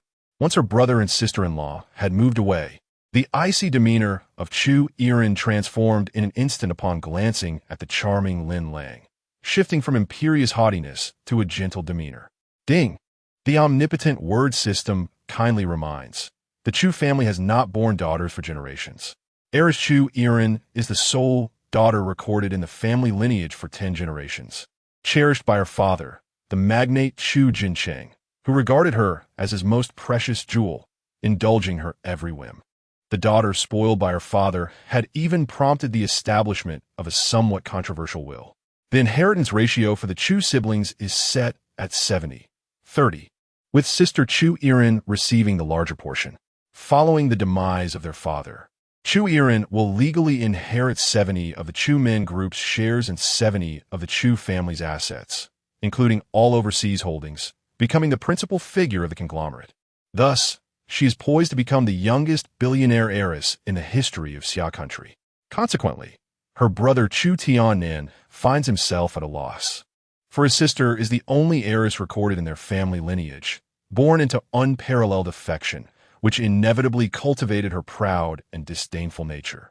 After perusing the detailed entry on Chu Yiren, Lin Lang marveled in silence, astonished to discover that the heiress he had been pursuing was, in fact, the future billionaire magnate. It was truly an unexpected delight. Once he finished reflecting, Lin Lang concealed his ulterior motives and deliberately shifted the conversation, stating, "I never imagined that Sister Yiren is the true mastermind behind the Chumin group. As for me, I only perceive the enchanting beauty of my sister, a captivating presence that entwines my heart, leaving me utterly spellbound. I find myself unable to take a single step upon seeing you." Lin Lang feigned profound affection as he gazed at Chu Yiren, his eyes filled with melancholy and depth, exuding an electrifying charm. With a playful smile, the stunningly beautiful Chu Yiren, stirred by Lin Lang's flirtation, covered her mouth and giggled, saying, "Ah Lang, your words are truly sweet. You must have been raised on honey." Chapter 049. My life relies entirely on indulgence, while Lin Lang continued to amuse Chu Yiren. The son of the richest man in Shanghai, Zhou Weihao, approached with an air of arrogance, flanked by two debauched companions, a wine glass in hand. Gazing at the smiling Chu Yiren, "Miss Chu, it has been a while." Zhou Weihao greeted her. Upon hearing his voice, Chu Yiren turned her gaze. Upon realizing that it was Zhou Weihao, she did not greet him with a smile. Instead, her demeanor shifted as she replied dismissively, "It seems there is nothing worth discussing between Mr. Zhou and me." Zhou Weihao, holding his wine glass, forced a laugh and said, "Miss Chu was just radiant a moment ago, yet upon seeing me, your demeanor has turned as cold as ice. Your mood changes rather swiftly, doesn't it?" Zhu Jiaizhen, lifting her exquisite face, disdainfully retorted, "You are not worthy of a smile from me." Zhou Weihao felt embarrassed by her response, sensing a loss of face before his followers, and self-deprecatingly remarked, "Oh dear, the son of Shanghai's richest man is not even deserving of glance from Miss Chu. I must say, I am quite curious about this handsome gentleman beside you, who has the fortune to elicit a smile from Yiren." As he spoke, Zhou Weihao cast a hostile glance at Lin Lang. His use of the term handsome gentleman was a veiled insult, implying that Lin Lang was merely a pretty boy. Zhou Weihao harbored animosity towards Lin Lang because, despite his status, he had pursued Chu Yiren for a long time only to be met with her relentless rejections. The proud Chu Yiren had never even deigned to acknowledge him. Every time they encountered each other at business events, Zhou Weihao would greet her warmly, yet she would always respond with indifference, leaving him perplexed and insecure, unable to fathom why she held such disdain for him. Zhou Weihao had long believed that Chu Yiren was uninterested in men. However, witnessing her tender and sweet demeanor around Lin Lang today left him in shock, questioning his own existence. Zhou Weihao's veiled insult towards Lin Lang did not go unnoticed. Lin Lang, deliberately wrapping his arm around Chu Yiren's waist, provocatively glanced at Zhou Weihao and remarked, "Mr. Zhou, you may not be aware, but Yiren has a sensitivity towards things that lack beauty." Lin Lang's jab at Zhou Weihao's appearance was a playful exchange between rivals. Zhou Weihao was momentarily at a loss for words, infuriated. The affluent Chu Yiren, held closely by Lin Lang, did not appear angered. Rather, she playfully responded, "Darling, you truly understand me. Whenever I encounter something that is not aesthetically pleasing, I feel a bit nauseous." Lin Lang, with an air of sarcasm, added, "I know that no one would refuse something beautiful, but are things that lack beauty truly so hard to look at?" Chu Yiren responded in a playful tone, "In truth, it's not that glaring. It's merely the unsightly things that flutter before this young lady's eyes, which are particularly vexatious." Upon hearing this, Zhou Weihao felt a pang of fury, nearly crushing the wine glass in his grip. Lin Lang, reveling in mischief, continued, "Is it akin to a toad hopping about, a presence that neither bites nor pleases?" Chu Yiren feigned a pout, entwining her arm with Lin Lang's, and replied with her gaze cast downward, "Indeed." Lin Lang smirked, arching an eyebrow in a mischievous grin. "Young Master Zhou, could it be that you possess seismic sensitivity? Your wine glass seems to tremble." Zhou Weishao's mind was flooded with a torrent of expletives. thinking to himself that it was his ire causing the tremors. Yet Lin Lang continued to deliver sardonic remarks, which only intensified his frustration. Zhou Weixiao's countenance darkened to an extreme, feeling humiliated in front of his subordinates, his anger almost reaching a boiling point. Nevertheless, maintaining the dignity befitting a man of wealth was imperative. Thus, Zhou Weixiao suppressed his rage and retorted, "I am not Zhang Heng. I lack the capability of an earthquake detector. May I ask your esteemed name, sir? I am Lin Lang, a figure of elegance and charm, possessing both talent and dashing good looks, often likened to the renowned Pan and affectionately dubbed the jade-faced little flying dragon. The Lin in my name signifies wood, while Lang represents waves. I sail through life without oars, relying solely on the currents," Lin Lang proclaimed with feigned seriousness, a sneer gracing his lips, his gaze sharp as a blade. Zhou Weixiao was nearly driven to the brink by his audacity, having never encountered such ostentation in a young man daring to show off before him, the son of the wealthiest man in Shanghai. "Clearly, you possess a certain flamboyance." Zhou Weixiao's face briefly betrayed his displeasure. Chu Yiren, unable to suppress her laughter at their exchange, tactically took a sip of her red wine, only to inadvertently spray Zhou Weixiao with it. "Ah, my apologies, young Master Zhou. Your conversation was simply too amusing, and I momentarily lost control. That suit of yours must be quite expensive. Allow me to compensate you," she said, retrieving a checkbook and pen from her limited edition Prada handbag. Zhou Weixiao's two followers stood in astonishment, too intimidated to utter a word.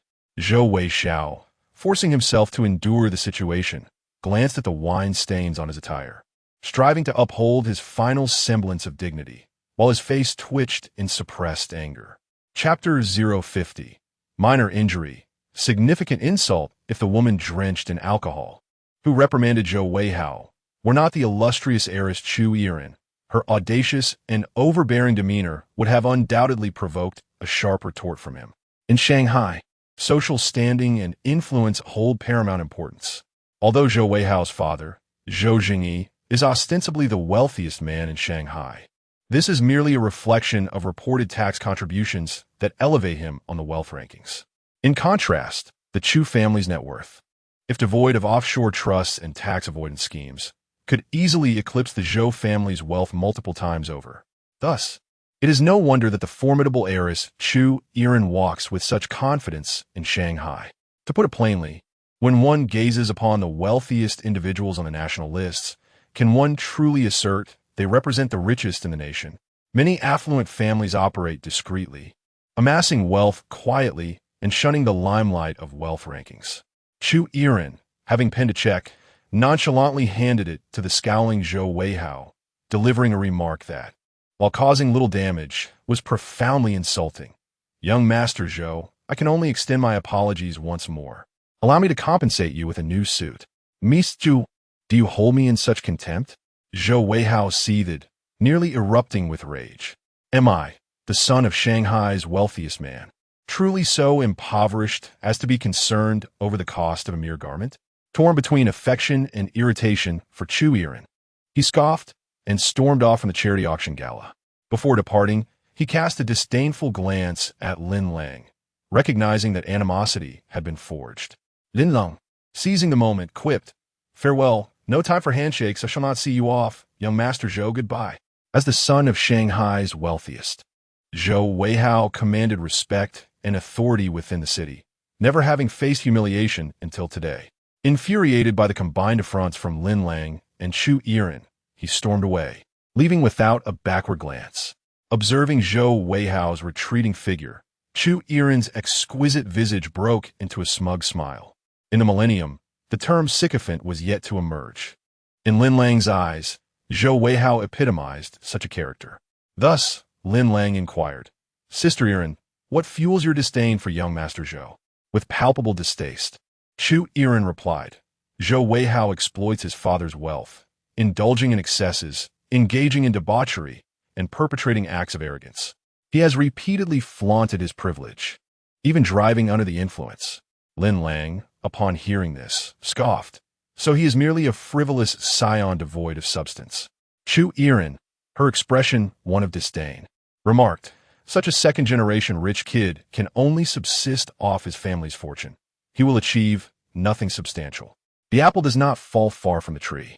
Even his father, Zhou Zhengyi, is but a nouveau riche with no cultural foundation, once a petty hoodlum in Shanghai's slums before his rise.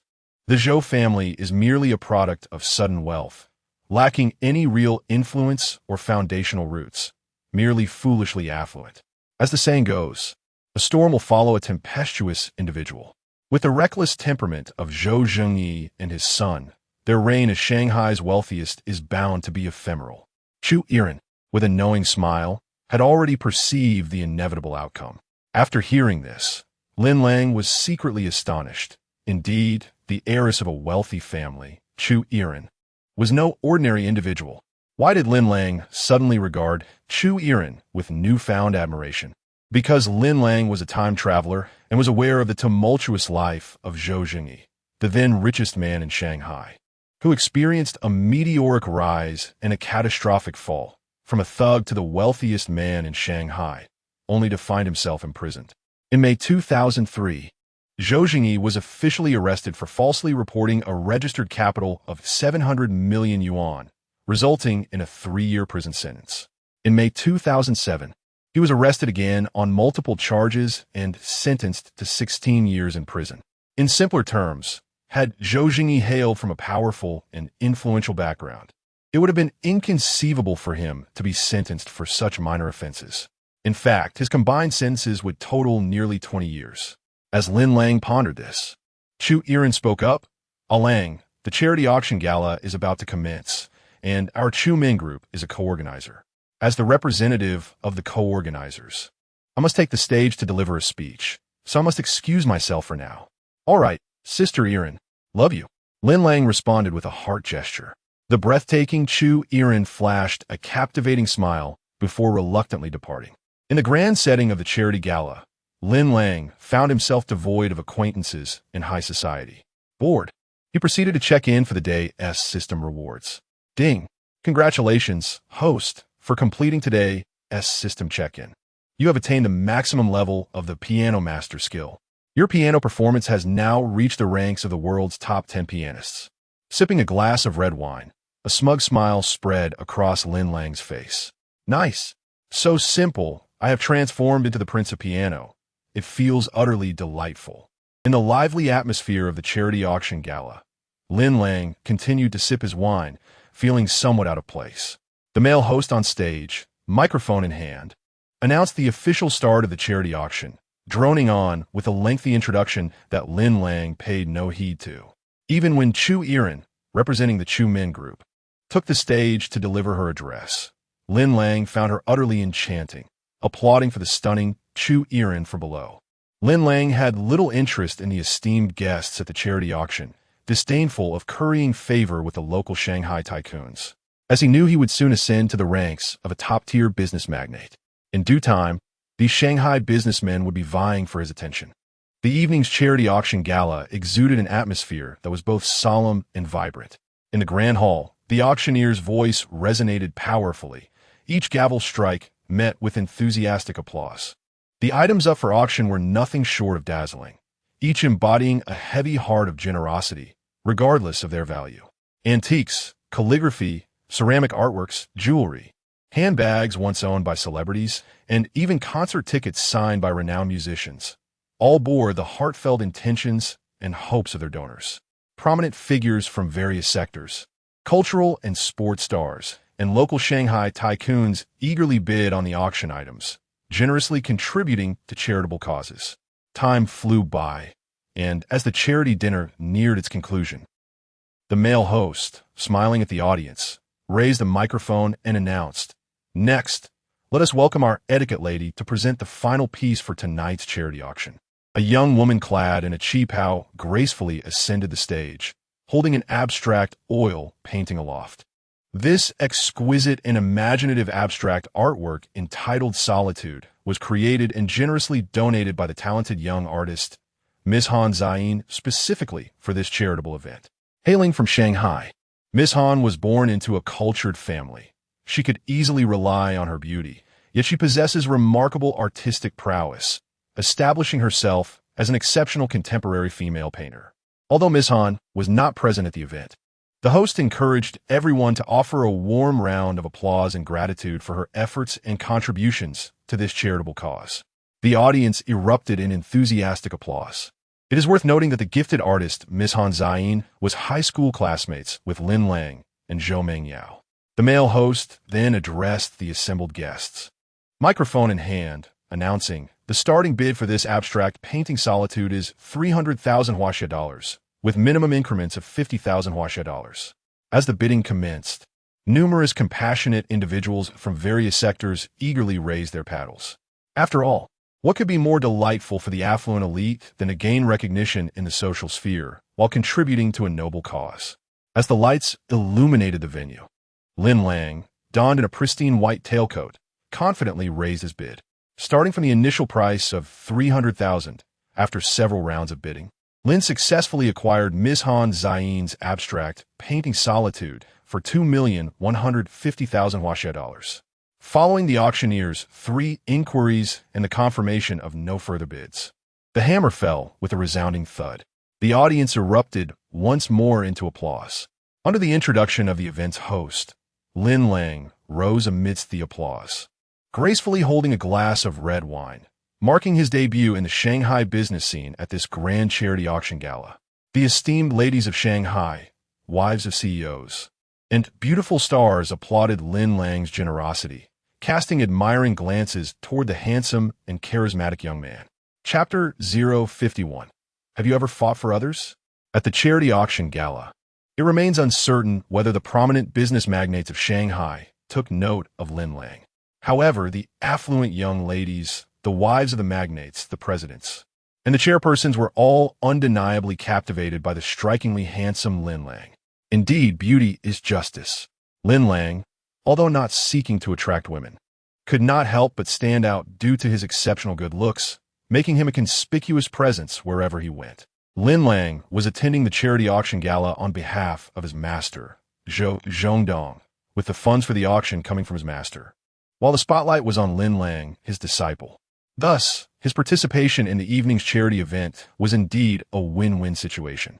As the music signaling the end of the event played, the host took to the stage to deliver closing remarks, expressing gratitude to the Shanghai Chamber of Commerce, the co-organizer Chumin Group, and all those who contributed to the charitable endeavor. The host's speech was filled with formalities, thanking this and that, until finally announcing the official conclusion of the charity auction gala.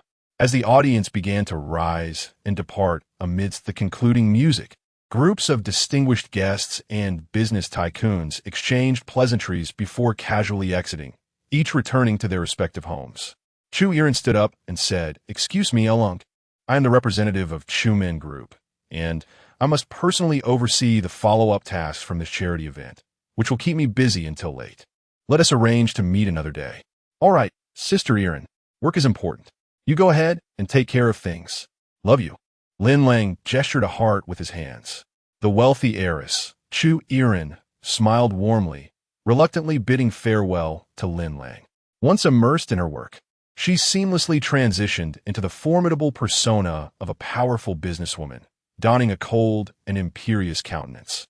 Despite her disdain for all men, the gentle side of the haughty heiress was reserved solely for Lin Lang. The next morning, at the Shanghai Outdoor Sports Stadium, the 2000 ARRC Asian Women's Road Motorcycle Championship was underway. The warm sunlight filtered through the clouds, casting a radiant glow upon the winding racetrack, painting a dazzling scene for this grand event. Under the gaze of thousands of spectators, the elite female racers from various Asian nations arrived on their professional racing motorcycles, roaring onto the scene with the ferocity of wild beasts. 20 minutes before the race commenced, the top-ranked female racer from Xia Country, Zhou Mengyao, clad in a stylish racing suit that accentuated her graceful figure, appeared on the track holding her helmet, a breathtaking sight that captured the attention of all present. Without exaggeration, the sweet and cool motorcycle goddess, Zhou Mengyao, garnered the admiration of the entire audience the moment she entered. Her stunning visage was like a work of art, and her determined gaze revealed her unwavering ambition to claim victory. Lin Lang procured a VVIP grandstand ticket at a premium price from a scalper, granting him an extraordinary opportunity to witness the elite female racers from various Asian nations in a breathtaking display of speed as they vied for the latest rankings. He was seated in the VVIP section, donning a pair of black Armani sunglasses, savoring an ice-cold cola under the blazing sun in the expansive open-air stadium, fervently cheering for Zhou Mengyao. The audience was nearly at full capacity, predominantly composed of local fans from Shanghai, who naturally held high expectation for the homegrown racer, Zhou Mengyao. The atmosphere was electric, with cheerleaders rallying the crowd before the race commenced, their voices echoing to encourage their idol, Zhou Mengyao. The thunderous cheers from the spectators underscored her immense popularity within the racing community. As the female racers from various nations prepared meticulously alongside their team, engineers, and technical staff, the pursuit of perfection in motorcycle performance was palpable. The synergy between the racers and their teams, coupled with exceptional skills, was pivotal to securing victory. Ding! The Universal Prompt System's weather forecast alerted. Midway through the race, a dramatic downpour was expected, which would undoubtedly impact the outcomes for the female racers across Asia. What the heck? The weather forecast on TV indicated no rain for Shanghai today. Lin Lang mused in astonishment. Could it be that his Universal Prompt System possessed the extraordinary ability to predict sudden weather changes? Remarkable indeed. Upon receiving the system's alert, Lin Lang found his once refreshing cola had lost its sweetness. He hastily removed his sunglasses and gazed up at the cloudless sky, overwhelmed with elation. The onset of torrential rain midway through the race would present him with a crucial opportunity. He could alert Zhou Mengyao to switch to rain tires, enhancing her chances of skillfully navigating the wet track and seizing victory. Thus, Lin Lang urgently waved and shouted Zhou Mengyao's name from the VVP grandstand. But the cacophony of the crowd rendered his voice inaudible. In desperation, he took out his phone to call her, only to discover that her device had long been switched off in preparation for the race. A bead of anxious sweat trickled down his brow. What was he to do? In a moment of reckless determination, Lin Lang resolved to leap over the barrier and dash onto the track, undeterred by the risk of being ejected by security. The throng of spectators interpreted his impulsive action as the fervent display of a devoted fan, inciting gasps of surprise from the crowd. The security personnel swiftly recognized the breach and rushed to intercept him. Amidst the uproar, Zhou Mengyao turned her head in astonishment, catching sight of Lin Lang sprinting towards her, his fervor reminiscent of a moth drawn to a flame. In that instant, a spark ignited within her heart. Indeed, it was love at first sight, as Zhou Mengyao diligently prepared for the competition alongside her team members. She experienced an unexpected flutter of affection upon witnessing Lin Lang being fervently pursued by a throng of security personnel, recklessly dashing towards her. The foreign female racers, also engaged in their preparations, were momentarily taken aback by Lin Lang's audacious antics, perceiving him as a madman in the crowd. "What on earth are you doing, Lin Lang?" Zhou Mengyao exclaimed in astonishment. After sprinting breathlessly to Zhou Mengyao, Lin Lang grasped her shoulders and whispered urgently, "Halfway through the race, a tempest will strike, unleashing torrential rain. The sudden deluge would undoubtedly sway the outcome of today as competition. We must switch to rain tires."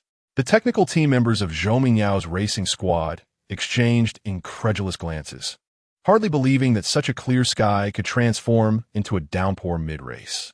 Zhou Mengyao, bewildered, responded, "But today's weather forecast predicts no rain. Do not be deceived by the clear skies. The moment the race begins, chaos will ensue. You must heed my advice and change to rain tires." Lin Lang gasped, urgency lacing his words. "Immediately instruct your team to make the switch, or it will be too late." Before Lin Lang could finish, several security personnel surged forward, overpowering him and pinning him to the ground.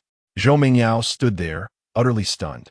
One of the guards, panting heavily, inquired, "Miss Zhou, did this spectator harm you in any way?"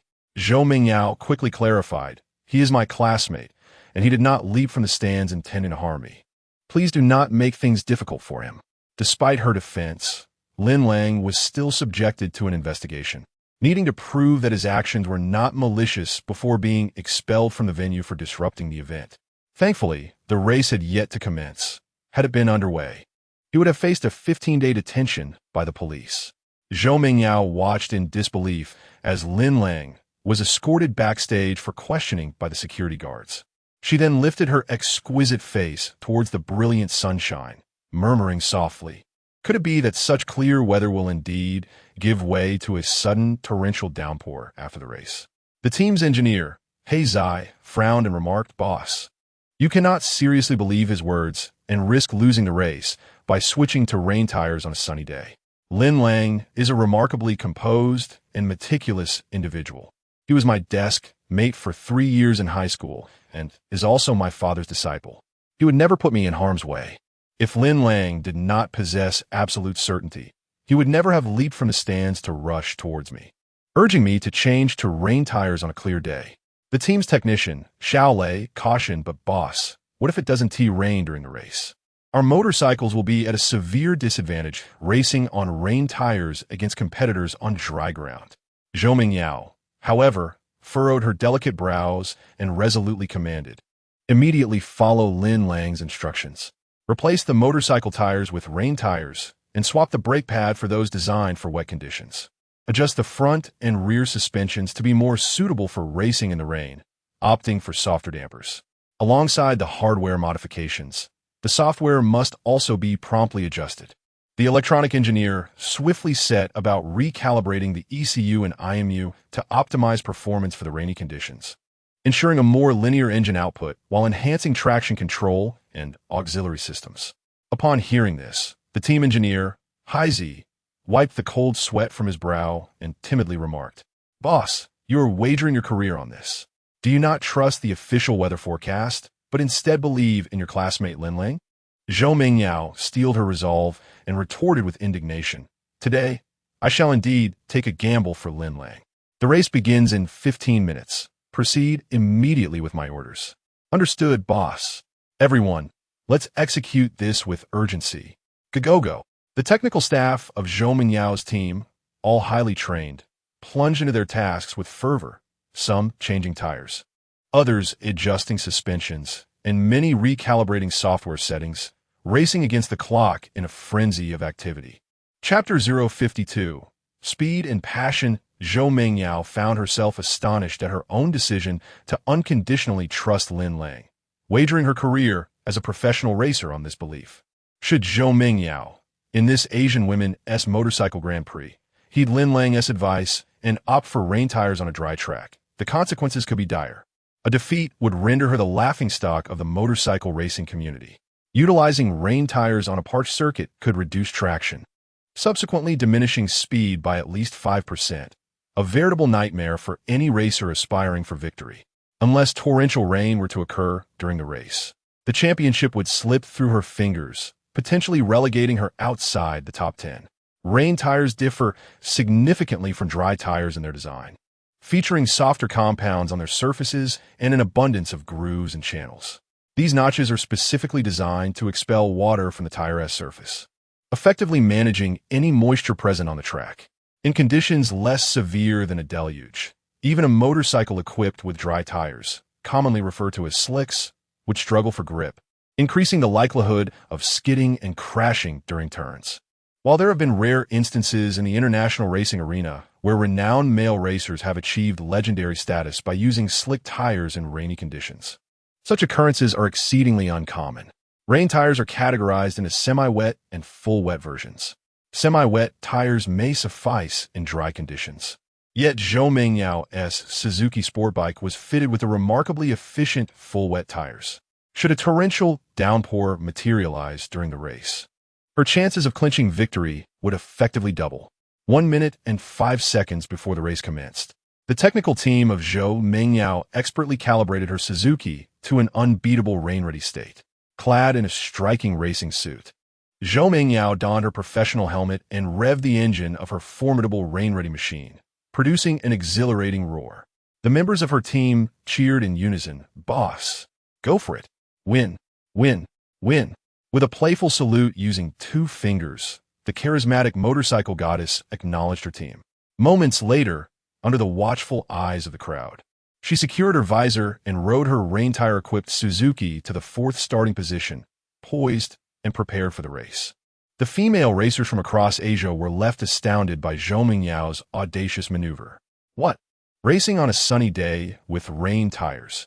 Has the female racer from the summer nation lost her senses? Oh my goodness! With no rain forecasted, why would she choose rain tires for a dry track? Did she not wish to win?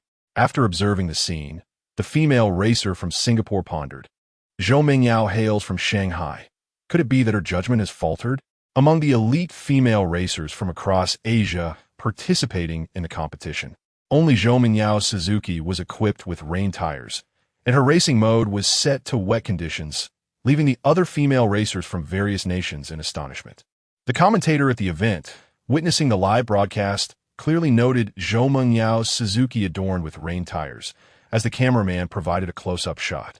The male commentator exclaimed in disbelief, "Goodness, I can scarcely believe my eyes." The competitor from Xia country, Zhou Mingyao, has opted for full rain tires under clear skies.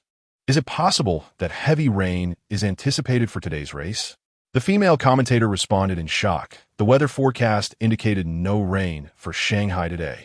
The sky is perfectly clear, and with less than a minute before the race commences, how could there possibly be a downpour? The male commentator expressed his confusion. Could it be that Zhou Mingyao's team has made a significant error, mistakenly changing tires before the race? The female commentator retorted, "Absolutely not. In such a crucial event, Zhou Mingyao's team would never commit such a blunder." The thousands of spectators present were equally astounded by Zhou Mingyao's choice to use rain tires on a sunny day, sparking a wave of murmurs and discussions throughout the vast outdoor arena. What on earth is Zhou Mingyao thinking? The weather is splendid, not a cloud in sight. And the race is about to begin. How could rain possibly occur? Indeed, I had high hopes for the motorcycle goddess Zhou Mingyao to clinch victory. It's almost impossible to win a dry race with rain tires. The Asian Women's Motorcycle Championship in Shanghai is, after all, Zhou Mingyao's home ground. Half of the audience consists of local supporters who came to cheer for her, not to witness her lose the race while using rain tires. Indeed, the Japanese racer Asano Monet, currently ranked as Asia's top female racer, is incredibly formidable. Even if Zhou Mingyao were to use slick tires, her chances of securing victory would be slim, let alone competing on a dry track with rain tires. It seems that today's race is likely to end in defeat for Zhou Mingyao. Truly, strange occurrences abound every year, and this year appears particularly rife with them. During an interview with a motorcycle magazine, Zhou Mingyao expressed her desire to win against the Japanese racer. Why then would she opt for rain tires on a sunny day, seemingly throwing the race? Alas, who can fathom what has possessed Zhou Mingyao? The gaze of the thousands of spectators converged upon a racetrack. The female motorcyclists from various Asian nations were fully prepared, their eyes fixed on the track ahead, revving their engines with an exhilarating sense of determination and fervor. Rows of dazzling motor racing bikes stand in perfect alignment, each piloted by a strikingly cool female racer clad in form-fitting racing attire. Hailing from various nations across Asia, these women possess diverse complexions, yet share a singular fervor for victory. At the sound of the starting gun, the female racers from across Asia simultaneously twist their throttles, the roaring engines resonating like the beating of war drums, stirring the hearts of every spectator present. The sweetly fierce motorcycling goddess, Zhou Mingyao, astride her rain tire Suzuki, surged forth like a cannonball, instantly propelling herself into the lead. The other female racers, equally poised and spirited in their haste, expertly maneuvered their racing motorcycles, showcasing their remarkable technical prowess with every turn and acceleration. Zhou Mingyao deftly navigated the dense stream of competitors, skillfully overtaking one motorcycle after another. Her driving technique both polished and extraordinary. The rush of wind whistled past her ears, while the collective roar of dozens of racing bikes intertwined, elevating her adrenaline levels. With unwavering determination, she kept her gaze fixed ahead. Each acceleration and curve executed by Zhou Mingyao was executed with precision, akin to captivating brushstrokes on a canvas, illustrating the resilience and bravery of a female racer. In this moment, Zhou Mingyao was single-minded, driven solely by the desire to triumph. With only one thought occupying her mind, to seize the championship. What epitomizes speed and passion? This is the embodiment of speed and passion.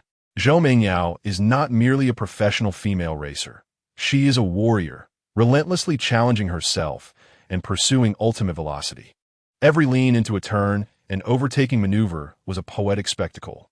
On her Suzuki, Zhou Mengyao's astonishingly graceful figure captivated the audience.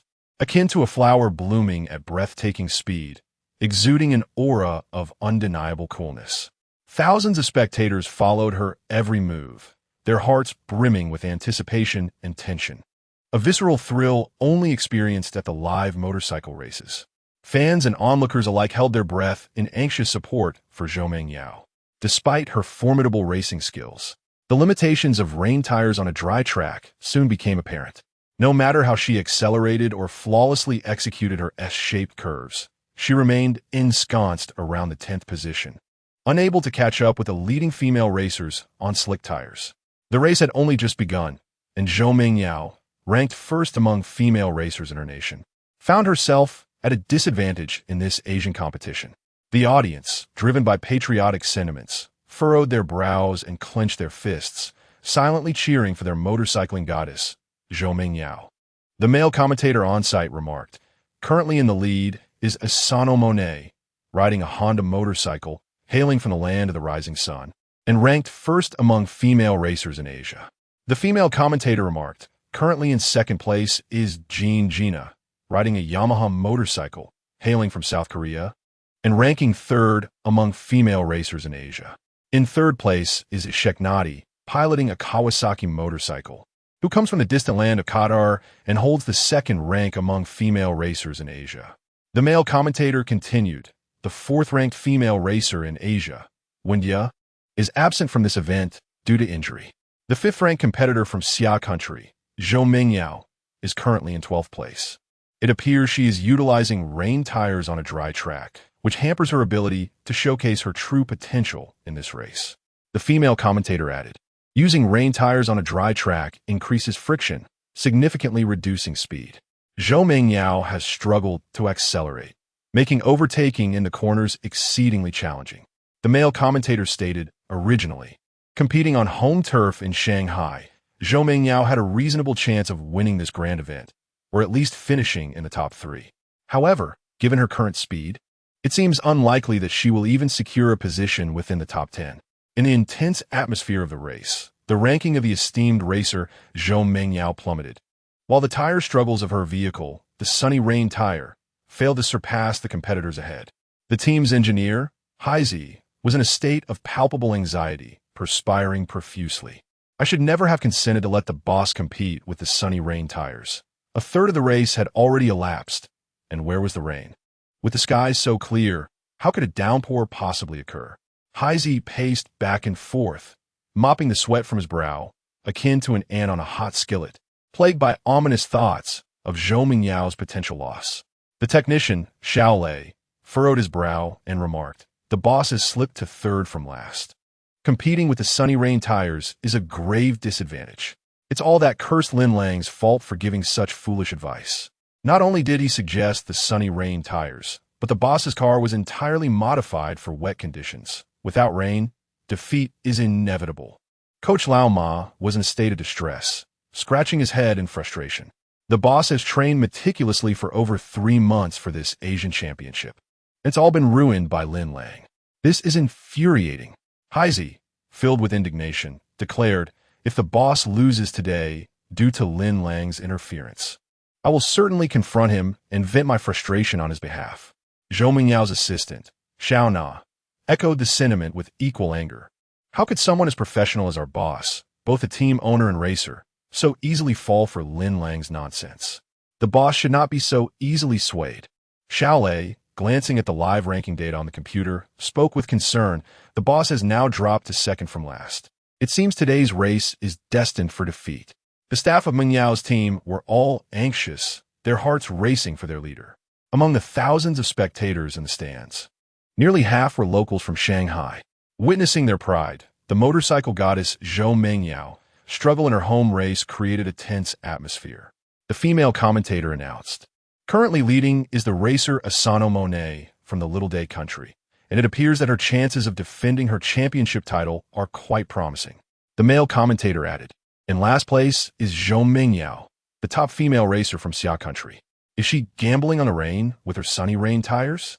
With half the race completed, the weather remained clear, seemingly diminishing the likelihood of Zhou Mingyao's comeback and victory.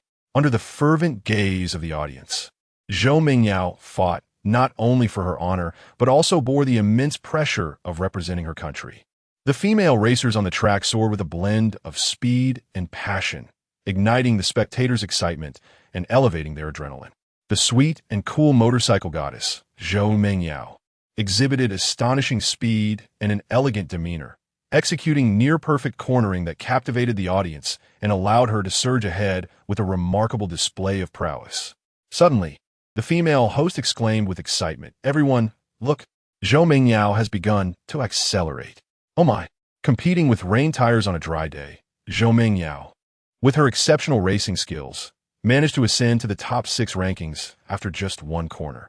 It appears that this prodigious female racer from Xia country possesses formidable talent. The audience of tens of thousands erupted in thunderous applause and cheers. The male host marveled. Zhou Mingyao, using rain tires on a dry track, executed a cornering maneuver to break through.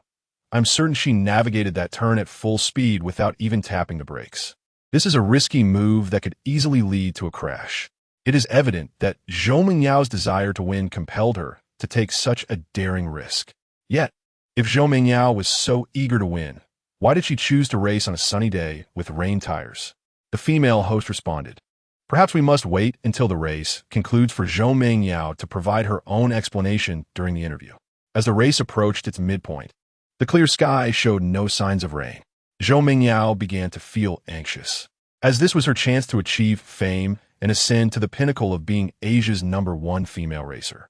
Given the current race conditions, Zhou Mingyao's prospects appeared grim, with Qian Yimonai consistently leading the pack due to the powerful performance and technical prowess of her Honda motorcycle. Jean Gina's attempts to overtake were deftly countered by Qian Yimonai. Closely trailing, Siehi Nadi furiously twisted the throttle of her Kawasaki motorcycle, daringly leaning into a corner to suddenly overtake, successfully blocking Jean Gina and claiming second place. Now in third, Jean Gina adjusted her position to navigate the bend, twisting the throttle of her Yamaha motorcycle, seeking an opportunity to surpass. Frustratingly, Zhou Mingyao, positioned 6th, felt as if she might shatter the throttle with her grip. Competing with rain tires on a clear day seemed to impose a speed limit on her, leaving her struggling to catch up with the top 3 elite female racers in Asia. Helpless, Zhou Mingyao could only defend her position against the female racers behind her, striving to maintain 6th place while searching for a chance to overtake in the curves. Unfortunately, the competitors from various countries were all top-tier female racers who offered Zhou Mingyao little opportunity to exploit any weaknesses. The Singaporean racer, temporarily in 7th place, was no pushover either, repeatedly revving her engine in attempts to overtake. Yet, Zhou Mingyao expertly sealed off the inner line during the corner, denying her rivals any chance to pass. Despite racing with rain tires that seemed to impose a deceleration effect, Zhou Mingyao managed to maintain her 6th place position through her exceptional driving skills, leaving the female racers from other countries far behind. This achievement is nothing short of extraordinary, considering that all participants are among Asia's elite female racers. From a young age, Zhou Mingyao has been passionately enamored with racing. Through relentless effort and innate talent, she has ascended to become the 5th-ranked female racer in Asia. Yet this accolade does not suffice for her. Her mind is solely fixated on one ambition: to claim victory. The female host on-site announces, there are only 2 bends left in the race. Currently, the leading position is held by the Japanese competitor Asano Monai. In 2nd place is the Cardinal racer Shek Nadi. Following her in 3rd is the South Korean driver Kim Jina. In 4th place is, before she can finish, a sudden clap of thunder reverberates through the clear sky. "My goodness!" exclaims the male host, astonished. Is it actually starting to rain? Just moments ago, the sun was shining brightly, and now dark clouds have rolled in, transforming the weather in an astonishing turn of events. It is truly unbelievable. It seems the heavens are blessing Zhou Mingyao with a chance at victory. A fierce wind swirls the clouds as lightning flashes and thunder rumbles. The vast open-air stadium is soon drenched in torrential rain. The audience, fervently supporting Zhou Mingyao, erupts in excitement, rising to their feet, fists clenched in encouragement for her. The female host marvels. This is something even movies wouldn't dare to depict. The weather forecast predicted no rain. Yet, amidst the sunny conditions, Zhou Mingyao finds herself competing on rain tires. Among all the female drivers in today's Asian Championship, only her Suzuki motorcycle is equipped for the downpour. Will this torrential rain provide her with an advantage? Can Zhou Mingyao orchestrate a remarkable comeback and seize victory in these final two bends, where fate will be decided? Just as the rain begins to fall heavily, the fifth-place racer, the Finnish competitor Heina, loses control due to the slick track and skids off, prompting the medical team to rush to her aid. Chapter 054. Life and Death at High Speed. Wild racing with a sudden crack and a rumble, torrential rain poured down, cleansing the track of the outdoor stadium as if it were washing away the frustrations of Zhou Mingyao, who had endured a challenging half of the race. Nice. It's actually raining. Beneath her sleek racing helmet, Zhou Mingyao's exquisite face beamed with uncontainable excitement. As the first raindrop fell, the rain-soaked Suzuki racing car she drove became an extension of her very soul, moving in perfect harmony with her as she pressed the accelerator, the exhaust roaring with a passionate intensity. In the deluge, dozens of female racers from across Asia sped recklessly on the slick track, their engines harmonizing into a symphony that stirred the hearts of thousands of spectators. This electrifying spectacle of racing in the rain was a cherished moment for every motorsport aficionado. Leading the pack on a Honda motorcycle, the competitor Asano Monet felt a sudden pang of anxiety, thinking, could it really be raining? How unfortunate that it has started to rain. She lamented, just when victory was within reach, I might lose. Asano Monet's forebodings stemmed from the fierce downpour that blurred her vision and rendered the track treacherously slippery, diminishing her control over the motorcycle. Despite reducing her speed, she nearly toppled off the bike while navigating a corner. Though she managed to maintain her position by relying on her champion-caliber skills, the relentless rain made her shiver, eroding her confidence in clinching victory as she was forced to stabilize her speed for balance. Several female racers, grappling with the fierce winds and rain, leaned into their bikes while cornering but lost control on the slick surface, veering off the track and forfeiting their chances at victory. Even Sheknati, ranked third among Asian female racers, was not spared. She skidded off the track during a sharp turn, losing her temporary second-place standing. Her Kawasaki motorcycle screeched against the ground, the sparks extinguished by the relentless downpour. Team staff and medics rushed through the rain to check on Sheknati, concerned for her well-being.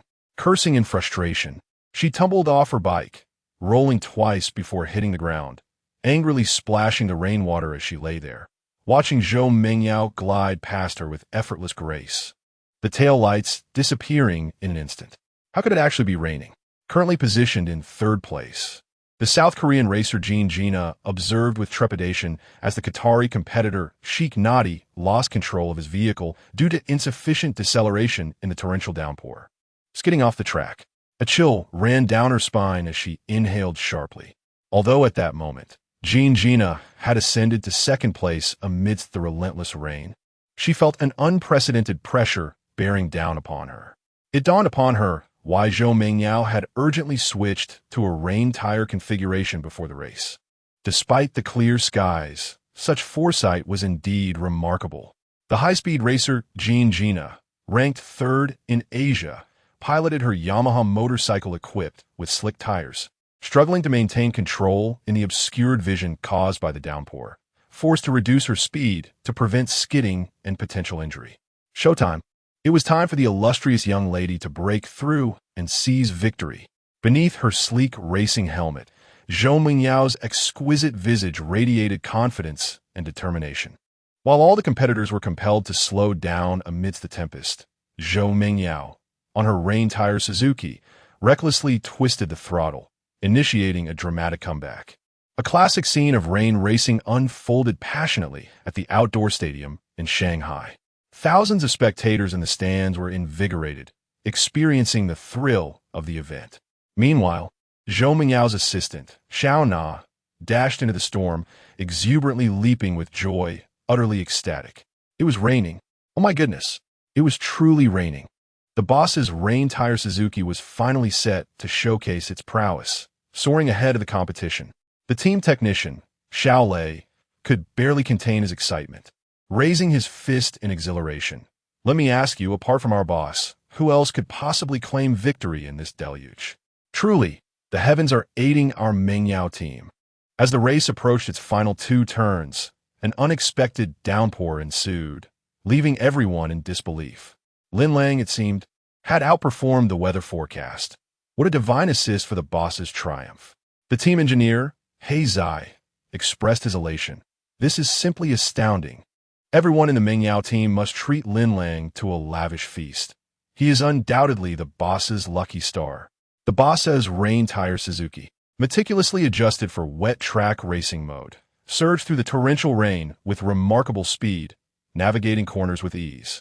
In stark contrast, those female racers utilizing slick tires faced dire consequences as they attempted to maneuver in the heavy rain. Failing to decelerate was tantamount to courting disaster.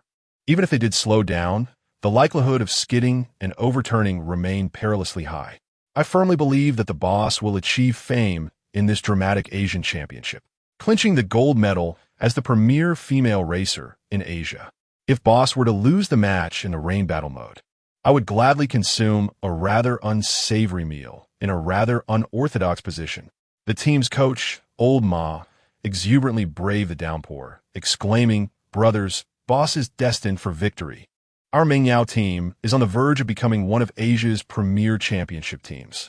This inclement weather has stirred our emotions to an unprecedented height. Boss had previously declared that should she triumph in this Asian championship, she would generously cover the tickets, accommodations, and entry fees for a half-month tour in Europe, granting the team members an extended holiday for travel. In the midst of the tempest, the entire Mengyao team embraced each other, tears of joy streaming down their faces as they preemptively celebrated their leader, Zhou Mingyao's impending victory. Such a spirit of camaraderie and collective pride is indispensable for any championship team. The members of the Mengyao team had dedicated over 3 months of preparation for this exhilarating moment.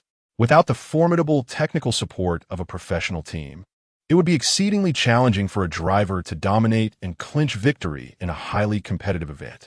Meanwhile, the male commentator, filled with excitement, exclaimed, "Look, Zhou Mingyao has suddenly accelerated in this torrential downpour." The female commentator, equally enthused, shouted, "Indeed, you are not mistaken.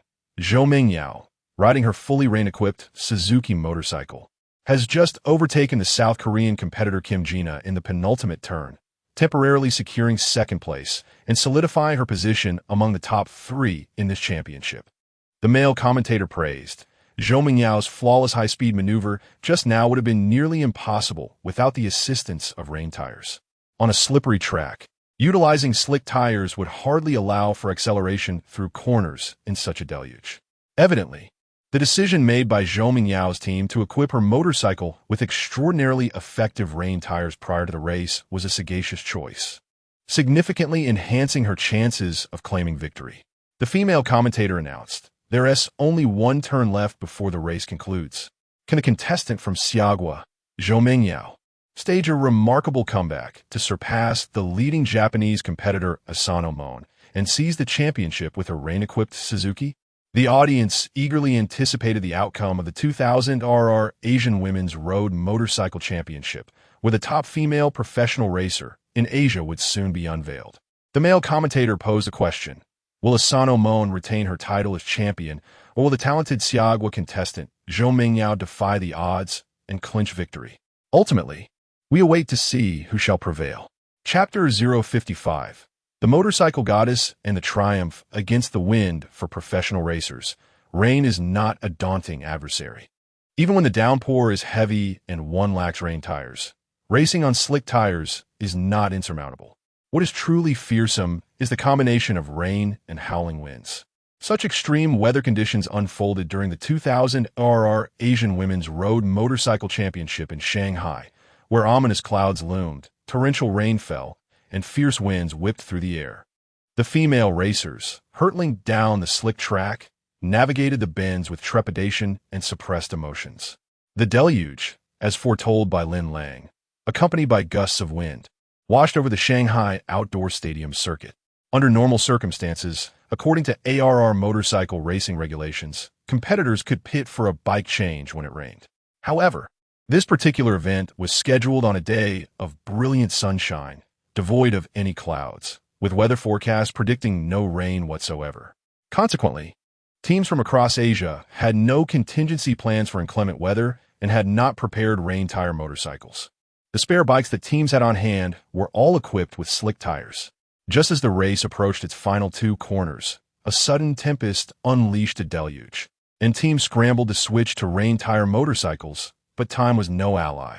Additionally, pitting for a bike change would consume precious race time, leaving the female racers from various nations with no choice but to endure the storm and continue racing.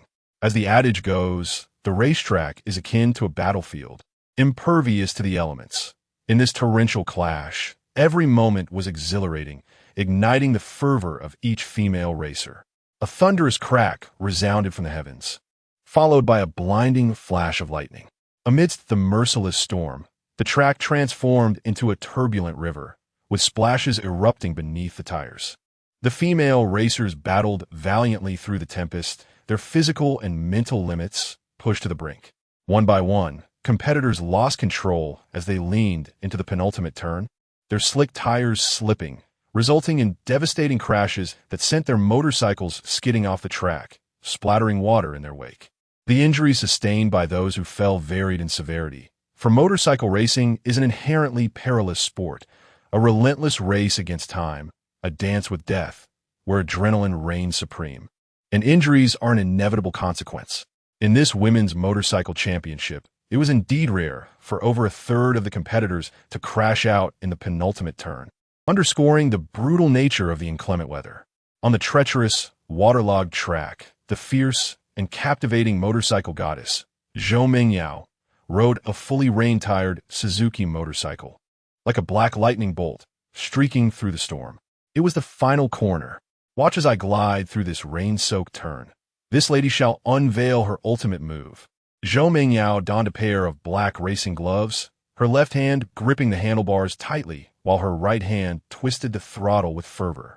Her eyes sparkled with unwavering determination as the roar of the engine erupted in a deafening symphony, igniting a surge of adrenaline. The exhilarating sensation of speed felt akin to a soul chasing the body ahead.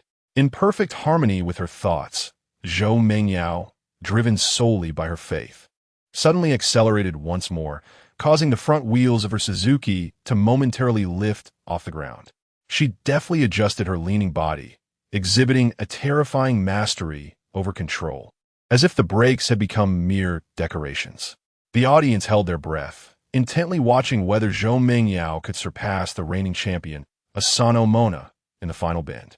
The atmosphere buzzed with tension as Zhou Mengyao, with a sudden burst of speed, clung closely to Asano Mona's Honda, engaging in a fierce battle amidst the rain-soaked track. The thousands of spectators, drenched yet exhilarated, felt their hearts racing in unison, on the verge of eruption. The tempestuous rain battle was frightening, with the threat of a crash looming at any moment. Asano Mona struggled to overcome her psychological fears, attempting to block Zhou Mengyao's overtaking maneuver with precise positioning. However, the slick conditions exposed the deficiencies of her bald-tread Honda motorcycle. Zhou Mengyao's racing was relentless. As Asano Mona approached the final curve, her tires slipped perilously on the wet track. Opportunities are often fleeting, and in that brief moment of hesitation, Asano Mona misjudged the corner, failing to straighten her vehicle, which prevented her from fully pressing the throttle. Seizing the opportunity, Zhou Mengyao executed a flawless maneuver in the final bend, overtaking Asano Mona with precision before accelerating wildly. Her Suzuki, equipped with rain tires, leaving her rival far behind. The audience erupted into cheers and shouts as they witnessed Zhou Mengyao's remarkable comeback. Having successfully surpassed Asano Mona. Despite the pouring rain, the spectators remained fervent, their excitement palpable. The male commentator exclaimed with fervor, "Today's rain battle has been simply spectacular." Zhou Mengyao from Xia country has elegantly carved a perfect arc through the final bend, executing a stunning overtake against Asano Mona, turning the tides in the most dramatic fashion. At that moment, as Zhou Mengyao leaned down, twisting the throttle atop her Suzuki, even high-speed trains would bow in respect.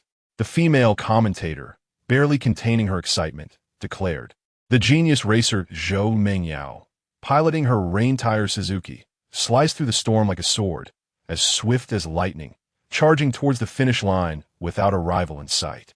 The technical team of Mengyao's racing crew could now prepare the champagne for celebration.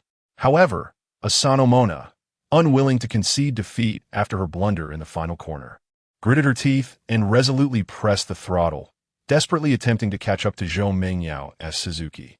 However, as Asano Mona sped down the track, she suddenly lost control due to a front-wheel skid, crashing heavily onto the circuit while her Honda motorcycle tumbled off the track, sliding several meters across the surface.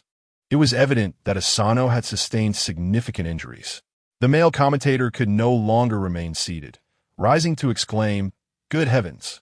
The top-ranked female racer in Asia, Asano Mona, has remarkably lost control after exiting the final turn, jeopardizing her chances against Zhou Mengyao for the championship." The female commentator added, "Asano Mona has regrettably succumbed in the battle for the title against Zhou Mengyao, forfeiting valuable points in the Shanghai race." Meanwhile, the South Korean racer, Jean Gina, riding her Yamaha motorcycle, found herself in a precarious situation as she attempted to evade the fallen Asano Mona. Tragically, this maneuver caused Jean Gina and her Yamaha to tumble off the track. The medical team and staff from the Xiorgi team rushed through the rain to assess Asano Mona's injuries. Jean Gina was flung several meters from her Yamaha, landing hard and sliding an additional distance, seemingly suffering a suspected collarbone fracture as she lay in agony on the grass, drenched by the downpour. The male commentator exclaimed, "Oh no, another racing incident." Unfortunately, the second-ranked female racer in Asia, Jean Gina, has been forced to abandon the race due to her Yamaha's bald tires slipping while trying to avoid the fallen Asano Mona.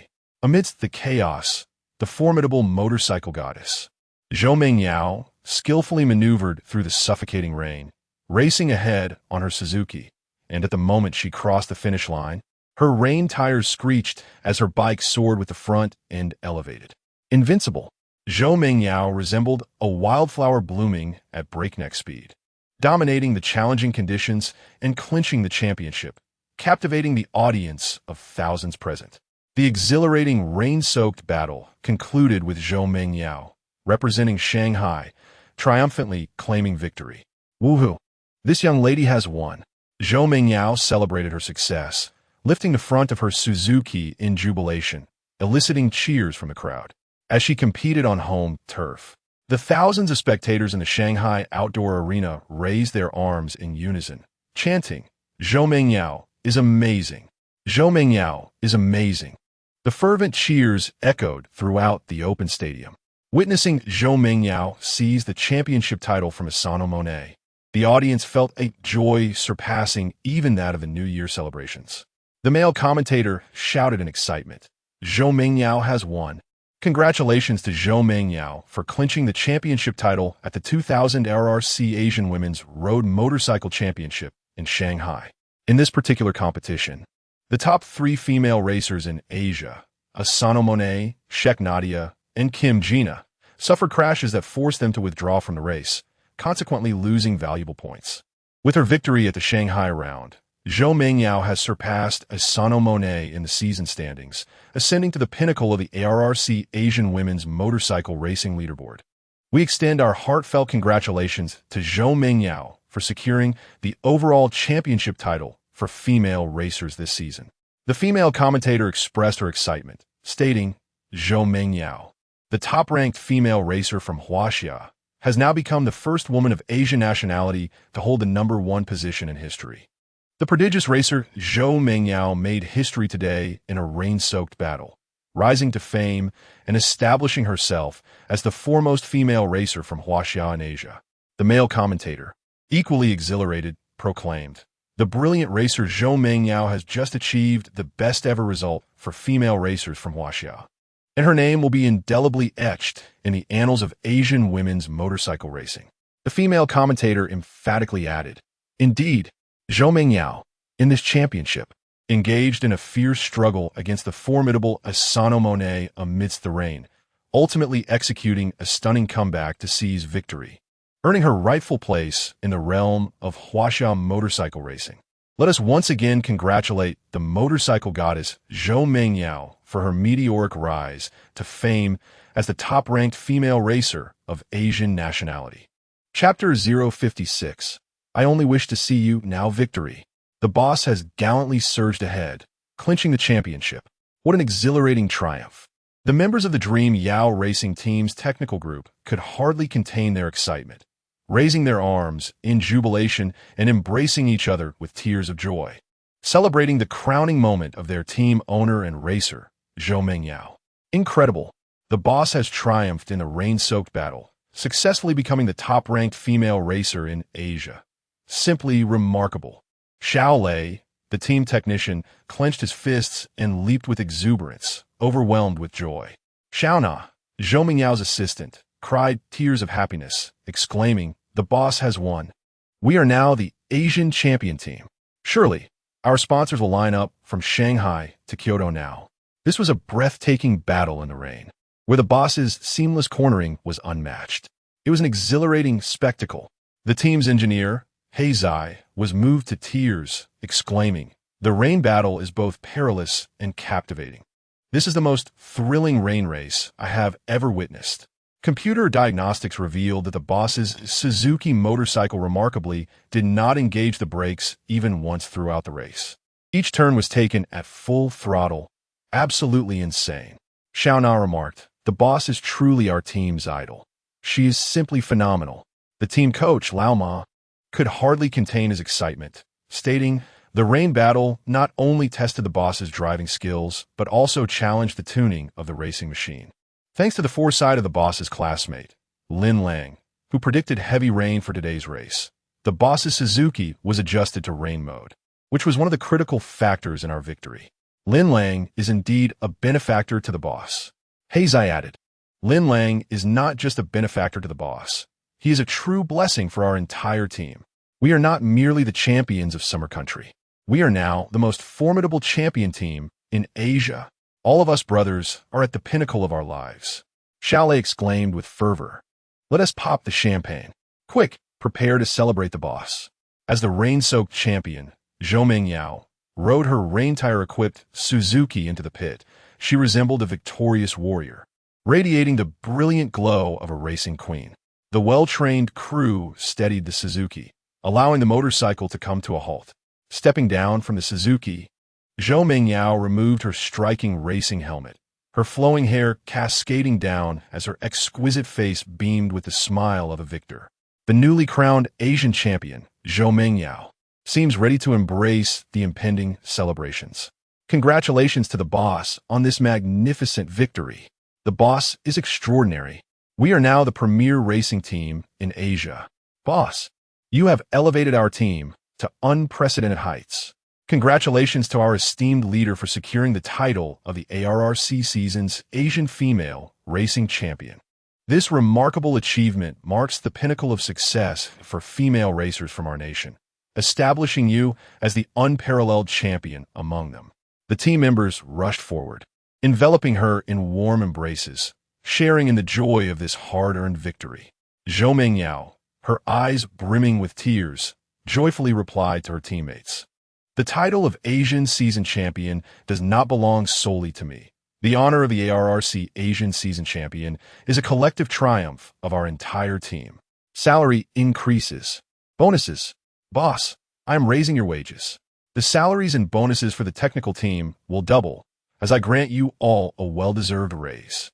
Upon hearing this, the team members erupted with elation, bouncing around with the exuberance of children. Woohoo, boss, how magnificent! Yay, our boss is truly a benevolent leader. Boss, you are incredible. Zhou Mingyao continued with delight. There is one more announcement.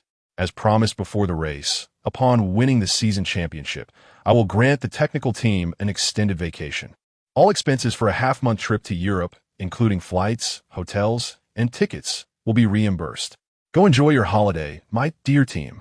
Yay, that's wonderful. Boss, you are so impressive.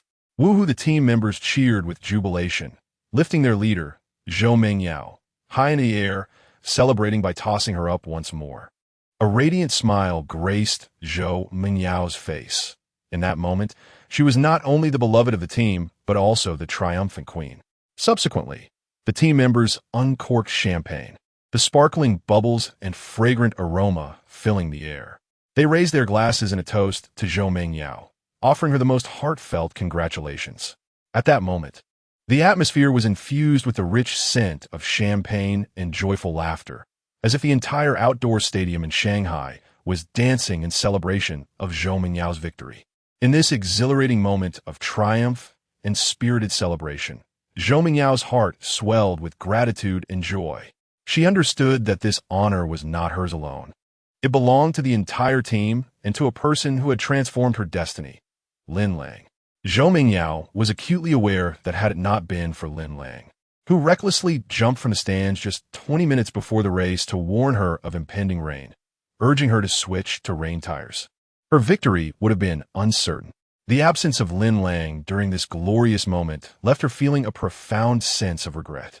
Even as she toasted with her teammates, her mind wandered, longing to find Lin Lang, who had been ejected by security, to celebrate this monumental victory together. In the heart of the racetrack, the enchanting motorcycle goddess, Zhou Mingyao, cradles a glass of champagne, gazing out at the tempestuous storm, where thunder rumbles and rain pours down in torrents. A radiant smile graces her face, for it is the first time in her life that she perceives the ferocity of the storm as a manifestation of beauty and happiness. As AI-generated images of Zhou Mingyao circulate, a throng of journalists from various newspapers and television stations braves the downpour to seek an interview with a newly crowned champion of the ARRC season, the first Asian female racing driver to achieve this honor. Before the cameras, Zhou Mingyao exudes elegance, composure, and joy, delivering a succinct speech about her victory alongside a few post-race reflections. In the wake of her triumph, numerous media outlets vie for exclusive interviews, eager to bask in the glory of her recent achievements, as she becomes the object of adoration. Yet, amidst the accolades, Zhou Mingyao remains grounded, her heart set on finding Lin Lang to share in the euphoria of her victory. The final segment of the event is the award ceremony. Bathed in thousands of lights, Zhou Mingyao stands on the championess podium, adorned in striking racing attire that accentuates her graceful physique, embodying both strength and femininity. With a proud and radiant demeanor, she stands tall, her eyes ablaze with the flames of victory, shining brighter than the stars themselves. As she dons the championship medal, her exquisite visage is illuminated with pride and joy, reminiscent of the warm spring sun gracing blooming flowers. The golden championship trophy gleams in her hands, a testament to her indomitable spirit. Zhou Mingyao, the stunning motorcycle goddess, raises the trophy high above her head, her smile brilliant and resplendent, marking a moment of unparalleled glory. At just 22 years of age, she stands at the pinnacle of her life. After the awards ceremony, adorned with her championship medal, Zhou Mingyao descends from the podium and entrusts the trophy to her assistant, Xiao Na. She promptly dials Lin Lang's number. "Hello, Mingyao. It's me, Lin Lang. Where are you?" He replies, "Congratulations on your rain-soaked victory, becoming the top female racing driver in Asia." Lin Lang continues, "After being escorted out of the Shanghai outdoor stadium by security, I joined the racing fans who couldn't get tickets at a nearby internet CAF, just in time to watch a race live online. When you triumphed over Asano Monet in that fierce downpour, the entire CAF erupted in celebration. Even the owner, a fan of yours, treated everyone to free internet access. You can only imagine how lively it is here." With glee, Zhou Mingyao responds, "Lin Lang, wait for me at the internet CAF. I'll be there shortly. Lin Lang, during the phone call, remarked, "It is still pouring outside. Mengyao, do not come to find me. Instead, celebrate this joyous pinnacle moment with the members of the team. My mind is solely focused on the desire to see you immediately." Zhou Mengyao ended the call. In the gaming CAF, Lin Lang, having put his phone on speaker, suddenly realized that he was surrounded by racing enthusiasts, both inside and out. Why are you all staring at me like that?" Lin Lang exclaimed, bewildert. The racing fans, having overheard his conversation with Zhou Mengyao, transformed into curious onlookers, bombarding him with questions. "Wow, we just heard you congratulate Zhou Mengyao on her victory. Is she really coming to the gaming CAF to see you? Incredible. The motorcycle goddess, Zhou Mengyao, is coming to our CAF? We are so lucky to catch a glimpse of her. I can't contain my excitement. Not just you. Everyone, quickly prepare paper and pens. When the motorcycle goddess Zhou Mengyao arrives, we must line up for autographs." Indeed, coming to the gaming CAF today to watch the racing competition together is such a delightful gain. "Excuse me, handsome, what is your relationship with Zhou Mengyao? Why did the victorious motorcycle goddess call you first?"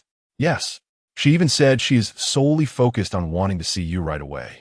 Could it be that you are her boyfriend? Wow, what a shocking revelation. Is a motorcycle goddess Zhou Mengyao not single? I shouldn't have answered the call on speaker. With all these questions, whom should I respond to?" Lin Lang felt a sense of melancholy as he was besieged by the racing fans in the CAF. Chapter 057. The motorcycle goddess with her own BGM AI-generated beautiful images of Zhou Mengyao have led to misunderstandings. "It is not as you think. I am merely a high school classmate of Zhou Mengyao, and our relationship is one of pure camaraderie," Lin Lang clarified. "Do you believe it, brothers? Personally, I do not." After the championship award ceremony, Zhou Mengyao promptly called her male high school classmates. "Can you believe that? I cannot.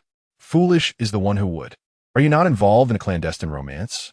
After hearing this, Lin Lang wiped the cold sweat from his brow and lamented, "What clandestine couple? We share a platonic friendship.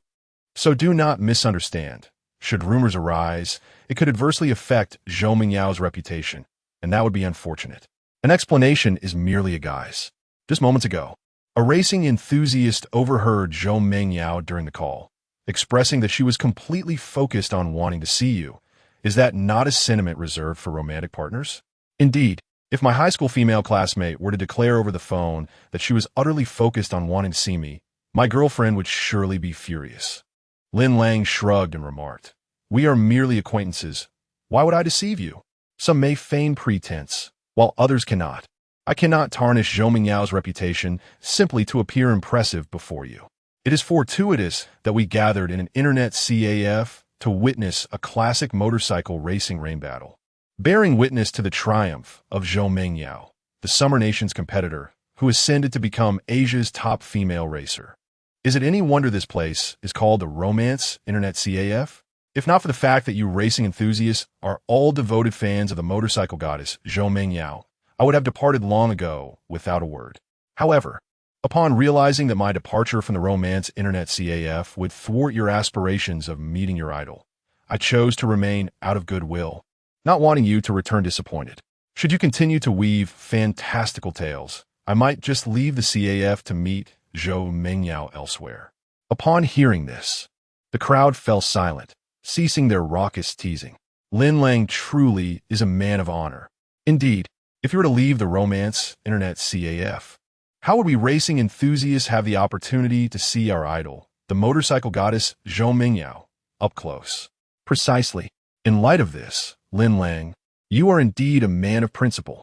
The group enjoyed an animated viewing of a live broadcast of the motorcycle goddess Zhou Mengyao's race at the Internet CAF. "Cool. Lin Lang, have a smoke. Alas, your cigarettes are of too low a quality. Here, take my yushi. Go away. Your yushi does not suffice either. Here, Lin Lang, smoke my huazi." Lin Lang, exhaling smoke, remarked, "Must you all be so obsequious? I am not leaving just yet. To all you racing enthusiasts, I Langa, have created an opportunity for you to meet your idol, the goddess of racing, Zhou Mengyao, fulfilling your dreams." Indeed, you are absolutely right, Langa. Cool me. Let me treat you to some Jian Libo. I shall also offer you a refreshing cola, and I, too, will provide Lang with some iced tea. I'll even treat you to orange soda." Lin Lang, while puffing on a cigarette, replied, "I only possess one mouth and one stomach. I cannot possibly consume all these beverages you offer. However, I must forewarn you, my fellow racing fans, should any of you behave inappropriately or utter disrespectful words upon meeting the motorcycle goddess Zhou Mengyao, do not blame me for knocking your teeth out." Upon hearing this, the crowd nodded in agreement. "No way. We are all individuals with identification. If we are fortunate enough to meet our idol, the motorcycle goddess Zhou Mengyao, we would never act in an uncouth manner. Indeed, the chance to see our idol up close is already a blessing from Langu. How could we dare to misbehave?" Lin Lang, exhaling a cloud of smoke, remarked, "Is merely welcoming our idol with words sufficient?" What do you mean, Linga?" He replied, "Life requires a sense of ceremony. Must I teach you this? Next to the internet CAF, there's a wedding shop. Let us send a few brothers to purchase some celebratory poppers that spray colorful ribbons, and we shall arrange a simple welcoming ceremony to celebrate the motorcycle goddess Zhou Mengyao's victory. A little sense of ceremony will suffice, will it not?" "Yes, Langu is absolutely correct. Let us go. Brothers, come with me to buy the poppers and create a delightful surprise for our idol." 5 or 6 youthful racing fans dashed through the rain to the nearby wedding shop, returning with 2 boxes of celebratory poppers. Each racing enthusiast received one, and under Lin Lang's organization, they formed a corridor inside the internet CAF to welcome the arrival of the motorcycle goddess Zhou Mengyao. Excitement filled the air as the racing fans anticipated the moment they would meet their idol. Vroom, vroom. Suddenly, Zhou Mengyao, clad in a striking racing suit, rode her Augusta motorcycle, wearing a professional racing helmet, dashing through the downpour from the Shanghai Outdoor Stadium to the entrance of the internet CAF. AI-generated beautiful images of Zhou Mengyao appeared. "She is here. She is here.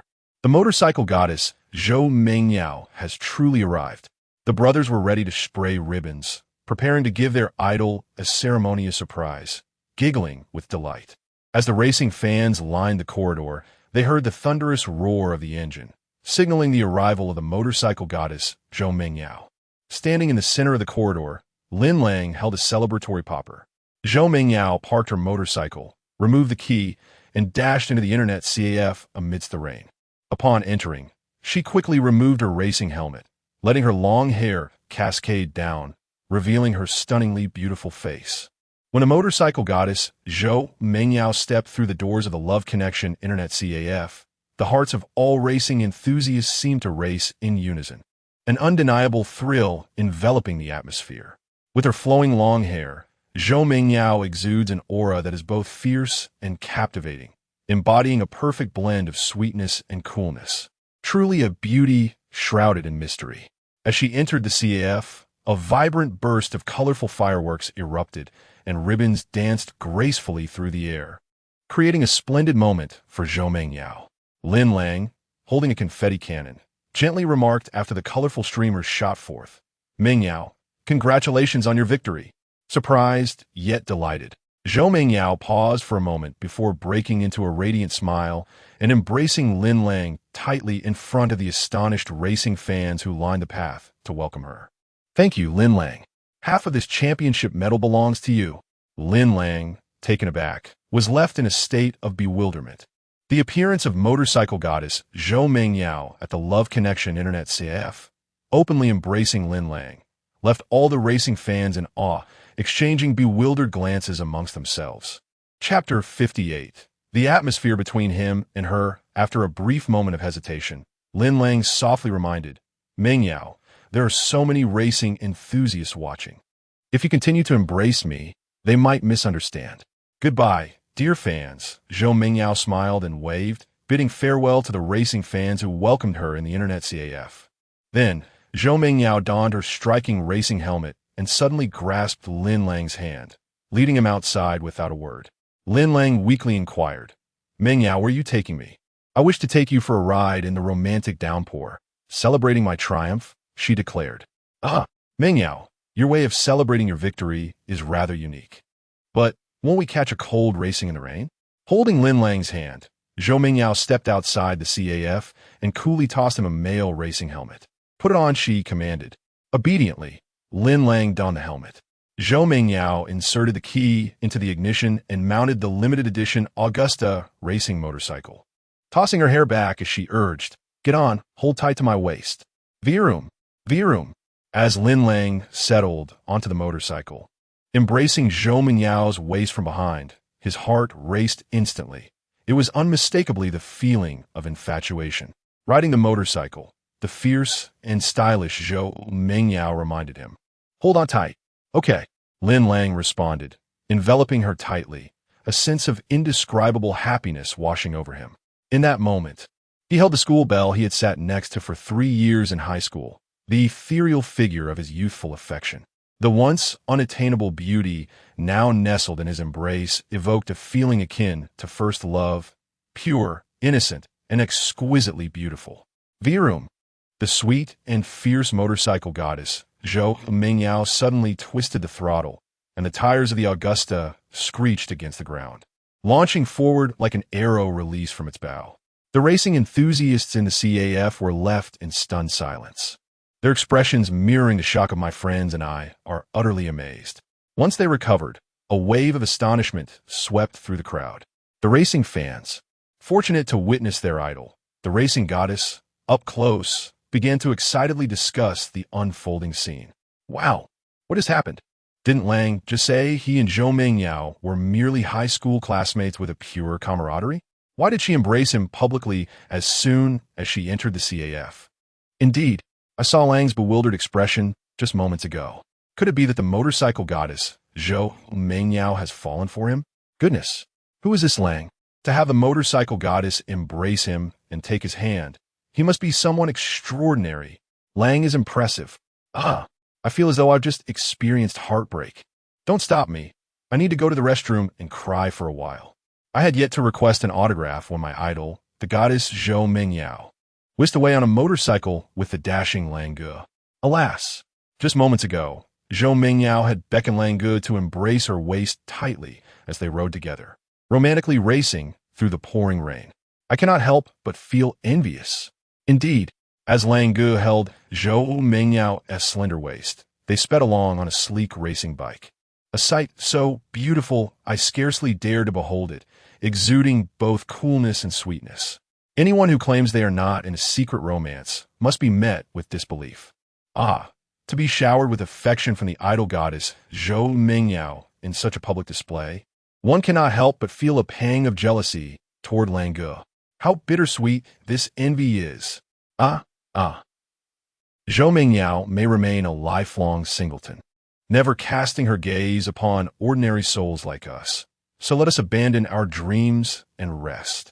Lang Ge clearly belongs to the affluent elite, adorned in an Armani suit worth several thousand, complemented by a brand new Rolex watch, a quintessential embodiment of the high and mighty.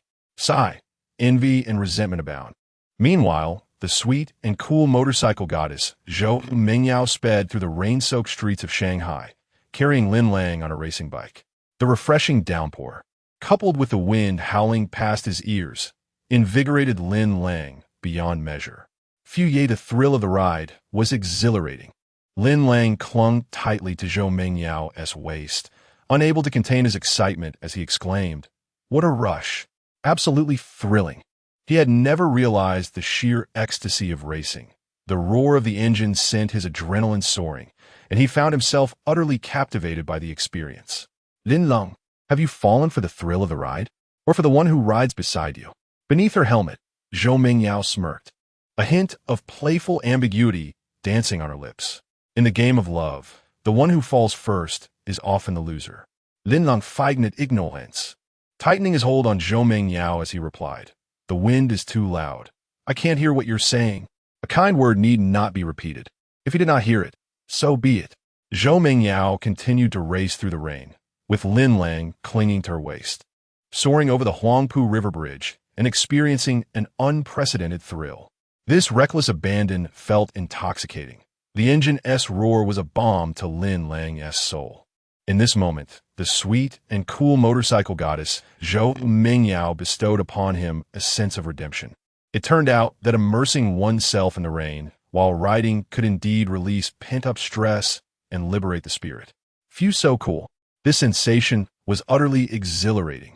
For the first time, Lin Lang experienced the unrestrained joy of riding in the rain. Since he was already drenched, why not close his eyes and embrace Zhou Mingyao? Savoring the bliss of racing through the rain by her side? What divine girl would dare to carry a handsome young man through torrential rain, seeking the thrill of wind and freedom? The clouds obscured the sun, and the rain poured down. Some are trapped in the storm, while others revel in it. In that moment, Lin Lang sat atop his racing motorcycle, tightly embracing the breathtaking Zhou Mingyao as they sped across the Huangpu River Bridge, experiencing an unparalleled sense of freedom. Click!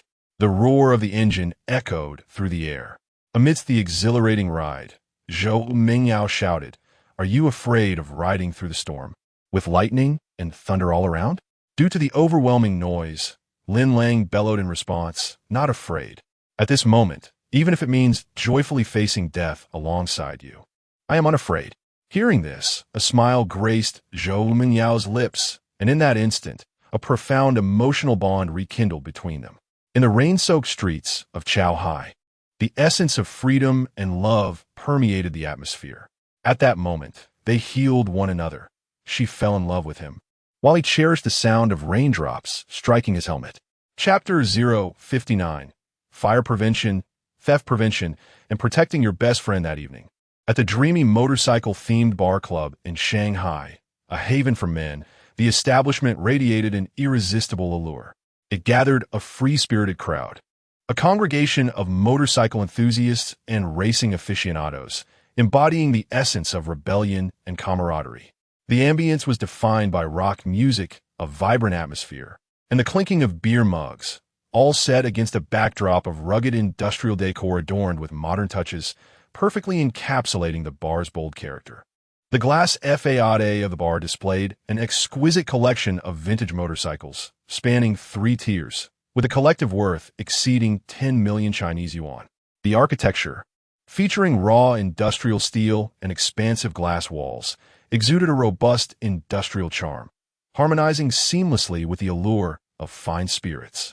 As passers-by glimpsed the stunning array of motorcycles through the glass walls, they couldn't help but pause, capturing the moment for posterity. By the turn of the millennium, this bar had become a renowned hotspot in Shanghai. The intoxicating blend of spirited conversations and the thrill of motorcycles epitomized a unique romanticism reserved for men. Unsurprisingly, the bar also attracted a multitude of women who shared a passion for motorbikes. The celebration of Zhou Mingyao's championship victory was naturally hosted at her motorcycle-themed bar, enveloped in a joyful and lively atmosphere. After a toast to congratulate Zhou Mingyao on her triumph, the key members of her racing team raised their glasses in honor of Lin Lang, showering him with drinks despite Zhou Mingyao's persistent efforts to shield him from the onslaught. "Come on, Brother Lang, this one is for you." "Brother Lang, let me toast you too." Feeling slightly tipsy, Lin Lang pondered, "What is the meaning of all this?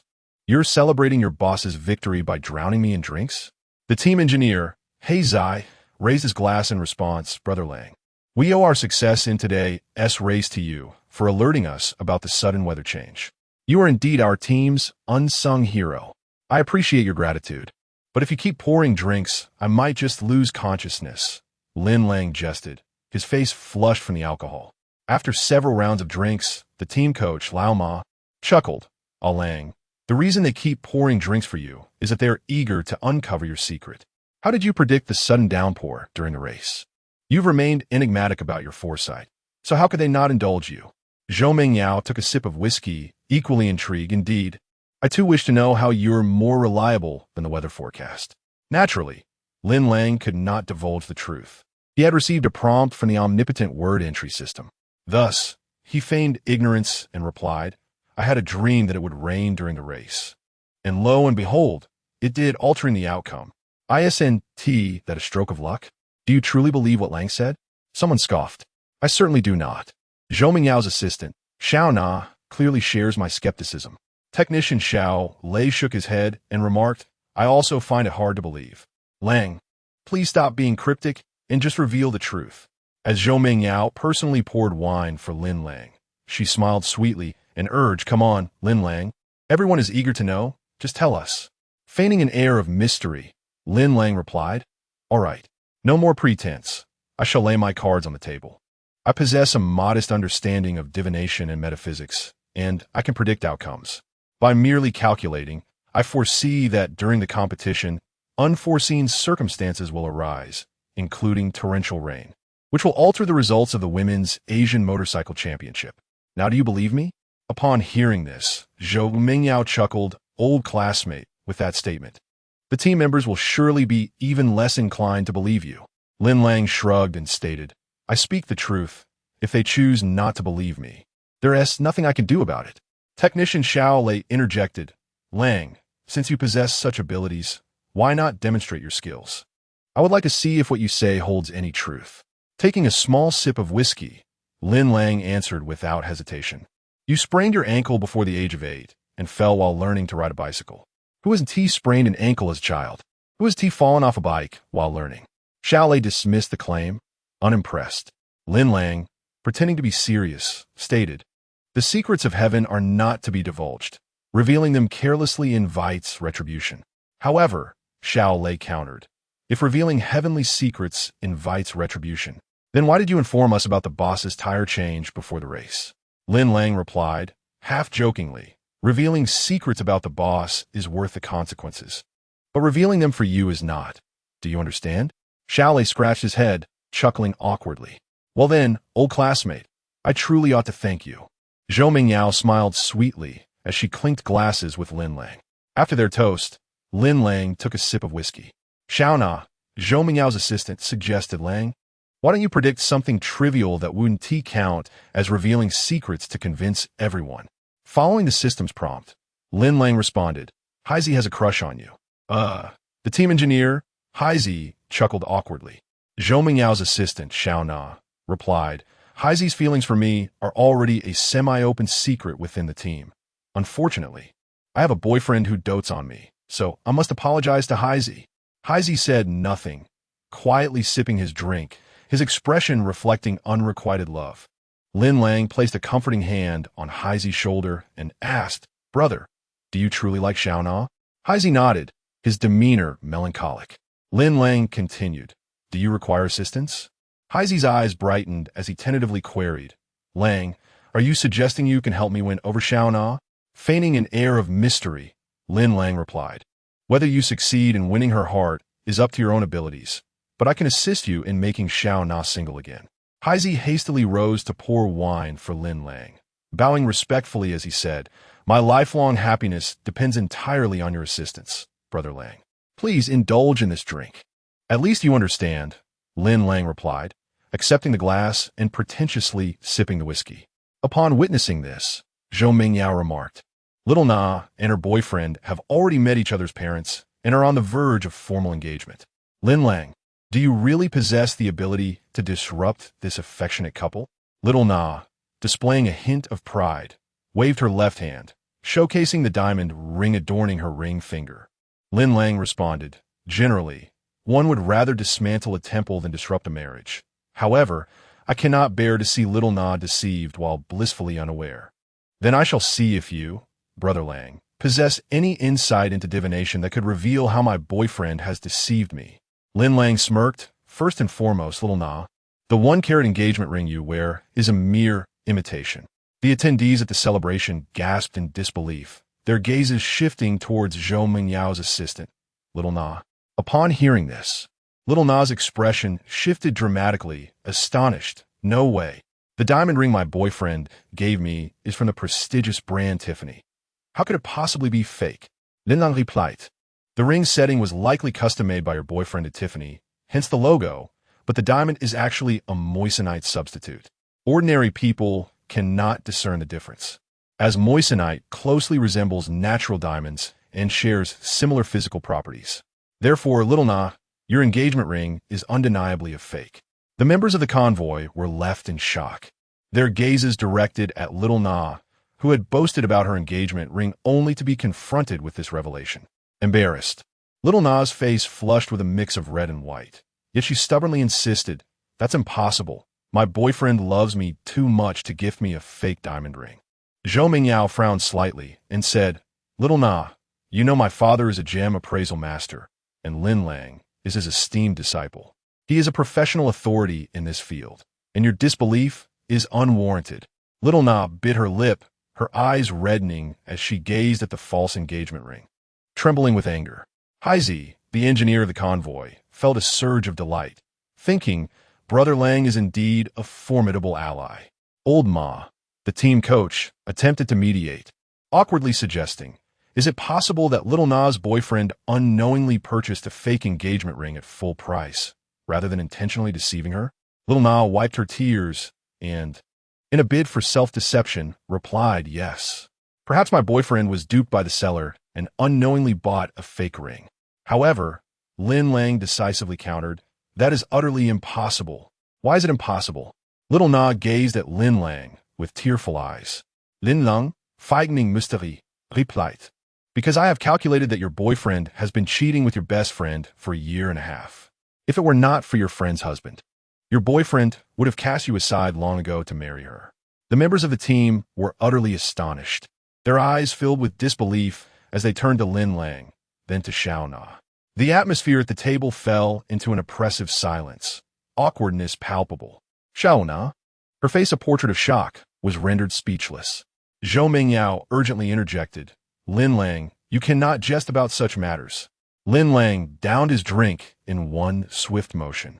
Responding in accordance with the system's prompt, upon careful calculation, I deduced that Xiao Na's boyfriend is currently at a hotel 2 streets away with her closest friend. I need not elaborate on their intentions. The room number is 2403. Go, Xiao Na. Within half an hour, you will catch them red-handed. Zhou Mingyao was left astounded, her mouth agape. Xiao Na, upon hearing this, was left in a state of shock, her expression one of disbelief, as if she had turned to stone. The team technician, Xiao Lei, wore an incredulous look, while Coach Lao Ma was equally taken aback. Black Zai, despite his own astonishment, secretly relished the moment and tentatively suggested, "Xiao Na, perhaps I should accompany you to the hotel. If what Lin Lang says holds truth, you might uncover your boyfriend's true nature sooner rather than later." Holding back tears, Xiao Na downed her drink, rose resolutely, and declared, "If my boyfriend is indeed entangled with my dearest friend, I shall never forgive them in this lifetime. Let's go." Grabbing her bag and phone, she stormed out, her anger palpable as she headed towards the hotel to confront the betrayal. Black's Eye seized the phone from the table and hastily followed after her. Zhou Mingyao commanded, "Xiao Lei, you must go as well. If they're truly caught in the act, ensure Xiao Na's safety, and do not let this escalate." "Understood, boss," responded Xiao Lei, as he too made his way to the hotel. Chapter 060. The heiress Chu Iran's plane crash as Xiao Na stormed out in a fit of anger. Lin Lang took a sip of whiskey, a mischievous smile playing at the corners of his mouth. Zhou Mingyao gazed at the dashing Lin Lang as if he were an enigma, exclaiming in astonishment, "Old classmate, how was I unaware of your remarkable talent for divination?" Lin Lang replied, "As the saying goes, absence sharpens appreciation. After our high school graduation, we parted ways for 4 years during college. Is it so surprising that I have acquired some knowledge of fortune-telling?" Zhou Mingyao, incredulous, responded, "Of course it is surprising. Divination and ancient arts are esoteric practices. How could an ordinary person master them? At times, I too consider myself a prodigy," Lin Lang boasted with a hint of pride. Zhou Mingyao marveled, "You truly are a genius. Among the 5 arts of metaphysics, mountain medicine, fate physiognomy, and divination, you've demonstrated expertise in traditional Chinese medicine by diagnosing my father's blood deficiency and stagnation. Now, you've also displayed some understanding of divination by uncovering Xiao Na's boyfriend's infidelity with her closest friend. You've already mastered 2 of the 5 arts. How extraordinary!" Feigning modesty, Lin Lang replied, "The mountain art, also known as celestial arts, pertains to Taoist alchemy and immortality, which I at present do not comprehend. Fate arts involve fortune-telling and zodiac analysis. of which I possess a rudimentary understanding. Physiognomy involves assessing individuals, land, and residences, easily grasped through palmistry and facial analysis. The latter, known as feng shui, concerns the influence of burial sites on the descendants of the deceased, taking into account dragons, sands, caves, waters, and orientations. Zhou Mingyao wiped her brow and weakly asked, "Are you implying that, aside from celestial arts, you have a basic understanding of the other four?" Lin Lang sipped his whiskey and replied, "I am but a humble learner, with a smattering of knowledge in various fields." Coach Lao Ma, astonished, remarked, "I knew that to become an expert in appraising treasures requires extensive knowledge, but I never realized one must also understand metaphysics." Lin Lang ansviet. The land aspect of fate arts not only pertains to feng shui, but also encompasses archaeological excavation. Versatility is never a burden. Zhou Mingyao inquired, "You mentioned the celestial arts. What do you mean by not currently understanding them?" "Quite literally," Lin Lang replied. "Not understanding the celestial arts at this moment does not imply that I shall not in the future. Who knows, if I eventually grasp the celestial arts, I shall take you along to ascend to immortality, and we can continue our camaraderie in the celestial realm." Zhou Mingyao covered her mouth to stifle her laughter, saying, "After 3 years of being desk mates in high school, you never found me bothersome? You wish to continue sitting beside me, even after becoming immortal?" With a smile, Lin Lang responded, "Every day spent alongside a beautiful classmate is invigorating. How could I possibly find it tiresome?" Coach Lao Ma, playing the role of the matchmaker, jested, "Boss, you and Mr. Lin appear to be a perfect match, truly a pair destined for each other." On the exquisite visage of Zhou Mingyao, a delicate blush emerged as she strategically sipped her whiskey. Subsequently, she adeptly shifted the topic, inquiring, "Lin Lang, you claim to possess some knowledge of destiny and the art of geomancy. How would you assess the feng shui of my motorcycle bar?" Lin Lang retorted, "Is it free of charge? Or do you expect me to charge a fee?" Zhou Mingyao chuckled. Lin Lang, half joking, replied, "Consulting this master for feng shui insights does come at a premium, you know." Zhou Mingyao sweetly responded, "Given our relationship, must we discuss fees? What exactly are we? Even brothers settle accounts clearly. We are not a couple, after all, so of course a fee would apply." Lin Lang jested. With sparkling eyes, Zhou Mingyao teased, "What do you mean? Do you wish for us to be a couple?" "Ah, boss, I suddenly feel a bit of a stomach ache. I need to visit the restroom," said Coach Lao Ma, sensing his role as an intruder and seeking to create an opportunity for the two to be alone. After Lao Ma departed, Lin Lang remarked, "Mingyao, when you gaze at me with those big eyes, I find myself utterly lost. Once again, congratulations on your championship victory, becoming Asia's top female racer." Lin Lang raised his glass with a smile. "Thank you." Zhou Mingyao clinked her glass against his. They locked eyes and both downed their drinks in unison. Zhou Mingyao took the initiative to refill Lin Lang's glass and cautiously inquired, "Old classmate, I have yet to hear what type of girl you fancy. My criteria for a partner is quite akin to that of traditional men from Xia country. Nothing particularly unique." Lin Lang ansviet. "What, then, are the traditional standards for men from Xia country?" Zhou Mingyao probed. Lin Lang responded, "A suitable wife should be gentle and virtuous, understanding and cultured, possessing a pleasing appearance, fair complexion, attractive physique, loyalty and love, and filial piety towards parents. Essentially, that sums it up." "Ha! You men have quite lofty ideals. In daily life, how many girls actually meet such extensive criteria?" Zhou Mingyao remarked. Lin Lang replied, "There are indeed some." "Mingyao, you fit the bill perfectly."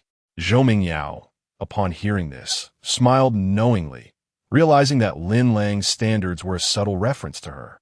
Thus she inquired, "Why not ask me what type of boy I prefer?" Lin Lang, half teasing, replied, "Isn't the boy you like me?" Zhou Mingyao's face flushed crimson, and she shyly retorted, "Who would like you? Stop being so narcissistic." Their conversation continued until Zhou Mingyao's phone rang urgently. The caller ID displayed the team technician, Xiaolei. Lin Lang grinned mischievously. "Answer it. It must be Xiao Na caught in the act." "Hello, Xiaolei." Zhou Mingyao answered the call. Xiaolei excitedly informed her, "Boss, Lang Gu is truly remarkable.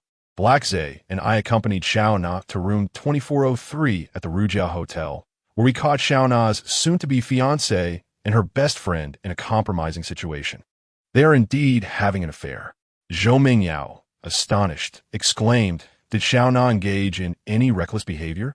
Xiao Lei responded during the call, heartbroken.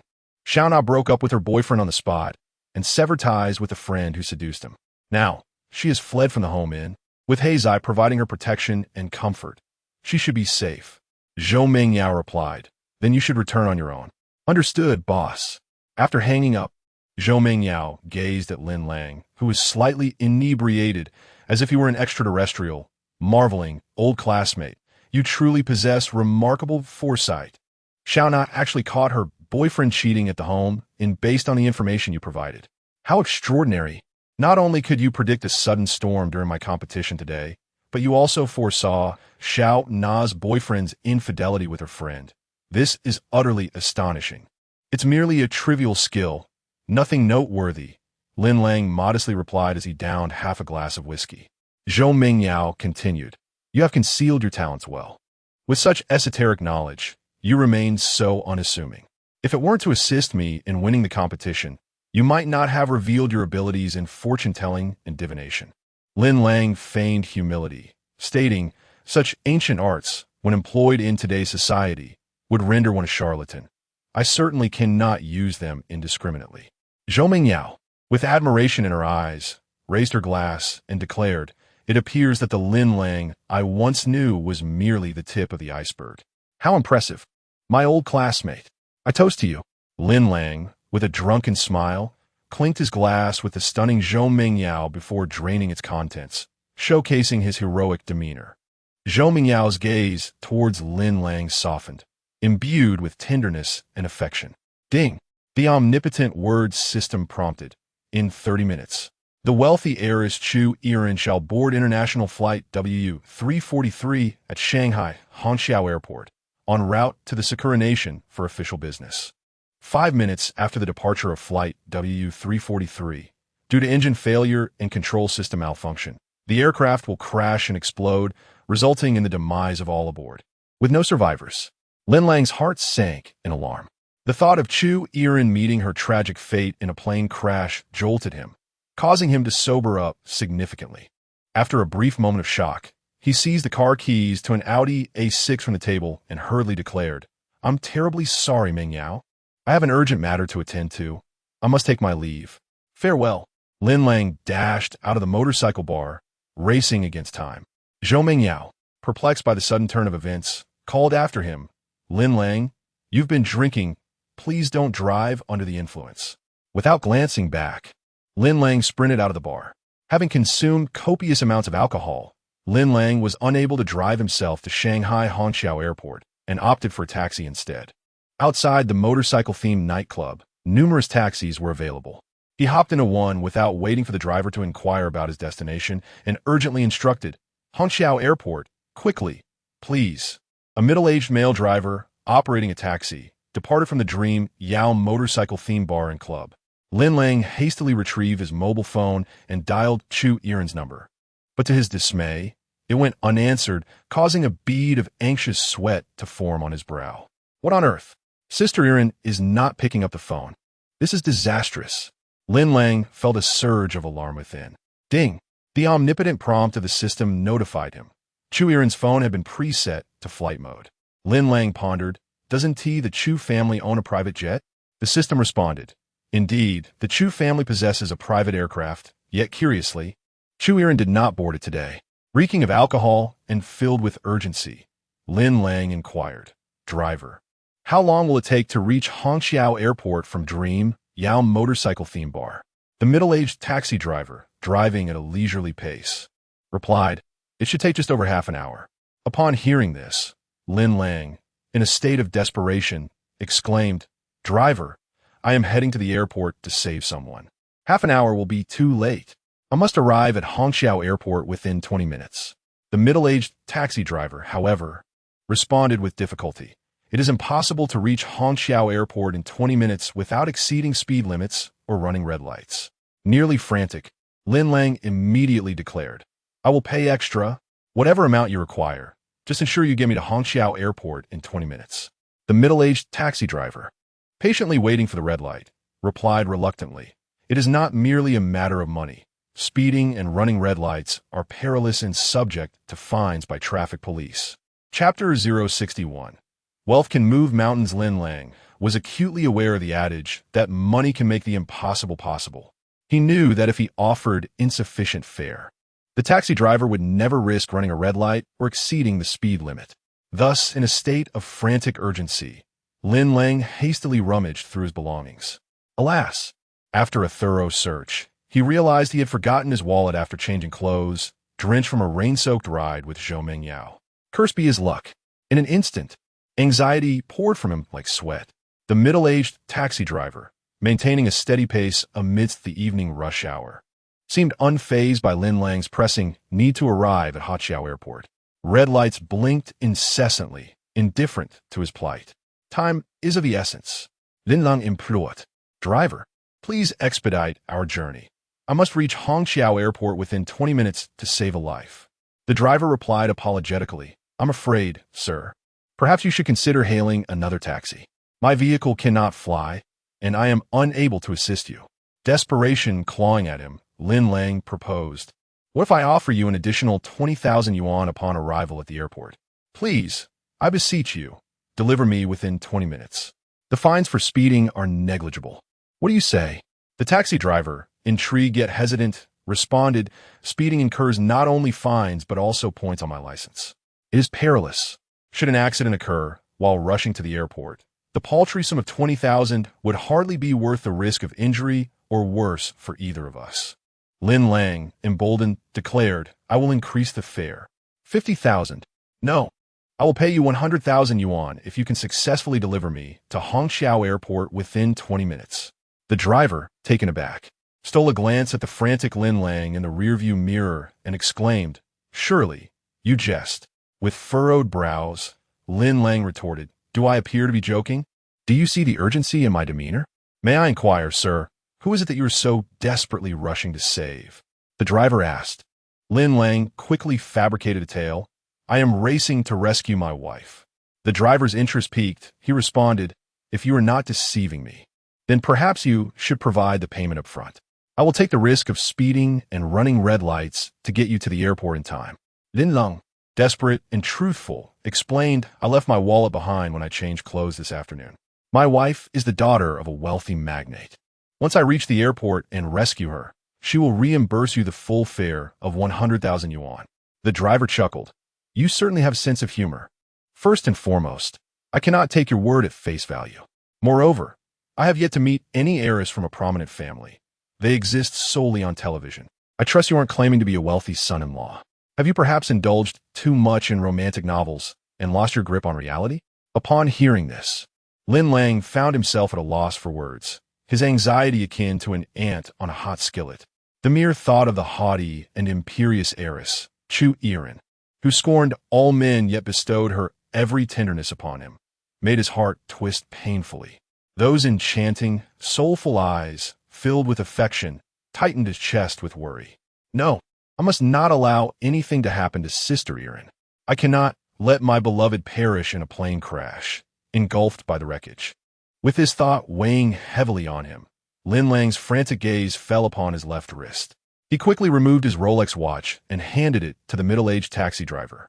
This Rolex 4130 Black Steel Daytona, with a domestic market price of 113,000 Chinese yuan, had barely been in his possession for less than a week. If you can get me to Hongqiao Airport within 20 minutes, consider this brand new Rolex as a taxi fare of 100,000. The middle-aged taxi driver's eyes lit up with excitement as he continued to drive, but he casually inquired, "It wouldn't happen to be a replica, would it?" Lin Lang felt a surge of anger, but suppressed his temper, retorting, "Driver, just take a look at my Armani suit worth several tens of thousands and my Hermes belt costing over 30,000. Do you really think I would wear a fake Rolex?" Although the driver was no connoisseur of watches, he was taken aback by Lin Lang's entire ensemble of luxury brands and chose to trust him. After all, taking a gamble could transform a bicycle into a motorcycle. Even if the Rolex turned out to be fake, the driver would only face a minor fine for speeding. But if it were real, he would earn a windfall of over 100,000. With this thought, the middle-aged driver steeled himself and excitedly declared, "Hold on tight, passenger. I'm about to accelerate and overtake. I drive this route to the airport almost daily, and I assure you, I'll get you there in 20 minutes. As he spoke, he slammed the accelerator, and Lin Lang felt the force of the push against his back. Indeed, money could command even the most reluctant of spirits. As the stock market closed today, Lin Lang's stock account had soared to 25,786,000 Chinese yuan, thanks to his astute short-term trading strategies. After deducting the initial investment of 10 million, he had netted an impressive profit of 15,786,000 in just under a week. To him, sacrificing a mere 100,000 for the life of his beloved Chu Yiren was inconsequential, akin to a drop in the ocean. On the bustling streets of Shanghai in the millennium, traffic was not as congested as it is today. Although it was the evening rush hour, the conditions were relatively manageable. With Lin Lang's generous offer, the taxi driver was determined to push the limits, weaving through the asphalt as he pressed the accelerator to its fullest. It was likely the most exhilarating fare of his long career as a cab driver, earning 100,000 for a single ride. In the millennium, or even in modern times, which driver could possibly refuse such a lucrative opportunity?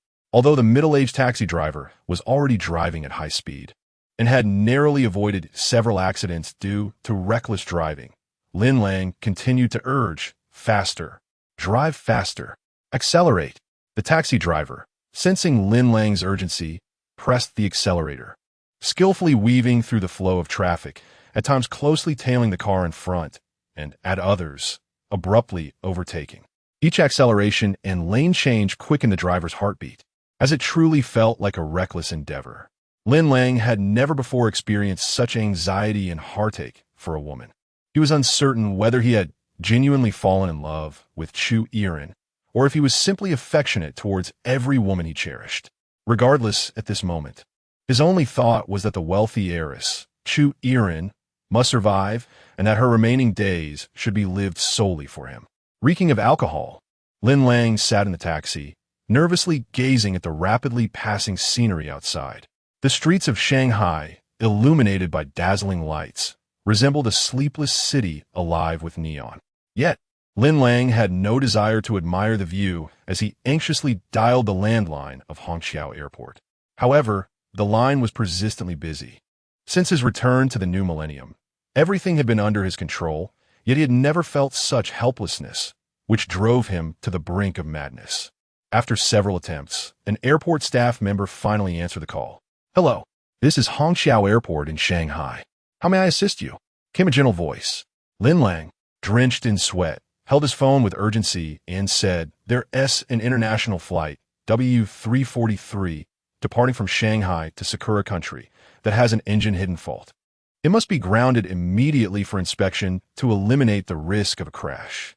The consequences of normal takeoff under these conditions would be catastrophic." "Sir, how do you know that the engine of flight W343 has a hidden risk of failure?" the attendant inquired. Lin Lang could not reveal that he was informed by the system. Thus, he replied, "Please don't concern yourself with how I know. This is a matter of life and death. I implore you to report to the airport authorities immediately, to ground flight W343 and dispatch personnel to inspect the hidden engine fault, eliminating this critical risk of a crash." "Sir, some jokes cannot be made. Our airport's flights undergo a series of inspections by professional maintenance personnel before takeoff. Only after ensuring the aircraft's safety will the flight proceed as scheduled. Therefore, there is no need for you to worry about flight W343 experiencing engine failure after takeoff." Lin Lang urgently retorted, "What I fear is that the maintenance personnel might make a fatal oversight, leading to engine failure or operational system malfunction after takeoff for flight W343. This is a matter of utmost importance. Please be sure to inform the airport authorities to delay the departure of international flight W343 and to reassign specialized maintenance personnel to thoroughly investigate the concealed engine faults." The female operator at the airport responded, "Sir, our airport employs skilled technicians for aircraft maintenance, and under normal circumstances, negligence is highly unlikely. Unless you possess tangible evidence to substantiate that Flight WU-343 harbors significant safety risks regarding its engine, I am afraid we cannot escalate this matter to the airport authorities. Furthermore, she added, if your call is merely a prank and results in flight delays, the police may detain you and impose fines. Upon hearing this, Lin Lang felt a surge of frustration, exclaiming, I'm not playing a prank. The engine of Flight WU-343 genuinely has severe hidden faults that could lead to a crash after takeoff. The operator replied, very well, sir. I will accurately document the content of your call and report it to my superiors.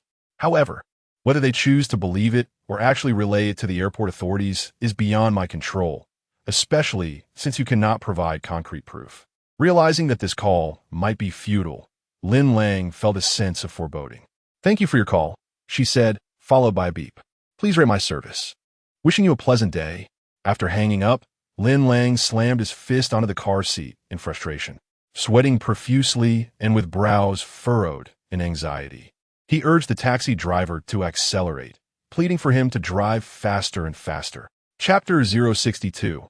Just do it at the Shanghai Hongqiao Airport Call Center. After ending a call, the airport operator, Ma Kia, promptly summarized the conversation and reported it to her superior to absolve herself of any responsibility. Director, I just received a call from a concerned citizen reporting that Flight WU-343, departing for Sakura Country in 20 minutes, has a concealed engine malfunction, she stated.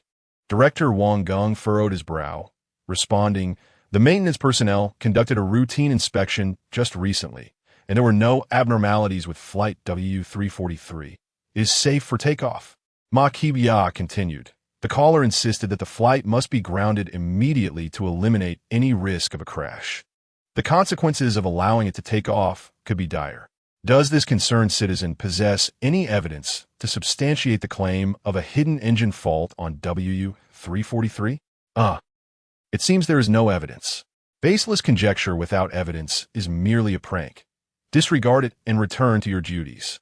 But Director, does WU-343 truly not warrant a delay for a more thorough inspection of the engine to ascertain the existence of any significant hidden faults? Director Wang Geng replied, the call center frequently receives a plethora of bizarre calls demanding the grounding of flights. Some are pranks, others stem from intellectual deficiencies, and some from mental illness. If we grounded every flight based on unfounded claims without factual evidence, it would lead to utter chaos at the airport. With less than 20 minutes until WU-343's departure and passengers beginning to board in 10, the airport leadership would not approve a delay for a reinspection without evidence. I understand, Director. Operator Ma Kiwia exited the office. Meanwhile, the wealthy heiress Chu Irin sat in the VIP lounge before the airport security check, elegantly sipping coffee while perusing the Shanghai Daily, blissfully unaware that she was about to board a doomed flight. Today, Chu Irin donned a commanding black suit dress, her diamond earrings harmonizing with her Chanel heels, her exquisite figure boasting a perfect waist-hip ratio and straight, comic-like legs, embodying the essence of a privileged heiress. Hello, Miss Chu. We meet again. At the sound of the voice, Chu Irin closed her newspaper, spotting Zhou Weihao, the son of Shanghai's wealthiest tycoon, leering at her from across the lounge. How is it that you are everywhere I go? It seems you truly are a persistent shadow, Chu Irin remarked frostily. Zhou Weihao, with one hand in his pocket, replied nonchalantly, Miss Chu, do you really dislike seeing me that much? Your unfortunate demeanor suggests that encountering you rarely bodes well. Hey, I, Zhou Weisheng, am the illustrious son of the wealthiest man in Shanghai, adorned with fortune and elegance. Yet why do I bear such a countenance of misfortune? Chu Irin retorted disdainfully, do not constantly flaunt your status as the son of Shanghai's tycoon. What is there to boast about while relying so brazenly on parental wealth? Zhou Weisheng felt stung. Subsequently, he noticed a boarding pass from Shanghai to the land of cherry blossoms lying beneath Chu Irin's phone on the table. A mischievous grin crept onto his face. How fortuitous that Miss Chu is also flying to the land of cherry blossoms, isn't it? Chu Irin countered. Isn't it rather coincidental that you, young Master Zhou, are also bound for the land of cherry blossoms? Zhou Weisheng brandished his boarding pass with a raised eyebrow, exclaiming, "What a twist of fate that I am seated next to Miss Chu in first class." Chu Yiren took a sip of coffee, her gaze lowered as she replied, "It seems I must invoke my VVIP passenger privileges to request a seat change from the flight attendant." Zhou Weisheng felt a wave of embarrassment. Chu Yiren coldly scoffed, "This young lady is heading to the land of cherry blossoms for business. You, young Master Zhou, aren't planning a frivolous escapade in search of kawaii maidens, are you?" Zhou Weisheng felt a pang of guilt, surprised by Chu Yiren's accurate observation. Thus, he hastily retorted, "Miss Chu, you truly have a talent for disparagement. Just because you're traveling for business does not preclude me from doing the same. Oh, it appears young Master Zhou has gained some prowess. What business do you intend to pursue in the land of cherry blossoms?" "Dachi is a commercial secret. I cannot disclose it to Miss Chu." Zhou Weisheng forced a laugh. Chu Yiren scoffed lightly, picking up her limited edition Hermes handbag phone. In boarding pass, she stood and said, "The time for security checks and boarding is fast approaching. I must take my leave, young Master Zhou." Zhou Weisheng shamelessly suggested, "Since we are on the same flight, I shall accompany Miss Chu to security."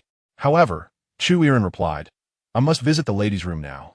You wouldn't dare follow me in there, would you?" Zhou Weisheng wore a sheepish grin, watching Chu Yiren's graceful figure, striding with an air of pride, her delicate high heels tapping as she headed toward the VIP lounge's ladies' room. TSK, TSK. Such a curvaceous figure truly tempts me. How could such a beauty exist in this world? This insufferably proud little enchantress. I shall have my way with you sooner or later. When will I finally win over Chu Yiren? I yearn to savor her essence. Even a 6-month vow of chastity would be worth it. Zhou Weisheng swallowed hard, his eyes glimmering with desire as he beheld Chu Yiren's slender silhouette, a sight that stirred a deep longing within him. At this moment, Zhou Weisheng, the son of Shanghai's wealthiest man, remained oblivious to the ominous shadow of death that loomed over him. As he prepared to embark on a journey to the land of cherry blossoms to indulge in the company of kawaii maidens, unknowingly boarding a flight destined for demise. Meanwhile, the screeching halt of a taxi echoed in the air. A middle-aged taxi driver, drenched in sweat, abruptly halted his cab and glanced at the clock, remarking, "Sir, it took exactly 20 minutes. I successfully delivered you to Hangzhou Airport." "Thank you so much, driver," Lin Lang exclaimed as he flung open the taxi door and dashed into Hangzhou Airport with reckless abandon. After watching Lin Lang disappear into the terminal, the middle-aged driver wiped the sweat from his forehead, murmuring to himself, "This ride felt like a street race, truly exhilarating." Eagerly, the driver adorned himself with the Rolex watch that Lin Lang had used to settle the fare, his excitement evident as he flaunted his wrist, grinning from ear to ear. Incredible. After half a lifetime as a taxi driver, he had never encountered such fortune. Who would have imagined that a mere taxi driver could one day wear a Rolex worth over 100,000 yuan? It was simply magnificent. The brand new Rolex exuded an air of distinction. It looked absolutely stunning. With the watch on his wrist, the driver's demeanor instantly elevated, a mischievous grin spreading across his face. Inside Hangzhou Airport, throngs of people hurried by. Once inside, Lin Lang anxiously scanned the crowd, his expression fraught with tension and unease. In the sprawling expanse of the airport, locating Chu Yiren swiftly and preventing her from boarding a fateful flight would prove to be a formidable challenge. Suddenly, a notification from the universal keyword system chimed. Wealthy heiress Chu Yiren is currently located in the women's restroom of the VIP lounge at Terminal 2. With this crucial information, Lin Lang no longer floundered like a headless chicken in the vast airport. Instead, he charted a direct course to his destination, minimizing wasted time. Driven by urgency, Lin Lang sprinted through the airport, his breath heavy with the scent of alcohol, embodying the valor of a knight charging into battle for love. He understood that he was the sole hope for Chu Yiren's survival. If he failed to intercept her before she boarded that ill-fated flight, he would be left with profound regret, perhaps even sorrow for the rest of his life. "My wife is inside. I must save her." Gasping for breath, Lin Lang reached the entrance of the VIP lounge at Terminal 2, only to be halted by airport security. "Sir, This is the airport's VIP lounge. Without valid identification or a VIP card, you cannot enter. Aware of the strict regulations in such establishments, Lin Lang realized that words would be futile and merely waste precious time. With urgency consuming him, he steeled himself, deciding to resort to force. With a feigned smile, Lin Lang activated his maxed-out, comprehensive street fighting technique. He was a man of few words. As his false grin faded, he swiftly unleashed a punch that sent the airport security guard crashing to the ground. "Hey, why are you hitting people?" As soon as the words left the lips of another airport security officer, Lin Lang delivered a powerful punch to the side of his face, causing him to emit a muffled groan before collapsing to the ground, unconscious.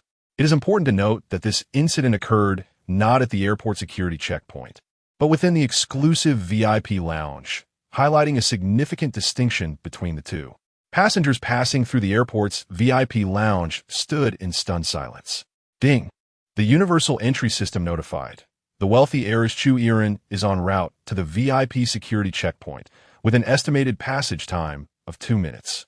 Upon receiving this alert, Lin Lang felt a surge of urgency and sprinted towards the exclusive VIP security lane. The moment Lin Lang burst into the VIP lounge, he was spotted by a male airport staff member.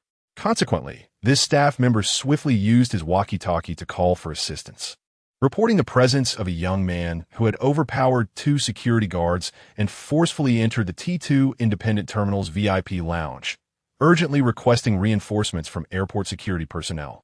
Chapter 063, 1 against 10 at Hangzhou Airport, Terminal 2.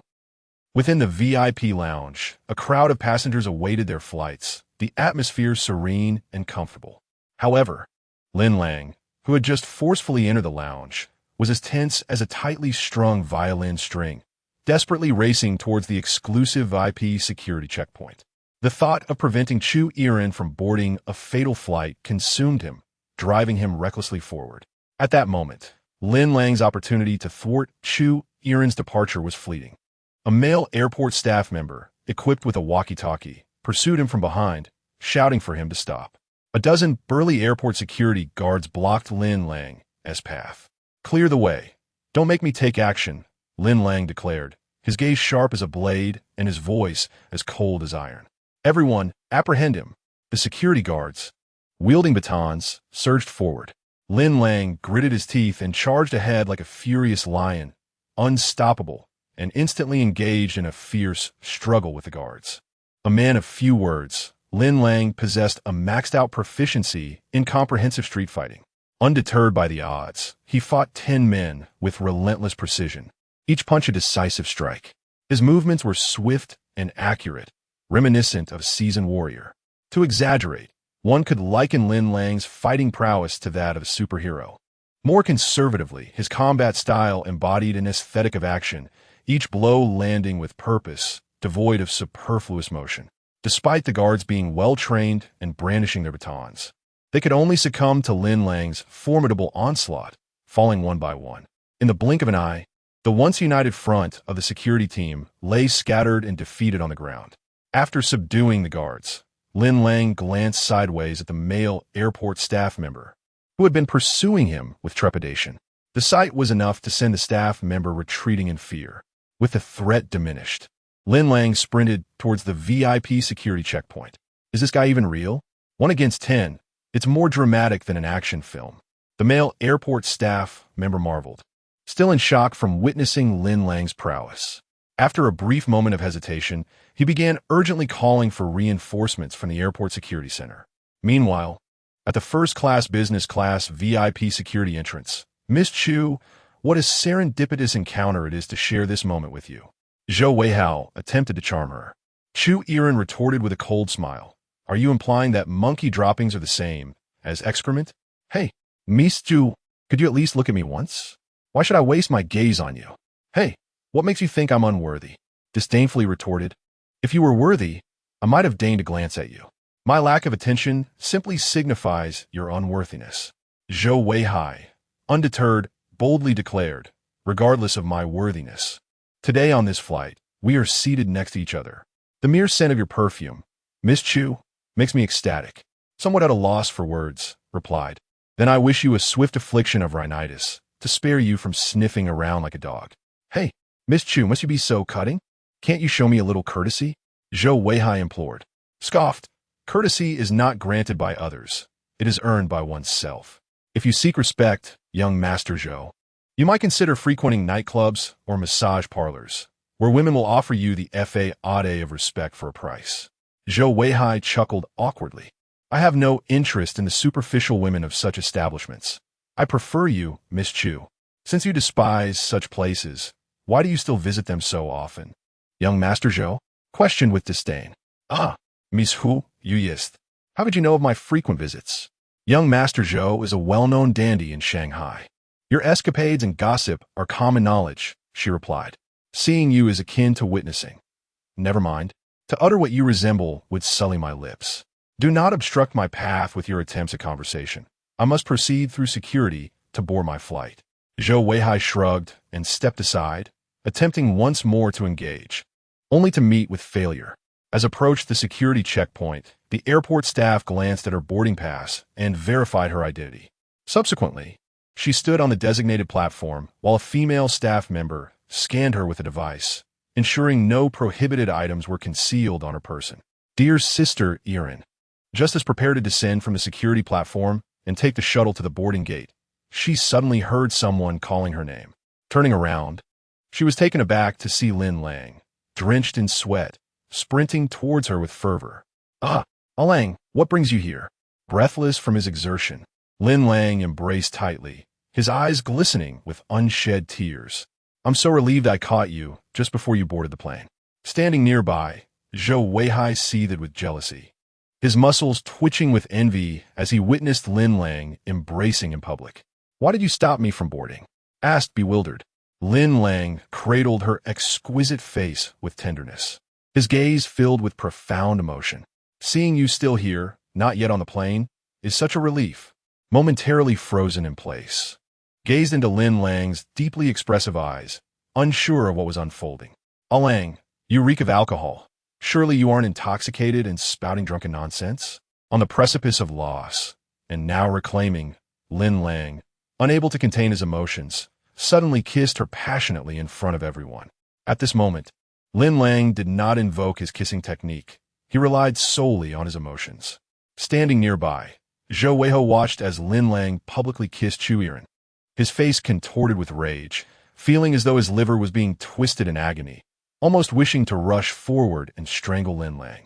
Chu Yiren, her cheeks flushed, gently pushed Lin Lang away, shyly saying, in a public place like this, with airport staff watching, I'm merely going on a business trip to Sakura country. It's not as if I want to return. She tenderly raised her hand, caressing Lin Lang's handsome face. Sister Erin, we should go home. This business trip has been canceled. Upon hearing this, Chu Yiren smiled softly. Lang, don't be silly. A multi-billion-dollar international deal cannot simply be canceled at whim. Your Chu Corporation certainly does not lack this amount, but my life is priceless to you. Come home with me now, and we shall forego this deal. Feeling warmth in her heart, Chu Yiren took out a tissue from her bag, wiping the sweat from Lin Lang's face while compassionately saying, Fool, what have you done to avoid letting me board the plane? How far did you run to work up such a sweat? You look utterly exhausted. It pains me to see you like this. I'll be back in a couple of days. What gift would you like me to bring from Sakura country? Be good. Sister, if you don't hurry and board, you'll miss your flight. Lin Lang. He longed to reveal to her that the international flight WU-343 she was about to board was doomed to crash. Yet he feared he would not be able to clarify how he foresaw such a future. Thus, Lin Lang fabricated a tale, saying, Sister Erin, I had a dream in which the plane you were on experienced engine failure, leading to a catastrophic explosion. I cannot allow you to board this flight to Sakura country. Chu Yiren affectionately replied, Lang, how adorable you are. You rushed to the airport out of concern over a mere dream? Lin Lang nodded. Chu Yiren was profoundly touched. Lang, are you truly so afraid of losing me? He nodded once more. In front of Chu Yiren, Lin Lang maintained the persona of an innocent, lovable puppy. Life was but a performance, and amidst the interplay of truth and illusion, he sometimes found it hard to distinguish between the two. Chu Irin couldn't help but chuckle.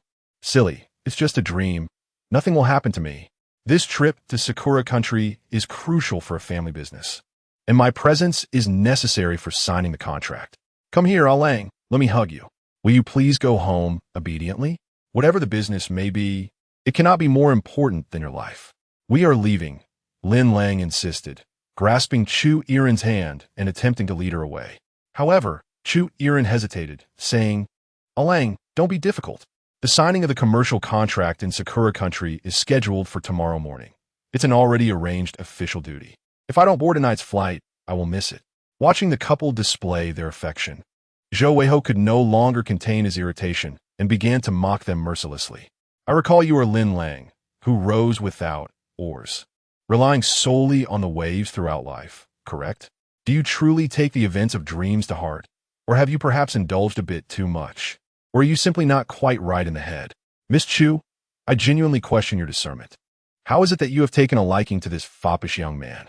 Chu Irin cast a cold glance at Zhou Weiyao, her expression revealing disdain as she remarked, Master Zhou, if you choose silence, no one will mistake you for a mute. Zhou Weiyao, taken aback, hadn't he anticipated that Chu Irin would be so protective of Lin Lang? Hearing her words, Lin Lang turned to Zhou Weiyao, mocking, if you doubt my dreams will materialize, and are unafraid of this flight meeting with catastrophe, by all means, proceed to security and board. No one is stopping you, are they? Security is merely security. What I have to fear, Zhou Weiyao retorted with a sneer, boldly stepping onto the security checkpoint and complying with the airport personnel. Unbeknownst to him, he was recklessly treading a perilous path. A subtle yet fierce expression crossed Lin Lang's face. He seemed to perceive the scythe of death poised at Zhou Weiyao's throat.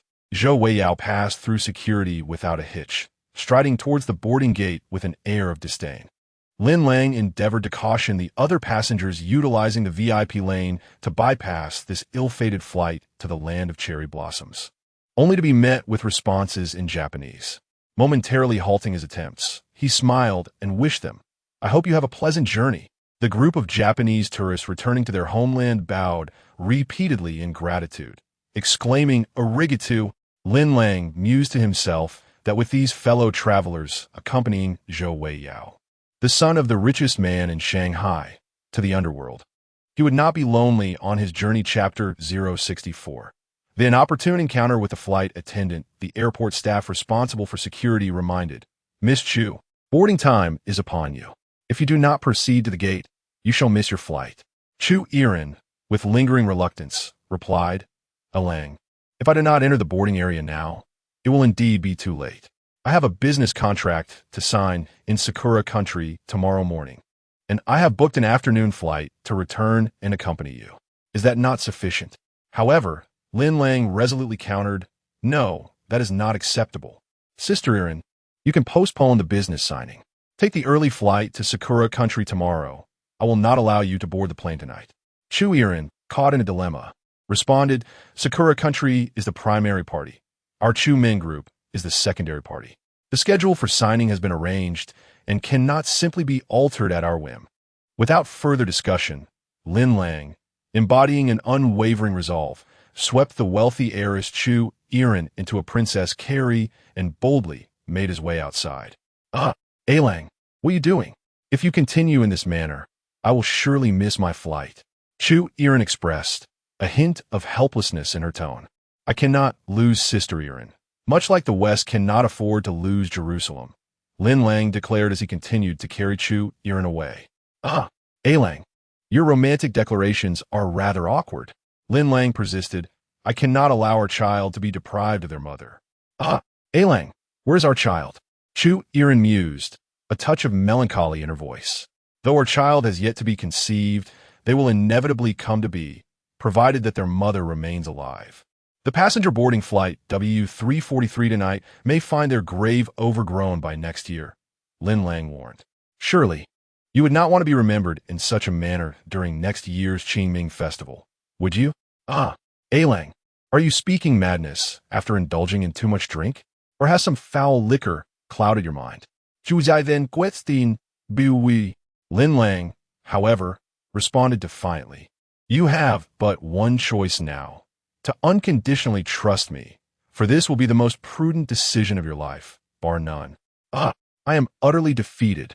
You have jeopardized a multi-billion-dollar international deal, and I am not even angry with you. It appears I have completely succumbed to your whims, Chu Irin retorted. Just as her words faded, the duty manager at Terminal T2, How He, accompanied by dozens of airport security personnel wielding rubber truncheons, stormed into the VIP security checkpoint, effectively blocking Lin Lang's path. What is happening here? Chu Irin exclaimed, her face a mask of shock. In response, Lin Lang, still cradling Chu Irin, declared, I forgot to bring my wallet and identification. The security in the VIP lounge would not allow me entry, so to prevent you from boarding, I incapacitated several airport security guards. Chu Irin was taken aback by his revelation. Duty manager How He, recognizing the VVIP client Chu Irin, mistakenly assumed she was being abducted by Lin Lang and sternly commanded, release Miss Chu immediately. You are surrounded. To dare commit an act of kidnapping within the airport, the law shall mete out severe punishment. Release the hostage now, and you may still plead for leniency. After listening, Lin Lang couldn't help but chuckle. Although he possessed the pinnacle of comprehensive street fighting techniques, if he were to truly engage in a physical confrontation with several airport security personnel, it would take no more than the time it takes to smoke a cigarette to resolve the altercation. However, Lin Lang refrained from action. Do not inquire why. The answer is simple. Should he strike again, he would undoubtedly face detention by the authorities. Therefore, Lin Lang gently set down Chu Irin, whom he had been carrying in a princess embrace. As dozens of airport security rushed forward, intent on apprehending him, Chu Irin swiftly positioned herself in front of Lin Lang, exclaiming, You misunderstand. I have not been kidnapped. He is my boyfriend, Lin Lang. Upon hearing this, the terminal's duty manager, How He, replied, I apologize, Miss Chu, for my misunderstanding. However, your boyfriend Lin Lang has injured several airport security personnel, so I must ask you both to accompany us to the airport police station. Lin Lang, eager to comply, quickly responded, Of course. We will head to the police station immediately and cooperate with your investigation. Why was Lin Lang so cheerful about being taken away for questioning? Because Chu Irin had missed her flight, thus fulfilling Lin Lang's purpose of saving her. Chu Irin glanced at the mischievous Lin Lang and then at her boarding pass, took a deep breath, and ultimately chose to forego her flight to accompany Lin Lang to the airport police station.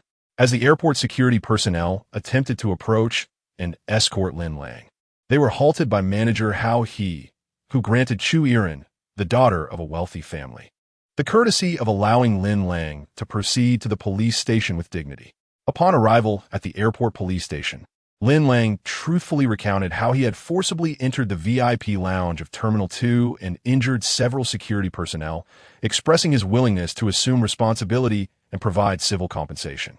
Meanwhile, the affluent Chu Irin made a mysterious phone call to exert pressure on the airport, subtly wielding her financial influence. Consequently, the airport authorities agreed to a private settlement. The injured security personnel sustained only minor injuries and, following the settlement, would receive substantial civil compensation, thus avoiding any losses. Chu Irin promptly wrote a check to cover Lin Lang's compensation to the injured airport security staff, obtaining a joint letter of understanding and reaching a private settlement agreement. Simultaneously, Flight WU-343 had taken off from Shanghai Hongqiao Airport, soaring to an altitude of 10,000 meters without any irregularities, not even a hint of turbulence. In first class, Zhou Weihao sat beside an empty seat, unable to suppress his frustration. That fool Lin Lang is infuriating, he thought. I was supposed to sit next to Chu Irin in first class, finally having a chance for close interaction, but this rascal Lin Lang ruined it all. Why doesn't he just disappear? I pursued Chu Irin for so long, yet she has never even glanced my way. The moment Lin Lang appears, she transforms into a gentle, affectionate being. It's utterly maddening. Damn it. Lin Lang just had the audacity to kiss Chu Irin right in front of me. Is he doing this on purpose to provoke me? Public displays of affection should come with a warning. Lin Lang truly deserves a reckoning. As Zhou Weihai silently cursed Lin Lang in his heart, A flight attendant wheeled a food cart into the first-class cabin. "Good day, sir. We are now serving meals and beverages. May I take your order?" The Japanese flight attendant offered her services with a smile. Zhou Weihai glanced at her slender legs and replied, "Coffee, please." "Certainly, sir. Enjoy your coffee." As Zhou Weihai accepted the cup, he deliberately brushed his hand against the flight attendant's, leaving her internally seething, her mind racing with unmentionable thoughts. The flight attendant continued serving other passengers as Zhou Weihai sipped his coffee, stealing glances at her shapely figure beneath the uniform, a smirk playing on his lips, his eyes revealing a lecherous glint. Just as he indulged in his coffee and the view, the plane's engines suddenly roared to life with two ominous growls, akin to the roar of a beast. The previously smooth flight began to tremble violently, causing Zhou Weihai to spill coffee all over his trousers. "What on earth is happening today? I must have overlooked something in the calendar. Ever since I encountered that fool Lin Lang, everything has gone awry." As he reached for a tissue to wipe his trousers, the W-343 international flight, soaring at an altitude of 10,000 meters, suddenly experienced an explosion in engines 1 and 2. The aircraft lost balance in an instant, beginning a perilous descent. No way. Could Lin Lang's ominous words actually come true? Is this plane really going down due to engine failure? Zhou Weihai gasped in disbelief, feeling his luck had plummeted to new lows. In the first-class cabin, Zhou Weihai grasped his seat tightly, terror twisting his features as the Boeing 737, weighing over 30 tons, plunged uncontrollably, performing aerial somersaults toward the earth. Panic ensued in the cabin as power flickered out, and passengers erupted into screams, chaos enveloping the once serene space, engulfed in fear and despair. In the midst of the turmoil, the flight attendant urgently called out, "Ladies and gentlemen, please remain calm and follow the crew's instructions. Pull down your oxygen masks and secure them. If you are able, assist those around you." Zhou Weihai, nearly paralyzed with fear, cried out, "Help! I don't want to die. Please, let Lin Lang's words not come true. This plane cannot crash. I refuse to perish." As the aircraft continued its rapid descent, many passengers lost consciousness due to cabin pressure loss, Zhou Weihai among them, his head drooping as he succumbed to oblivion, never to awaken again. The crew sprang into action, desperately attempting to regain control of the out-of-control aircraft, but the Japanese captain's consciousness began to fade under the relentless force of gravity. The Japanese co-pilot, whose consciousness remained relatively clear, attempted to regain control of the aircraft, only to discover a malfunction within the operational systems. The autopilot, which should have provided stable control, failed, causing the plane to spiral into chaos, akin to a rogue meteor plummeting toward the earth. The shrill and despairing alarms echoed through the cabin, as if heralding an inevitable demise. As the aircraft descended, the passengers, deprived of cabin pressure and rendered unconscious, were gripped by panic. They clutched the armrests tightly, their faces pale and their eyes reflecting profound terror. The cacophony of terrified screams intertwined with desperate cries, creating a haunting requiem for the doomed. Despite the co-pilot's relentless efforts, the irreversible impact of the engine failure propelled the aircraft into a spiraling descent, accelerating towards an abyss of despair. Ultimately, Flight W-343, which had departed from Shanghai Hangzhou Airport bound for the land of cherry blossoms, disintegrated and exploded in a wheat field merely 10 minutes after takeoff. Flames erupted and thick smoke billowed as the aircraft met its tragic fate. All 138 passengers, including crew members, perished without exception, instantly reduced to ashes along with the wreckage. It is noteworthy that the crew members aboard Flight W-343 were all personnel of the Cherry Blossom Nation's airline. Among the list of victims, 112 were citizens of the Cherry Blossom Nation, hailing from the same travel group, who had embarked on a week-long journey to the summer country, only to meet a calamitous end. Ironically, the site of the crash was once a mass grave during the war. Chapter 065. In the days to come, sister. It is you. The news of the crash of Flight W-343 struck like an invisible lightning bolt, shattering the previously serene atmosphere of Hangzhou Airport. Barely 10 minutes after takeoff, The devastating news of the international flight's calamity spread explosively within the airport. In the bustling departure hall, the electronic display screens continuously scrolled flight information. Passengers whispered anxiously, their tones rife with unease, while their eyes betrayed an unmistakable panic. Some timid travelers hurriedly made their way to the service desk, seeking to cancel their flight tickets in favor of a safer train journey. Airport staff moved busily through the crowd, attempting to soothe the passengers' frayed nerves, insisting that the aircraft incident was an isolated case and did not reflect the overall safety of air travel. However, the reassurances from the airport personnel seemed insufficient to alleviate the deep-seated fears harbored by the travelers. As time elapsed, the number of passengers opting for refunds grew, enveloping Hongqiao Airport in a stifling atmosphere of anxiety, with every individual preoccupied with concerns for their safety. The tragic accident of Flight W343 cast a shadow over many passengers that night, plunging the entire airport into an indescribable state of panic. In the Hongqiao Airport call center, operator Ma Qiya, upon learning of the actual disaster following the takeoff of Flight W343, was left aghast.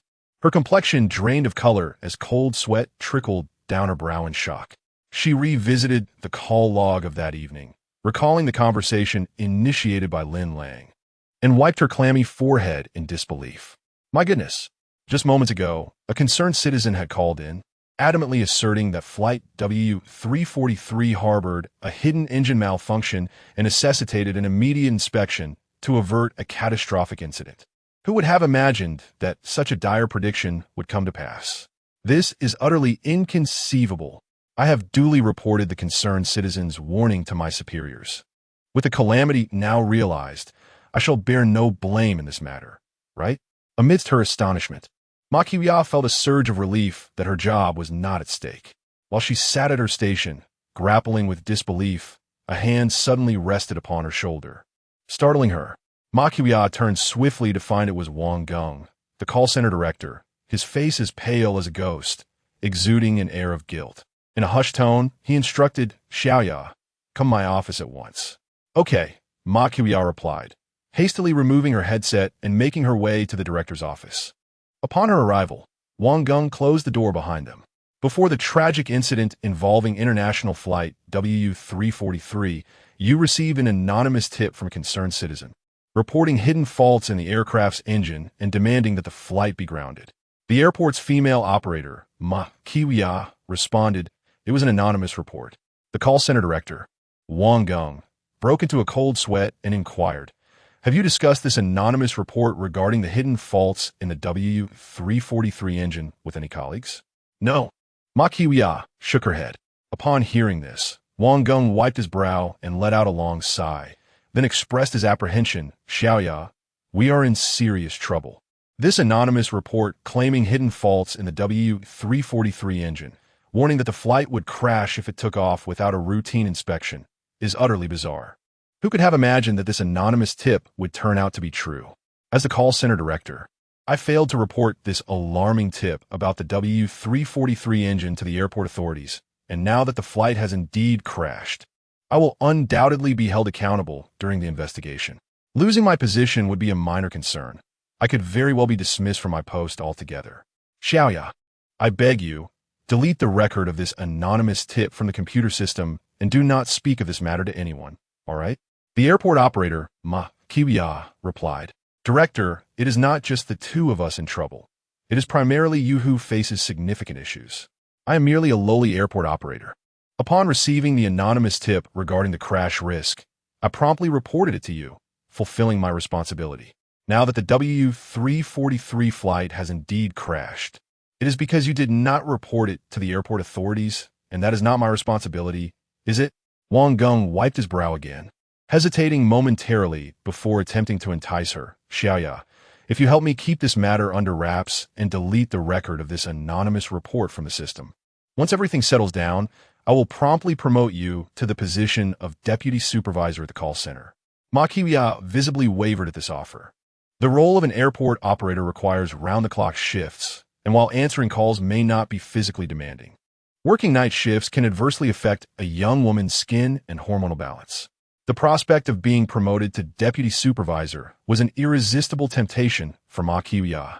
Thus, steeling herself, she responded with barely concealed excitement. "Director, are you not just painting an extravagant picture for me? Rest assured, Xiaoya, as long as you assist me in deleting the record of this anonymous report and help me retain my position as director, you will hold the leverage over me. We are in this together. Would I dare to mislead you?" Once the turmoil surrounding the W-343 international flight crash has subsided, I shall promptly elevate you to the position of deputy supervisor of the call center. I have already instructed the cleaning staff to ensure your office is immaculate. What do you think, Xiaoya? Indeed, Ma Qiuya squinted slightly, nodding with a glimmer of innate desire for ascendance in her gaze. Upon hearing this, Wang Gong, the director of the call center, felt a weight lift from his heart. Ma Qiuya hastily departed the director's office. Returning to her station as an airport operator, Ma Qiuya furtively glanced around at her busy colleagues. Seizing the opportunity while no one was watching, she deleted the call records pertaining to Lin Lang's anonymous report from her computer. Consequently, all traces linked to Lin Lang were meticulously eradicated amidst the chaos of the W-343 flight disaster, inadvertently shielding him. For a transcendent individual endowed with extraordinary abilities, avoiding entanglement in a nationally scrutinized calamity serves as a form of self-preservation. After all, failing to clarify one's involvement in such significant event could lead to public suspicion. No traveler with extraordinary powers wishes to be captured and subjected to experimental scrutiny by scientists. The scene shifts back to Lin Lang. At this moment, the affluent heiress Chu Yiren, intimately linked with Lin Lang, strolled out of the airport police station after successfully navigating the private settlement process with Uncle Mao, who had facilitated the resolution with the airport security. As this was a civil settlement, Lin Lang would not incur any permanent record. Upon exiting the airport police station, Chu Yiren overheard two airport cleaning ladies animatedly discussing the news of the W-343 flight disaster. It was utterly tragic. The broadcast from Shanghai Satellite TV had just reported the calamity involving the W-343 flight, and now our airport is in disarray. Numerous passengers, gripped by fear, are queuing to refund their tickets and switch to trains, terrified to board another flight. Indeed, I heard that over 100 passengers bound for the land of cherry blossoms were part of the same tour group. It's highly likely that none of them survived. The news report indicated that officials are urgently organizing rescue operations. Yet amidst the disintegration and explosion of the crash, it is improbable that any passengers have survived. Precisely. The passengers and crew aboard flight W-343 are presumed to have perished, as the aircraft had barely ascended 10 minutes prior, with its fuel tanks full. The mere thought of the catastrophic explosion is horrifying. Upon hearing this, Chu Yiren furrowed her brow and quickly inquired, "Ladies, are you certain that the aircraft involved in the crash was indeed W-343? "Yes, absolutely. Have you not seen the utter chaos at Hangzhou Airport?" A cold sweat broke out on Chu Yiren's brow as a wave of dread washed over her. Lin Lang pondered to himself, realizing that the W-343 flight, destined for the land of cherry blossoms, had indeed suffered a catastrophic mishap. The omnipotent prompt system indeed lives up to its name, not deceiving me. It appears that at this moment, Zhou Weihao, the son of Shanghai's wealthiest, has embarked on a fateful journey, descending into the underworld to meet the king of hell. This thought sent a shiver down Lin Lang's spine. With lingering trepidation, Chu Yiren pulled Lin Lang into a secluded corner of the airport, her voice trembling with disbelief. "Ah Lang, you dreamt of the W-343 international flight crashing, and it has come true. How eerie is this?" Lin Lang replied with heartfelt sincerity. "Now, sister, you finally comprehend why I was so adamant about preventing you from boarding that plane. Had you disregarded my warnings and insisted on taking that doomed flight to the land of cherry blossoms for your business trip, you might have met the same tragic fate as Zhou Weihao, perishing in a fiery explosion." Moved to tears, Chu Yiren embraced Lin Lang tightly, exclaiming through her sobs, "Ah Lang, I love you. Thank you for doing everything in your power to save me at the airport. You even confronted a dozen airport security guards single-handedly. breaking into the VIP passage to stop me from boarding. I am truly overwhelmed with gratitude. Had you arrived even a moment later, I would surely have been among the casualties of this disaster, reduced to ashes. Oh my, just imagining it fills me with dread. Thank you, Lin Lang. You have spared me from a fatal calamity. How can I ever repay you? Chu Yiren gazed at Lin Lang with tear-filled eyes. With deep emotion, Lin Lang responded, "To express gratitude between us would be a formality. If dear sister had perished in that tragedy, what meaning would my existence hold in a world devoid of you?" Chu Yiren, profoundly touched, gazed longingly into Lin Lang's melancholic eyes. "Lin Lang, I owe you my life. From this moment on, I shall live solely for you. I love you." The heiress, Chu Yiren, rose on her tiptoes and passionately kissed Lin Lang in the corner of the airport, oblivious to the world around them. It was a kiss imbued with deep affection, a kiss that sealed their fates, as Chu Yiren wholeheartedly surrendered herself to Lin Lang's love, akin to a moth drawn to a flame. Chapter 66. The Rise of Chu Yiren, the billionaire heiress after a tender kiss. Lin Lang gently lifted his right hand to wipe away the tears from the corner of Chu Yiren's eye, feigning deep affection as he spoke. "From now on, I shall protect you, even if it costs me my life. I will ensure that nothing befalls you, dear sister. You have rescued me from the clutches of death on that ill-fated flight. Yet alas, Zhou Weihua was not as fortunate." Chu Zai then sighed deeply.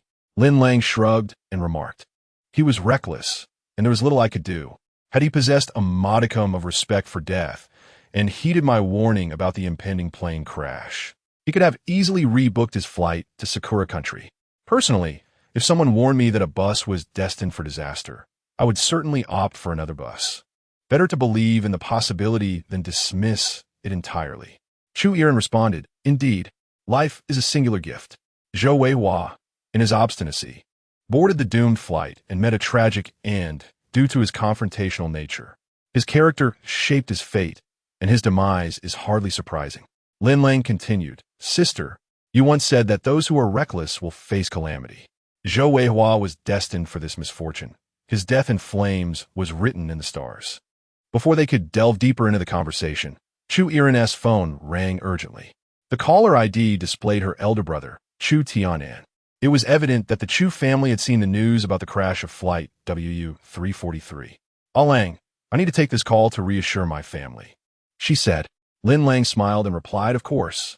Chu Yiren stepped aside to answer the call, greeting, "Hello, big brother." On the other end, Chu Tianan's voice was choked with sorrow. "Yiren, is that you? Is it really you?" "It's me, big brother. I'm Fina," she reassured him, though he wept uncontrollably. "Oh, Yiren, it's such a relief to hear you're safe. Upon hearing of the W-343 crash, I feared the worst for you. Thank heavens you are unharmed." Chu Yiren explained through her own tears. "Thanks to Lin Lang's intervention, I did not board that fateful flight and thus escaped that deadly fate. I am currently at Hangzhou Airport, so do not worry." Yet, Chu Tianan's sobs persisted, filled with an anguish that he could no longer contain. "Big brother, I've assured you of my safety. Why do you still weep?" she asked, puzzled. His voice trembled as he responded, "Yiren, you must brace yourself." "Father." A chill ran through Chu Yiren as she urgently inquired, "What about father?" All that echoed from the other end was the sound of Chu Tianan's heart-wrenching sobs, a raw expression of grief that he could no longer suppress. With a sudden pallor, Chu Yiren's heart sank as she tentatively asked, "Big brother, something has not happened to father, has it?" Gu Keqing took her husband Chu Tianan's phone and responded during the call, "Yiru, your elder brother, is overwhelmed with grief, now reduced to tears, unable to utter a word. It is with deep regret that I must convey some distressing news. While watching the evening news in Shanghai, father saw a report about the tragic accident involving international flight WU-343, which took off shortly before it met with disaster. He mistakenly believed you were on that ill-fated flight, leading to a fatal heart attack in his anguish over the loss of his beloved daughter." Upon hearing this, Chu Yiru's face filled with concern, her hand trembling as she held the phone. "Is father all right? Which hospital is he in? I must go to him immediately." Gu Keqing replied with a heavy heart. "Father is in the emergency room of Shanghai 6th People's Hospital, but the efforts to save him were in vain. he has been pronounced dead. Yiru, please try to bear this sorrow with resilience. With a sharp crack, Chu Yiru's phone slipped from her grasp and fell to the ground. Overcome by grief, she nearly collapsed, but was caught by Lin Lang. What happened, Sister Yiru? Is there something wrong? Leaning against Lin Lang's shoulder, she wept bitterly, saying, "Woe is me. The person who loved me most in this world, my father, has passed away. Whoa." He saw the news about the W343 flight disaster on television and, believing I was on that doomed flight, suffered a heart attack and could not be saved. Lin Lang, filled with compassion, embraced Chu Yiru, gently stroking her shoulder in an effort to comfort her. "I am deeply sorry for the unexpected loss of your father. Sister Yiru, if you feel like crying, do not hold back. Let your emotions flow." Chu Yiru sniffled, wiping her tears, and lamented, "I must go to Shanghai 6 People's Hospital. I need to see my father." With tears streaming down her face, she dashed towards the airport exit. Lin Lang picked up her fallen phone and hurried after her. In the taxi on their way to the hospital, Lin Lang remained by Chu Yiru's side, caring for her as she grappled with her profound sorrow. He understood that no amount of comforting words could alleviate her pain, so he chose to silently accompany and protect her without adding to her burden. Leaning against Lin Lang, her tears fell like rain, her face a portrait of despair, evoking deep sympathy from him. He attempted several times to speak, but ultimately remained silent. As an orphan who had endured the anguish of losing his own parents, he recognized that the pain of bereavement could only be softened by the passage of time. The reassurances of others, no matter how well-intentioned, would be in vain. Before long, Lin Lang accompanied Chu Yiru to the entrance of Shanghai 6 People's Hospital, where dozens of senior executives from the Chu Min Group had gathered. "Miss, please accept our condolences. Miss, please accept our condolences." The company executives bowed respectfully upon seeing Chu Yiru, acknowledging her as the newly appointed chairwoman of the Chu Min Group, as previously mentioned. The Chu family has never given birth to a girl throughout generations. The heiress, Chu Yiren, is the sole daughter of the prestigious Chu family, as documented in their genealogy, a lineage that spans 10 generations. She is cherished as the apple of her father, the Tycoon Chu Jincheng's eye, who has indulged her every whim since childhood. Chu Jincheng, a quintessential doting father, has even established a controversial will. The distribution of the family inheritance is set at a ratio of 70-30 between the siblings, with sister Chu Yiren receiving the larger share. Upon the untimely demise of her father, Chu Yiren is set to inherit 70 of the shares in the Chu Min Group, along with 70 of the assets of the Chu Consortium, including all overseas properties, thus becoming the ultimate authority of the Chu Min Group. Now, with the sudden passing of Chairman Chu Jincheng, the will takes immediate effect. After inheriting 70 of the Chu Consortium's assets, Chu Yiren is poised to become the youngest billionaire heiress in the history of Xia country. Lin Lang, supporting the tearful Chu Yiren, trudges into the emergency department with heavy steps. The senior executives of the Chu Min Group, upon witnessing the close companionship between Lin Lang and Chu Yiren, begin to whisper among themselves. The young lady's fortune is truly remarkable.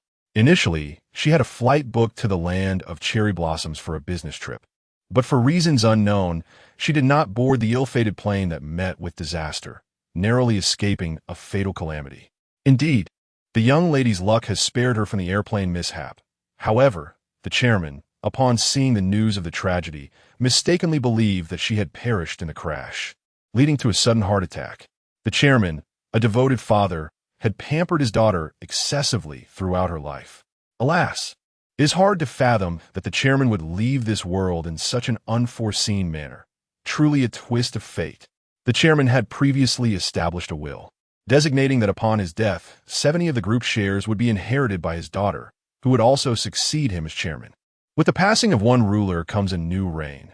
Whether we, the loyal confidants of the late chairman, will be favored by the young lady remains uncertain. It appears I am not alone in my concerns regarding our futures. It seems my colleagues share the same trepidation. The young lady possesses a unique and independent character, often exhibiting a cold, poker-faced demeanor. Her assertive nature and rigorous work ethic starkly contrast with the late chairman's amiable disposition. While the chairman was alive, He often remembered his loyal subordinates fondly. However, with the young lady now at the helm of the Chu Men group, it seems a significant reshuffling of the upper management is on the horizon. It is astonishing that the young lady, at merely 26 years of age, is about to take charge of the formidable Chu consortium.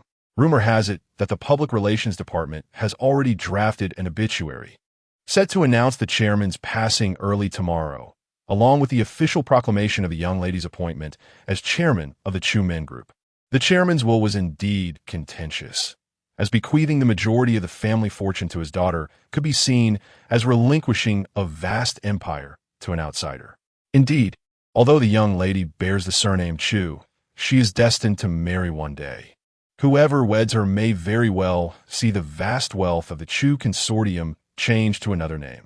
Whoever marries the young lady acquires an inexhaustible treasure, akin to a mountain of gold that could sustain generations. Just now, I noticed a young and talented gentleman beside her. How come I have never seen him before? Indeed, could it be that this man, who enjoys such intimate companionship with a young lady, is her boyfriend? Yet, I have never heard any mention of her being in a relationship.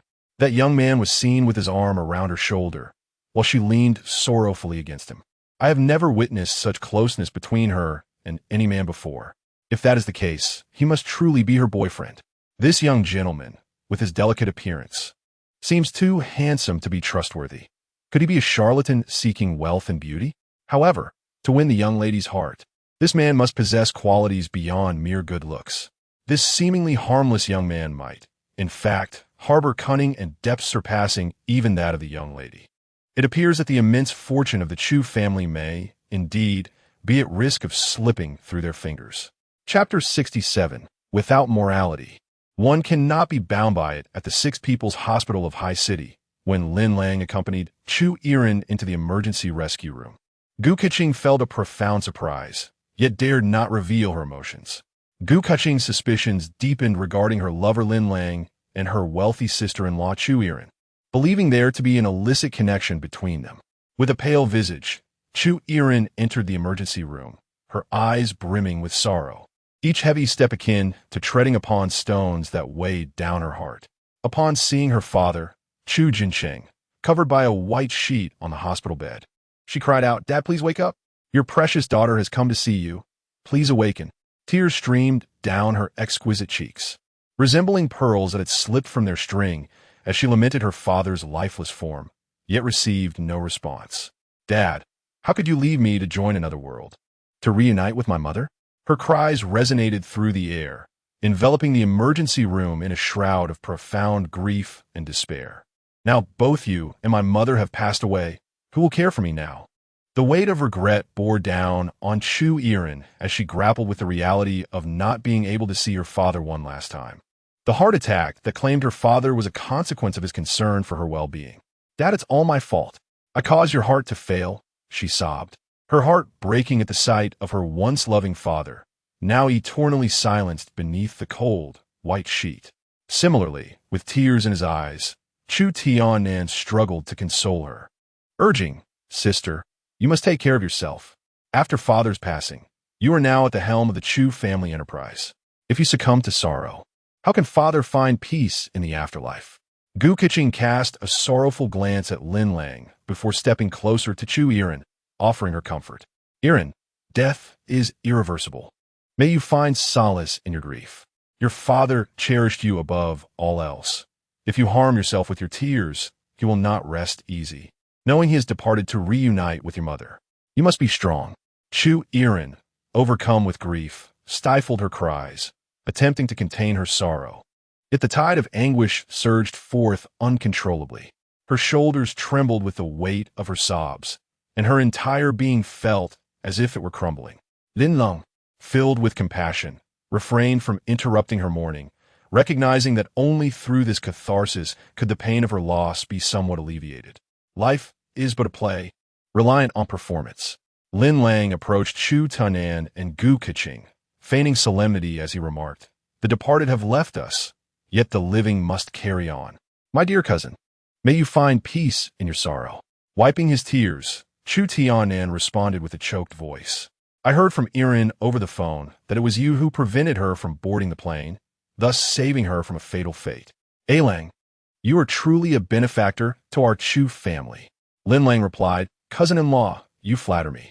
Expressing his deep regret over the unexpected passing of his esteemed father, he added, if you require assistance in the arrangements, I am more than willing to lend a hand. Chu Tiannan, choking back his emotions, responded, Lang, your kindness is appreciated. The Chu Men Group will establish a dedicated committee to ensure my father receives a dignified farewell. Standing nearby, Gu Keqing thought to herself, Lang, you little rascal. How can you lie with such composure? Calling him cousin-in-law as if it were genuine. Isn't this the moment you were supposed to be wearing the green hat for Chu Tiannan? After contemplating, Gu Keqing said, Lang, come with me. I have something to discuss. Certainly, cousin. Lin Lang complied, following Gu Keqing to a secluded corner at the emergency room staircase. Without warning, Gu Keqing playfully pinned Lin Lang against the wall, scrutinizing him with an intense gaze, and jealously inquired, Darling, why are you seen with Chu Erin again? Sister, someone might see us. Lin Lang stammered as he found himself cornered. Yet, Gu Keqing boldly replied, Let them see. What is there to fear? Sister, do you not worry that our affair could be exposed, jeopardizing your claim to Chu Tiannan's inheritance? To his astonishment, Gu Keqing responded, My dear brother, my fortunate days begin today. I shall soon regain my freedom. Lin Lang asked, What do you mean? The formal marriage agreement with Chu Tiannan stipulates that my obligations end upon the death of his father, Chu Jincheng. I am 32 this year, and today marks the end of this charade. Lin Lang was taken aback. So, you mean to say that your marriage to Chu Tiannan was merely a performance for his father, and now that he has passed, the agreement is fulfilled? Precisely. Gu Keqing confirmed. In addition to the 16 properties in Shanghai under my name, 5 luxury cars, and 78 million yuan worth of stock options in the Chu Men Group, I stand to receive a compensation of 1 billion Huaxia coins upon the conclusion of our formal marriage. As long as I cooperate with Chu Tiannan to honor his father with a respectable farewell at the funeral, I will regain my freedom. Upon hearing this, Lin Lang realized that the unexpected demise of Chu Men Group's chairman, Chu Jincheng, was fortuitous for him.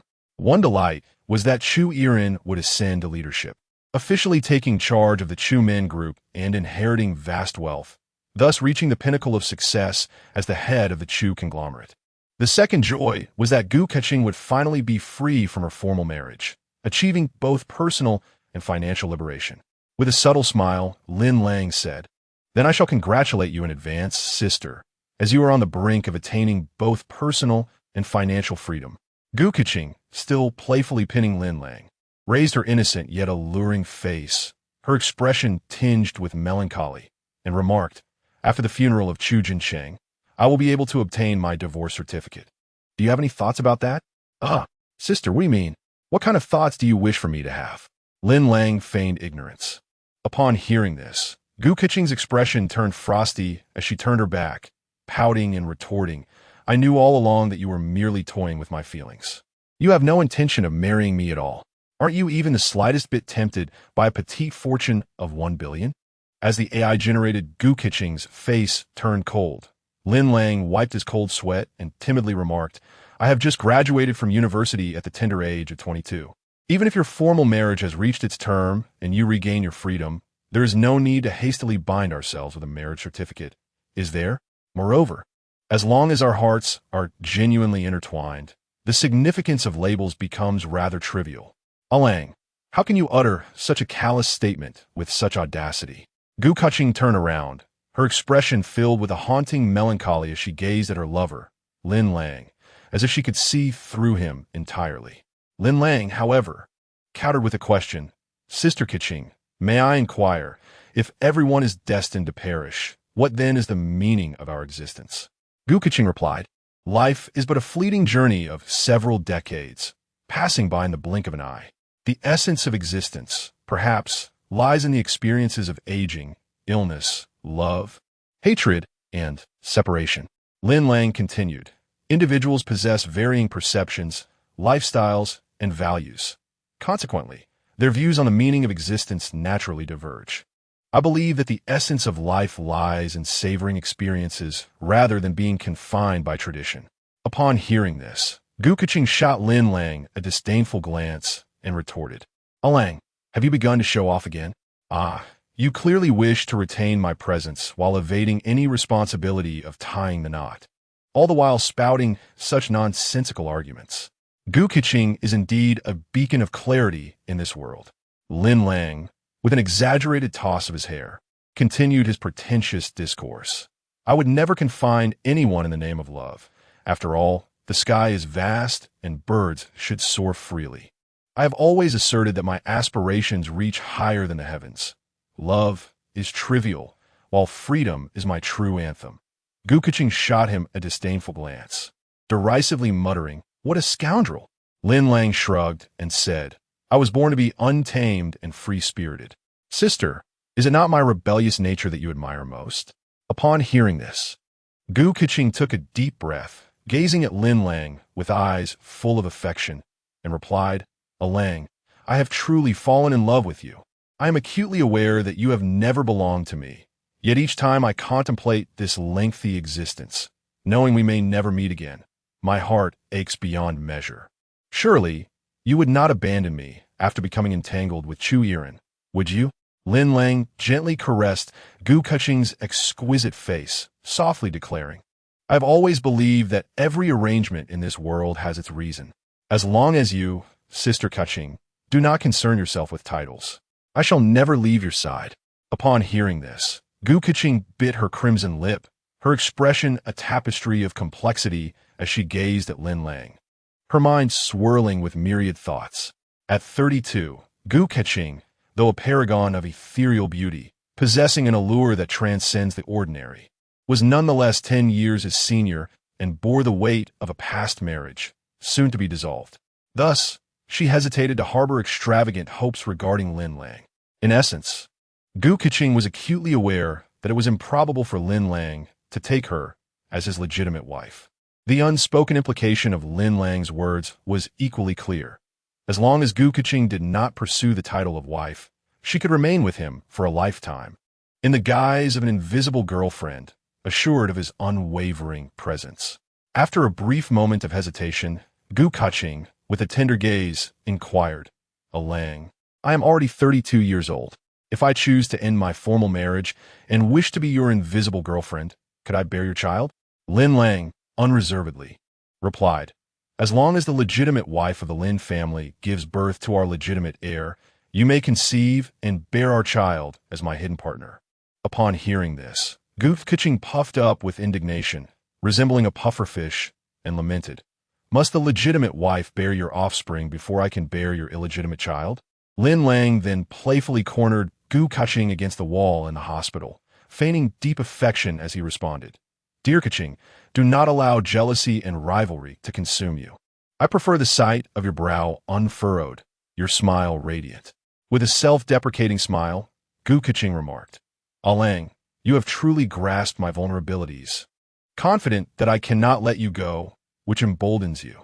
She recalled his words from the past. In the years to come, let us cherish each other and pursue one another. Unable to contain her feelings, Gu Keqing tiptoed and kissed Lin Lang. Although Lin Lang yearned to return the kiss at that moment, he refrained out of respect during the mourning period for Gu Keqing's father-in-law, Chu Jinsheng, adhering to a certain moral standard. Of course, Lin Lang's moral standards were not particularly high, for without virtue, one cannot be shackled by it. Chapter 068. Gentle spring breeze and white moonlight the following morning at the Dragonhua Funeral Home in Shanghai, the memorial service for Chu Jinsheng, the chairman of the Chu Min Group, took place in a solemn atmosphere.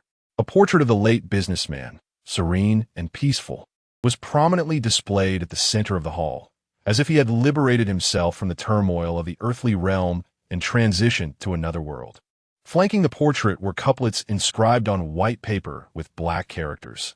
The upper line read in the mortal realm, "The home loses its kindness," while the lower line stated in the heavenly palace, "The celestial beings abound with compassion." The horizontal inscription proclaimed merit illuminates posterity. The hall was filled with prominent figures from various sectors of Shanghai, alongside commercial allies who had come to pay their respects. expressing sorrow and heartfelt farewells at the unexpected passing of Chu Jincheng. White flowers intertwined with black mourning ribbons adorned the space, creating a solemn and dignified tableau. The Chumen group had lavishly engaged a renowned symphony orchestra to perform elegiac music, signifying the stature of the deceased businessman in life. The air was thick with the weight of grief, as if time itself slowed in harmony with the mournful melodies.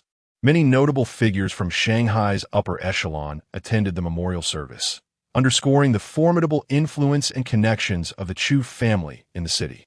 The devoted son, Chu Tiannan, garbed in mourning attire, knelt on the left side of the hall. To his right, the dutiful daughter-in-law, Gu Keqing, and the devoted daughter, Chu Yiren, likewise donned mourning attire, kneeling in their grief. Male relatives occupied the left side, while female relatives were on the right. Chu Tiannan, Gu Keqing, and Chu Yiren expressed their gratitude to the attendees, bowing in acknowledgement of their condolences. Among them, Chu Yiren remained kneeling for an extended time, appearing notably weary and sorrowful as she silently wept for her deceased father, a testament to her filial piety. Her profound sorrow during this time of loss elicited deep sympathy. The funeral director, Hong Sheng, announced, "We now welcome the next eulogist." The esteemed treasure appraiser of Shanghai, Mr. Zhou Zhongdong, dressed in a black suit, Lin Lang assisted Master Zhou Zhongdong as they slowly entered the memorial hall. Pausing before the portrait of Chu Jincheng, Zhou's face etched with sorrow and reverence. Gazing at the portrait of his old friend, Zhou Zhongdong lamented, "Old Chu, how could you depart so suddenly? The business community of Shanghai has lost a guiding light. I hope your children will inherit your aspirations, carrying forth your spirit and resolve to inspire generations of merchants to persevere. We shall forever cherish your memory, dear friend. May your spirit find solace in the heavens." The ceremonial attendants presented incense to Lin Lang and Zhou Zhongdong. Under the guidance of the funeral director, they offered incense before the portrait and performed a respectful bow. After the ceremony, the family reciprocated the gestures. Chu Tiannan on the left side bowed in familial tribute, while Chu Yiren and Gu Keqing on the right mirrored the gesture simultaneously. Lin Lang accompanied Master Zhou Zhongdong as they approached Chu Tiannan. Zhou Zhongdong offered words of comfort. "Dear nephew, death is an irreversible part of life. You must find solace in the face of change."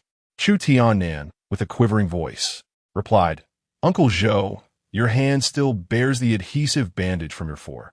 You came to pay your respects to my father despite your illness. I am deeply touched and grateful for your presence during this final farewell."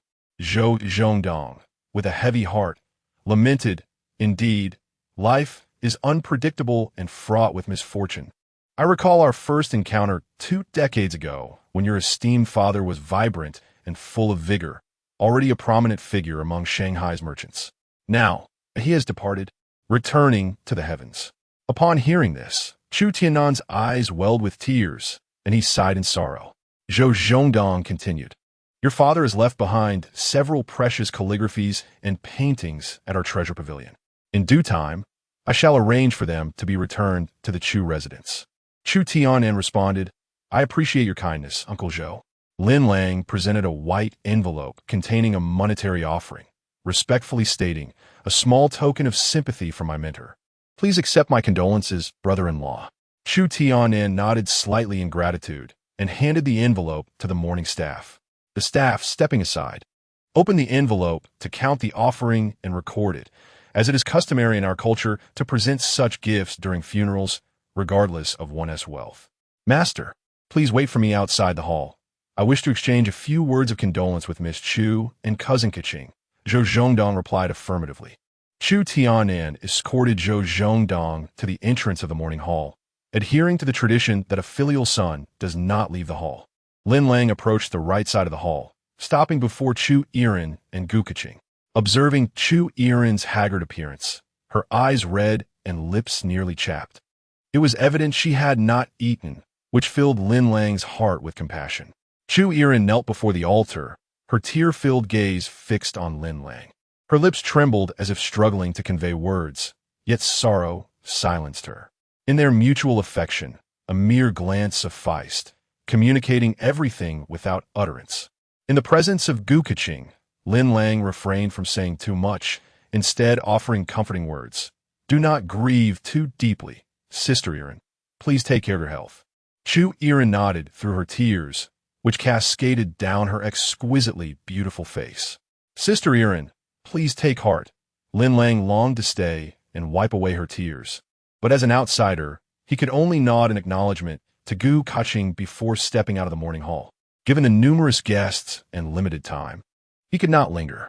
Shortly thereafter, the funeral officiant announced loudly, "We invite the next principal mourner, Mr. He Yuanxiao, Vice Mayor of Shanghai, to enter the hall for his tribute." Exiting the hall, Lin Lang accompanied his mentor Zhou Zhongdong as they slowly departed the funeral home.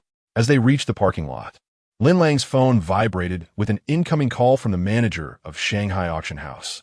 "Master, please get in the car. I need to take this call." "All right," Zhou Zhongdong replied, settling into the Audi A6. Lin Lang answered the call, warmly greeting, "Hello, Manager Li." "Hello, Mr. Lin. I have delightful news to share with you. A few days ago, you entrusted our auction house to sell the magnificent imperial green jadeite rough stone.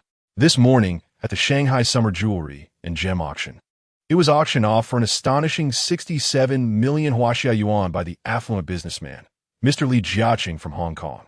Our auction house retains a commission of 10 and the remaining sum of 60. 3 million Huaxia yuan has already been arranged for transfer to you by our financial team, expected to arrive within 2 hours. Please keep an eye out for it, Mr. Lin." Upon hearing this, Lin Lang snapped his fingers and replied with a smile, "Okay." He added that whenever Mr. Lin has antique artworks to sell in the future, he should feel free to reach out, assuring him of his availability and looking forward to their next collaboration. "All right, Manager Li, farewell." "Goodbye, Mr. Lin." After hanging up, Lin Lang's face beamed with pride.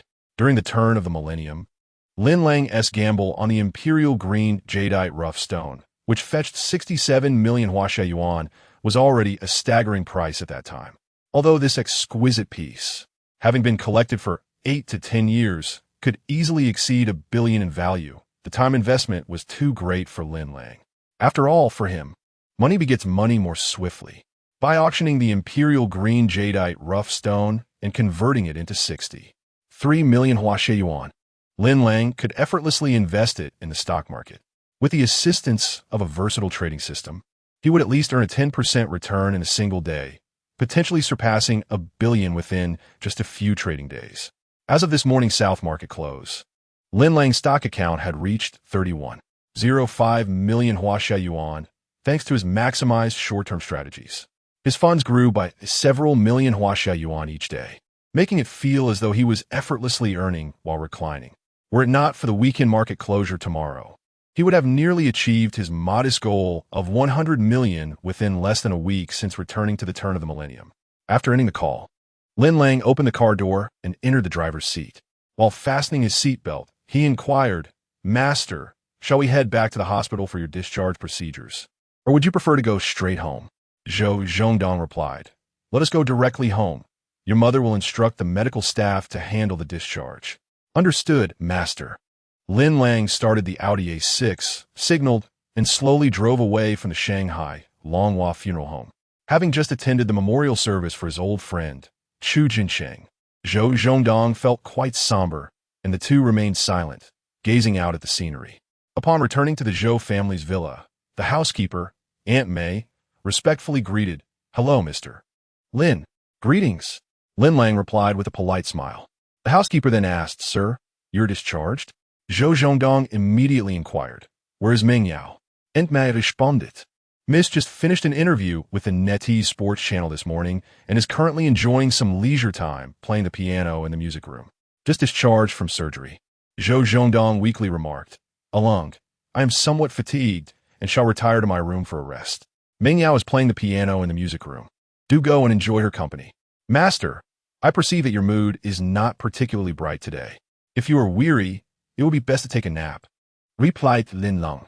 Zhou Zhongdong directed his gaze towards the maid, Aunt May, and instructed, "Since Along is here today, please prepare a few extra dishes for lunch.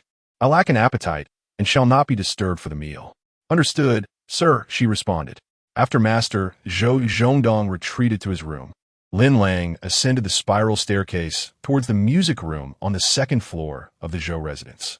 The melodious strains of the piano grew increasingly distinct with each step he took.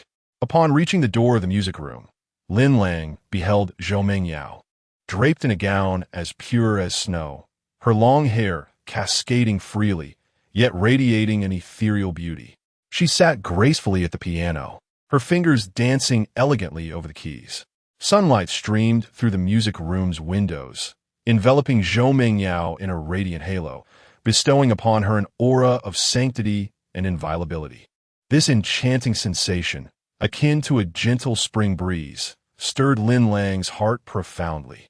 Regardless of the passage of time or the years gone by, whenever he beheld the stunning school belle and his deskmate, Zhou Mengyao, his heart fluttered as it did upon their first encounter.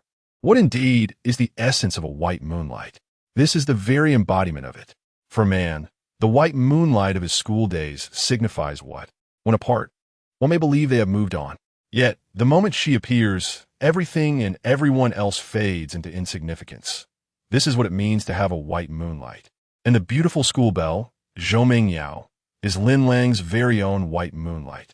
Chapter 069, Captivating the School Belle, by Yueguang. Lin Lang stood quietly outside the piano room, gazing at the enchanting Zhou Mengyao, who was gracefully playing the piano. Her delicate, fair fingers danced across the keys like ethereal sprites, each note resonating deep within the soul, intoxicating all who listened, as if she were composing the very symphony of life, imbued with poetic beauty and elegance. In that moment, time seemed to stand still, leaving only the exquisite sound of Zhou Mengyao's music echoing in the sweet air. Clad in a gown as white as snow, the scene of her playing was akin to a magnificent painting, stirring Lin Lang's heart and entrancing him in her melodious tones. Zhou Mengyao's music, pure and beautiful like her spirit, rendered Lin Lang utterly defenseless against her charm. This tableau resembled an unfinished poem, an incomplete painting, leaving Lin Lang mesmerized. Forgetting to greet her, after concluding her piece, Zhou Mengyao turned to Lin Lang, who stood at the door, and offered a captivating smile. Lin Lang, when did you arrive?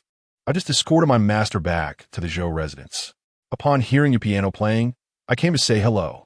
Isn't my father being discharged tomorrow? My master grew weary of the hospital and has been longing to return home. The teacher said he only requires one more day of 4 treatment, and she will administer it at home tomorrow, so he'll be discharged a day early. Then I shall go see my father. My master is tired and has already gone to take a nap. Mengyao, it would be best not to disturb him. Oh, all right, Zhou Mengyao replied with a sweet smile. The last time I saw you play the piano was during the school anniversary in our first year. That day, you wore a long dress, your hair flowing, and your piano solo was a breathtaking sight that I still remember vividly. Lin Lang, I had forgotten about that. I performed a piano solo during the first year anniversary. Lin Lang, having achieved the pinnacle of the piano performance master skill at a charity auction gala, finally found an opportunity to showcase his talent. Mengyao, ever since that day, I have been secretly practicing the piano. I just felt shy about playing for you in high school. Is that true? You've kept it well hidden. I had no idea you could play the piano. I not only play the piano, but I also compose my own pieces. Then don't hold back, Lin Lang. Come and show me your skills. Let us see if you are as proficient as you are in divination. Zhou Mengyao eagerly rose from the piano bench, gesturing for Lin Lang to take her place and perform. Well, I hope not to embarrass myself. With a smile, Lin Lang sat on the bench, his fingers gliding over the black and white keys, releasing a cascade of enchanting notes. He began with a powerful piece, 9 Lai, and the striking prelude astonished Zhou Mengyao. Thump, thump, thump, thump, thump, thump, an alert of rising intensity. After a few emphatic strikes, it felt as though Lin Lang was preparing to unleash something extraordinary. 3 seconds of mild astonishment. The notes seemed to dance. Within 5 seconds, Zhou Mengyao was so astonished that she could hardly close her mouth. The essence of the piano piece resembles the moment despair strikes. You become the deity of a new world. Utterly astonishing. Memories surge forth like a tidal wave, evoking a profound sense of redemption. Upon hearing it, Zhou Mengyao was left in awe, her scalp tingling, secretly exclaiming in wonder. Lin Lang's composition of this piano piece is nothing short of explosive. It conjures vivid imagery of wielding a long sword, valiantly battling against 1,000 troops. The overwhelming sense of oppression is simply intoxicating. He has burned through the entire night with his blood and life, yet succumbed just before dawn. It is hard to believe that such a tragically beautiful and breathtaking piano piece was crafted by Lin Lang. I am utterly enamored. It shines like a beacon of light in the darkness, undeniably exquisite, not to mention Lin Lang's piano skills, which present a hellish level of difficulty. This original piece of his is truly an epic masterpiece. Zhou Mingyao, Asia's top female racer, felt her adrenaline surge as she listened to Lin Lang perform the explosive nine li. As if she were speeding on a racing bike through the apocalyptic streets, racing through the darkness to greet the dawn, igniting a fervor within her. The oppressive feeling of this piano piece made every cell within Zhou Mingyao's body seem ablaze with passion.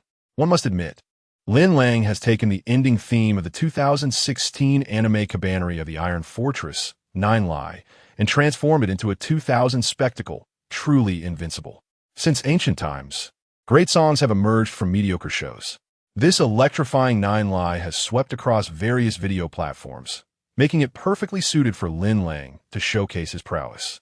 After Lin Lang concluded his performance, Zhou Mingyao, like a starry-eyed fan, clapped enthusiastically, her eyes filled with admiration, exclaiming, "Old classmate, you are incredible.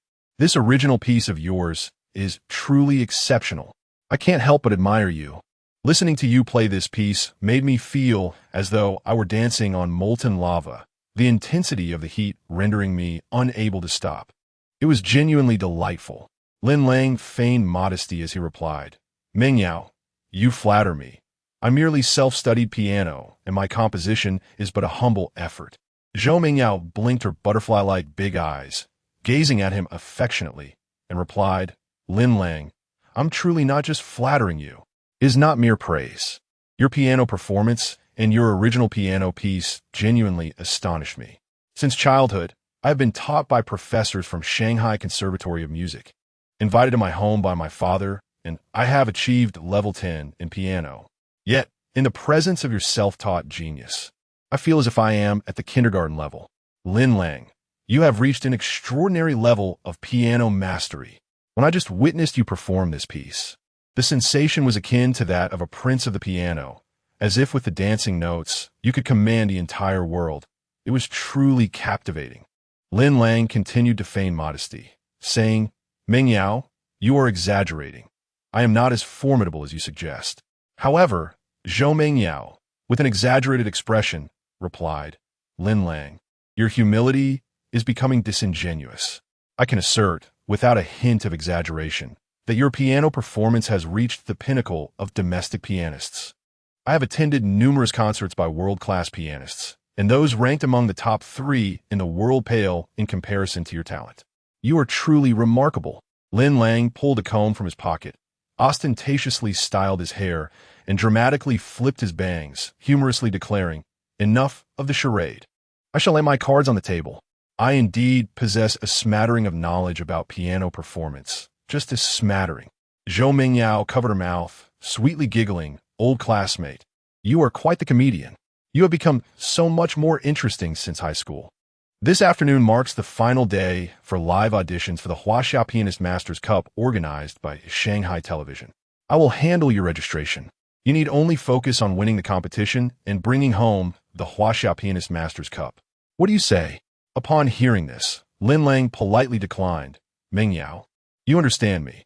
I am not interested in such superficial accolades." Yet Zhou Mingyao took his hand, gently shaking his arm while sweetly pleading, "Lin Lang, consider this a chance to fulfill my dream. Please participate in the live auditions and win the Huaxia Pianist Masters Cup for me. I am practically begging you. Will you not oblige? After lunch, we shall head to the Shanghai Television for the live audition registration, shall we?" With Zhou Mingyao affectionately pulling his hand and playfully enticing him, Lin Lang found himself utterly defenseless, responding indulgently, all right. Whatever you say." Is it not just a matter of participating in the Shanghai Satellite Competition and winning the Huaxia Pianist Masters Cup? I could even win the World Pianist Masters Cup for you. Wonderful. Zhou Mingyao beamed, her beauty enchanting like a riddle. The atmosphere was palpable. Lin Lang continued to boast. Mingyao, in truth, I not only compose piano pieces, but also write songs. I once secretly penned a song for you. Zhou Mingyao, her eyes sparkling, exclaimed, Really? Then you must play and sing that song for me now. Lin Lang tenderly caressed the black and white keys, feigning melancholy as he said, The title of this song is If Only at That Time, performed for you, my desk mate. I hope you will enjoy it. With a smile as radiant as flowers. Zhou Mingyao clapped her hands in eager anticipation. Lin Lang instantly immersed himself in the performance, beginning to sing If Only at That Time with deep emotion. As the piano's prelude resonated, Zhou Mingyao's eyes sparkled with delight, astonished by the beauty of the melody Lin Lang had composed. Transforming into a piano prince, Lin Lang's soulful voice captivated Zhou Mingyao, enchanting her with the vintage beauty of his singing. Why were you so kind to me back then, and why have you grown distant now? I understand that love must take its course and cannot be forced.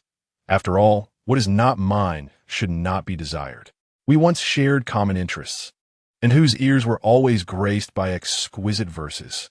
Our conversations in classical Chinese were truly amusing, laughing together at Cao Cao's infatuation with Xiao Qiao. As the sky darkens and the rain falls, my vision begins to blur, and in this moment, I feel your significance. Love has departed, and you say you must leave.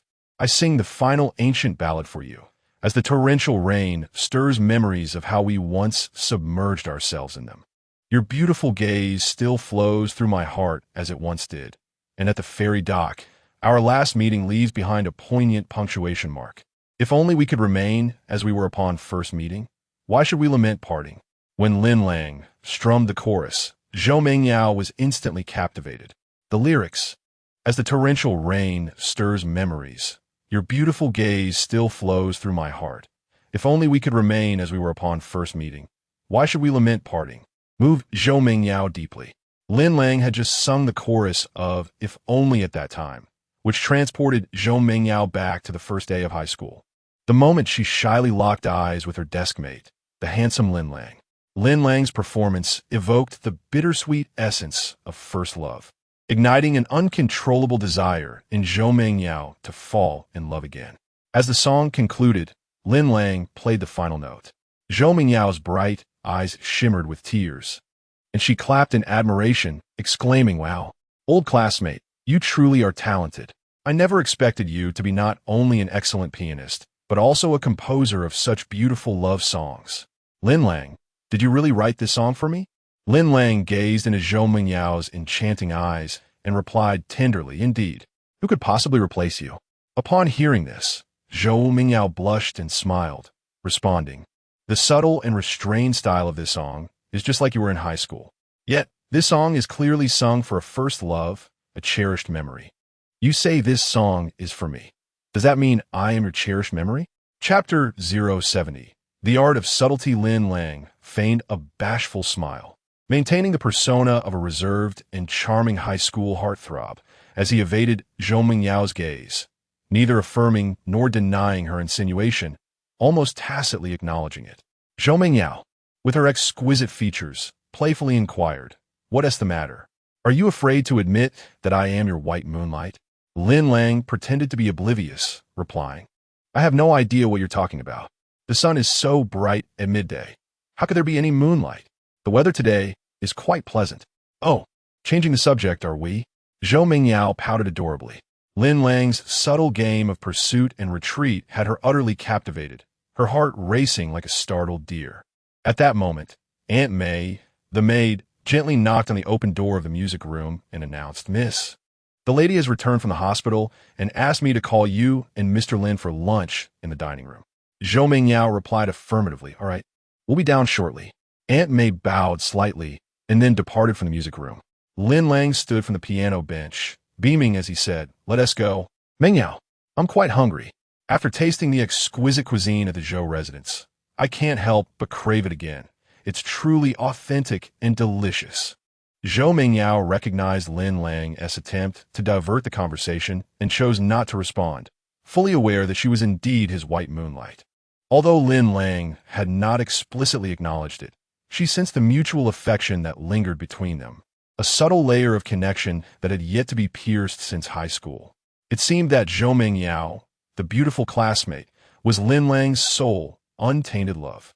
As Lin Lang was a disciple of Zhou Mingyao's father, they had ample opportunities to deepen their relationship over time. Therefore, she was not in a rush. She relished the ambiguous feelings shared with Lin Lang.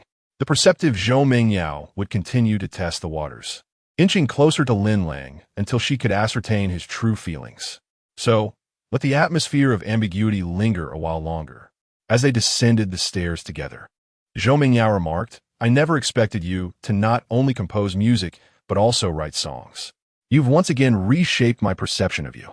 Lin Lang humbly replied, "When it comes to composing and writing, I only possess a modicum of knowledge. My humble creations may have amused you." Zhou Mingyao laughed gently. "Is a modicum of knowledge your catchphrase?" Lin Lang responded with a grin. "It seems so. I'm merely someone who knows a little about everything, a little knowledge here and there." Ha ha! As they exchanged smiles, there was only each other reflected in their eyes. When together, they felt at ease, natural, and comfortable, exuding an effortless charm that drew envy from onlookers. "Old classmate, with your melodious singing voice and model-like physique, why don't you pursue a career as a singer?" Zhou Mingyao inquired. Lin Lang replied, "Being a singer means being followed by paparazzi everywhere, surrounded by fans clamoring for signatures and photos. How bothersome. As the saying goes, fame brings its own troubles. I prefer to quietly amass wealth and enjoy life without concern for public opinion."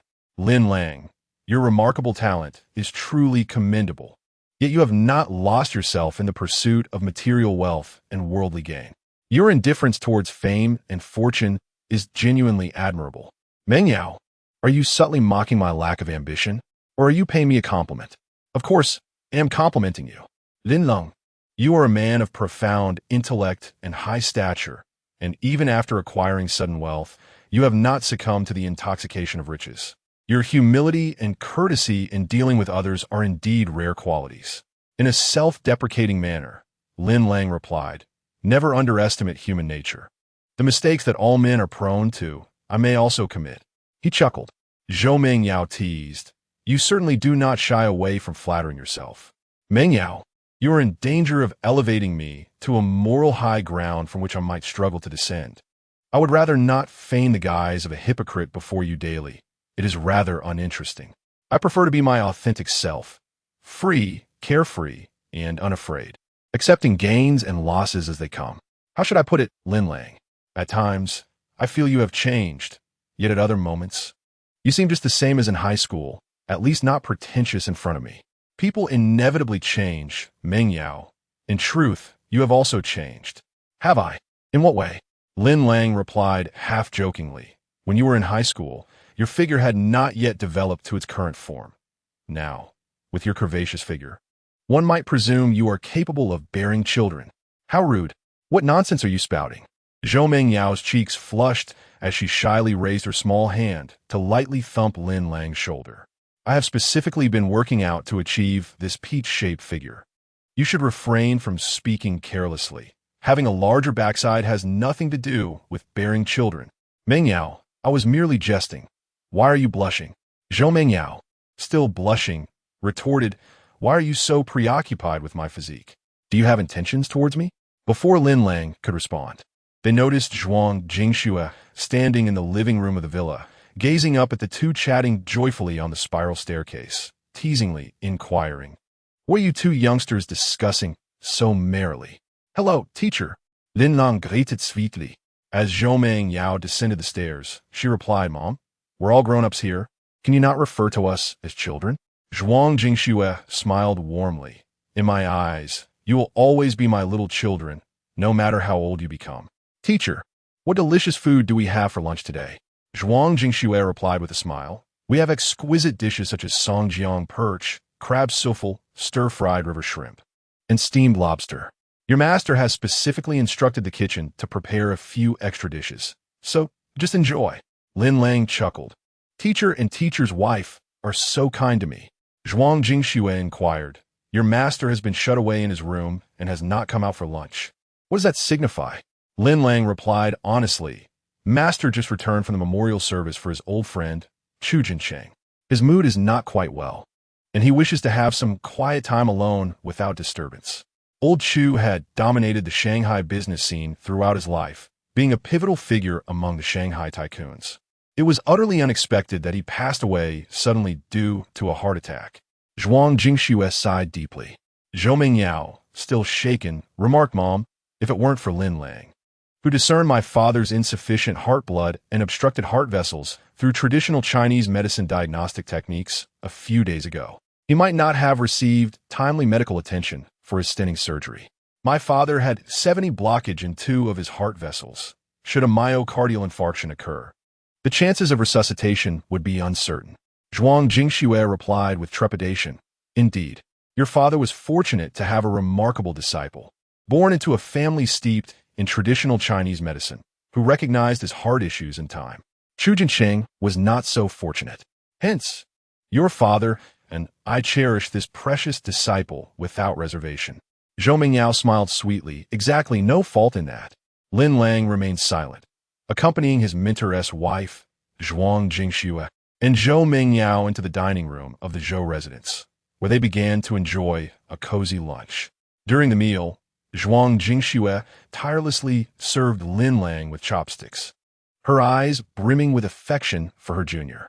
Lang, you must eat more. It brings me joy to see you enjoy your meal. Thank you, mentor. Zhou Mingyao inquired.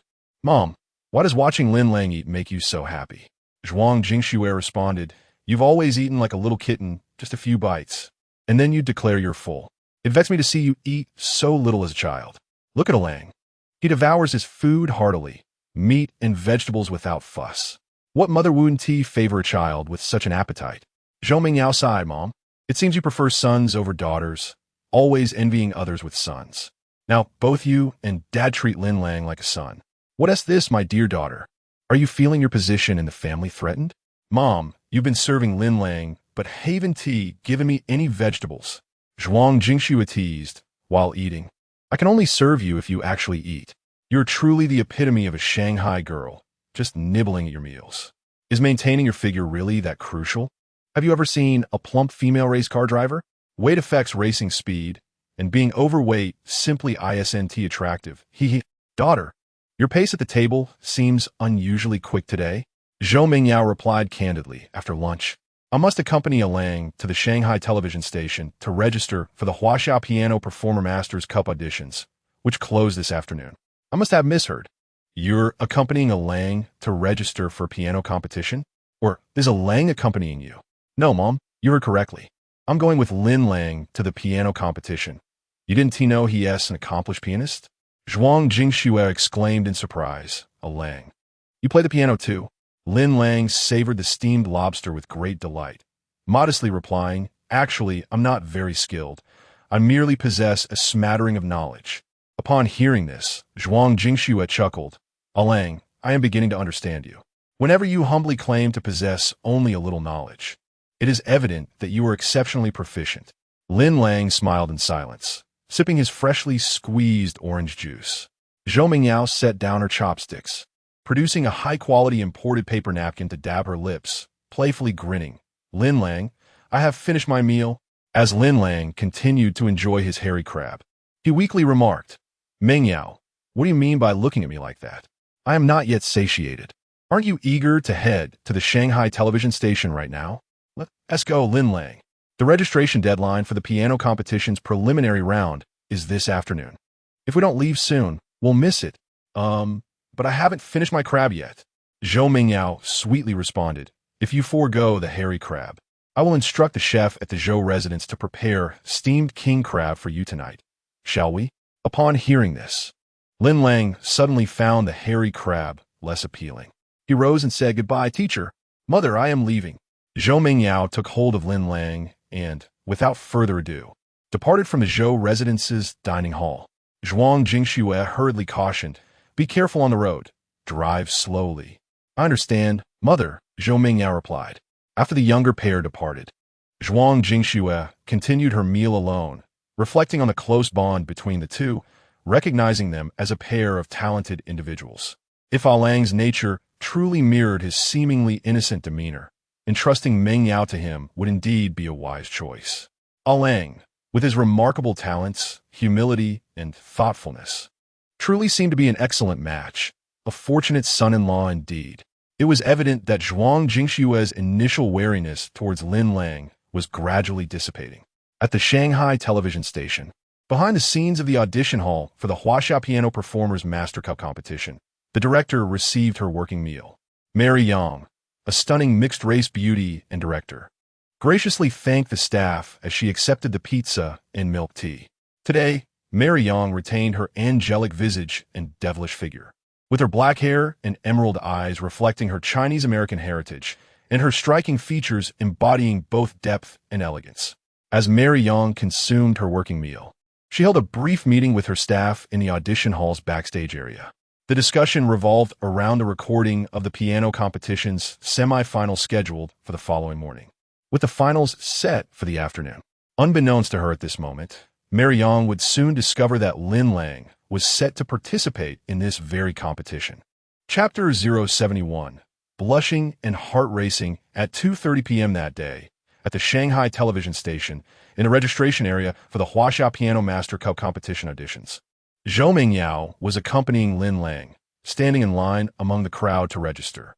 After presenting valid identification and completing the payment, they received the performance number B007, which allowed for an earlier appearance in the auditions. Only those holding a contestant certificate were qualified to enter the audition studio. After obtaining the contestant certificate, Zhou Mingyao remarked, "Today is the final afternoon for audition registration.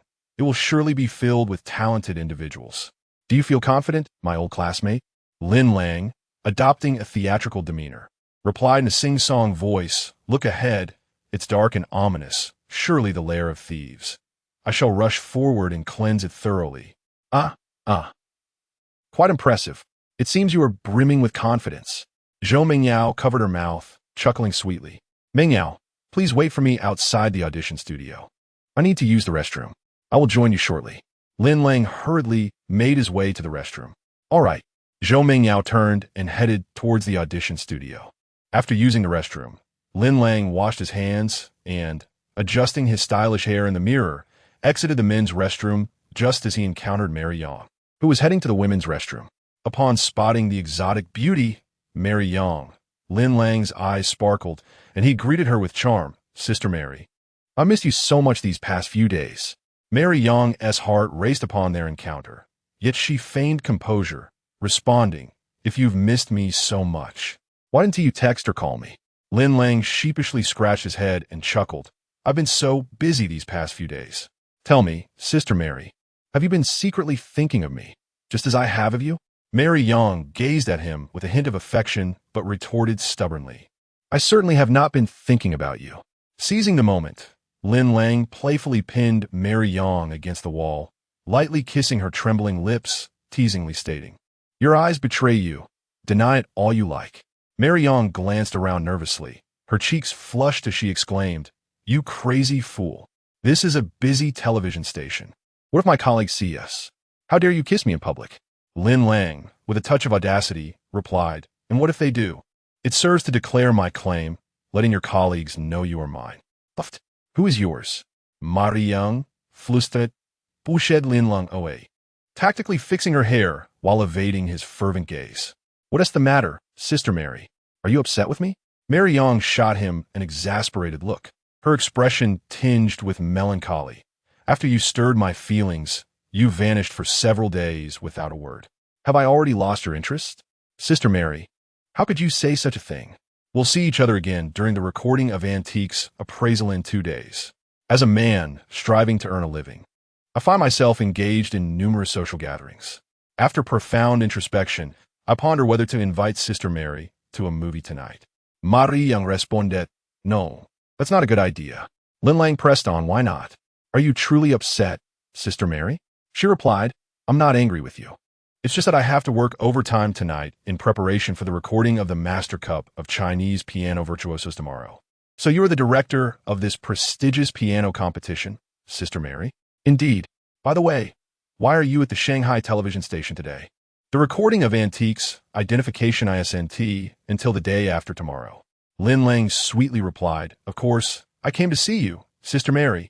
Cut it out, you little rascal. Just tell me, what are you really doing here?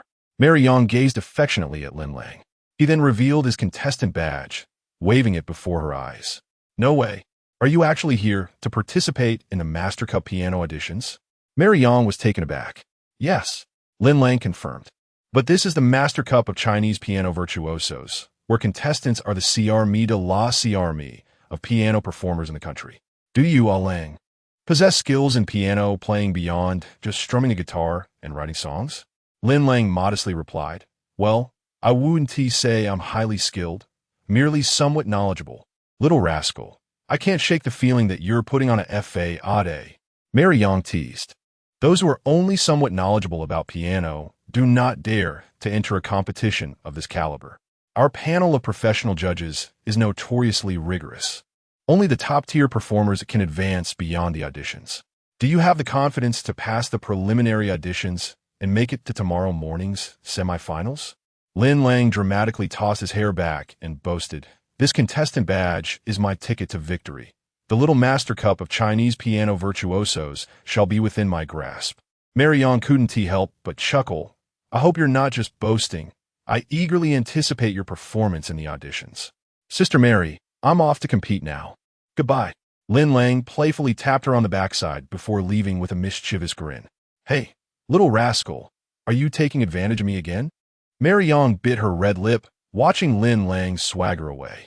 The handsome Lin Lang didn't turn back, simply raising his right hand to form a heart gesture. Calling out, Love you. Mary Yang covered her flushed cheeks with both hands, her face aglow as she entered the women's restroom. Feeling giddy from Lin Lang's playful gesture, her expression a delightful blend of shyness and joy, utterly enchanting. The audition studio for the Master Cup of Chinese piano virtuosos awaited. 5 esteemed judges, renowned in the realm of piano performance, sat solemnly in the audience, armed with scoring pens, meticulously evaluating the contestants in the preliminary selection. The female host announced, Next, we invite contestant B005, Lang, to take the stage, while contestant B006, Li Yundi, prepares. Contestant B005, Lang, would perform an excerpt from Defend the Yellow River. As he gracefully ascended the stage, the 18-year-old, plump and neatly coiffed, donned a suit and bow tie. The moment his hands rested on the black and white keys, it was as if he were conjuring magic, his expression utterly entranced. Lin Lang, with the preliminary selection number B007, was scheduled to perform after Li Yundi. In a corner of the audition hall, Zhou Mingyao whispered teasingly, This chubby boy is quite amusing when he plays the piano. Just look at his expression. It's as if he is about to ascend to the heavens. Oddly endearing. Lin Lang retorted, Don't underestimate this little chubby boy. What? Is this Lang really skilled at playing the piano? Lin Lang replied earnestly, As far as I know, Lang signed a contract with IMG Agency at the end of 1997, embarking on a professional performance career. Last year, he even graced the stage at the Ravinia Music Festival in Chicago. Zhou Mingyao responded, It seems one should not judge a book by its cover. As Lang performed the excerpt from Defend the Yellow River, he garnered enthusiastic applause from the audience. Unsurprisingly, his mere presence on stage during the preliminary selection ensured his advancement to the next round, with the judges' scores ranging at the lowest from 8 points, confirming his progression. Indeed, 2 of the judges lauded Lang's piano performance, praising his extraordinary talent and declaring him a frontrunner in the competition. Lang bowed in gratitude, a broad smile illuminating his cherubic face as he descended the stage. Zhou Mingyao quietly remarked, Was Lang's rendition of Defend the Yellow River truly remarkable? Lin Lang softly replied. Lang clearly reserved his strength, content to advance to the next round. He will showcase his true prowess in the actual competition. Ah, I see. Zhou Mingyao nodded in understanding. Soon after, the female host announced, Next, we invite contestant B006, Li Yundi, to perform, while contestant B007, Lin Lang, prepares. Contestant B006, Li Yundi, would present an excerpt from Liszt's La Campanella. The 18-year-old, slightly youthful in appearance, ascended the stage and took his seat at the piano, embarking on a dazzling display of skill, playing the exceedingly challenging La Campanella with a lightness and charm that earned unanimous praise from the judges.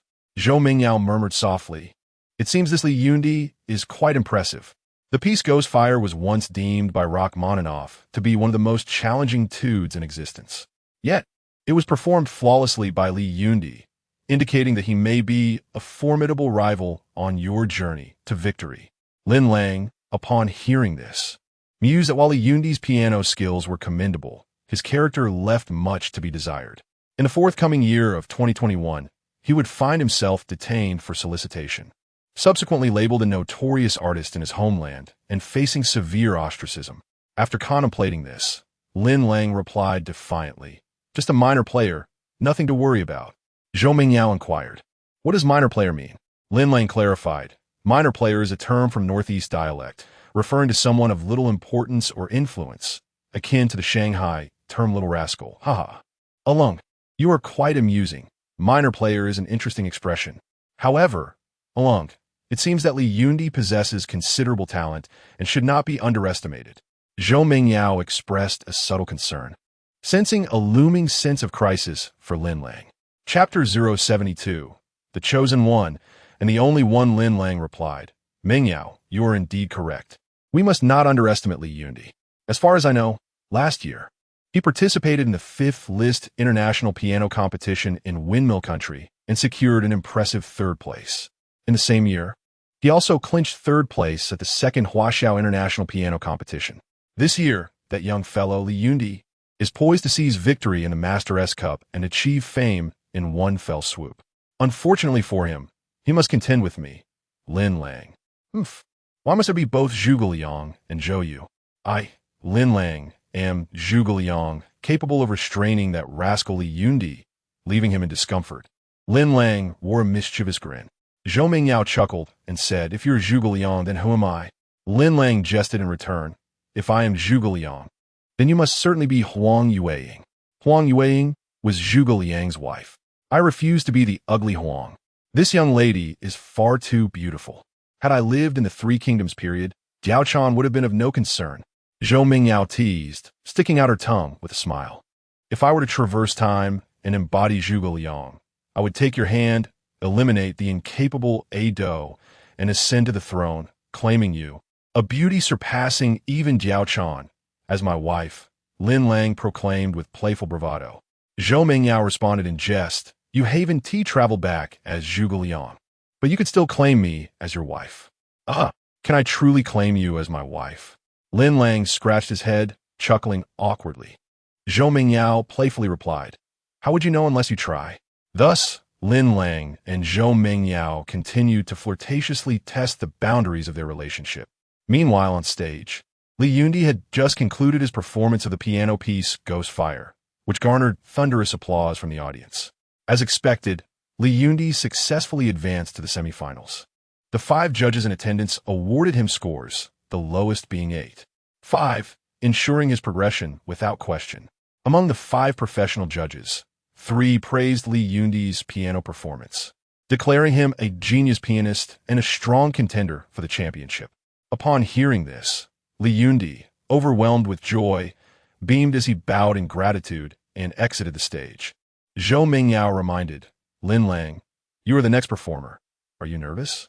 Lin Lang joked, "I claim to be unperturbed." Zhou Mingyao smiled coyly. Shortly after, the female host announced, "Next up, please welcome contestant B007, Lin Lang, to the stage for his performance.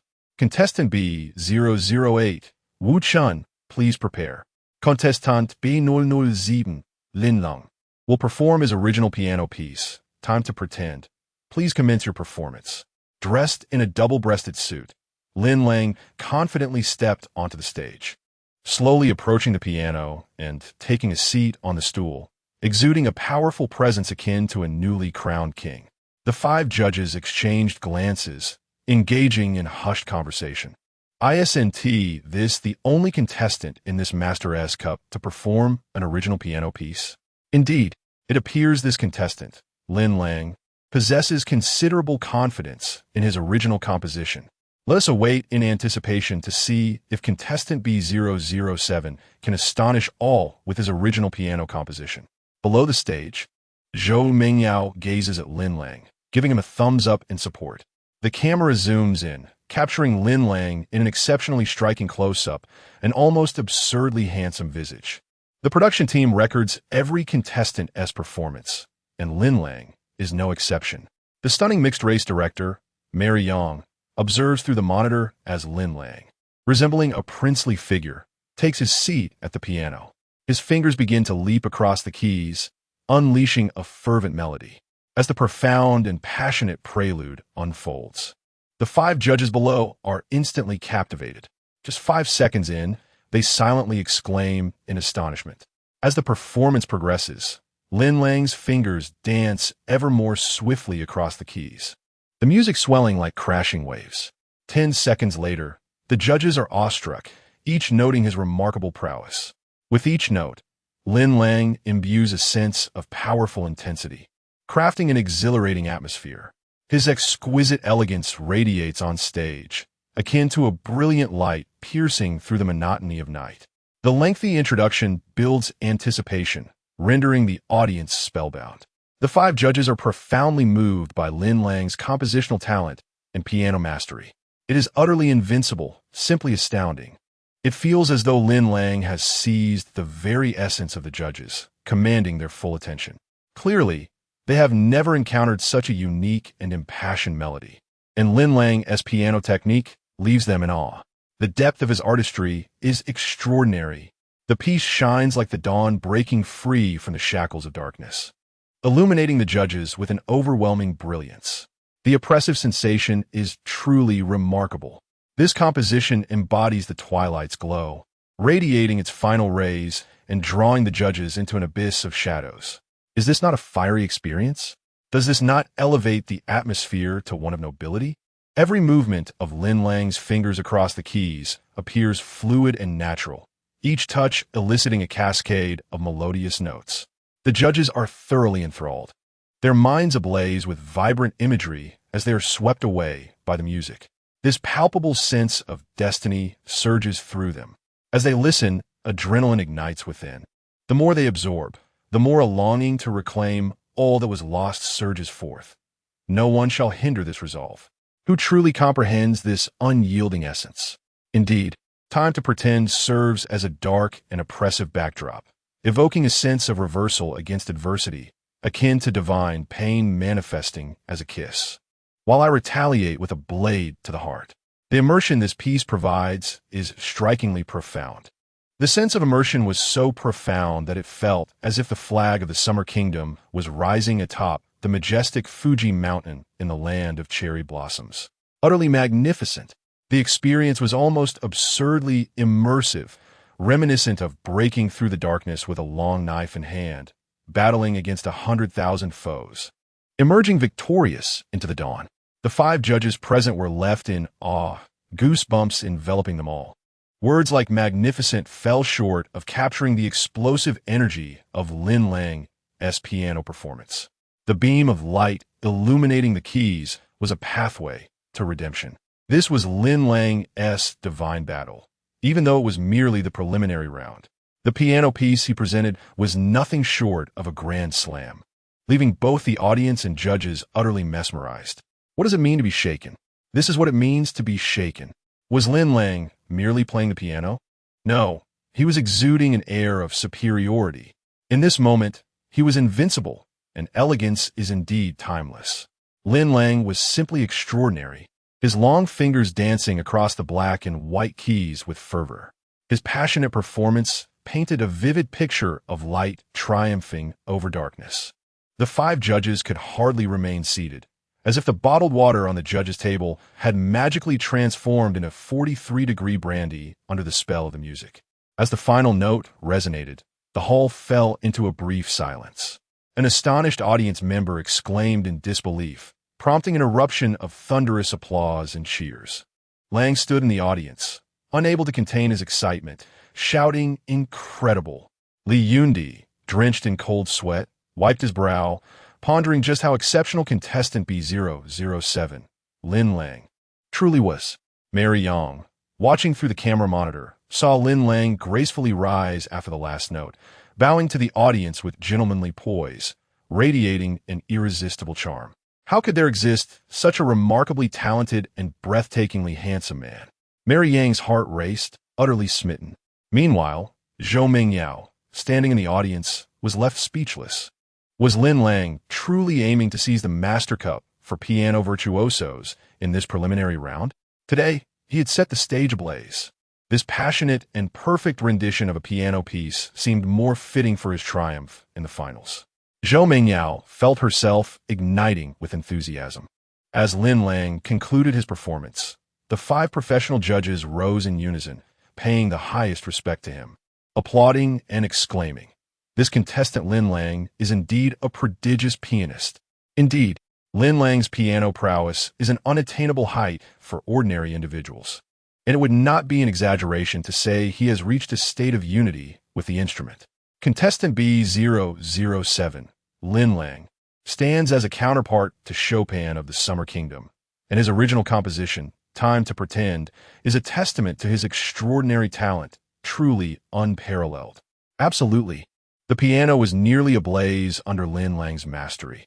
This piece is simply enchanting. Lin Lang, your talent and skill are truly astonishing.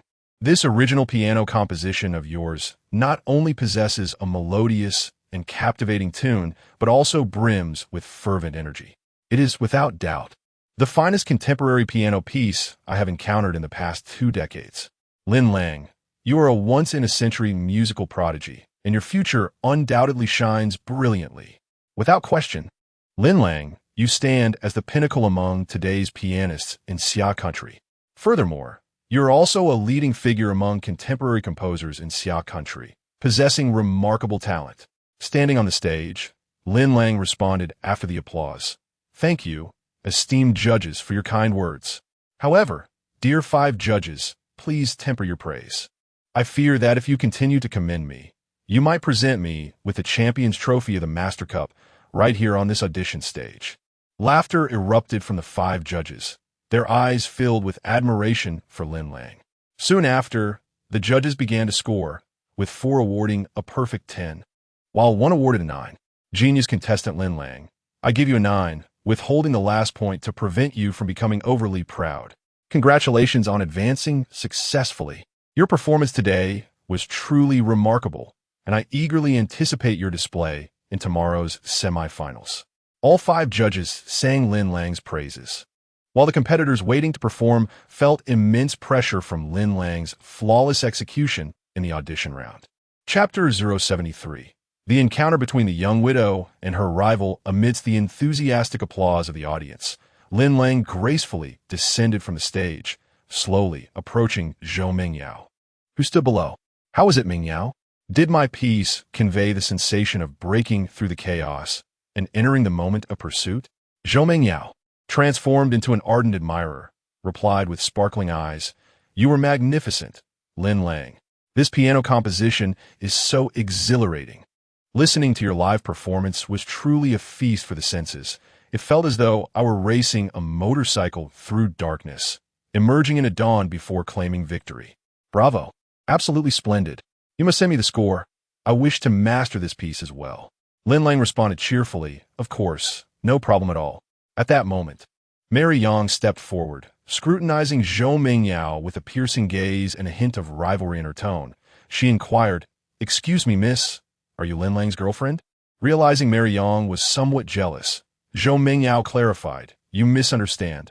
I am merely Lin Lang's high school classmate." "And you are?" With a smile, Lin Lang introduced, "This stunning beauty of mixed heritage is Sister Mary, the director of the Chinese Piano Master Cup and also of the Antiques Appraisal Program." Zhou Mingyao greeted warmly, "Hello, Sister Mary." Lin Lang continued, "And this is Zhou Mingyao, the top female racer in Asia and the only daughter of my esteemed mentor, Zhou Zhongdong." Mary Yang's expression brightened at the revelation. "Ah, so you are the daughter of old Zhou. I have watched your racing competitions on television. I barely recognized you without your racing suit. It is a pleasure to meet you, Miss Mingyao." They exchanged a brief handshake, and with the understanding that Zhou Mingyao's relationship with Lin Lang was purely platonic. Mary Yang's jealousy dissipated, and any animosity towards Zhou Mingyao vanished. Zhou Mingyao smiled charmingly, standing alongside the exotic, dark-haired, blue-eyed Mary Yang. The two captivating beauties, each radiating their own allure, were a sight to behold. Mary Yang exclaimed joyfully, "Lang, with you participating in the Master Cup piano competition, our show's ratings are guaranteed to soar. I never anticipated that you, aside from being an expert in antiques, are also a remarkably talented pianist. Your ability to compose is truly exceptional, which has certainly changed my perception of you." Lin Lang humbly replied, "I merely have a basic understanding of composition. Just a little." Mary Yang chuckled. "Why do you persist in playing modest? Is it so difficult to acknowledge your own excellence?" Zhou Mingyao chimed in, "Indeed." The 5 professional judges seated below were all effusive in their praise. "Your talent is nothing short of remarkable." Lin Lang shrugged and remarked, "To be honest, I would rather not overshadow others in this competition. It was your insistence that brought me here for the preliminary rounds, and now all the limelight is solely on me. How can other talented pianists have their moment?" Zhou Mingyao replied, "One must not be complacent. When the moment calls for action, one must seize it and not shy away from the challenge." Lin Lang jested, "Surely you've heard the saying, play it safe and don't be reckless. Those who endure until the end will have it all." "Ha!" Zhou Mingyao stifled a sweet laugh. Mary Yang praised, "Lang, your thought process is truly unlike that of ordinary individuals. While there may be an element of bravado, one must admit that you indeed possess the flair to back it up. This is the first time I've heard someone use bravado as a compliment. Your way of praising me is rather unique." Mary Yang said, her eyes sparkling with admiration, "Let us not banter further. Congratulations on advancing to the semifinals." Lin Lang politely responded with a thank you. Mary Yang continued, "I am eagerly looking forward to your performance in the semifinals tomorrow morning. With your talent, advancing to the finals should be as effortless as chewing gum while walking. I must get back to my tasks. Goodbye. Miss Zhou, farewell." Mary Yang left with a beaming smile. Lin Lang returned the farewell with a smile. "Goodbye." Zhou Mingyao politely bid goodbye, Mary. Immediately after, an 18-year-old with a cherubic face, Lang, approached with adoration in his eyes and exclaimed, "Hello, brother Lin Lang." Lin Lang replied, "Hello." Lang, with exaggerated enthusiasm, said, "Brother Lin Lang, you are truly incredible. I consider my piano skills to be at the forefront of the national level, yet I am completely captivated by your artistry. May we be friends?" Lang unabashedly expressed his admiration for Lin Lang. Of course. Lin Lang gently pinched Lang's chubby cheek, which was delightfully soft and full of collagen. "You are quite adorable, little brother. Here, take my business card. It's a pleasure to meet you." Lang accepted the card as if it were a treasure, but then asked in surprise, "Brother, why does your card say independent angel investor Lin Lang? Are you not a professional pianist? Do you have another career?" Lin Lang replied, No.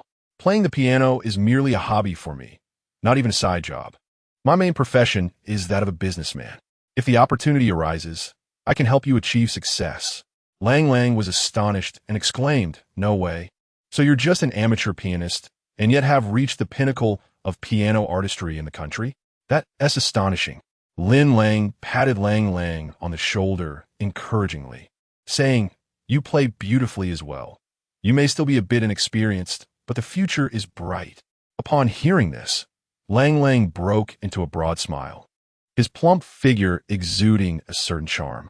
"Brother Lang, I graduated from the Curtis Institute of Music in the United States, practicing the piano for no less than 8 hours daily. In the face of your amateur piano skills, I am but novice. My admiration for you knows no bounds. Many have hailed me as a piano prodigy, yet without comparison, one cannot gauge the true extent of talent. You, Brother Lang, are an extraordinary genius among pianists." When the female host announced the next performance, "I could not quite catch the name of the piece you just played, Brother Lang." Lin Lang replied, "This is a composition titled Time to Pretend, inspired by the theme of a triumphant return. Your original piece, Brother Lang, is utterly captivating. It evokes an irresistible urge within me to request the sheet music from you. I eagerly confessed. Lin Lang chuckled in response. You came over to flirt just to ask for the sheet music, didn't you? I would like to learn this piece if that's all right. Lang sheepishly scratched his head. With generosity, Lin Lang responded, just send me your email, and I'll share the sheet music for time to pretend with you. It's no trouble at all. Yes, Lang exclaimed, his fists clenched in excitement. Lin Lang playfully riffled long-ish greasy hairstyle, teaching. Just make sure not to style your hair as if it's been licked by a cow, and perhaps shed a few pounds to look sharper. I could teach you a thing or two about attracting the ladies. Zhou Mingyao, standing nearby, couldn't help but laugh, saying, Lin Lang, stop messing around. Don't lead the poor kid astray.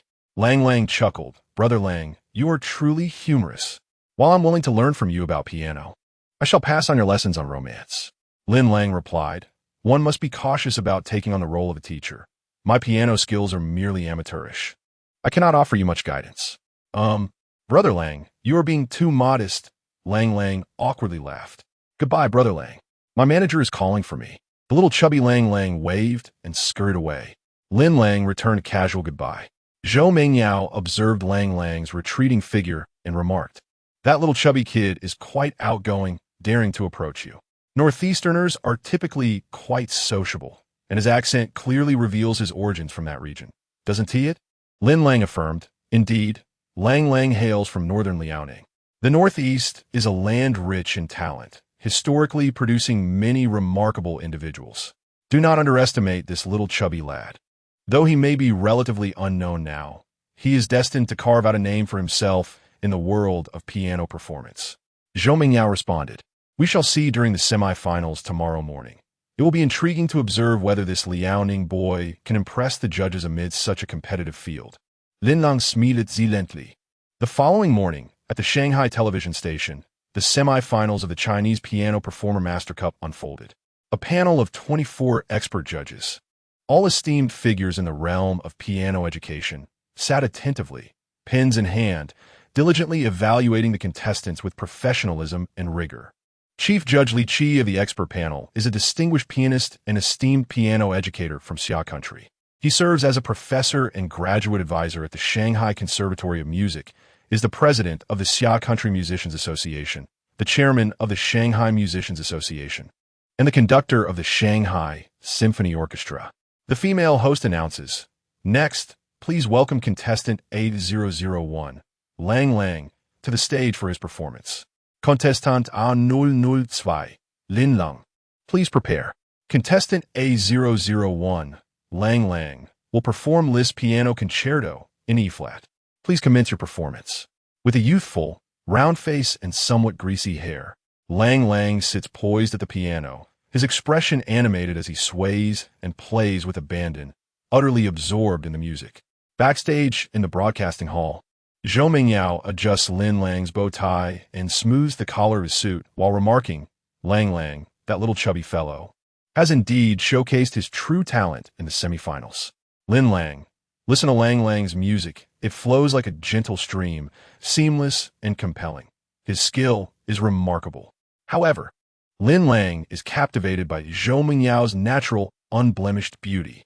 Her sweet disposition enchants him further, and he breathes in her faint, refreshing fragrance. Her clean and fresh aura utterly beguiling. Zhou Mingyao wears only a hint of makeup, embodying the essence of a radiant campus beauty, truly a natural-born beauty. Lin Lang responds. With Lang being the first to perform, the pressure on the subsequent contestants must be immense. Zhou Mingyao nods in agreement, replying, indeed, with Lang as the opener, the following contestants will feel significant pressure. But Lin Lang, as the second performer, those who follow you might as well withdraw and head home for a rest. Even if they perform again, they'll be utterly overshadowed by your brilliance. Dream Yao, I'm not as formidable as you suggest, Lin Lang humbly retorts. Zhou Mingyao beams at him, her eyes sparkling, and replies, oh, but you are. You have no idea how exceptional you are.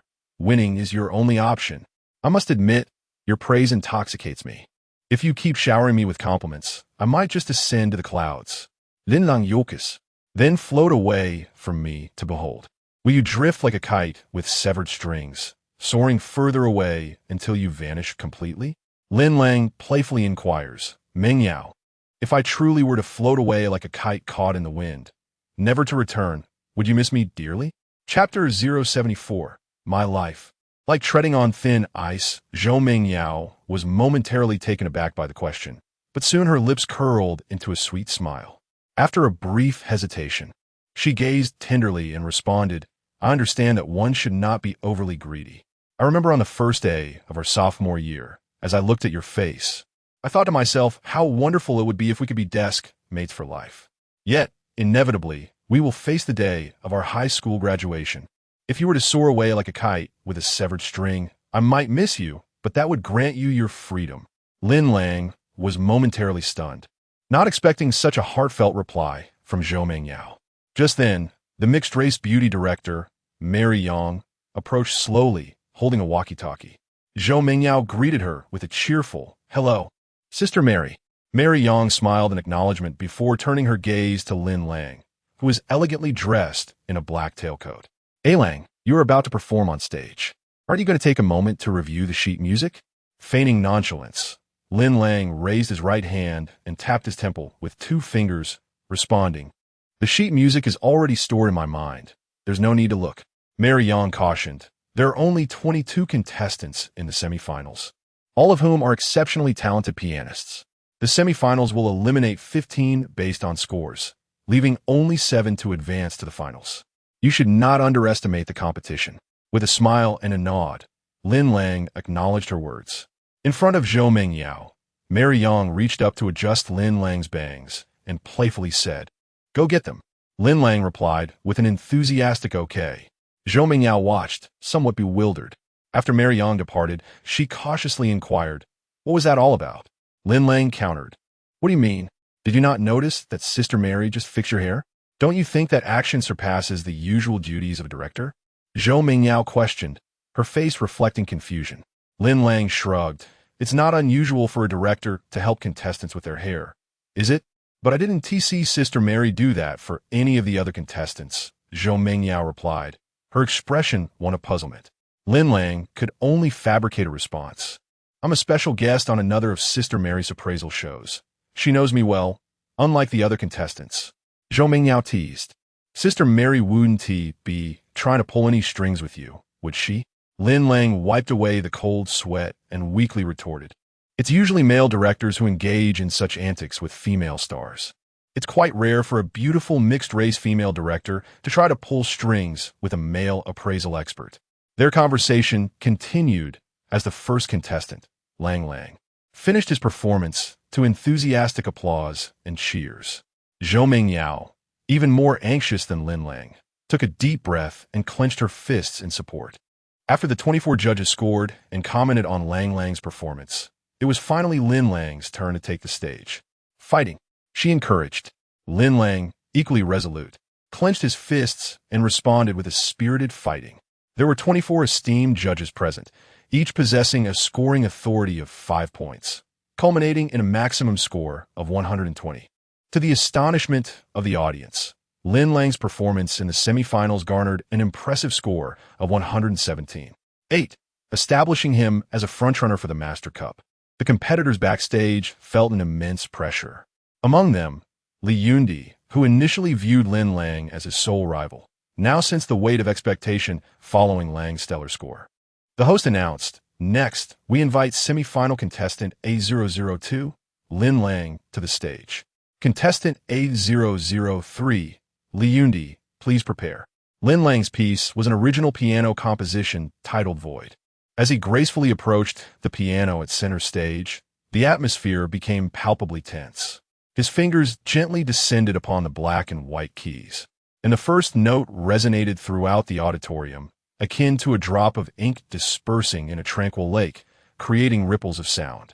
With deft movements, Lin Lang's fingers danced across the keys, weaving a melodic tapestry imbued with melancholy, as if narrating an ancient, profound tale that stirred anticipation in every listener.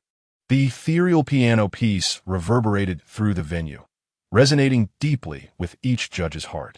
The prelude captivated them, rendering them unable to resist its allure. Remarkable, The 24 judges could hardly contain their astonishment at the brilliance of the composition. Lin Lang unleashed a spellbinding performance of Void, ensnaring the judges in its enchanting embrace, evoking a sense of breathlessness. The powerful, high-energy composition exuded strength and fervor, enveloping the audience in a transcendent atmosphere. This exquisite piano piece, destined to become an internet sensation, served as the exclusive BGM for the sentiment, "I tread carefully through life. Do you believe I can reach the other side?" Lin Lang showcased this extraordinary composition during the semifinals, captivating all 24 judges. While other contestants focused on technical prowess, Lin Lang, at the pinnacle of his mastery as a piano virtuoso, presented an original performance that was nothing short of spectacular, compelling the judges to feel an impulsive desire to enlist and swiftly invade the land of cherry blossoms. "Provide me with provisions, and I shall conquer the capital in 10 days. No, 3 days. 3 days to seize the capital." Who truly understands this overwhelming urge? As the judges listened, they felt as if they were on the brink of charging into battle. Lin Lang passionately played on stage, while the 24 judges, regardless of gender, were transported back to 1974, recalling the first free-fighting matches in Southeast Asia. With the piece's inexplicable sense of oppression, Lin Lang wielded his notes to unerringly pierce the souls of the judges. The very essence of the 24 judges was nearly awakened by a single piece performed by Lin Lang. This damned sense of redemption resonated with an almost transcendent quality. The fervent melody was imbued with power and passion, creating an ethereal and profound atmosphere. Not only were the judges below entranced by Lin Lang's mesmerizing composition, but the audience was equally captivated, their ears nearly overwhelmed. This was no mere competition, but rather a concert celebrating Lin Lang's artistry.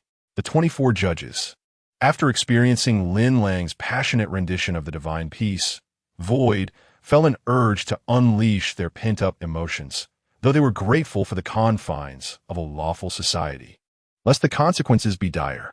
What exhilaration! It had been ages since they had encountered such a thrilling original piano composition. The word stunning could scarcely encapsulate Lin Lang's breathtaking performance in the semifinals.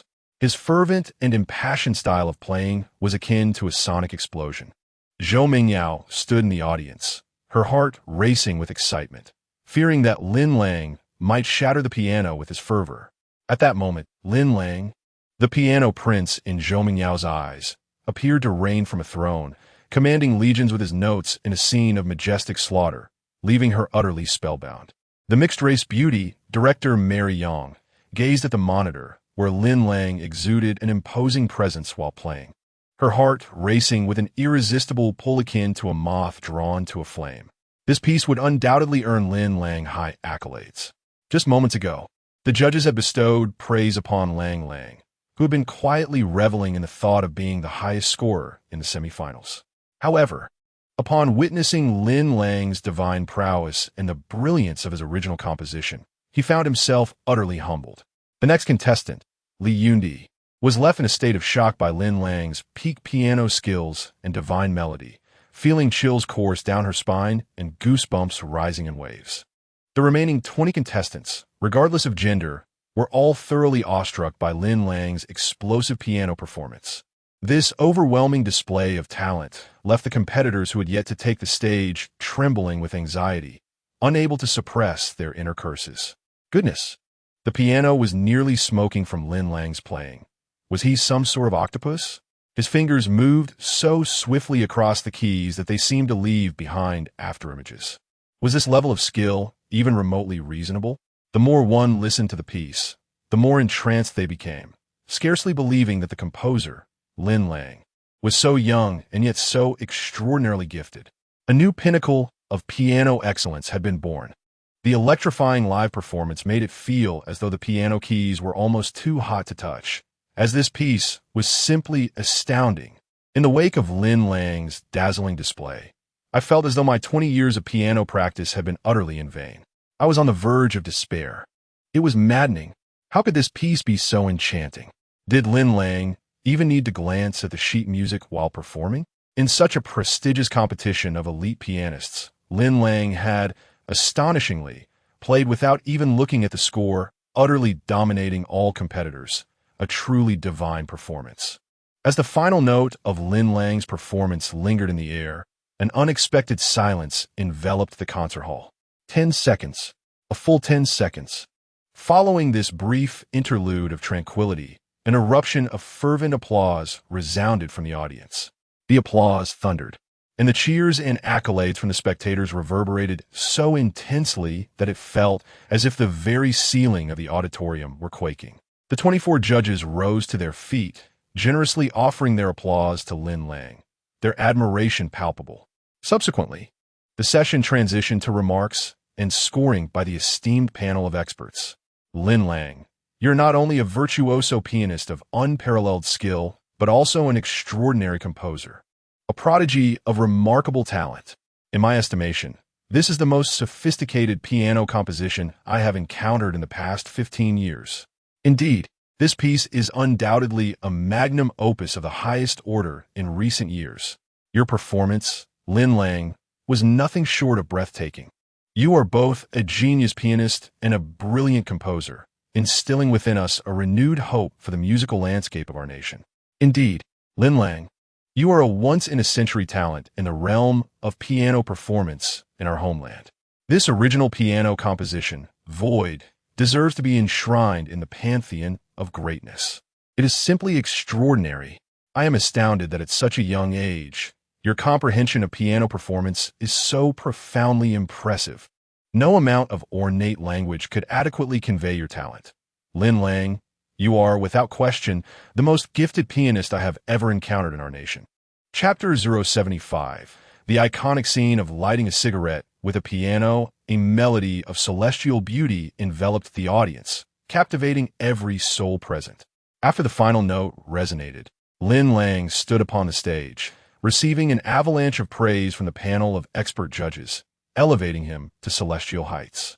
Esteemed judges, your flattery is overwhelming. I am becoming quite bashful. Chief Judge Li Qi pondered aloud. Lin Lang, you seem oddly familiar to me. Your resume indicates you graduated from a finance department, not a conservatory, is that correct? Indeed, Lin Lang replied. I merely ventured across disciplines to participate in this competition as an amateur pianist. If your accolades continue, I fear I shall lose my sense of self. The 24 expert judges were stunned once more. The audience erupted into a chorus of astonished gasps. I recall now. Chief Judge Li Qi exclaimed. You are the guest expert from the previous episode of Identifying Family Heirlooms. I watched that program on Shanghai satellite television. Lin Lang, you are the disciple of the esteemed treasure appraiser Zhou Zhongdong, correct? Yes, that is correct, Lin Lang affirmed.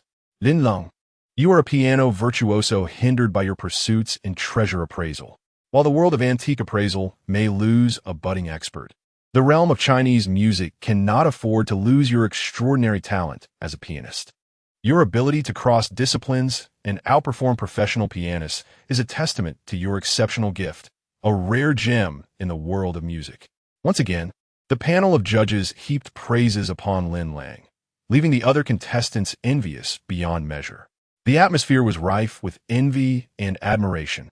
A young treasure appraiser, instead of immersing himself in the study of antiquities, had come to the Master Cup of Chinese pianists to showcase his prowess, utterly eclipsing all top-tier pianists in the country. The 20 contestants yet to perform, regardless of gender, were left questioning their own paths, utterly astounded by Lin Lang as brilliance. No words could encapsulate the magnificence of the moment other than the term extraordinary. Each of the 24 judges had a scoring authority of 5 points. With a perfect score of 120, the panel ultimately awarded Lin Lang an astonishing score of 119.8, ensuring his seamless passage to the finals. The audience erupted into a fervent ovation once more. Lin Lang, with an almost perfect score, stood proud amidst the throng of competitors. Mary Yang, observing through the camera monitor, watched as Lin Lang graciously acknowledged the applause before descending the stage with undeniable charm. She felt an immense joy for his advancement to the finals. However, as the director of the show, Mary Yang had to exercise discretion, silently congratulating Lin Lang in her heart, wary of appearing overly familiar or engaging in any intimate gestures.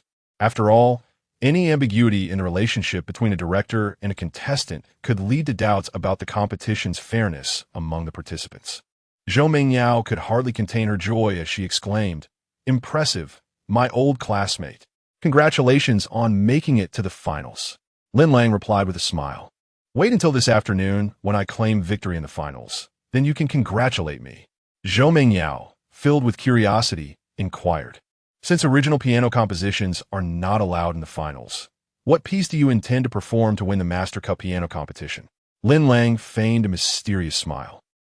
"Without further ado, we are ushered into the finals of the Hua Xia Piano Performers Master Cup. Among the 7 finalists, Li Yundi, who had risen to prominence upon debut, unleashed 120 of her potential during the competition, delivering a stunning performance of Piano Concerto No. 1 in E minor, scoring an impressive 118.7 points, thus temporarily claiming the top position. The 24 expert judges present expressed their admiration for the young prodigy. Recognizing that Li's talent was not to be underestimated, Lin Lang, performing Polonaise in E-flat major, received unanimous acclaim from the panel of judges, achieving an excellent score of 118.2 points, placing him in second position. It must be said that despite being of the same age, 18-year-old Li Yundi could effortlessly outperform Lang. And this is no exaggeration. The other finalists were merely there to fill the ranks and are not worth mentioning. Dressed in a black tailcoat, Lin Lang took the stage as the final performer, radiating an elegance that was almost breathtaking under the stage lights. He gracefully seated himself at the piano and began to play the piece known as the fastest piano composition in history, Flight of the Bumblebee. In the finals of the Master Cup, Lin Lang continued to perform without sheet music, exuding an aura of confidence as he blind played Flight of the Bumblebee, once again astonishing everyone present. The 24 judges were left in sheer awe by Lin Lang's performance. With astonishing speed that broke Guinness World Records, he played 21 notes in a single second, showcasing absolute pitch and perfectly executing the entire piece. This incredible feat of playing 21 notes per second represents the pinnacle of human capability on the piano. Lin Lang's performance at the Master Cup Finals can only be described as a once-in-a-lifetime spectacle, with his extraordinary speed likening him to a master of the piano. Without exaggeration, Lin Lang's ability to play 21 notes in 1 second while flawlessly performing Flight of the Bumblebee marks the absolute limit of piano playing. His passionate display ignited the audience and the 24 judges, repeatedly elevating the atmosphere of the finals to exhilarating heights. What a marvel! A classic piece like Flight of the Bumblebee, executed with 21 notes per second, stands as an unparalleled skill in the history of piano performance. Most impressively, Lin Lang achieved this without a single wrong note. Such peak technique and fluid performance would leave Chopin himself begging Lin Lang for his respect. Lin Lang's breathtaking rendition of Flight of the Bumblebee undoubtedly stirred the proverbial hornet's nest, leaving all 24 expert judges utterly astonished. Indeed, you read that correctly, not merely dumbfounded, but completely flabbergasted. They were shocked to the core, questioning their very existence, their pupils shaken in disbelief. The 24 expert judges were utterly astounded, suspecting that Lin Lang was not merely human, but rather a celestial being, the embodiment of a divine pianist, who, through a single performance, secured his place as a luminary among the world's pianists. His fingers danced gracefully across the keys, producing melodies that lingered sweetly in the ears. Seated at the center of the stage, Lin Lang passionately played the piano, exuding an aura of charisma from every angle. While his speed in traversing the black and white keys was so swift that the judges struggled to keep pace with their eyes. In that moment, Lin Lang emerged as a musical maestro, shattering auditory limits with his fingertips. If there exists a master of rhythm, then Lin Lang is indeed the quintessential embodiment of that master. All 24 judges were unequivocally captivated by Lin Lang's extraordinary prowess.